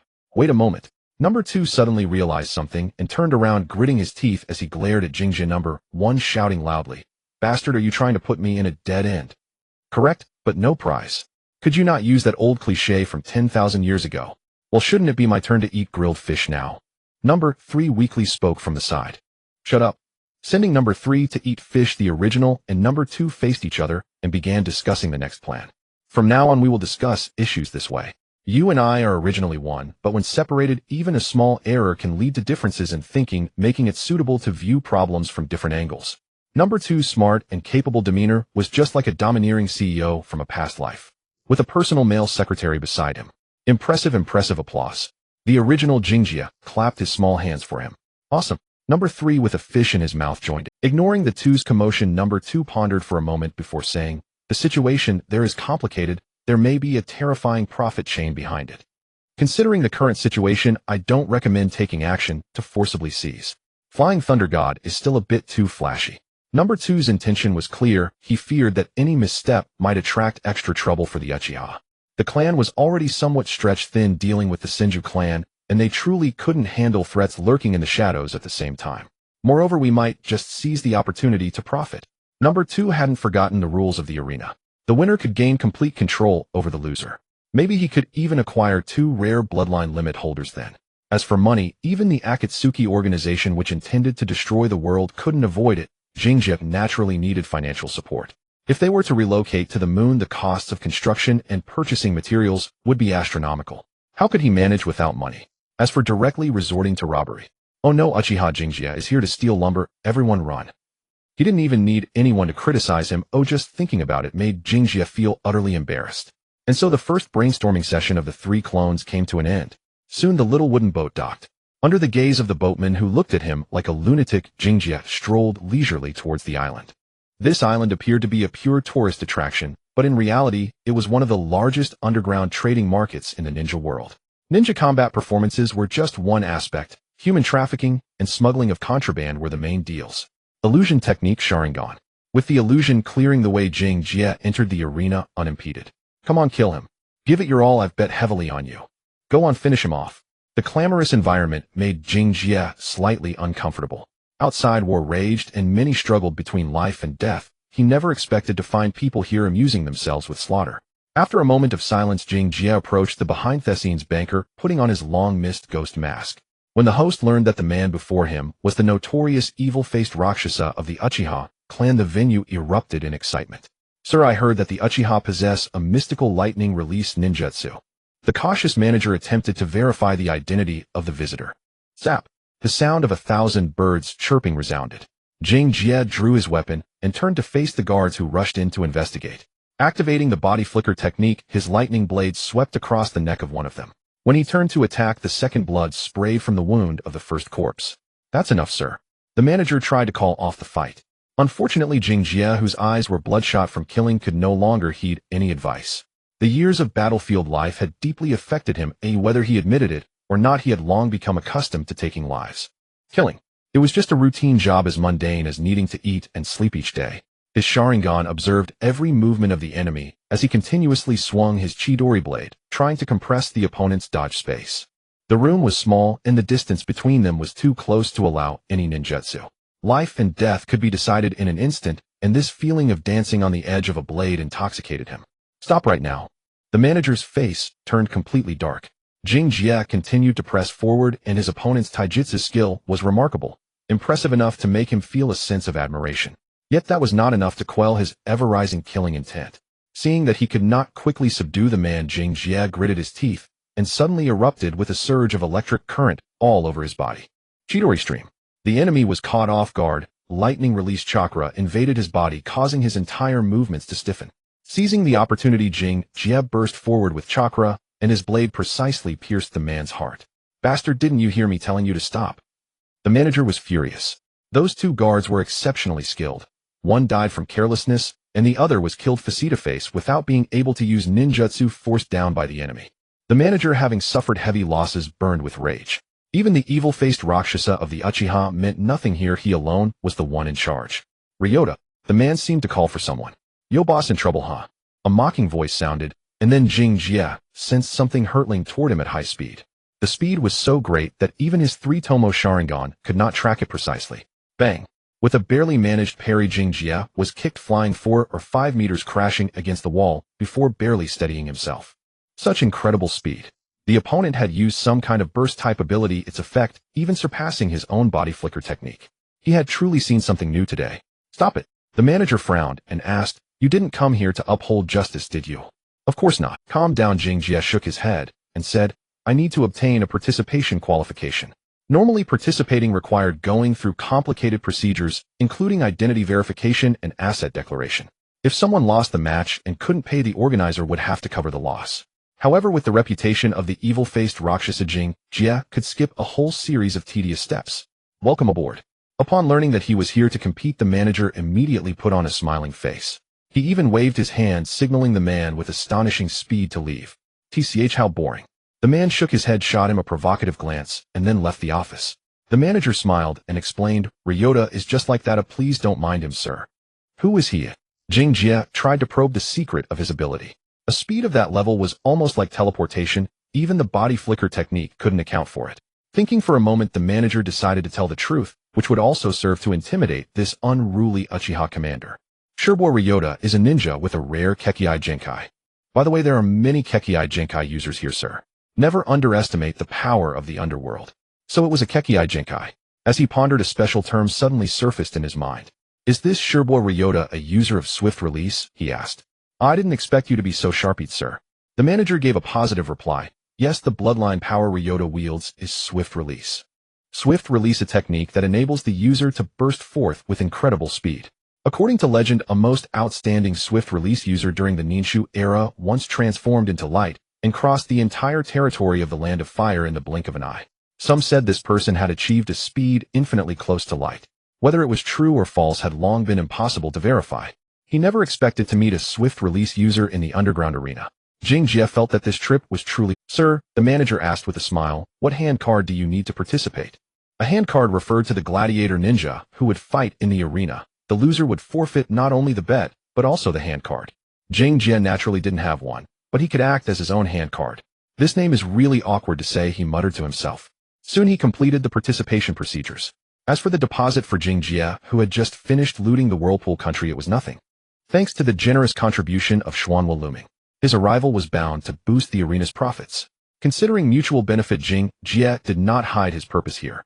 A newly captured snake summoning beast. The manager thought carefully and replied, don't worry, I'll notify you as soon as I have news. The tracking scale given by the White Snake Sage could only lock onto a general direction. This island was so complex that it was impossible to search it one by one. Instead of blindly searching on his own, it was better to rely on the local magnate, who was the manager. Mutual benefit and harmonious win-win after all. It turned out Jing Jie's choice was correct. He had just eaten lunch at a barbecue restaurant in the city when the manager's message arrived. The kidnapper had been found and a match was scheduled for the afternoon. As long as Jing Jie won, he could naturally take the summoning beast away. After wandering and eating for quite a while, the fully satisfied Kyosuke finally returned to the Colosseum. His battle was about to commence. Besides retrieving the child from the dragon's cave, he could also spar with other ninjas. Perhaps he might even lure a few talented bloodline limit ninjas. Even if he didn't use them himself, he could package them up and send them to Yayoi, making fine experimental subjects.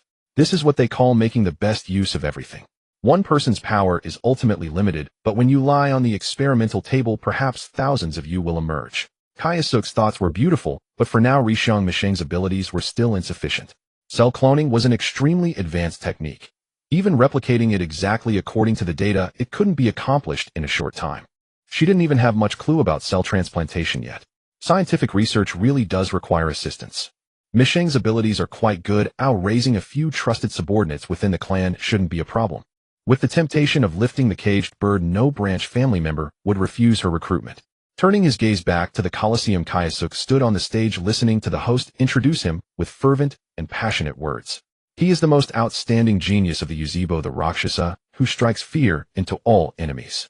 The one who drove the 3 great secret art clans into exile, oversees the creator of the bloody slaughter night in the country of whirlpools. His talent is unparalleled, his time-space ninjutsu unfathomable. Friends, let us welcome with the warmest applause this legendary Yuzebo Rakshasa. With a simple flicker, the masked Kyosuke appeared in the arena. Instantly, the cheers of the crowd surged once more. Yuzebo, Yuzebo, Yuzebo.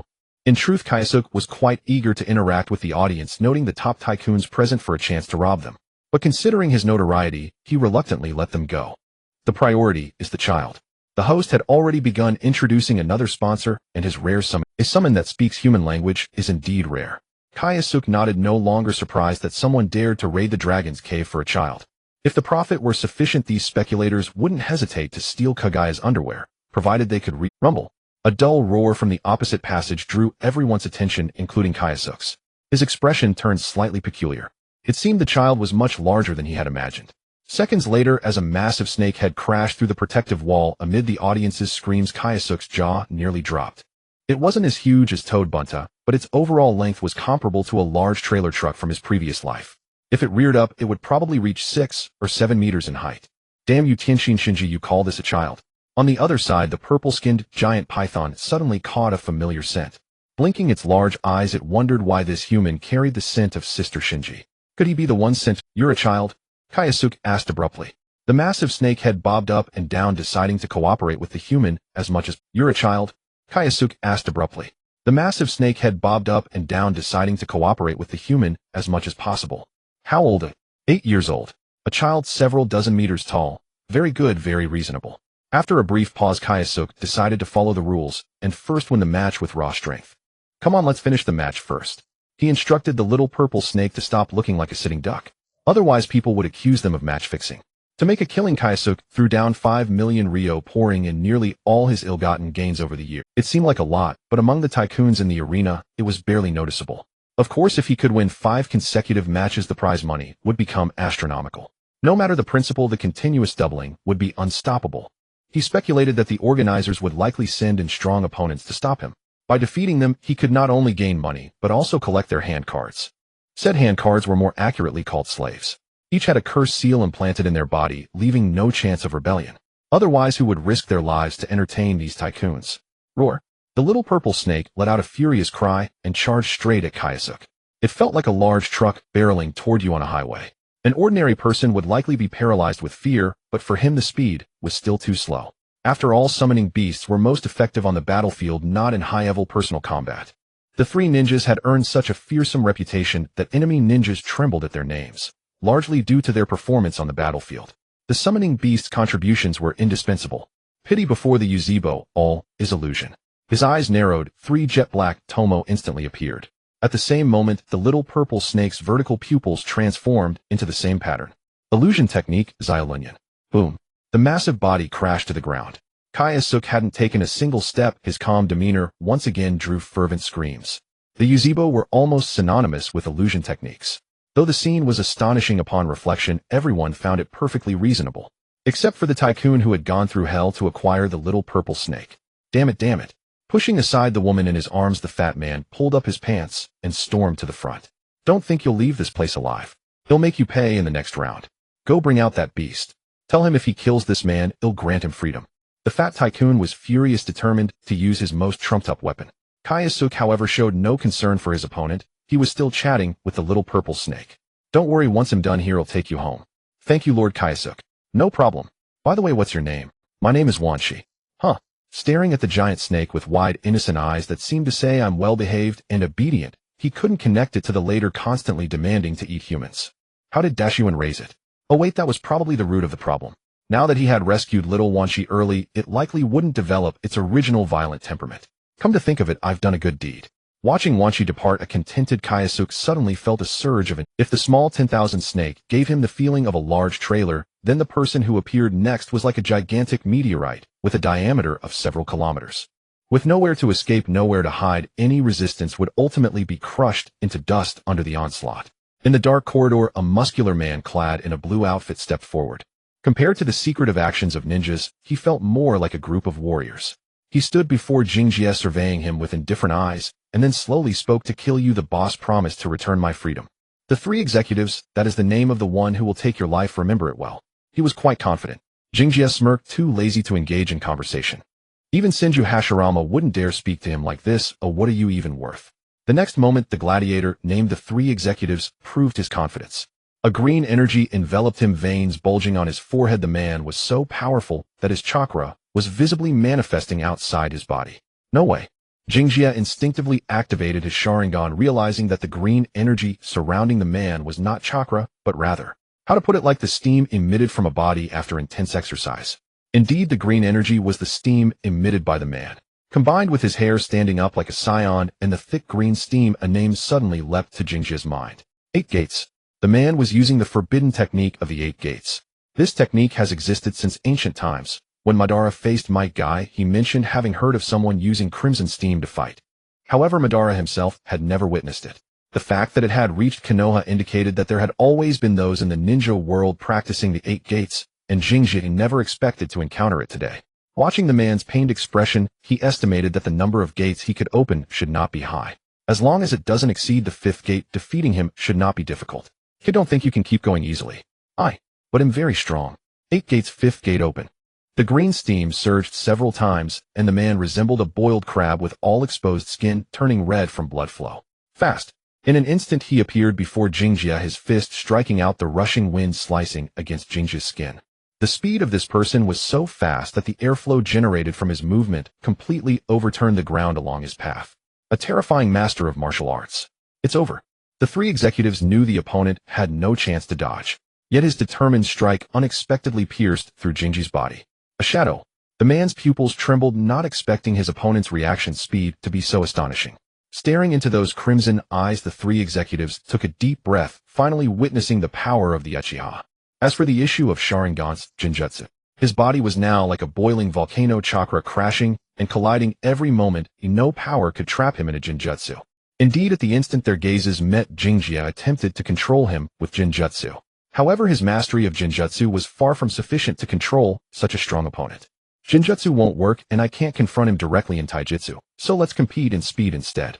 The previous shadow was a high-level application of the Shursue's body flicker technique. Having just successfully advanced to level 6, Jingjie had finally mastered it perfectly. This body flicker technique could split into seemingly tangible shadow clones, the principle akin to Goku's after-image punch in Dragon Ball. The pinpoint high-frequency flicker movement was the strongest application of Jingjie's body flicker technique. Faced with such a powerful and fast opponent, shadow clones were nothing but a waste of chakra. To truly win, aside from defeating him, Hiden 1 could only last until the enemy exhausted their strength.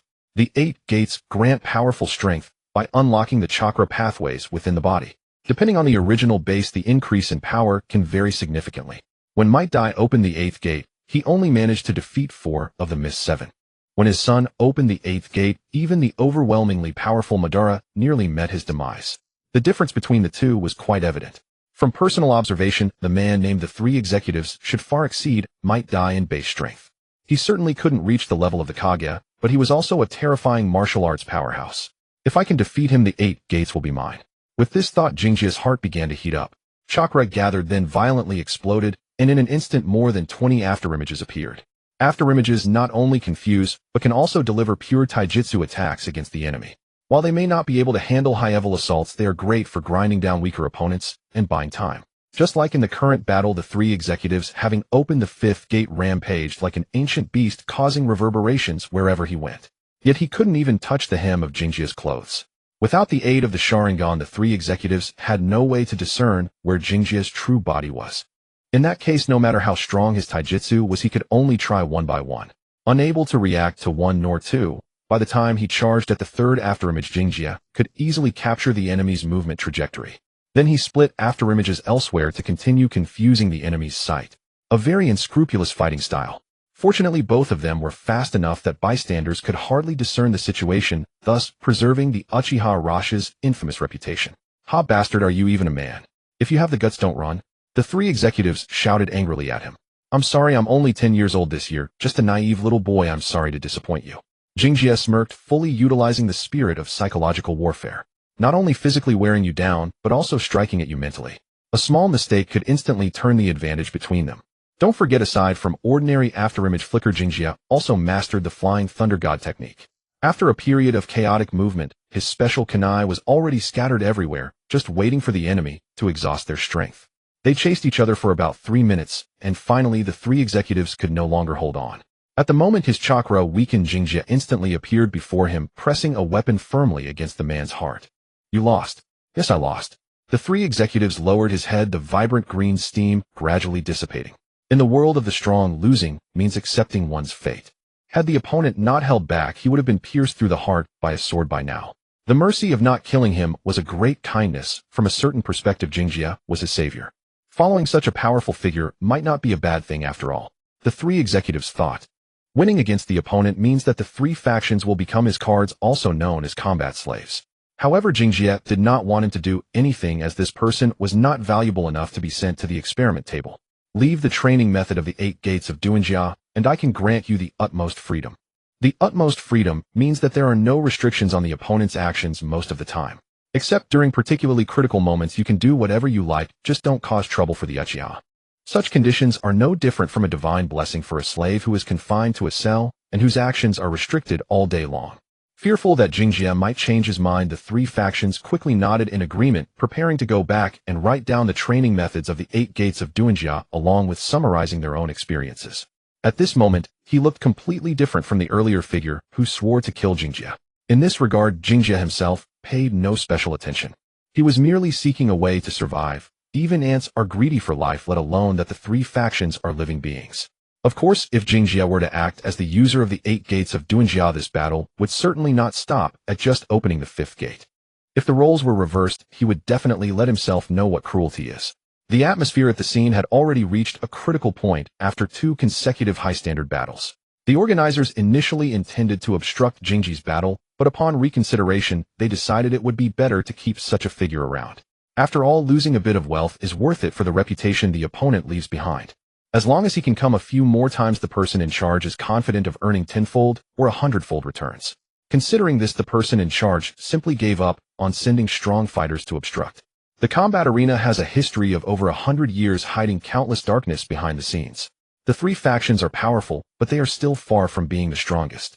If someone truly wanted to target him, the person in charge could immediately send out stronger fighters. Some may surpass Jingjia in speed, while others may exceed him in ninjutsu prowess. There are even terrifying users of ocular techniques whose illusionary blood eyes would make even the Freedomo Sharingan submit.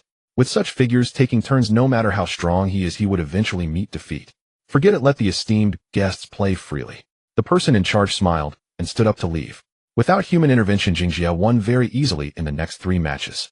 Incredible, he has truly defeated 5 top gladiators in a row. Now let us cheer for the new king. Oh! Ignoring the enthusiastic cheers from the crowd, Jingjia flicked his head and left the audience with the most profound silhouette. Time to collect the payment. He never worried that the opponent would default if they dared to do so. He would lead his army to level the island once the battle was over. He went to calm the slightly anxious little Wansha, promising to take it home soon.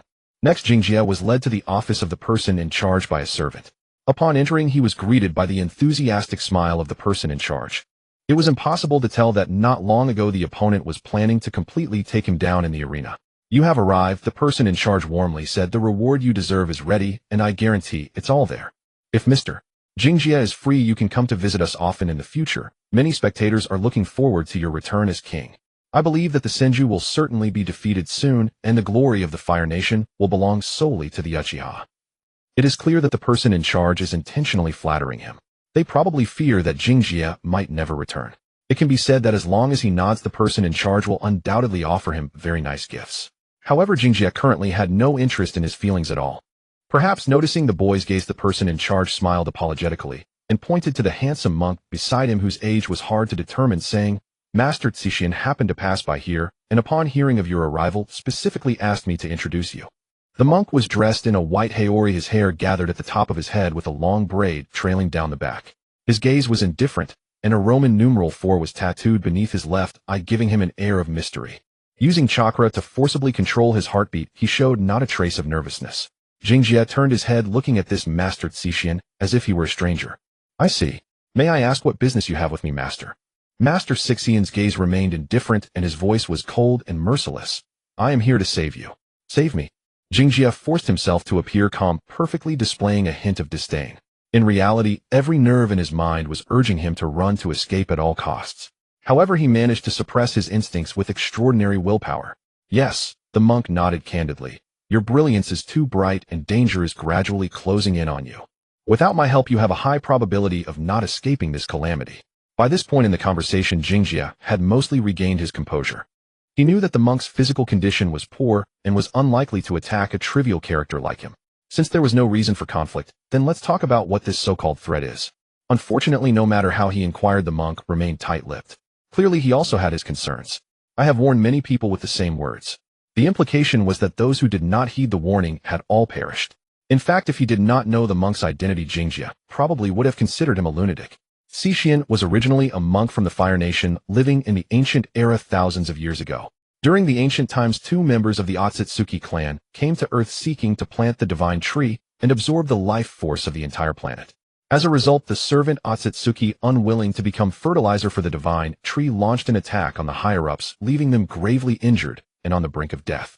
Just at that moment, the monk Xixian happened to pass by, and the injured Otsutsuki shrank in size, controlling him through parasitism. With the power of Otsutsuki, Xixian was able to survive for thousands of years. Of course, the internal controller was no longer that traveling monk. Later, the monk began a long process of healing, but unfortunately the injuries within were too severe, and he could only patiently wait for a suitable host for reincarnation to appear. This wait lasted for 1,000 years. As for the servant who successfully turned the tables, she planted the divine tree on Earth, but ended up not absorbing humans. Instead, she fell in love with a certain man at that time.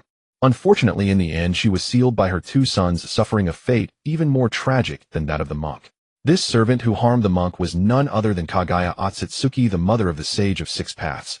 The terrifying existence hidden within the monk is exactly what Jingjia has always been worried about. Otsutsuki style. Staring at the monk before him, Jingjia remained silent for a long while before suddenly asking, Let's not discuss threats for now. What do you want me to do? In a reduced form, a technique borrowed from the eye technique, it took up residence within the monk's ear. A dignified Otsutsuki whose status was even more noble than Kagaya's now found himself companioned only by earwax. Thinking about it truly evokes a sense of sorrow.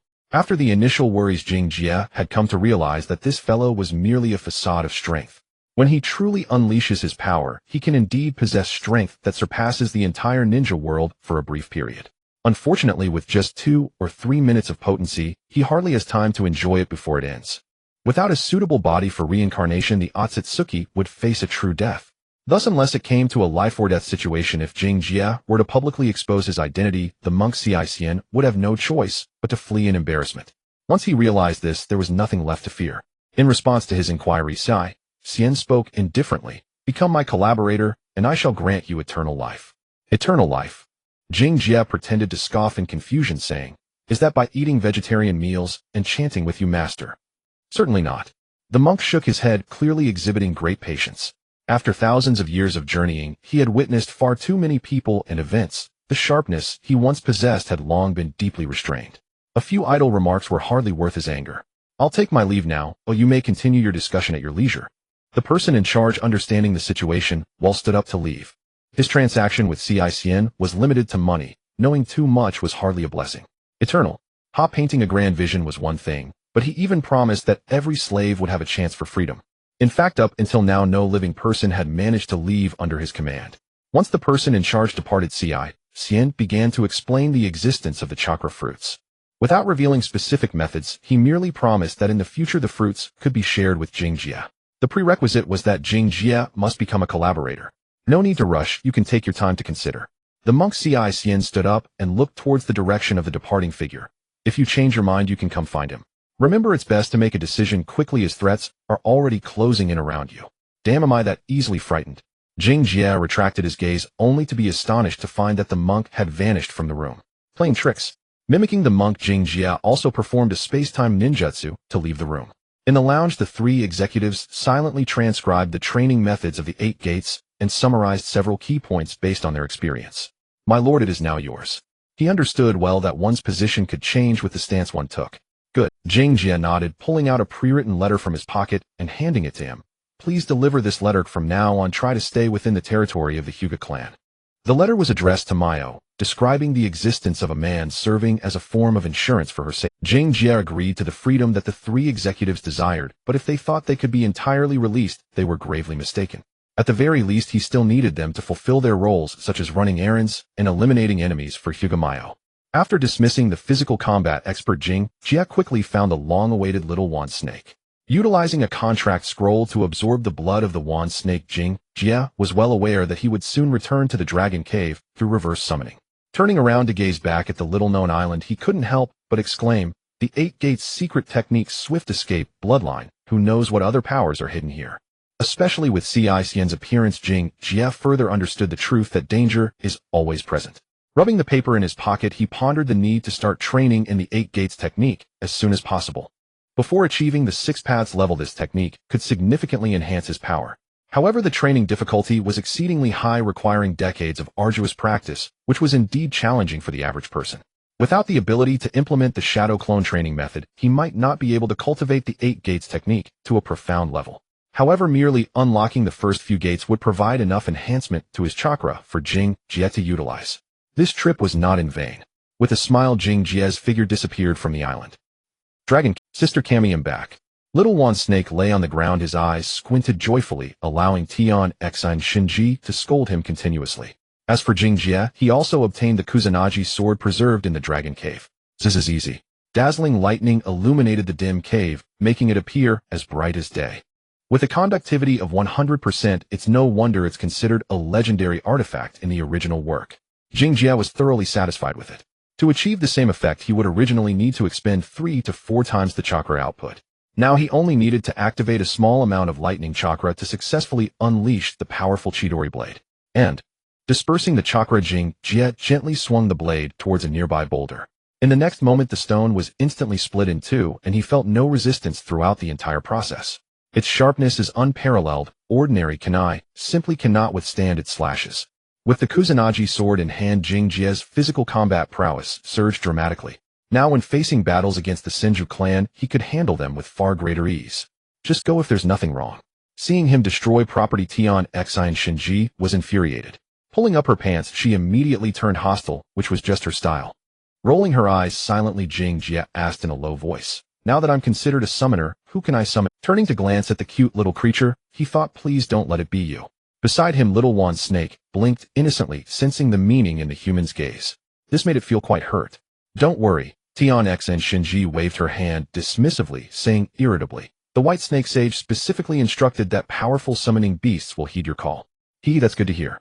Patting Wand Snake on the head, Jing Jie soon left the Dragon Cave alone. Seeing the human depart, Tian Xine Shinji gritted her teeth and muttered to herself, "Damn it, I wouldn't go seducing him. Whoever wants to go ahead." Sister Kami, why do you want to seduce Lord Jing Jie? Shut up, child. Oh, after finishing his affairs in the Dragon Cave, Jing Jie quickly headed towards the main battlefield, preparing to face the decisive battle with the Senju.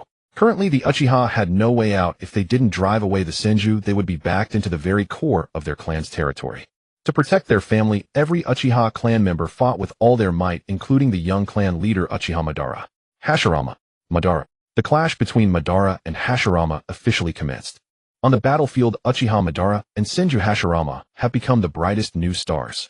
Without the strength of a Jonin intervening, would likely lead to death. Even Jonin could easily fall to either of them with a single misstep. Over time, both sides simply ignored them, allowing the two talented clan leaders to fight it out themselves. Fire style, great fire destruction. Uchiha Madara now exuded an increasingly powerful aura. A fan-shaped sea of flames made many who prided themselves on mastering fire style feel utterly ashamed. The young clan leader is truly a prodigy. I heard that the one from the Southern Army, Kyuji, isn't too bad either. Who knows, but I still think Lord Madara is more impressive. The sea of flames surged forward rapidly, incinerating anything that dared to obstruct its path. Seeing this, Hashirama couldn't help but sigh, knowing his partner had once again become obstinate. Why take it so seriously? Isn't it fine to just put on a show? With a clap of his hands, a large number of wooden walls suddenly erupted from the ground. No matter how fierce the flames were, they could not break through their combined barrier. Wood-style multi-wall technique. Hashirama had now mastered the wood-style secret art. However, due to his limited strength, he couldn't unleash more powerful techniques, such as the wood dragon or wooden avatar, nor could he even command the birth of the forest. Nonetheless, Hashirama's strength had still increased significantly, making it difficult for ordinary ninjutsu to harm him. Damn wood-style. Madara muttered a curse under his breath. If he couldn't gain an advantage from a distance, he would resort to close combat to take care of him. With the support of the Sharingan, Hashirama couldn't possibly be his match. Chakra exploded beneath his feet, and the unassuming yet remarkably effective body flicker technique allowed Madara to instantly surpass the wooden walls and appear directly above his partner. Die, Hashirama. The scythe swung horizontally, fiercely striking down. Hashirama bent to evade, but overlooked the fan already prepared in Madara's left hand. Bang! The watermelon head was sent flying by a slap from the fan, and before it could hit the ground, Madara had already attached himself like a shadow. You lose, Madara said coldly, filled with overwhelming confidence. Upon hearing this, Hashirama disregarded the scythe looming before him and forcibly twisted his body, pointing a single hand at his good friend. Wood-style silent killing binding technique. Branches erupted wildly from his arm, instantly binding Madara, trapping him in the wooden bars no matter how he struggled. Ha! Hashirama broke into a silly grin. But before the laughter could fade, Uchiha Madara shook his head and disappeared with a bang. Surprised, too. The scythe pierced through Hashirama's back, emerging from his chest, and sending the armor on his front flying. This is the shadow clone technique researched by that kid Kyuji. Without the high perceptive Sharingan, it's nearly impossible to discern. If you want to blame someone, blame yourself for not being an Uchiha. Madara's tone was indifferent, but a careful listener could detect a tremor within. He hesitated. Should he really kill Hashirama? Clearly having made up his mind, yet when it came down to it, he still deliberately avoided striking a fatal blow. Despite the seemingly serious injury, his internal organs hadn't been affected by the scythe. For the remarkably resilient Hashirama, a month of rest would allow him to fully recover. Madara, you're truly a wishy-washy waste. The Dance King attempted to provoke himself with words. Unfortunately, no matter how hard he tried to steal his heart, he couldn't truly bring himself to harm this guy. Madara. Hashirama trembled as he raised his hand, speaking haltingly. I can't hold on much longer. Do you remember that dream? Do you remember our friendship? What happened? Madara couldn't help but widen his eyes, thinking he had accidentally harmed his good friend. Don't worry, you'll go find a medical ninja right now. Hold on. Madara panicked. Don't go. Hashirama grabbed him tightly, his eyes filled with a dreamy light before death. I've long since reached my limit. Wood-style has consumed too much of my life energy. As a dear friend, I would be very happy if you could accompany me on this journey. Hashirama. Quickly tell me, Madara, do you still remember our dream? Grasping his partner's hand, Madara wanted to say that not only he remembered, but he knew Kyuji had never forgotten it either. But before he could speak, Hashirama suddenly transformed into a pile of broken wood. Damn it. Hashirama's real body emerged from behind the wooden wall, visibly regretful, as he slammed his palm down, exclaiming, so close, just a little more, and I could have understood Madara's true feelings. If they could just voice it, their relationship would no longer remain as it was. It must be said that Hashirama had truly gone to great lengths to achieve his dream. Scratching his head awkwardly, Hashirama explained softly, this is my latest technique, the wood clone technique. Can't even the Sharingan see through it. It's best not to mention it, but once I do, I can't help but recall the earlier scene. The anger was absolutely boiling. Uchiha Madara, damn it, today, I will definitely take you down. The overly embarrassed Dance King charged forward like a madman, once again grappling with Hashirama. Fire-style dragon flame song technique. For fire, dragons roared as they charged towards their opponent. Wood wall. Fire-style great fire destruction. The meteoric fireball surpassed even the great fireball in both power and scale. Hashirama, my wood wall. Damn it, Hashirama, don't you have any other ninjutsu you can use? Uchiha Madara realized that whenever he faced this guy, his usual calm demeanor would easily vanish. With just a slight provocation, he easily lost his cool. Even though he knew he couldn't use ninjutsu to clash, he often forgot this crucial fact. Taking a deep breath, he successfully regained his composure and used the body flicker technique to approach Hashirama once again. Next comes the life and death struggle. Hashirama. Utilizing the sharpness of his ancestral scythe, Madara could indeed suppress his opponent in close combat. In the previous battles, he had relied on this technique to gain the upper hand. However, the Uchiha had inherited a long-standing divine weapon, and the Senju could not be without their own resources. Seizing the opportunity while Madara was pushed back by would-style, Hashirama unrolled a scroll from his back, forming hand seals to directly extract the weapon sealed within. A pair of extraordinarily sharp dual blades. With Madara wielding the scythe in his right hand and the fan in his left, Hashirama naturally needed to counter with dual blades. That was what fairness called for. Madara, Hashirama. Both sides unleashed their chakras with full force, colliding like a meteor striking the earth. The terrifying energy fluctuations left ninjas hundreds of meters away secretly alarmed. At that moment, a figure wielding a short knife quietly approached. The target was none other than Uchiha Madara, who was temporarily in a state of exhaustion after their clash. From a very early stage, Tobirama had been worried about the existence of Madara Uchiha. It was that man who used words to bewitch his elder brother. The Uchiha were all untrustworthy villains. How could they possibly become friends with them? He selectively ignored the fact that it was Hashirama who had pestered Madara relentlessly. In Tobirama's view, as long as Madara Uchiha died, his elder brother would certainly return to normal. Found a village. Fine. Once the Uchiha were annihilated, the Senju could unify the Land of Fire. By then, not just a village. They could kill the daimyo and claim kingship directly. However, his repeated proposals of a siege plan were ignored by both his brother and his father. The former was unwilling to strike at a friend, while the latter, Otsuma Senju, had focused all his strength on dealing with Taijima. A siege. Without Hashirama's involvement, what price would have to be paid to kill Madara Uchiha? Moreover, the Uchiha were no fools. Unknown was one thing, but any underhanded tactics would immediately trigger their support. All told, the window for a siege was only about 20 seconds. Even if Otsuma Senju personally stepped in, he couldn't kill the current Madara Uchiha within 20 seconds. Thus the plan was shelved. In the end, Madara and Hashirama hadn't yet been taken seriously by the truly powerful. This was the main battlefield between the Uchiha and the Senju, a clan war of the highest caliber during the Warring States period. Clan head-level powerhouses were not rare, and elite Jonin-level experts were abundant. The duel between Madara and Hashirama was spectacular, but it hadn't yet reached a level that could influence the entire battle. Of course, Tobirama personally disagreed with that assessment. He knew his elder brother's strength better than anyone. Within 10 years, Hashirama would stand atop the ninja world, unshakable by anyone. When that time came, the Uchiha opposite would be a true menace. Understanding this, Tobirama was determined to slay Madara Uchiha with his own hands today, even if it meant earning his brother's reproach. Die. Using Earth Release to sneak forward, he abruptly emerged at close range and unleashed his ultimate lethal technique. Water Release, Water Severing Wave. Bursting out from the ground, Tobirama spat a high-pressure thin stream of water. The torrent was like a sharp blade, easily cutting through boulders and trees, a technique of immense destructive power. Tobirama Senju excelled at ambushes. He would always avoid direct confrontation if he could strike from the shadows. This trait had been evident since his childhood. Tobirama, discovering this, Hashirama tried to stop his younger brother's action with a shout. He wasn't afraid that Madara might die from the ambush. Quite the opposite. His sensory abilities told him that a familiar figure was rapidly approaching the battlefield. Tobirama pulling such a sneaky move could very well provoke that person. It would be hard to settle things afterward. A leopard can't change its spots.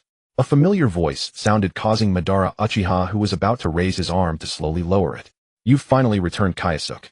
The newcomer was none other than the hurriedly arriving Kyosuke Uchiha. With his index and middle fingers together, Kyosuke released a beam of lightning release, counterattacking directly with a Chidori sharp spear. The two compressed techniques collided in midair, dissolving each other. A draw. Tobirama emerged from the earth, watching Kyosuke warily, and asked in a deep voice, "What did you mean by that?" In ninja combat, a sneak attack was perfectly normal. What did a leopard can't change its spots mean? Tobirama felt insulted. What does it mean? Kyosuke sneered, killing intent surging in his eyes as he harbored intense hostility toward Tobirama Senju. Plundering ninja from other lands for impure world reincarnation experiments, using Flying Thunder God to kill Izuna, repeatedly obstructing the alliance, leading the hostility toward the Uchiha, and indirectly provoking Madara's departure from Konoha. One crime after another. His offenses were too numerous to record. In fact, 70% of the conflicts in future Konoha would stem from him. Looking at the anxious Hashirama, a question suddenly surfaced in Kyosuke's mind. If the one who died back then had been not Izuna, but his younger brother Tobirama Senju, would he still have sincerely accepted the Uchiha? Today you'll find out, Kyosuke thought, ignoring the need to reply. He drew the Kusanagi blade from his waist, and with a flicker appeared beside the gray-haired youth. Kyosuke, go easy. Hashirama couldn't help but rush over, but Madara immediately kicked him away. Bastard, how dare you get distracted while fighting me? Madara charged without a word, giving the bowl-cut-haired man no chance to rescue. Had just tried to ambush him, it was already generous that Kyosuke wasn't joining in the siege. Get out of the way. Not a chance. Back to Kyosuke to test the sharpness of the Kusanagi blade. He didn't use the Chidori blade to kill instantly. Seeing this, Tobarama naturally pulled out a kunai to block. At the same time, his free hand continuously changed hand seals, executing a rare, one-handed seal technique. Water release, water clone. Admittedly, Tobarama's Sunja's talent in ninjutsu was astonishing, but today he had met his nemesis. Ignoring the water clone beside him, Kyosuke exerted a little force, snapping the opponent's kunai. The blade carved a not insubstantial wound across Tobarama's chest.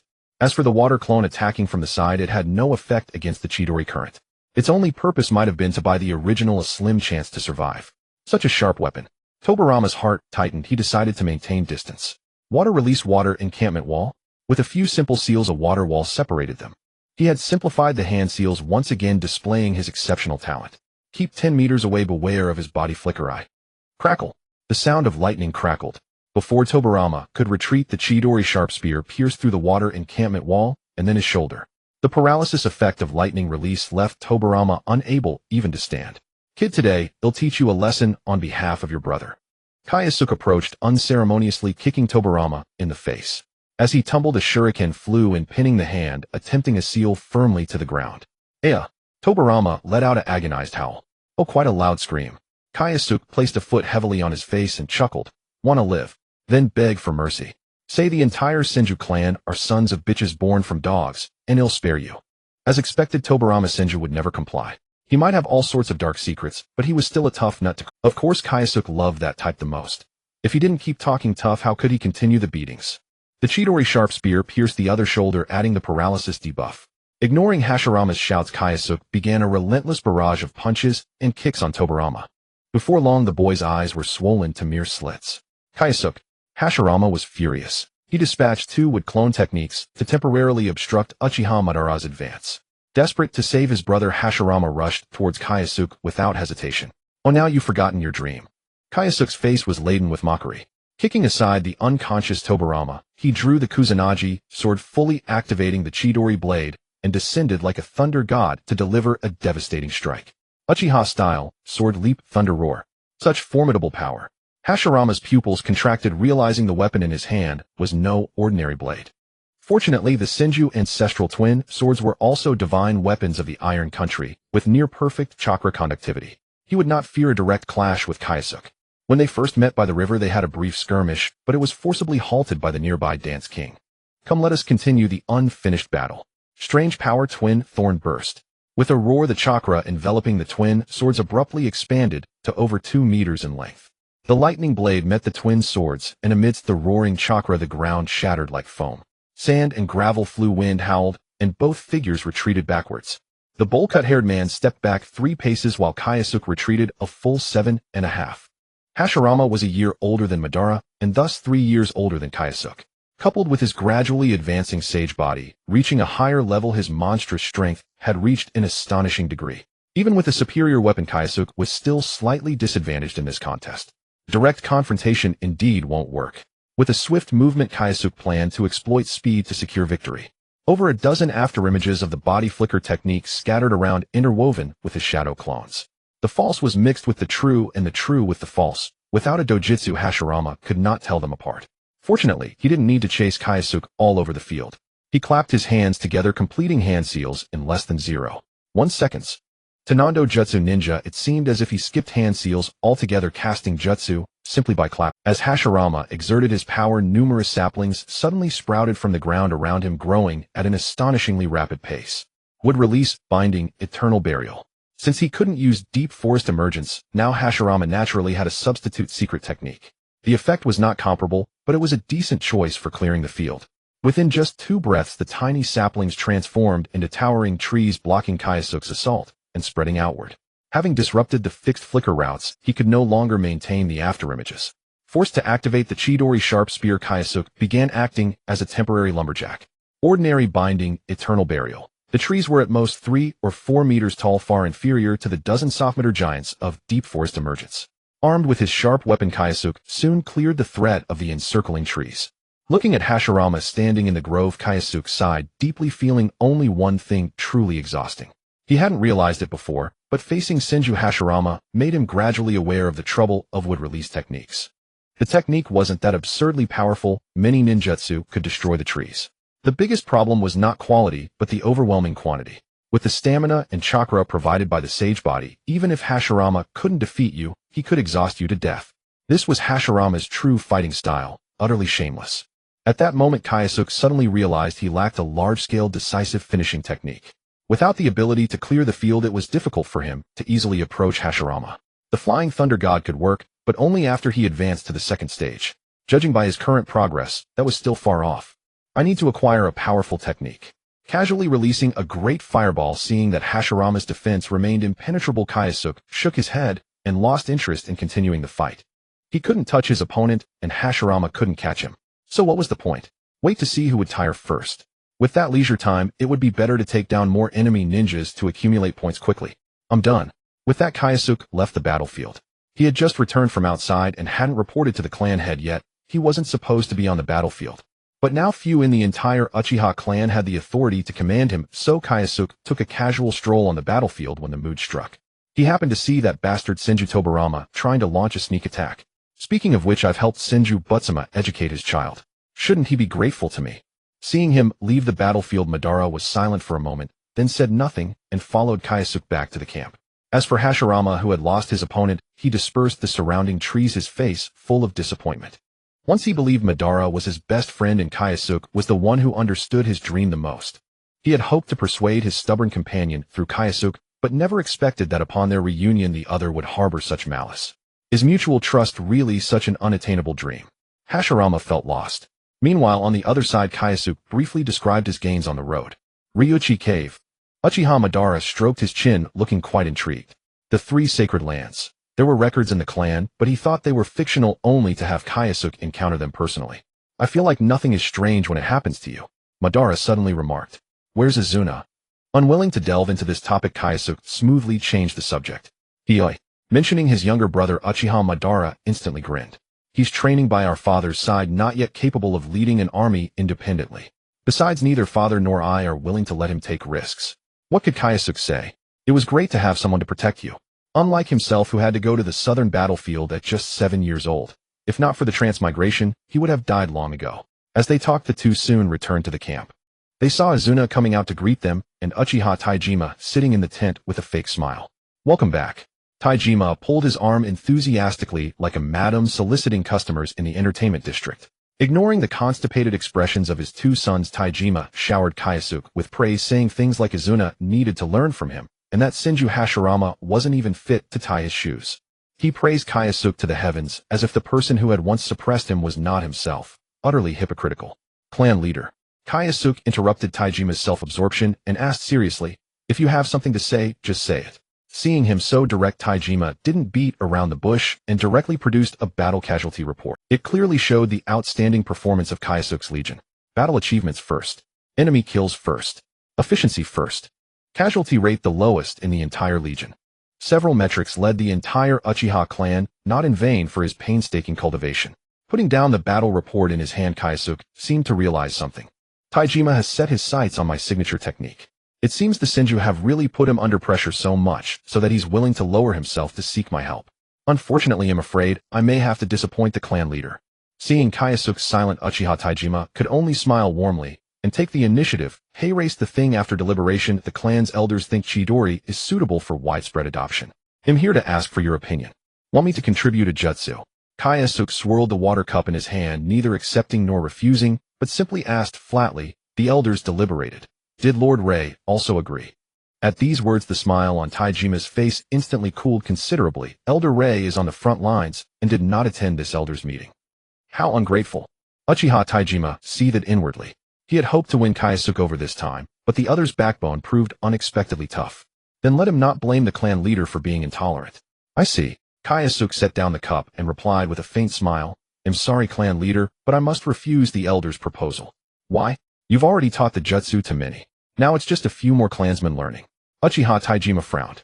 Surely Kyosuke doesn't wish to strengthen the clan's overall power. Oh, the old codger is trying moral blackmail. Meeting the clan leader's gaze with a cold smile, Kyosuke retorted calmly, speaking of strengthening the clan's power, as a legion commander, I certainly won't shirk the duty. I hear the clan leader's 3 signature fire release techniques are unmatched in the ninja world. If you're willing to offer them freely, I'll hand over the Chidori training method immediately. If it's about dedication, then fine. As clan leader, you set the example. My fire release techniques are too high level. Forced training might cause unnecessary harm. Uchiha Taijima gave a very flimsy excuse. How flimsy? Just look at how uneasy Izuna. How embarrassing. I see. Kyosuke countered sharply. The risk of Chidori is too high. Forced use would only increase casualties among our clansmen. No room for negotiation. Uchiha Taijima's expression had turned quite sour. He knew the other's wings had hardened, but hadn't expected such open defiance. This boy is indeed ambitious. His initial instinct to be wary was correct. Now it seemed that Uchiha Yanaga's death was likely his doing. With that space-time ninjutsu, he could indeed carry out the assassination without a trace. Phil, say it again, you give I give. Kyosuke's gaze was icy, utterly indifferent to the clan leader's attitude. Today's conversation marked a complete fallout. The old codger was shameless and Kyosuke was no longer inclined to indulge him. Plotting to seize my jutsu. He really doesn't know the thickness of his own face to make such a request so brave. In the ninja world, unlike the information explosion of his past life, there was no such thing as free sharing of knowledge. Forcing him to hand over his jutsu was essentially like asking for a bank card password in his previous life. If he didn't push back hard, the old bastard would get too cocky. So what if they fell out? Was Kyosuke afraid of him? Uchiha Madara suddenly interjected. Kyosuke has traveled far and is tired. Let him return to camp to rest. Very well. After the open break, Uchiha Taijima actually became much more courteous. That's just how old silver foxes are. Without bothering to acknowledge his hypocritical pleasantries, Kyosuke rose and left. Seeing this, Madara thought for a moment and chose to follow. Stepping out of the clan leader's camp area, Kyosuke let out a long breath and murmured to himself, "As I once said, only power can change everything." With that, he departed, leaving Uchiha Madara standing there lost in thought. Meanwhile, having driven away his youngest son, Uchiha Taijima finally stopped hiding the murderous intent in his eyes. Uchiha Kyosuke, you truly are an ungrateful wretch. His expression shifting darkly for a few moments, Taijima suddenly clapped his hands, summoning the figure who had been hiding behind the screen. What do you think? The newcomer immediately knelt on one knee, bowing his head and speaking earnestly. Kyosuke is far too insolent. Please, clan leader, mete out severe punishment. Oh. Uchiha Taijima smiled, hinting slyly. He is your cousin. Do you truly wish for his At this, Uchiha Chi bowed even lower. I have long decided to follow the clan leader's lead. Even if it were my own father, if he defied you, he would have to die. Ha ha ha. Uchiha Taijima laughed heartily. After a long moment, he personally helped his cousin to his feet and asked cheerfully, how is the matter I entrusted to you coming along?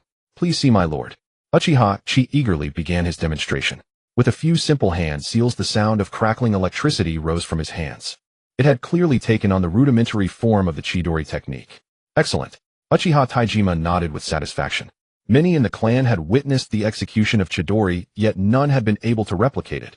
Not even he himself, after personal attempts, had succeeded. Who would have thought that the unremarkable Uchiha Chi would be the first ninja to successfully copy it? One could only say that as cousins, even if talent fell short of that scoundrel, Uchiha Chi was still a rare talent. Most importantly, he knew how to read the room. Exactly the kind of capable assistant Madara needed.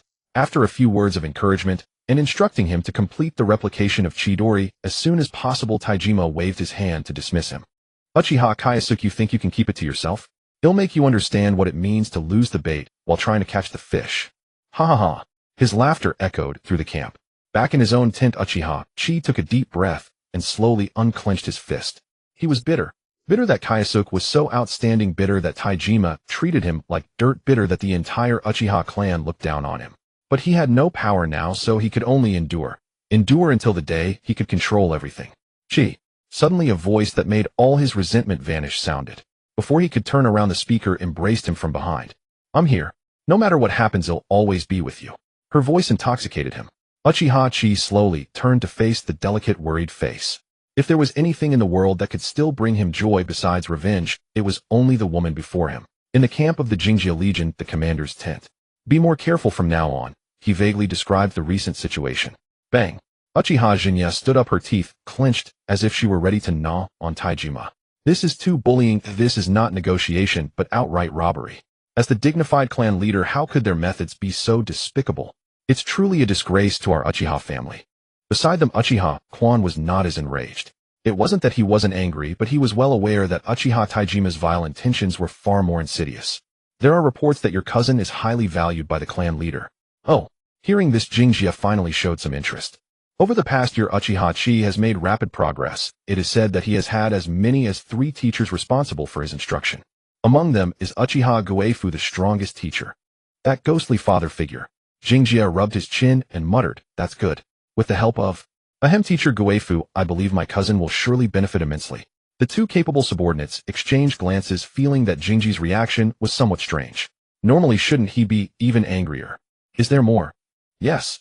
His subordinate continued to report. In fact, the clan leader has long been researching the Chidori ninjutsu, and many are attempting to reverse engineer the entire technique, starting from the hand seals.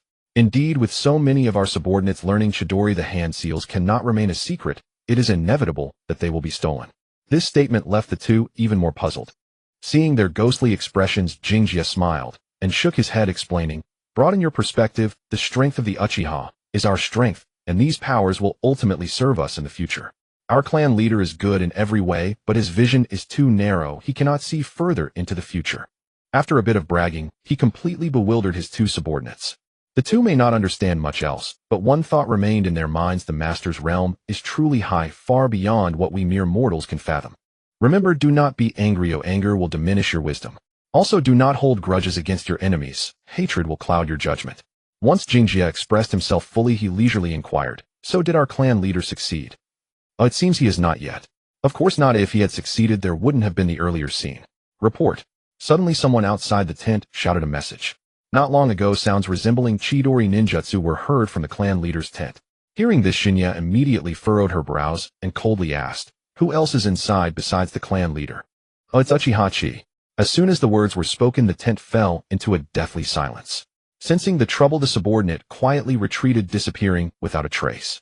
Looking at the silent Jingjia, the 2 exchanged glances again, pondering that with the master's temperament, he would not take this matter to heart. Seeing there was nothing more to do, they both took their leave. Once there were no others around, Jingjia could no longer hold back and began to curse quietly. "Uchiha Taijima, I curse you." After a long while, he finally calmed down and used a secret command to summon a certain secret ninja that even Jinja and Quan were unaware of. The 2 whispered for more than 10 minutes, then the secret ninja vanished without a trace, and Jingjia walked out of the camp as if nothing had happened. Speaking of which, I really miss that cousin of mine. Outside the camp, in a hidden training ground, Uchiha Chi clenched his teeth, continuously accumulating chakra within his body. After long periods of study, he had finally reconstructed Chidori to a significant extent. Among this, his own contribution accounted for 70%, while the remaining 30% was thanks to his girlfriend's help. Uchiha Dai, an ordinary chunin, had no particularly striking features besides her sweet and lovely. By chance, Chi saved the girl from danger, and since then the 2 fell in love and were inseparable. Without his girlfriend's companionship and encouragement, he might have succumbed to the hardships of life long ago. As someone who had offended Jingjia, many wanted to take their anger out on him, especially those savage troops returning from the south. If it weren't for the clan leader's protection and his girlfriend's encouragement, Uchiha Chi might have perished in some stinky gutter. Looking at the woman who was silently wiping the sweat from his brow, Uchiha Chi vowed that he would not let anyone. Just as he was preparing to seize the opportunity in seclusion for a passionate moment with his girlfriend, sudden, heavy footsteps sounded behind him. Turning around, Uchiha Chi's expression changed drastically, activating his Sharingan and instinctively shielding his girlfriend behind him. "What do you want?" he questioned sharply. The newcomer feigned a hurt expression and replied, "Come on, is it wrong to meet my brother?" Uchiha Chi suppressed his anger, trying to keep his tone calm. "Now that we've met, I have things to do, so I want to accompany you." As he spoke, he was about to pull his girlfriend away. However, just as he lifted his foot, a kunai was suddenly placed again. "I didn't say you could leave," Jingjia said with a cold smile, his gaze fixed on the defiant girl. "Oh, so this is my sister-in-law, huh? Such delicate skin, even I as a brother can't help but feel tempted. Do you want the complete training method for Chidori?" He suddenly brought up the main point. Hearing this, Chi's heart sank. He realized that this matter had ultimately been exposed. "If you can't produce a finished product, our dear clan leader will not let you off." As Jingji's gaze turned to Uchiha Dai, he added, "You wouldn't want him to face the clan leader's punishment, right?" "What do you want?" The woman's eyes were filled with tears, her body trembling slightly. Despite this, her face remained resolute, showing more determination than her boyfriend beside her. "I can teach you Chidori." With a kick, he knocked down the cousin who tried to resist. Jingjia seized the sister-in-law's hands and pulled her forcefully to his front. He initiated a close embrace. "Tonight I happen to be free and can explain the essentials of learning Chidori to you. This is a rare opportunity, so think it over. I above all dislike forcing others." Releasing the woman in front of him, Jingjia disdainfully glanced at Uchiha Chi and soon used the body flicker technique to leave the place. Behind him, the man finally could not hold back, interrupted.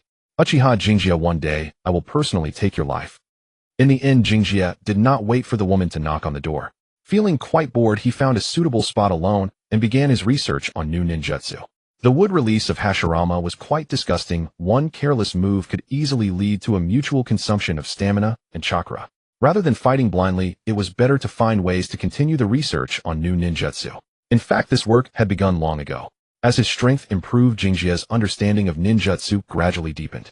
With an understanding of the release principles, deducing the advanced application of the Chidori was not a particularly difficult task. Before long, he would master his first powerful strength offensive ninjutsu. During the breaks in his research, he would casually wander the battlefield using the lives of enemies to fill the gaps in his points. His small life was indeed quite comfortable. In the blink of an eye, 2 months had passed. Quick, everyone get out of the way. Izuna frantically drove away the bystanders. Behind him, the blood-soaked clan leader Taijima had fallen into a coma. Not long ago, the Senju launched an unprecedented large-scale attack. This war had dragged on for too long, and both the Senju and Uchiha wanted to end the battle as soon as possible. Sensing the war weariness among his clansmen, the unwilling Senju Butsuma immediately decided to go all in. He mobilized all available forces to confront the Uchiha in a decisive battle to the death. If they won, the Land of Fire would become a one-man rule under the Senju. If they lost, they would simply abandon the war and take a few years to recuperate. Taijima of the Uchiha, who had long been unwilling to continue, mobilized all available forces, desperately resisting the enemy's relentless waves of attacks. Half a day ago, Senju Butsuma personally led the charge, running straight into his old rival Uchiha Taijima. The two top clan leaders engaged in a life-and-death struggle. The final outcome was that both were severely injured and escorted back to their camps for treatment by their respective teams. The clan leader had fallen, but the battle continued. Utilizing the last opportunity, Jinjia began frantically harvesting points, avoiding Hashirama's several. However, Uchiha Obito remained persistent, relentlessly attacking Hashirama, with Izuna also clashing with Tobarama. Upon hearing the news on the battlefield, Jinjia laughed loudly 3 times, almost calling down a few fireballs to celebrate. It would be great if both of them just kicked the bucket together. He felt a bit regretful. Sir, enemy activity detected ahead, reported one of his subordinates, successfully drawing his attention back to reality. Giving a glance to Mayo, Jinjia took the initiative to charge to the front of the team. During this period, the battle style of the Legion changed slightly. In the past, everyone merely launched headlong into battle with Chidori, leaving their survival to personal luck and strength. Considering the intensity of the front line and the persistently high casualty rate, Jinjia decided to change the tactical style. He would take the lead in offense while the other ninjas of the Legion would hide behind him to attack. Ninjutsu summoning technique. A thick cloud of white smoke appeared immediately, causing a stir among the enemies. Boom. By the time the Senju noticed the commotion, a giant python over 30 meters long had already crushed a large swath of trees as it charged into the enemy ranks. Haitai, aim at the enemy and use your venom. Yes, Lord Jinjia. Haitai, the poisonous snake from the depths of the dragon cave, was not the largest in size, but few possessed venom as potent as hers. In an era where medical ninjutsu was not well developed, her venom was undoubtedly a terrifying weapon of mass destruction. With her around, Jinjia dared to take on the charge alone. The summoning beast moved with incredible speed. Even Legion-level ninjutsu could not catch sight of her. By the time a drop of purple venom fell, engulfing several people nearby, only a few scattered ninjutsu appeared in the air. Having collaborated multiple times with Haitai, she understood the importance of not getting entangled in battle. Ignoring the provocations from a few small insects, she gracefully swam away from the center of the enemy formation. Just as she departed, the enemies heard the overwhelming sound of thunder. The Chidori assault team under Jinjia arrived, and a bloody slaughterfest had officially begun. Senju frontline camp. Damn that cursed little brat again. Senju Shinichi slammed the table forcefully, the violent chakra causing the majority of the camp to tremble slightly. Interestingly, the table, which was the main object of impact, did not shake even a bit. This scene was enough to illustrate this person's remarkable chakra control. Senju Shinichi, the most trusted subordinate of Butsuma, was also his younger brother who had grown up alongside him. In the case of the clan leader being severely injured and unconscious, it was only natural for him to shoulder the banner of the Senju. A few minutes ago, a liaison brought in intel that yet another joint team had encountered Uchiha Jinjia. As expected, all members of the joint team perished, with only 3 managing to escape by luck. The exceptionally large summoning beast, the poisonous snake, had already become a nightmare for many low-level ninjas.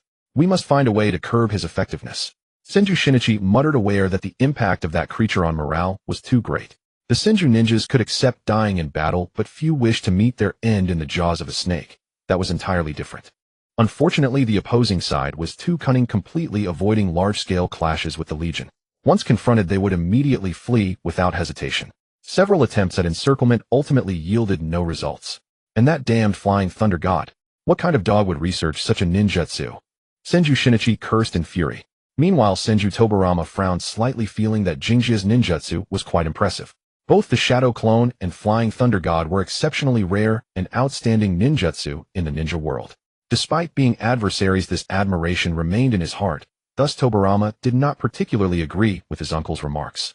Of course, admiration aside, he still needed to find a way to eliminate Jingjia if the opportunity arose. Just as his uncle said, this guy posed a much greater threat than the single-minded Uchiha Obito. To deal with him, they first had to resolve the issue of the Flying Thunder God. While everyone was racking their brains for a strategy, suddenly a mysterious guest arrived proposing a plan they found hard to refuse. With my method, I guarantee we can eliminate Uchiha Jingjia. It's Yue. Senju Shinichi was surprised, seemingly not expecting this person to appear at the front line. Indeed, his deep-seated grudge against that brat made it unsurprising for him to come personally. Then I must trouble you, clan leader Uzumaki. Not at all. Oh, I must thank clan leader Butsuma for your profound understanding.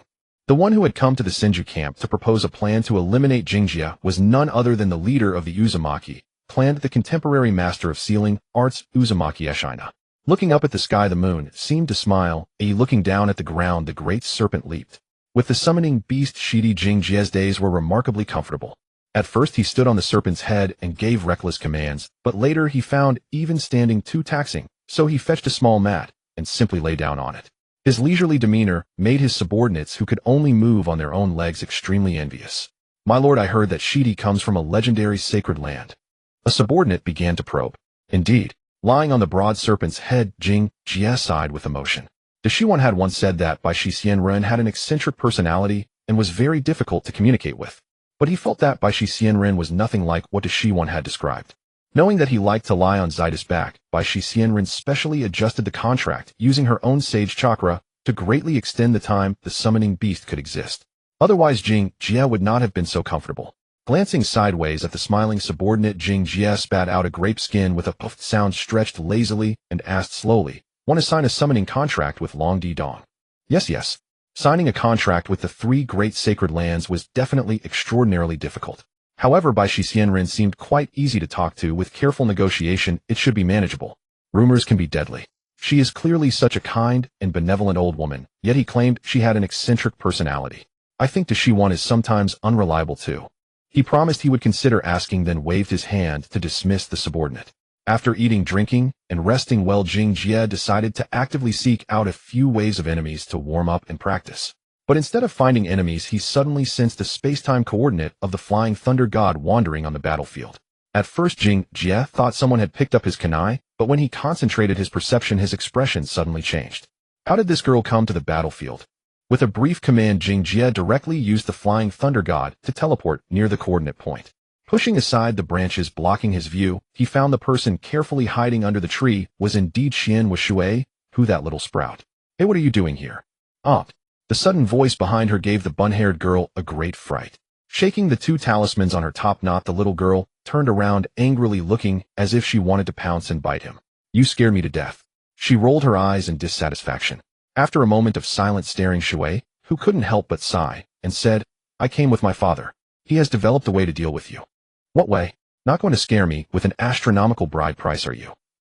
Can you be serious for one? Contrary to expectations, Shui, who did not blush, instead she explained with worry, remember, you once dropped many kunai engraved with Flying Thunder God coordinates in the land of whirlpools. Yes, your father enshrined them.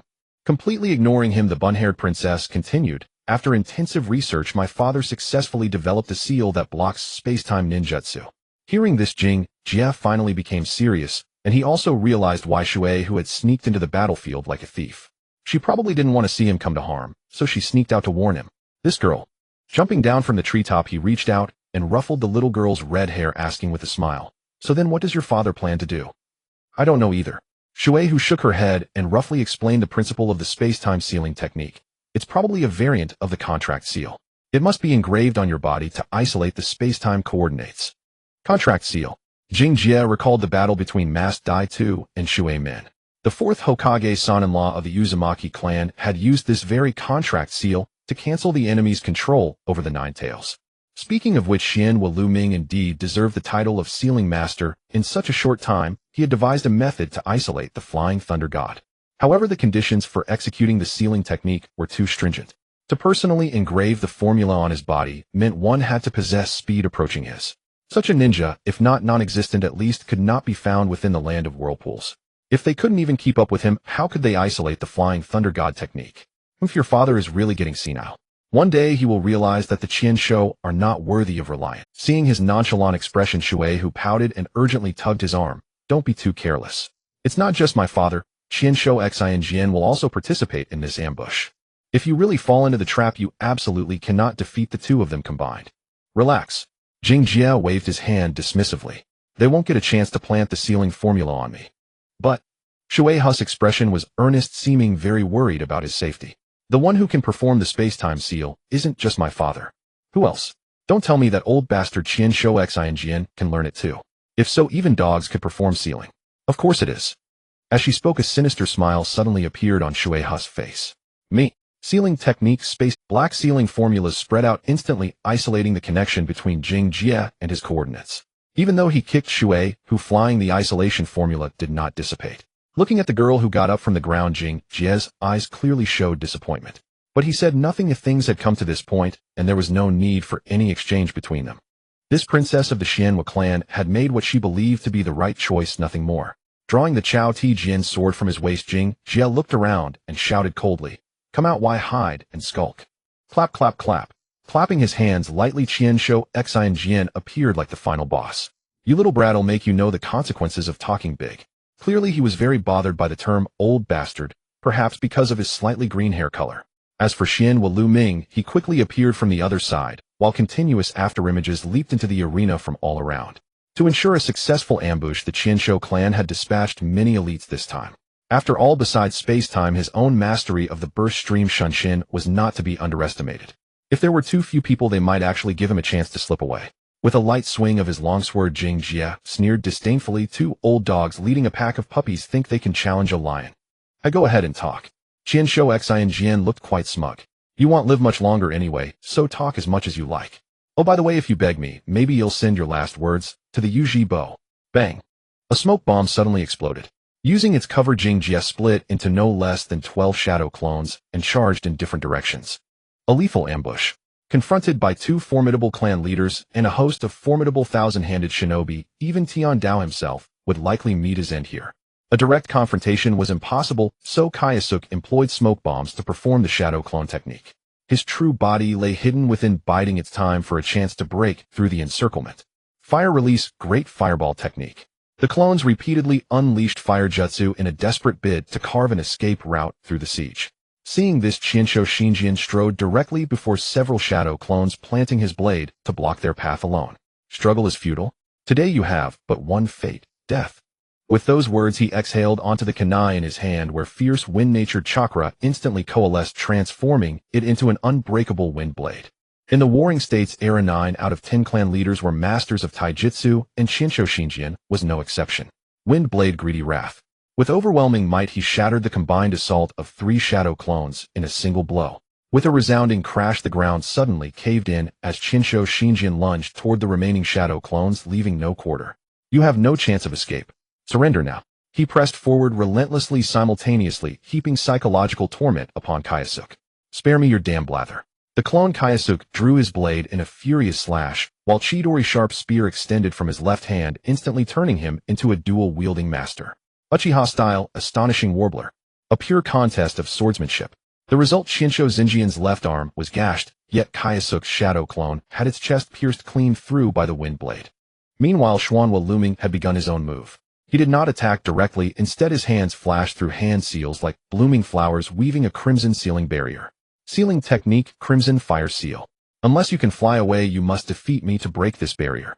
The ruthless Uzumaki clan leader proved his resolve to slay Kyosuke through his actions. Before Kyosuke could react, Xianhua Luming altered his hand seal, and 7 or 8 gleaming chains danced through the air, instantly obliterating the 2 nearest shadow clones. "Your existence is too dangerous, Uchiha Kyosuke." Xuanhua Luming stared in silence, his gaze filled with grim determination. He knew his daughter might resent him for life, but as that mysterious figure had said, unless Kyosuke was eliminated, the land of whirlpools would never know peace. The Flying Thunder God technique was so terrifying, once the youth fully matured, who in the ninja world could possibly pose a threat to him. If not eliminated early, the Uzumaki clan, nay the entire land of whirlpools, would have no future. I hope your plan is thorough enough. Xuanhua Luming cast a fleeting glance toward the direction his daughter had departed. The adamantine sealing chains continued their rampage across the entire battlefield. Clang! The deep crimson barrier wall deflected the kunai Kyosuke had thrown. Not only physical attacks, but even airflow cannot pass through. A flicker crossed his gaze. An idea for breaking the deadlock seemed to form. System notification: successfully exchanged chakra recovery potion, consuming 1000 points. These points always vanish when you least expect it. Before consuming the potion, Kyosuke split off 3 more shadow clones to guard himself. After gulping down the potion, he felt his chakra surge as he relentlessly unleashed fire jutsu at his enemies. Fire Release Dragon Flame Dance Song Technique. Fire Release Dragon Flame Dance Song Technique. Fire Release Dragon Flame Dance Song Technique. In an instant, the barrier was filled with soaring fire dragons. Has he lost his mind? Xuanhua Luming frowned slightly, sensing that his opponent seemed to be plotting something. Alas, Kyosuke's body flicker technique was far too swift. Even the formidable adamantine sealing chains could not subdue him quickly. Chinsho Shinjin. That idiot was still chasing after shadow clones and hacking at them. System notification: killed a Chunin of the Senju clan, gained 360 points. System notification: killed a Chunin of the Senju clan, gained 480 points. System notification: killed a Chunin of the Uzumaki clan, gained 400 points. System notification: killed a Chunin of the Uzumaki clan, gained 400 points. Finally, a small compensation for the losses. The blazing fire dragons were ineffective against clan leaders, but utterly lethal to ordinary shinobi. Compensating for lost points was only one aspect. More importantly, the temperature within the barrier kept soaring. Wiping sweat from his brow, Kyosuke felt as if he were in a steaming cauldron, his skin beginning to redden from the heat. Brat, is this the grave you chose for yourself? Chinsho Shinjin finally locked onto his real body. The wind blade descended through the air, colliding fiercely with the Kusanagi sword. In that instant of contact, Kyosuke felt as if a heavy mallet had struck his chest, his body hurtling backward uncontrollably. No, I have to exchange again. A flicker of determination hardened his heart. Kyosuke exchanged for a second chakra recovery potion. System notification: successfully exchanged chakra recovery potion, consuming 1000 points. Using the body flicker technique to distance himself from the enemy, Kyosuke tipped back the potion, and his chakra swiftly returned to its peak state. Damn it, you old bastard, cost me 200 points. One day, it'll make your Senju clan repay tenfold. Kyosuke somersaulted, crackling lightning surging from his hand. Unbeknownst to him, thick storm clouds had already gathered above. In the darkness, lightning flickered, heralding an impending torrential downpour. Using his Sharingan to discern the lightning's trajectory, Kyosuke ignored the enemies closing in and gathered a beam of lightning, sending it into the clouds. A heavy kick slammed into his chest. Only thanks to a shadow clone's desperate sacrifice was he not impaled through the chest by the wind blade. This kid. Chinsho Shinjin sensed something amiss. The lightning in the sky was far too abnormal, unlike any natural formation. Alas, he realized it too late. Crackling. Lightning wildly converged in his palm. Blood trickled from Kyosuke's lips as he gazed down at the host of powerful enemies below with a cold, piercing glare. Soon a fearsome thunder beast poked its head out from the storm clouds. What is that?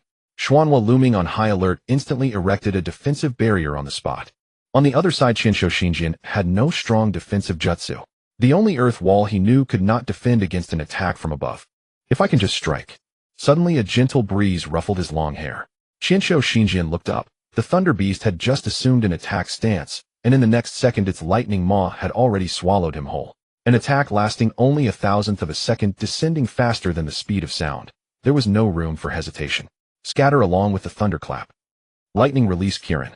Boom, boom, boom. The terrifying lightning explosion shattered Xuanhua Luming's barrier entirely. Except for the quick-reacting Uzumaki clan leader, everyone else perished in the Kirin's jaws. In the distance, a charred corpse suddenly stirred. Seizing the moment while the smoke still lingered, it quickly slithered into the underbrush and vanished without a trace. The charred corpse was none other than Jingjie, who had fallen victim to the calamity brought by the Qilin. This lightning-style ninjutsu possessed terrifying lethality, but unfortunately its usage conditions were exceedingly harsh, preventing it from becoming a common means of combat. Without the aid of the barrier to gather the hot air into the clouds above, Jie might not have been able to use it in battle.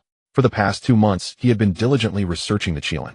Unexpectedly, his first use of it saved his own life, while simultaneously eliminating a powerful. This was the first time the system reported a name indicating that clan leader-level powerhouses were indeed quite special.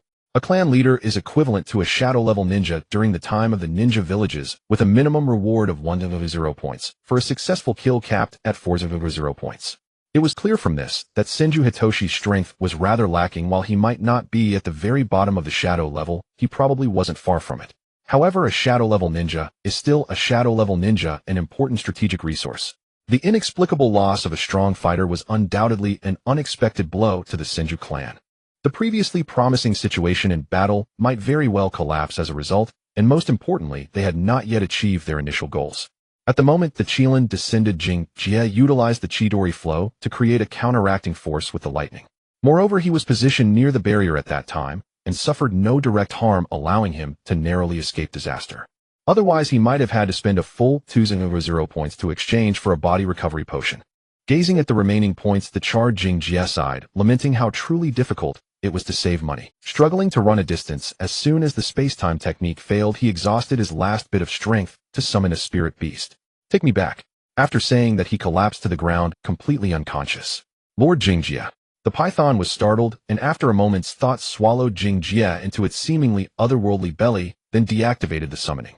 Without specifying where to take him back, the spirit beast naturally assumed it was returning to the dragon's lair.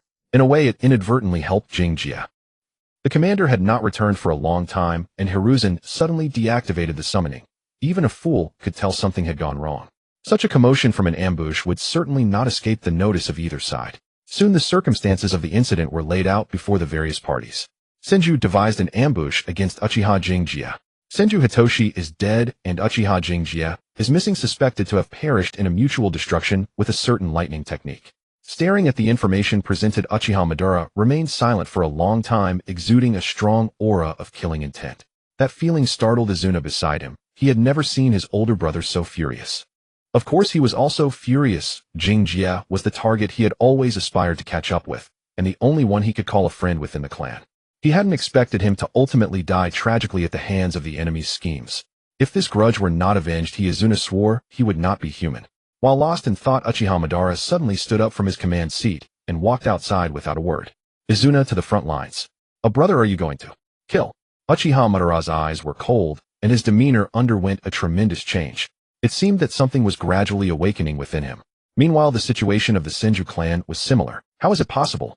Tobarama's eyes widened. That was his own uncle. How could he have died at the hands of that Jie? No matter how many times he looked, he found it hard to believe the facts presented in the information. "Damn it, where is Uzumaki Namikaze?" he roared furiously. The Uzumaki clan leader has returned, it is said. He has also sustained serious injuries. That bastard still has the face to go back to recuperate. A flash of hatred crossed Tobarama's eyes. If it weren't for him, how could his uncle have encountered trouble? "Now you just pack up and leave. Have you considered the situation of our clan? Land of waves," he muttered, marking this grudge firmly in his mind. As for Hashirama, beside him, his sorrow was more intense than anyone else's. His uncle's death left him heartbroken, and Jie's fall struck him even harder. Had he known in advance, he would have spared no effort to stop it. Because of this, when discussing the ambush plan, everyone had deliberately avoided him. Now it was too late to say anything. With his relative slain in battle, the comrade he considered like-minded had also disappeared. The consecutive blows left Hashirama completely despondent. "Brother, you must pull yourself together. Our father is in a coma, and you must bear the burden of war." Yet Senju Tobarama kept urging him. For the first time in his life, Hashirama felt his younger brother was somewhat too nagging. Ultimately, he stepped onto the battlefield amidst the shouts of anger from his clansmen. War? When will this meaningless slaughter ever end? Must it truly be as Jie said, that I must possess the power to control everything? Unbeknownst to him, Hashirama's mindset had undergone a transformation. As his emotions shifted, a strange power gradually awakened within him. A strange, sealing Jie, clad in a mummy-themed skin, groggily opened his eyes. Beside him, a beautiful girl with deep blue hair was staring at him with an emotionless gaze. Finally awake. "You really have guts, little brat, to dare take the dragon's lair as a refuge. If it weren't for the orders of Lady White Snake, you would have been expelled as waste by now." This cold-voiced girl was none other than one of the 3 high-ranking members of the dragon's lair, Shijuku Shimaheim. Jing Jie blinked, cursing that unreliable spirit beast python in his heart. He was supposed to be taken back to the camp. How did he end up in the dragon's lair? Alright, it seemed he hadn't given any specific instructions before losing consciousness, so he couldn't blame anyone. Damn it, I'm even angrier now. Carefully glancing at the girl, Jing Jie hesitated to speak. I'm truly sorry. I can leave right now. Leave?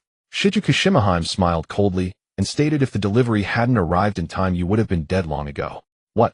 Jing Jie gasped, not expecting to have been so severely injured at that time. Had he known, he would have directly exchanged for a healing potion. In fact, the healing potions provided by the system were also categorized into different levels. For such serious injuries as is only a 200 restoration potion could cure him. The key was that he was reluctant to part with that much, though at this rate, it would be ages before he could exchange for the A thank you for the rescue, I am deeply grateful. That's enough. Shizuka Shimahime interrupted him and said something that sent a chill down Jing Jie's spine. I never said you are safe now. If you want to fully recover, you must go to the dragon's lair. It contains abundant natural energy, which may help you restore your injured body. Isn't this a bit inappropriate? Don't undress me, I'll do it myself. Out, your grip is too strong, big sis. Outside the Kunlong Pond, Tianxin Shinji gave Jing Jie a full-body essential oil spa. Little Tian's technique was exceptionally skilled, but her movements resembled preparing ingredients before cooking. Her strength was immense, causing Jing Jie to cry out in pain. Don't move unless you want to explode to death. Deep within the Lungdi cave lay a pond with miraculous healing properties. Unfortunately, only snake-class summoning beasts could enjoy its benefits, not the lesser serpents. Because the water was not mere dew but solid liquid formed from natural energy. Even snake bodies were inferior to it, let alone the relatively frail human physique. Without breaking through a layer of ointment, Jing Jie would explode the moment he entered. This stuff really, holy crap. He intended to ask patiently if there were other treatments. But before he could finish, Tianxin Shinji kicked him straight, glub glub. He instinctively struggled a few times only to realize he had no trouble breathing. He surfaced looking at the snake princess on the shore. This is pretty useful. Where did it come from? Tianxin Shinji gave a sinister chuckle and replied suggestively, trust me, you don't want to know. Jing Jie winced, partly due to the unspeakable answer and partly because his body suddenly began to tingle and itch. Is this natural energy? In the atmosphere there existed absorbable, floating energy. As long as all things were not extinguished, this energy would remain. That was the origin of natural energy. By inhaling it into the body and blending it with ordinary chakra, one could produce chakra of extremely. It was called sage chakra. Ordinary chakra was derived from the mixture of physical and mental energy. By adding natural energy and achieving a perfect balance among the three, the user could enter a special state known as sage mode. In this mode, every move possessed tremendous destructive power, and any ninjutsu performed would be immensely amplified due to the infused high-quality sage chakra. To activate sage mode, one first had to condense sage chakra by forcing the three different energies into a relative balance. The closer the balance, the more perfect the sage mode. Jiraiya, for instance, was not adept at this, and required the aid of two sage toads to succeed. Naruto in the traditional sense was perfect. The process was slow, but the energy balance within his body surpassed that of his master. Hashirama, however, was domineering, relying on his extraordinarily high sage body level. He directly absorbed natural energy and forcibly converted it. Anyone else would have died countless times. But he, on the contrary, absorbed and converted in an instant, never needing to worry about the damned balance. As for Orochimaru's approach, it was entirely different. He completely assimilated his body with natural energy, bypassing the conversion step entirely. Ignoring his appearance, he was the most perfect user of sage techniques. A permanent sage buff. Imagine how terrifying that was. Otherwise, the Uchiha brothers wouldn't have needed to join forces against him. Jingji's current disadvantage was clear. His 10-year-old body could not withstand sage chakra. However, he could take a different path, learning from the approach Orochimaru had created. He could use cursed seals for storage and conversion, fighting with diluted natural energy. Though the effect was somewhat inferior, it was undoubtedly a boon for him at present. Possessing the ability to analyze the caged bird curse seal, he reverse-engineered and quickly figured out how to use Orochimaru's curse seal. After all, he didn't need to consider reincarnation, only the steps of storage, conversion, and release. Touching his neck, Jingjia abandoned the idea of biting himself and directly condensed the curse seal rune on his shoulder, forming a special Magatama symbol. Done. On the shore, Tianxin Shinji frowned, suspecting he had gone mad. Others who entered the snake pond were usually tortured to the brink of death, so why would anyone giggle foolishly in the water? He must have water in his brain. As time passed, once he completed the modification of the cursed seal, Jingjia immediately began attempting to activate the diluted natural energy. Then Tianxin Shinji saw the humans suddenly convulsing all over. sighing with a thought the pond water, as if alive, spit out the writhing Jingjia. Refusing to look at his swollen face, Tianqin Shinji raised her arm and slapped him across the cheek with a sharp. With that slap, all the natural energy inside Jingjia was expelled. For the first time in his life, he felt that being hit was actually quite pleasant. Turning to look at the clear Kunlong pond, then back at the snake princess before him, Jingjia said with a serious expression, "Please continue treating me this way." As soon as he spoke, Tianqin Shinji's expression shifted instantly. She had thought the human was merely annoying, but she hadn't expected such an evil desire lurking within him. Truly too exciting for her. Flushed with an inexplicable blush, she pretended to be calm and waved her hand. "Don't worry, since you've begged me so earnestly." Oblivious to the oddity, Jingjia nodded gratefully, then with a twist of his waist rolled down the steps back. The following days passed smoothly under Shinji's constant discipline.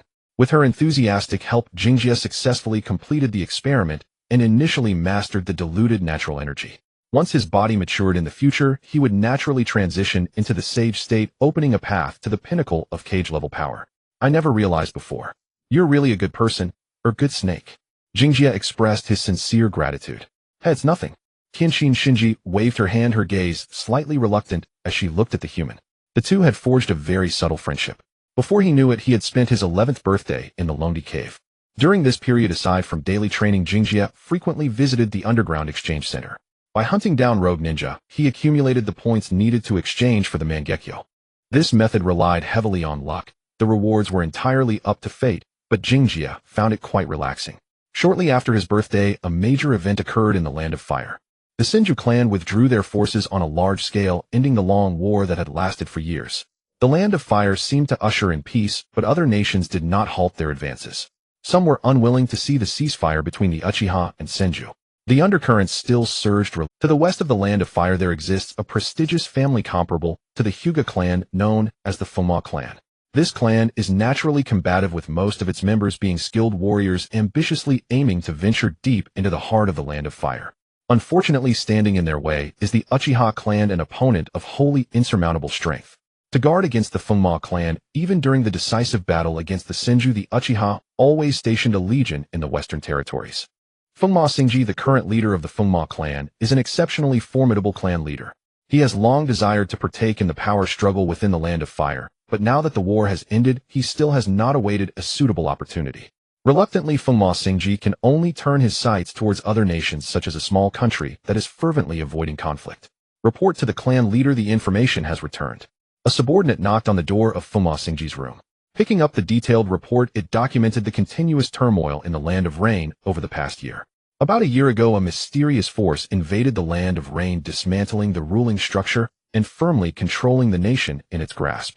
Outsiders are forbidden from entering or exiting, with only a select few able to glean the situation within. In order to obtain this intelligence, the Funma clan has sacrificed an unknown amount of their strength, and fortunately their efforts have finally yielded returns. After carefully reading the contents of the report, the man murmured to himself, "It seems your judgment was correct." Of course, a second voice echoed from within the room. Funma Singji's shadow trembled, and suddenly half of his face was shrouded in a profound hue. It felt as though this person's shadow had come to life. "Mr. Kurizetsu, is this the clan of the moon you spoke of?" Funma Singji asked softly. No one else can master such astonishing puppet techniques. No, that has surpassed the realm of puppet techniques. It is akin to a sublime art. The shadow conversing with Funma Singji was none other than the will of Otsutsuki Kagaya, the mastermind behind the chaos in the ninja world. Kurizetsu, inciting wars to realize the scheme of reviving his mother, he must rely on a powerful force. It can be said that the Funma clan is a family he cultivated himself, and the man is a disciple that Kurizetsu personally trained obedient to him. In fact, Kurizetsu had long investigated the inner workings of the Land of Rain. Having survived since ancient times, he possesses many unknown powers, including a few white Zetsu clones. These creatures have poor combat capabilities, but are adept at gathering intelligence, able to move freely under the watch of the 5 Kage, which indicates a significant issue. The reason for encouraging Funma Singji to investigate is that Kurizetsu wishes to utilize the strength of the Funma clan to reignite the strife within the Land of Fire. Since the Senju and Uchiha do not wish to fight, then let them be arranged some external adversaries. As the will of Otsutsuki Kagaya, and nominally her third son, what does Kurizetsu fear the most? The answer is simple: anything related to his 2 older brothers. During the years of the shinobi sect's existence, he acted with remarkable discretion, not daring to stir up trouble openly. Having finally endured until the dissolution of the Shinobi sect, and enjoying his short-lived happiness, he discovered that the descendants of his second brother had returned from the moon. Indeed, the clan of the moon he speaks of is the Otsutsuki, who descended to take revenge on the Hyuga. The reason for sealing off the land of rain and forbidding entry and exit is simple. Otsutsuki Shinju wishes to create a puppet army to achieve revenge against the Hyuga. No, it is revenge against the entire ninja world. After clarifying this point, Kurizetsu suddenly came up with a brilliant idea. Why not let the Funma clan ally with them and reignite the war against the Uchiha? Only through war can those brothers gain experience and gradually step toward the scenario he envisions. As for the obstacles along the way, Kurizetsu will find a way to eliminate each one, such as that young one who masters space-time ninjutsu. Using the white Zetsu clone of Uzumaki, it will be easy to lure the other side into a trap, and even the space-time sealing has benefited from his involvement. As a pure spiritual energy entity, a creation of the ultimate in power, no one is more adept at sealing techniques than he. Uzumaki Amin created the Land of Whirlpools, which was also a proposal given by Kurizetsu partly for profit and partly to prepare for an extermination plan against the entire Uzumaki clan. In addition to Funma Singji and Uzumaki Amin, he secretly manipulated many large and small clans. Do you want peace? It is not that easy. Under Kurizetsu's instigation, Funma Singji decided to send an envoy to the Land of Rain to negotiate an alliance with the Clan of the Moon to attack the Uchiha. The environment of the Land of Rain is harsh, and its population is sparse. How can it compare to the resource-rich Land of Fire?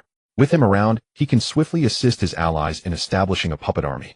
At that time, they will first eradicate the Uchiha, then destroy the Senju of the forest, and finally deal with the Hyuga clan.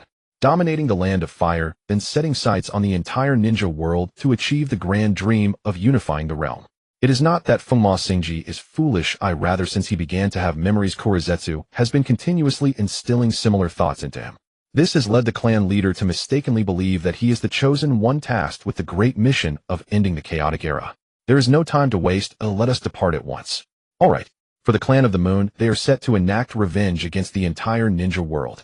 However, Otsutsuki Shinju soon discovered that things were not progressing as smoothly as imagined.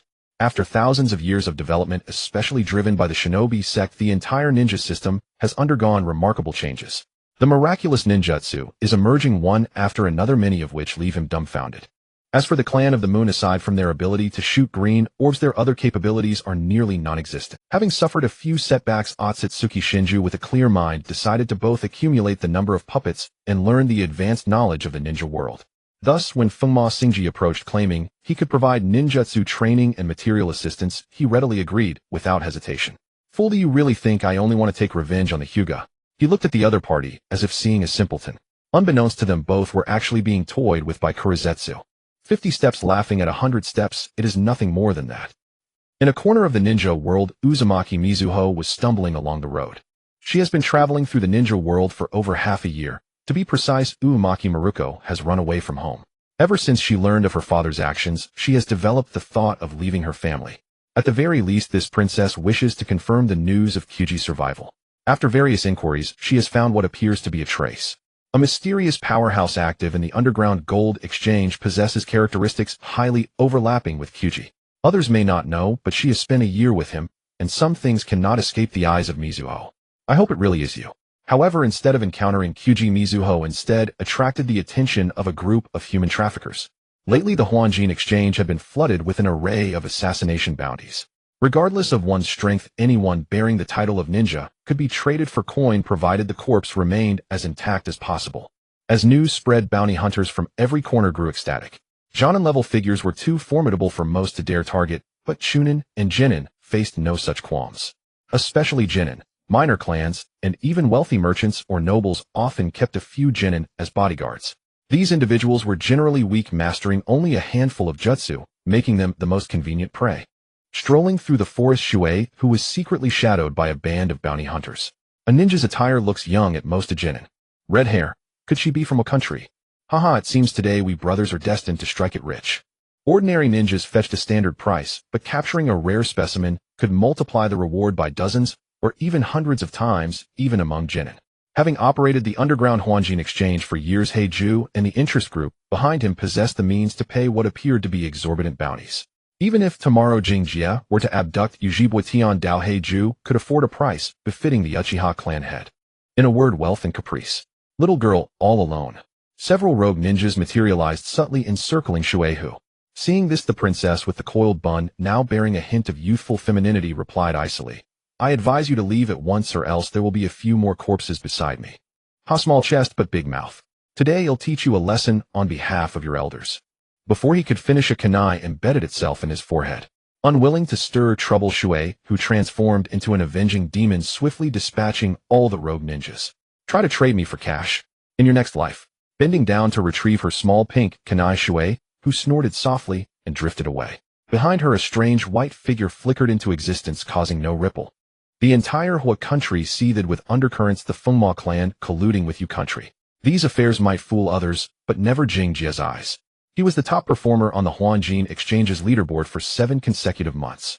A single word from him would summon countless intermediaries to offer intelligence.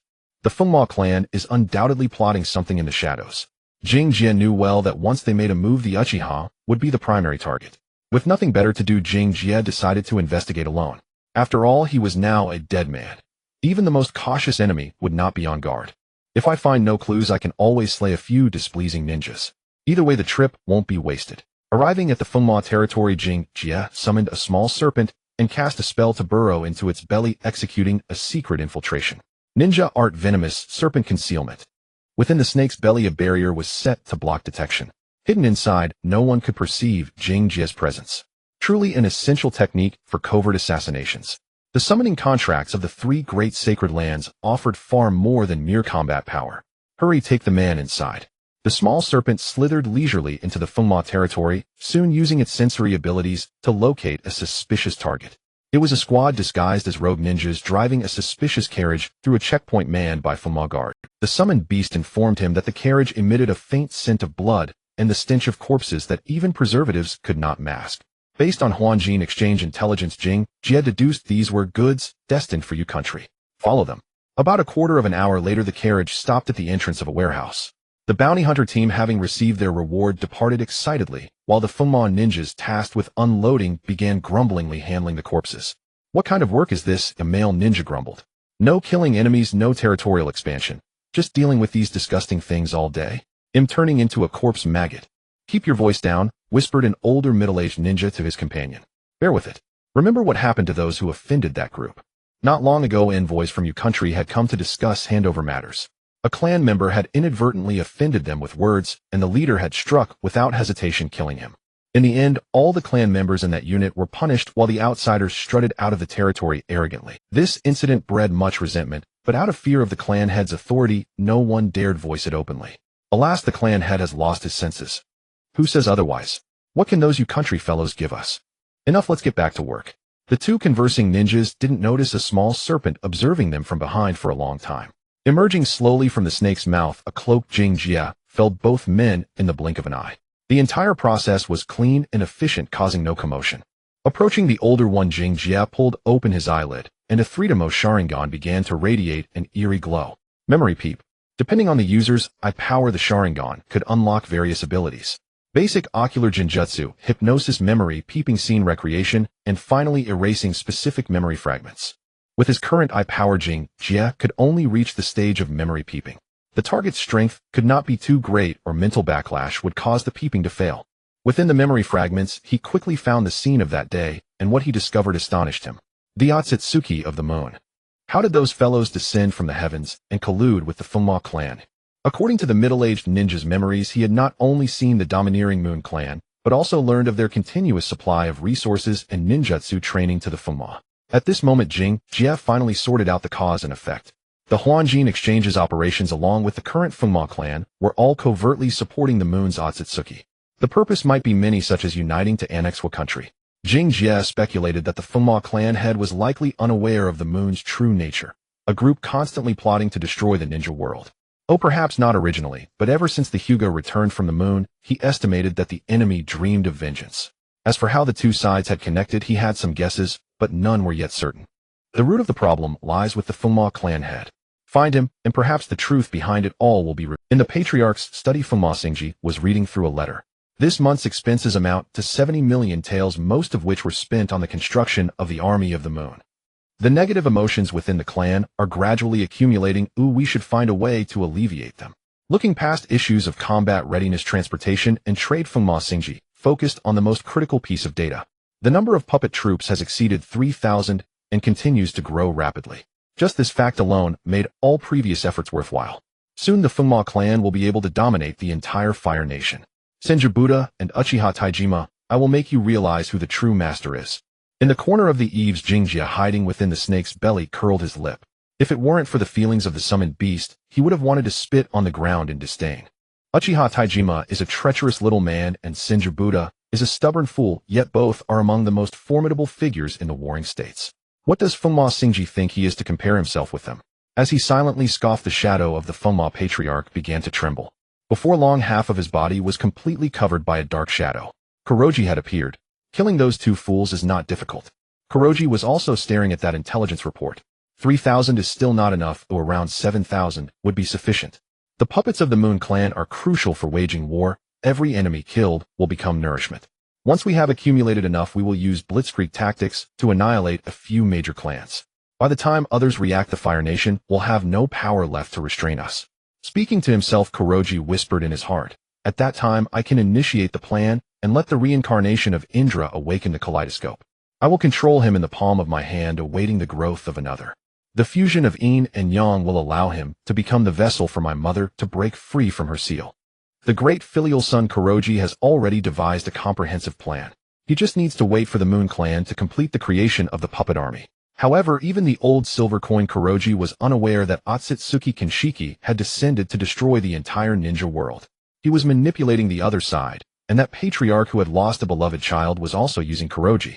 When the day comes for him to dominate the Fire Nation, things will likely not unfold as this great filial son envisions.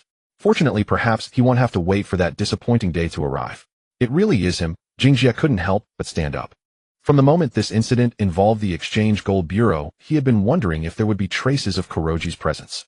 Unexpectedly, the Fengma clan was merely a puppet and the real mastermind was this third child of Kagaya. Suddenly, an emotionally agitated Jingjia noticed that Kuroji's shadow was gradually pulling away, his eyes shifting as if searching for something in the room. Soon his gaze locked onto something, and he made eye contact with Jingjia through the snake's skin. Damn, is this a joke? Just as he was about to urge the little snake to leave, a pitch-black iron rod had already pinned the snake's body to the ground. A ninja with both yin and yang chakra attributes can create this kind of yin-yang black rod through the use of yin-yang release techniques. Those struck by it will experience disruptions in their internal power, thereby losing their ability to condense chakra. It's akin to a high-end version of Gentle Fist, and it doesn't even require hitting the Bodhis chakra points.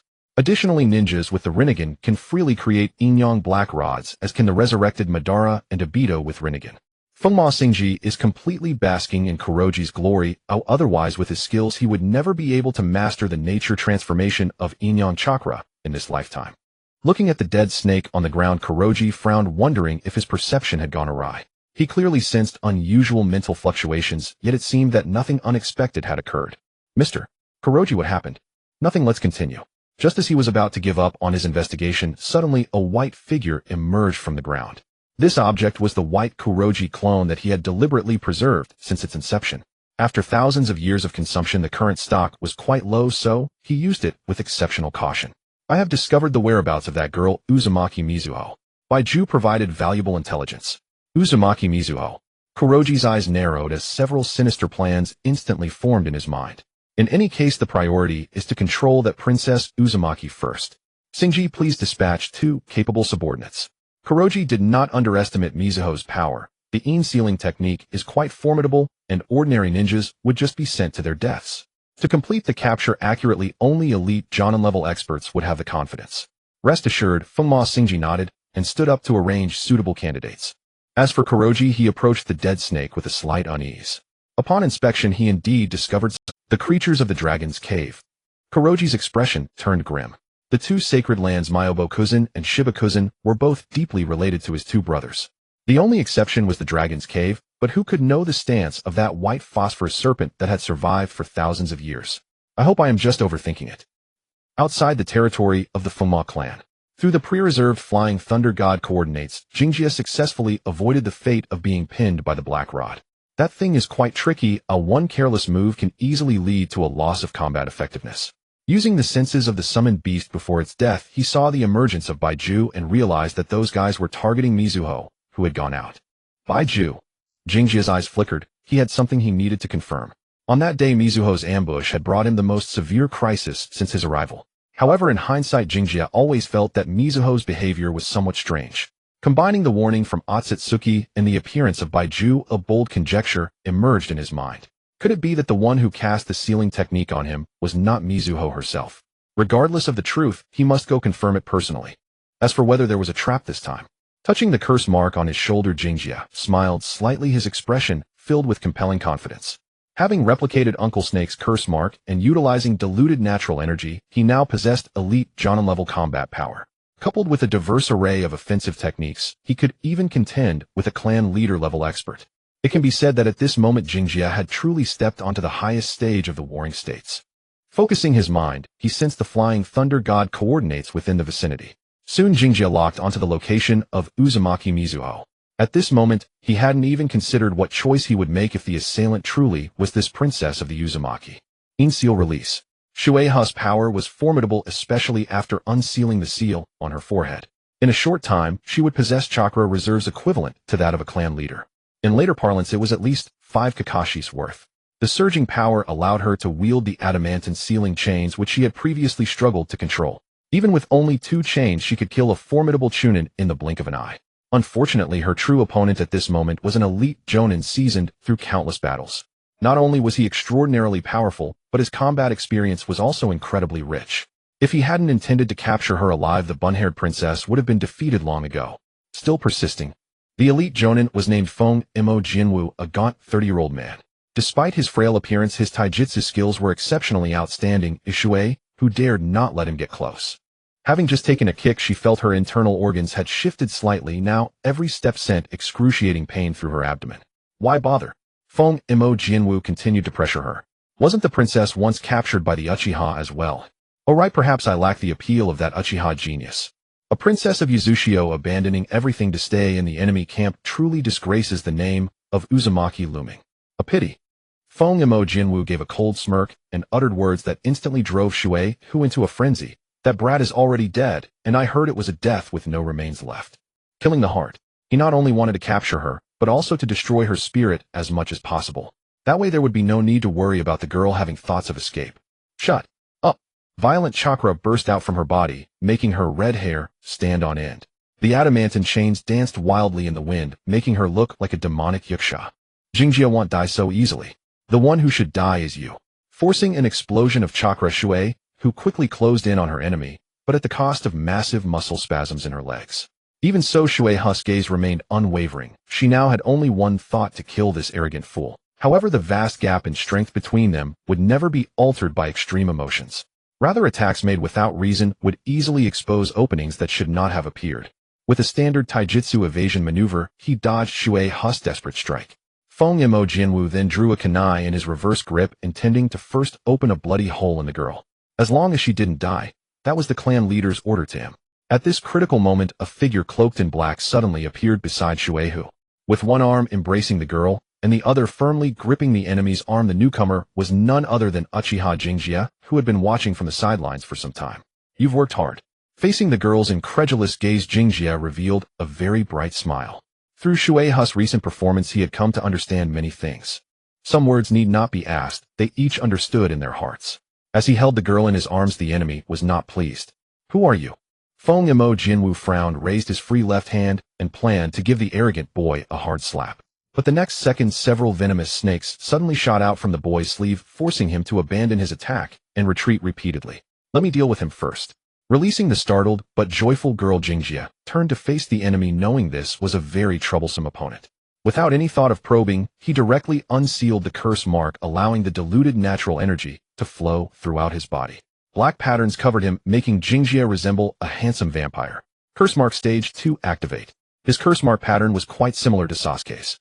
This was Jingji's intentional choice. Setting aside the power, what he valued most was the flight ability. Flapping his wings vigorously, he gradually ascended into the air. Activating his Sharingan, he gazed down at the enemy with cold, commanding eyes. Sharingan. Feng Mo Jinwu's tone was full of disbelief. What had the Uchiha Sharingan become so cheap that a 3-demo user could pop up out of nowhere? Moreover, the opponent looked young, at most 13 or 14 years old. When he was that age, he was probably still struggling at the Chunin level. Suddenly his gaze swept over Shui, whose eyes were full of joy, and a bold idea suddenly emerged in his mind. You are Uchiha Jingjia. Feng Mo Jianwu demanded loudly. Heh. Slowly forming hand seals, Jingjia spoke scornfully. I didn't expect that before death, you could be slightly smart for once. Zizzes. The familiar chirping of Chidori came, but this time the lightning in his hand was no longer pure blue. Black lightning. Shui, who stared blankly at this scene. With her extraordinary perception, she could faintly sense something unusual. Glancing at the surrounding ninjas who were watching eagerly, she thought for a moment and decided to trust Jingjia, not interfering with Feng Mo Jianwu. Her task was to prevent others from disturbing Jingji's fight. Every time I use it, it feels like my arm is being... The black lightning was the fusion of Chidori and curse mark energy. Weeping Chidori. The move with which Sasuke knocked out Naruto at the Valley of the End. Its power was terrifying, even an elite Jonin would find it hard to withstand. Looking down at Feng Mo Jianwu, who was on high alert, Jingjia said calmly, don't move. What did he mean? Before the enemy could figure it out, Jingji's figure flickered and instantly appeared in front of him. Flying Thunder God technique. Earlier when he rescued Shui, who he had taken the opportunity to inscribe a spatial coordinate on the enemy. For an ordinary opponent, he could just teleport and kill them, but considering the enemy's strength, Jingjia decided to use his most powerful attack. As it turned out, his consideration was very wise. Jingjia did not have the kind of reflexes that dominated the ninja world like Minato Namikaze. That meant the time to locate the enemy after teleporting would increase. From the transmission of consciousness to the brain to issuing commands and launching an attack. Though the time was short, it was enough for the enemy to react slightly. He certainly couldn't defend, but Feng Mo Jianwu instinctively shifted his body, slightly preventing Weeping Chidori from piercing a vital spot in one strike. He managed to gain a brief respite, though it did nothing to change his fate. Useless struggle. The lightning of Chidori's stream flashed, and the black lightning instantly tore Feng Mo Jianwu's body apart. He could have died a quick death, but the other had insisted on suffering. Fine Jingjia would just grant him a death without a complete corpse. Feeling the tearing pain in his body, he gritted his teeth and deactivated the curse mark mode. This thing really wasn't good. Prolonged use would place a heavy burden on the body. Fortunately, he had healing potions. Someone else would inevitably have problems sooner or later. Jingjia. Having dealt with the remaining enemies, Shui, who launched herself into his arms. Stroking the girl's beautiful hair, Jingjia said softly, "I'm back." By the campfire, the two recounted their experiences over the past year. You idiot, Mito said, hands on her hips, itching to flick him on the forehead. How could you be so easily fooled?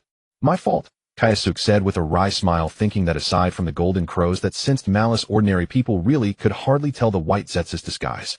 That thing could even mimic chakra and mental fluctuations, truly a product of the god tree the power Kagaya used to resist her clan. By the way, why did you run away from home? Kyosuke was puzzled by this. Why would she abandon her life as a princess to become a wandering child, almost getting captured by Black Zetsu in the process? Mito hesitated at his question. She couldn't very well say. She refused to believe he was truly dead and had traveled across the land of fire searching for any news of him. If she said that, he would never let her live it down. No, she had to think of an excuse. Ahem, how could a commoner like you understand the thoughts of a princess? Read 10,000 books, travel 10,000 miles. Get it? Rolling her eyes, ignoring Kyosuke's look of disbelief, she suddenly shouted, "Tell me, why did you never show your face? Was the snake princess of Ryukido Cave too beautiful?" She was very beautiful, Kyosuke answered honestly. Let me tell you, it'll be even more beautiful when I grow up, the little sprout said, looking quite displeased. Hopefully. You wretched Kyosuke. After a bit of playful roughhousing, Kyosuke finally shared his thoughts. I originally wanted to go back, but then I noticed something strange in the Land of Rain. Mito had met Hyuga Yayoi and knew much of what had transpired between them, even helping seal the Otsutsuki's chakra. So Kyosuke didn't hide anything from her and described the moon incident in detail. You mean back at the Hyuga compound you went to the moon behind my back? The girl with the bun hairstyle was genuinely shocked. An astronaut was right beside her all along. It took her a while to accept that she had missed the chance to go to the moon. Clearly Mito's focus was a bit off. Oblivious to her thoughts, Kyosuke continued to explain, to investigate covertly, I had to go to the Land of Rain and find out what was happening. There was one thing he didn't mention. Staying hidden also allowed him to avoid the prying eyes of those who might be watching. Had Black Zetsu not been exposed, if he remained in the open, he would likely have been deceived by the enemy. Infiltrate the Land of Rain, investigate, and find a way to destroy the production line of human puppets.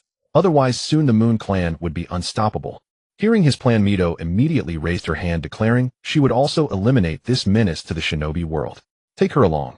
Looking at the girl with the bun hairstyle whose expression said, "If you dare refuse, I'll bite you," Kyosuke had no choice but to compromise.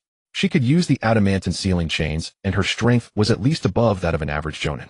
Especially her mastery of sealing techniques, which might prove useful at critical moments. Thinking about it, having her by his side might not be a bad thing. But let's get this straight.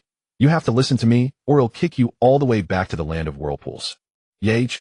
Mito bounced around, clearly not paying attention to his words. This girl. The mission failed. Not only was Fumakoshi shocked, but even Black Zetsu hidden in his shadow couldn't help but tremble slightly. That was an elite Jonin-level operative. Capturing a single Uzumaki Mito, not going after Uzumaki Ashina, how could it possibly fail? Given the scarcity of white Zetsu clones, he hadn't sent one to monitor.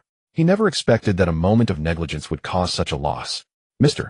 Black Zetsu. Fumakoshi suppressed his anger and asked in a low voice, "Do you know who did it? They'll go kill him right now." "I'll investigate as soon as possible," Black Zetsu said, then gradually fell silent.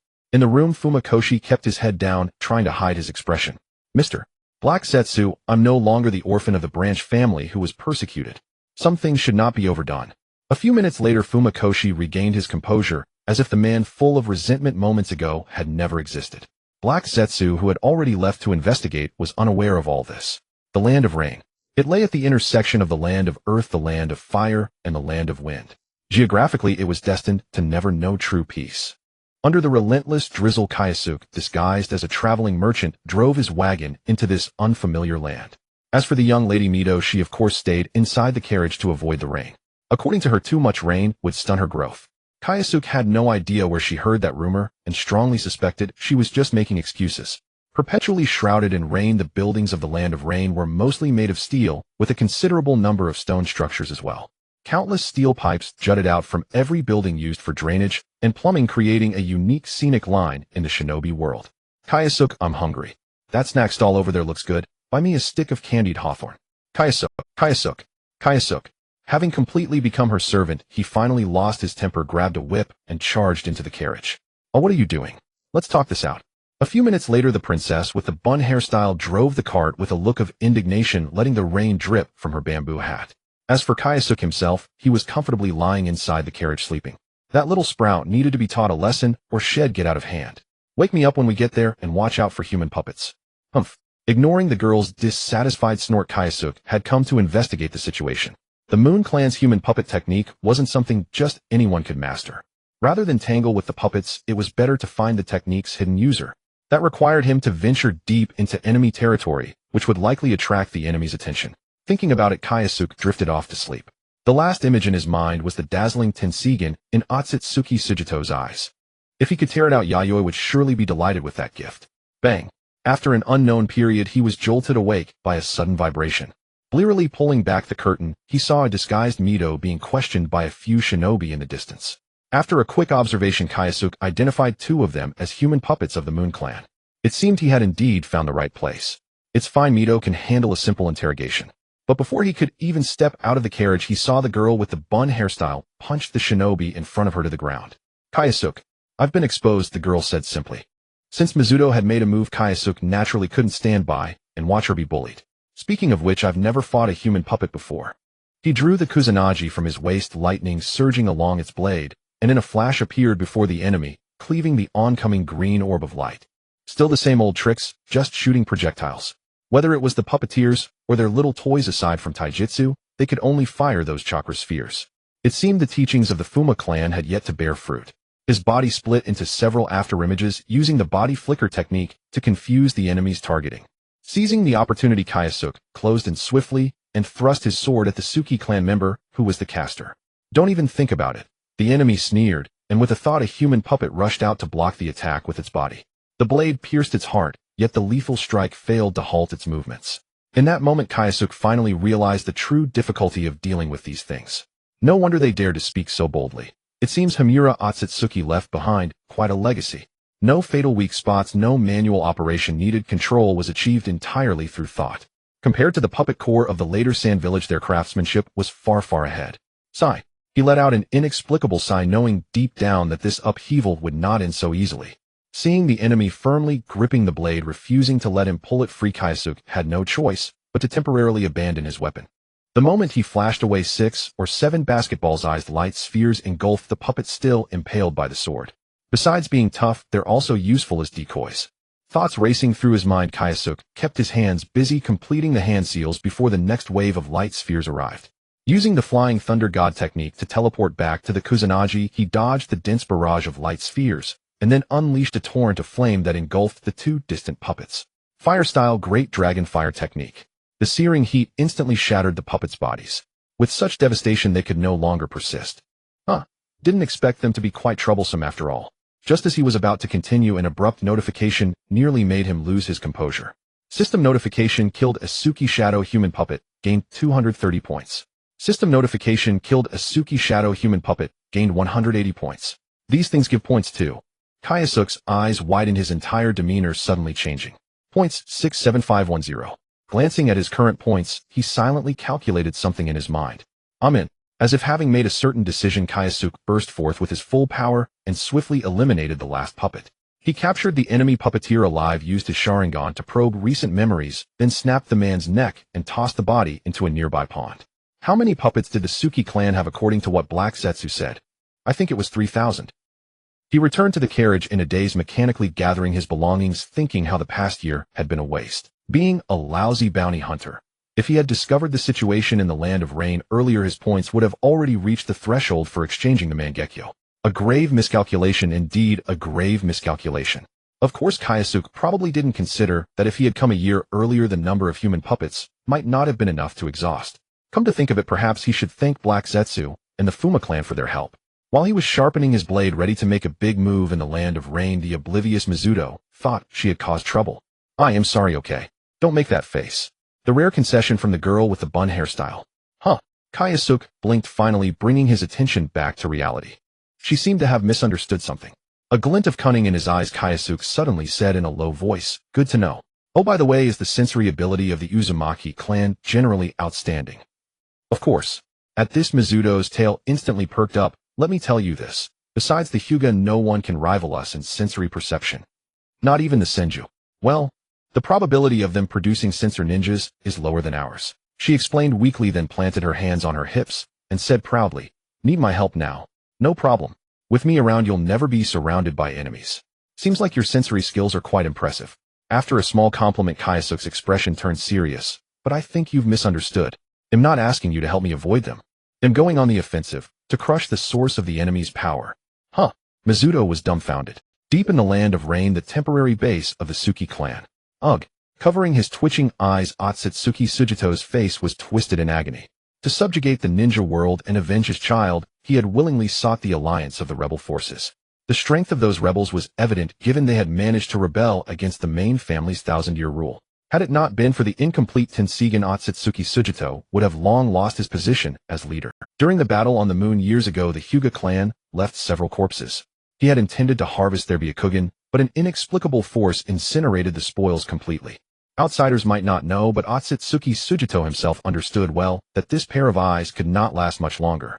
Without replenishing the expended eye power, the Tensigen would never evolve. Now, even his vision was blurring. I have to find a way.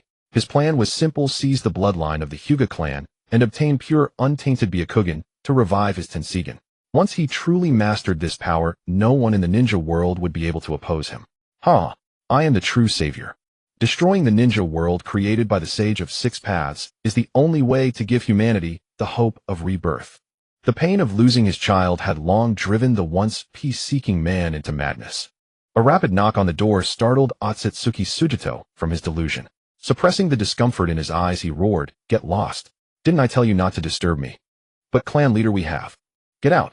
Terrified by the leader's rage, the messenger fled in panic. As for the message he was supposed to deliver, it seemed far less important than his own life. Best not to disturb the clan leader for a while. In some corner of the Land of Rain. Kyosuke's 7 o'clock direction. Got it. Following Mizuto's guidance, he continuously hunted for traces of the human puppet forces. He avoided large units whenever possible, but if he encountered a small squad, he would take them out. For a moment, he felt like he was back in the days when he earned the title Rakshasa. From hundreds of meters away, Kyosuke precisely detected the enemy's movements. Have they begun hunting me? But this scale. Gazing at the distant squad, he frowned instinctively. Not because of the enemy's overwhelming numbers. On the contrary, Kyosuke felt the search party was too small. Over the past few days, he had launched over a dozen attacks. The enemy teams ranged from 2 or 3 to 7 or 8 human puppets acting together. The points he earned varied, mostly hovering around the genin level, that is the 20 to 100 range. Even so, he had reaped nearly 8,000 points in total. Drawing a uniquely shaped kunai, Kyosuke employed his exceptional throwing technique to send it swiftly toward the distant puppet squad. After several days of familiarity, he had gradually discerned the traits of the moon shadow puppets. First, these creatures had no vital points. Neither the heart nor the throat could be struck for a fatal blow. Rather, they were already walking corpses. Second, slashing attacks had minimal effect on them. The most effective method was always to destroy the entire puppet with a high-power ninjutsu. Alternatively, the Hyuga clan could use their Byakugan to discern this spirit ball within the puppet and destroy it. Unable to do that, Kyosuke had to rely on powerful ninjutsu to eliminate the enemy. The kunai cut through the curtain of rain, arriving before the enemy in an instant. At that moment, the puppet squad also detected Kyosuke's presence. 3 puppets raised their palms in unison, and the next moment a barrage of light bullets engulfed the spot where he stood. Boom, boom, boom. Is it over? The puppeteer hiding in the distance hesitated inwardly. The enemy came and went without a trace, tormenting their low-ranking clan members for days. To be honest, he himself didn't believe the battle could end so easily. Crackle! The explosive roar of Chidori current caught the man's attention. Leaping into the enemy formation with flying thunder, God Kyosuke unleashed a full-power Chidori current, instantly shattering all the puppets, which were at most genin level. TCH. Kyosuke shook his head silently, not scornful of the meager points. He understood the principle of accumulating small gains. After all, chunin were not like cabbages casually encountered at every turn. Looking up at the drizzling rain, Kyosuke sighed, sincerely knowing that fire techniques would be greatly weakened in such an environment. To ensure efficient kills, he had to activate a high-power Chidori current each time, which was a terrifying drain. Using a sword was also possible. Dismembering the enemy would achieve the kill. But the scene was rather gruesome, and to be honest, the human puppets possessed considerable taijutsu skills. Lost in thought, Kyosuke did not notice the puppeteer hiding in the distance. After he left, the puppeteer emerged from the shadows and returned to the base building with indignation. From the ninjutsu and attack methods, he roughly identified Kyosuke. He was the culprit who had invaded the moon and killed the young clan leader. Surely the clan leader would not allow him to stir up trouble in the country. Soon Otsutsuki Sujin learned that Kyosuke was still alive. He really didn't die. The man stood up. His enemy was not dead, meaning he would have the chance for personal vengeance. Once captured, he would make him experience the agony of living death. Summon Mr. Takshi for me. Otsutsuki Takshi, the former rebel leader, was at least as powerful as Sujin in his normal state. After forming an alliance to jointly conquer the ninja world, he had willingly submitted and allowed himself to be ordered about. Soon a burly man pushed the door open. Clan leader, you called for me. You're here. Otsutsuki Sujin nodded and said bluntly, a rat has slipped in, troublesome strength. Take a few advanced puppets and check it out. Rest assured Takshi will not fail. With that, he turned and left as if never doubting the mission's success. Through studying the Fuma clan's ninjutsu scrolls, Otsutsuki Takshi believed his strength had greatly improved. As for a mere intruder in his eyes, even the clan leader was no longer his match, provided he could not use the ancestral Tensigen. Once I obtain the pure Byakugan, that will be the day of the main family's downfall. To fuse the Tensigen, the combined power of both main families was required. Without sufficient bloodline and dojutsu support, one would be trapped in the stage of fetal movement, like Otsutsuki Sujin, unable to progress. Unfortunately, he was unaware of this. Otsutsuki Takshi naively believed that whoever obtained the pure Byakugan could unlock the ultimate form of the Byakugan. Why hadn't it taken Otsutsuki Tonari long to achieve awakening in the original story? It was because the Moon Clan had collectively contributed their Byakugan, and with that vast dojutsu power, he had completed the Tensigen's fetal movement within days. In the room, Otsutsuki Sujin covered his eyes, deciding to inform Black Zetsu of Kyosuke's appearance. He believed that peculiar life form created by Ein Release would be very interested. I hear it wields extraordinary influence in the ninja world. I wonder if it can help me obtain the pure Byakugan. Through the clan leader's description, the news of Kyosuke's survival spread rapidly. Black Zetsu soon received the information, and by comparing footprints, it easily deduced who had secretly helped Mizuto. You really have a tough life. Black Zetsu chuckled sinisterly, seemingly unconcerned. Now that it understood the secrets of space-time, sealing it only needed to create an opportunity to capture the youth. The most important thing now was to stir up conflict in the ninja world. The ultimate goal was not to destroy the Uchiha, but to make the two brothers obtain the power of the Mangekyo. It had thought Kyosuke's death would suffice, but now it seemed that the Uchiha clan leader might have to sacrifice his life. Taijima, your time is running out. The room echoed with Black Zetsu's eerie laughter. Meanwhile, Otsutsuki Takshi quickly found Kyosuke had rarely clashed with high-ranking core members, so he had forgotten that this clan also possessed awakened Byakugan users. Because they didn't know Gentle Fist, the clan rarely used the Byakugan in battle, mostly treating it as a convenient auxiliary tool. Without Mizuto's help, Kyosuke could never have completed one surprise attack after another. Tisk a bit careless. Enemies surrounded him on all sides, and he was caught in a heavy encirclement. Otsutsuki Takshi stepped out from the ranks alone, veins bulging around his eyes as he fixed his gaze on Kai. Within the encirclement, only Jing Jie remained, Uchiha, who had been left behind in a nearby town. Even if the Bunhead were present, if he wanted to leave, the enemies would exhaust themselves trying to hold him back. Before going to a place carving flying thunder god coordinates around it had become a habitual operation for him. The reason he hadn't left yet was that Jing Jie intended to take a gamble. Eating pickles and steamed buns every day can indeed fill the stomach, but it is ultimately not as appetizing as a lavish feast. De Tongmu Tawashir, his shadow appeared in the memories of almost every enemy. One of the leaders of the branch family, a chieftain of great charisma. If both sides were of equal strength, the former could easily overthrow the latter. Such a figure must be worth a lot of points. Jing Jie licked the corner of his mouth excitedly and pulled out a scroll from his lower back. Points 75980. Only a gap of over 2000 points remained to reach 1000. As long as it wasn't a clan head level powerhouse, he was confident he could defeat them. To be honest, Jing Jie was still quite far from the Kage level. If he fought Hiden, he could only use time-space ninjutsu to flee in a sorry state. However, trying cost nothing. If the opponent turned out to be tough, he could just run. One must always have dreams. He activated his Sharingan, and with a flickering crimson light in his pupils, he tore open the scroll in his hands with all his might. In an instant, countless kunai fell like feathers, filling the sky, directly engulfing most of the enemies. Ridiculous. Facing the sudden rain of hidden weapons, the man pressed his palms together, and his body was instantly enveloped in a green crystalline barrier. The weapons struck it, producing a crisp sound, yet they failed to cause any damage at all. What a bizarre technique. With a thought, curse mark patterns slowly spread from his shoulder over his entire body. Curse mark 1 activate. Let me see your taijutsu. The Chidori blade hummed loudly. Using the flying thunder god kunai that had fallen to the ground, he teleported directly behind the enemy. Little did he know the enemy had long been prepared. Almost the moment he appeared, a green energy bullet shot in front of him. If he continued his attack, he could indeed shatter that green membrane, but Jing Jie would inevitably take the full damage of the energy bullet. TCH, pretty fast reactions. A high-level moon shadow puppeteer could achieve a telepathic connection with the human puppets they created. He had noticed the flying thunder god coordinates, which meant the puppet army here was all prepared. Jing Jie, who had dodged to the side, even noticed that around each special kunai a human puppet was silently waiting. As soon as he appeared, they would instantly unleash a furious barrage. Humans could hardly accomplish such coordination, but for mindless puppets, it was extremely easy. Jing Jie truly hadn't expected that flying thunder god could be countered this way. Too bad your intelligence is outdated. He flashed back to his original position and picked up the storage scroll from the ground. Looking closely, Jing Jie seemed to be holding some kind of fine steel wire. Today I'll show you something new.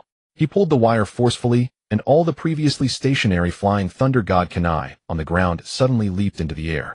Ninja art manipulate shuriken technique. A high-level shuriken technique that only the Uchiha could use. With it, the shuriken could be controlled like a vehicle, freely altering their direction. It might not be effective for direct kills, but it was enough to confuse the enemy's vision. As someone they wanted dead with great urgency, the Moon Clan had collected complete intelligence on Jing Jie. Otherwise, the Tomu Shanren wouldn't have identified the invader so quickly. It clearly recorded that the Flying Thunder God technique required relatively stationary coordinates for teleportation. To deal with him, engaging in mobile combat was the best approach. Is this meant to distract me? Naive thinking. De Tongmu Tawashir sneered ceaselessly, paying no attention to the opponent's actions. From the moment he was discovered, a large number of puppet soldiers began to continuously surround the area.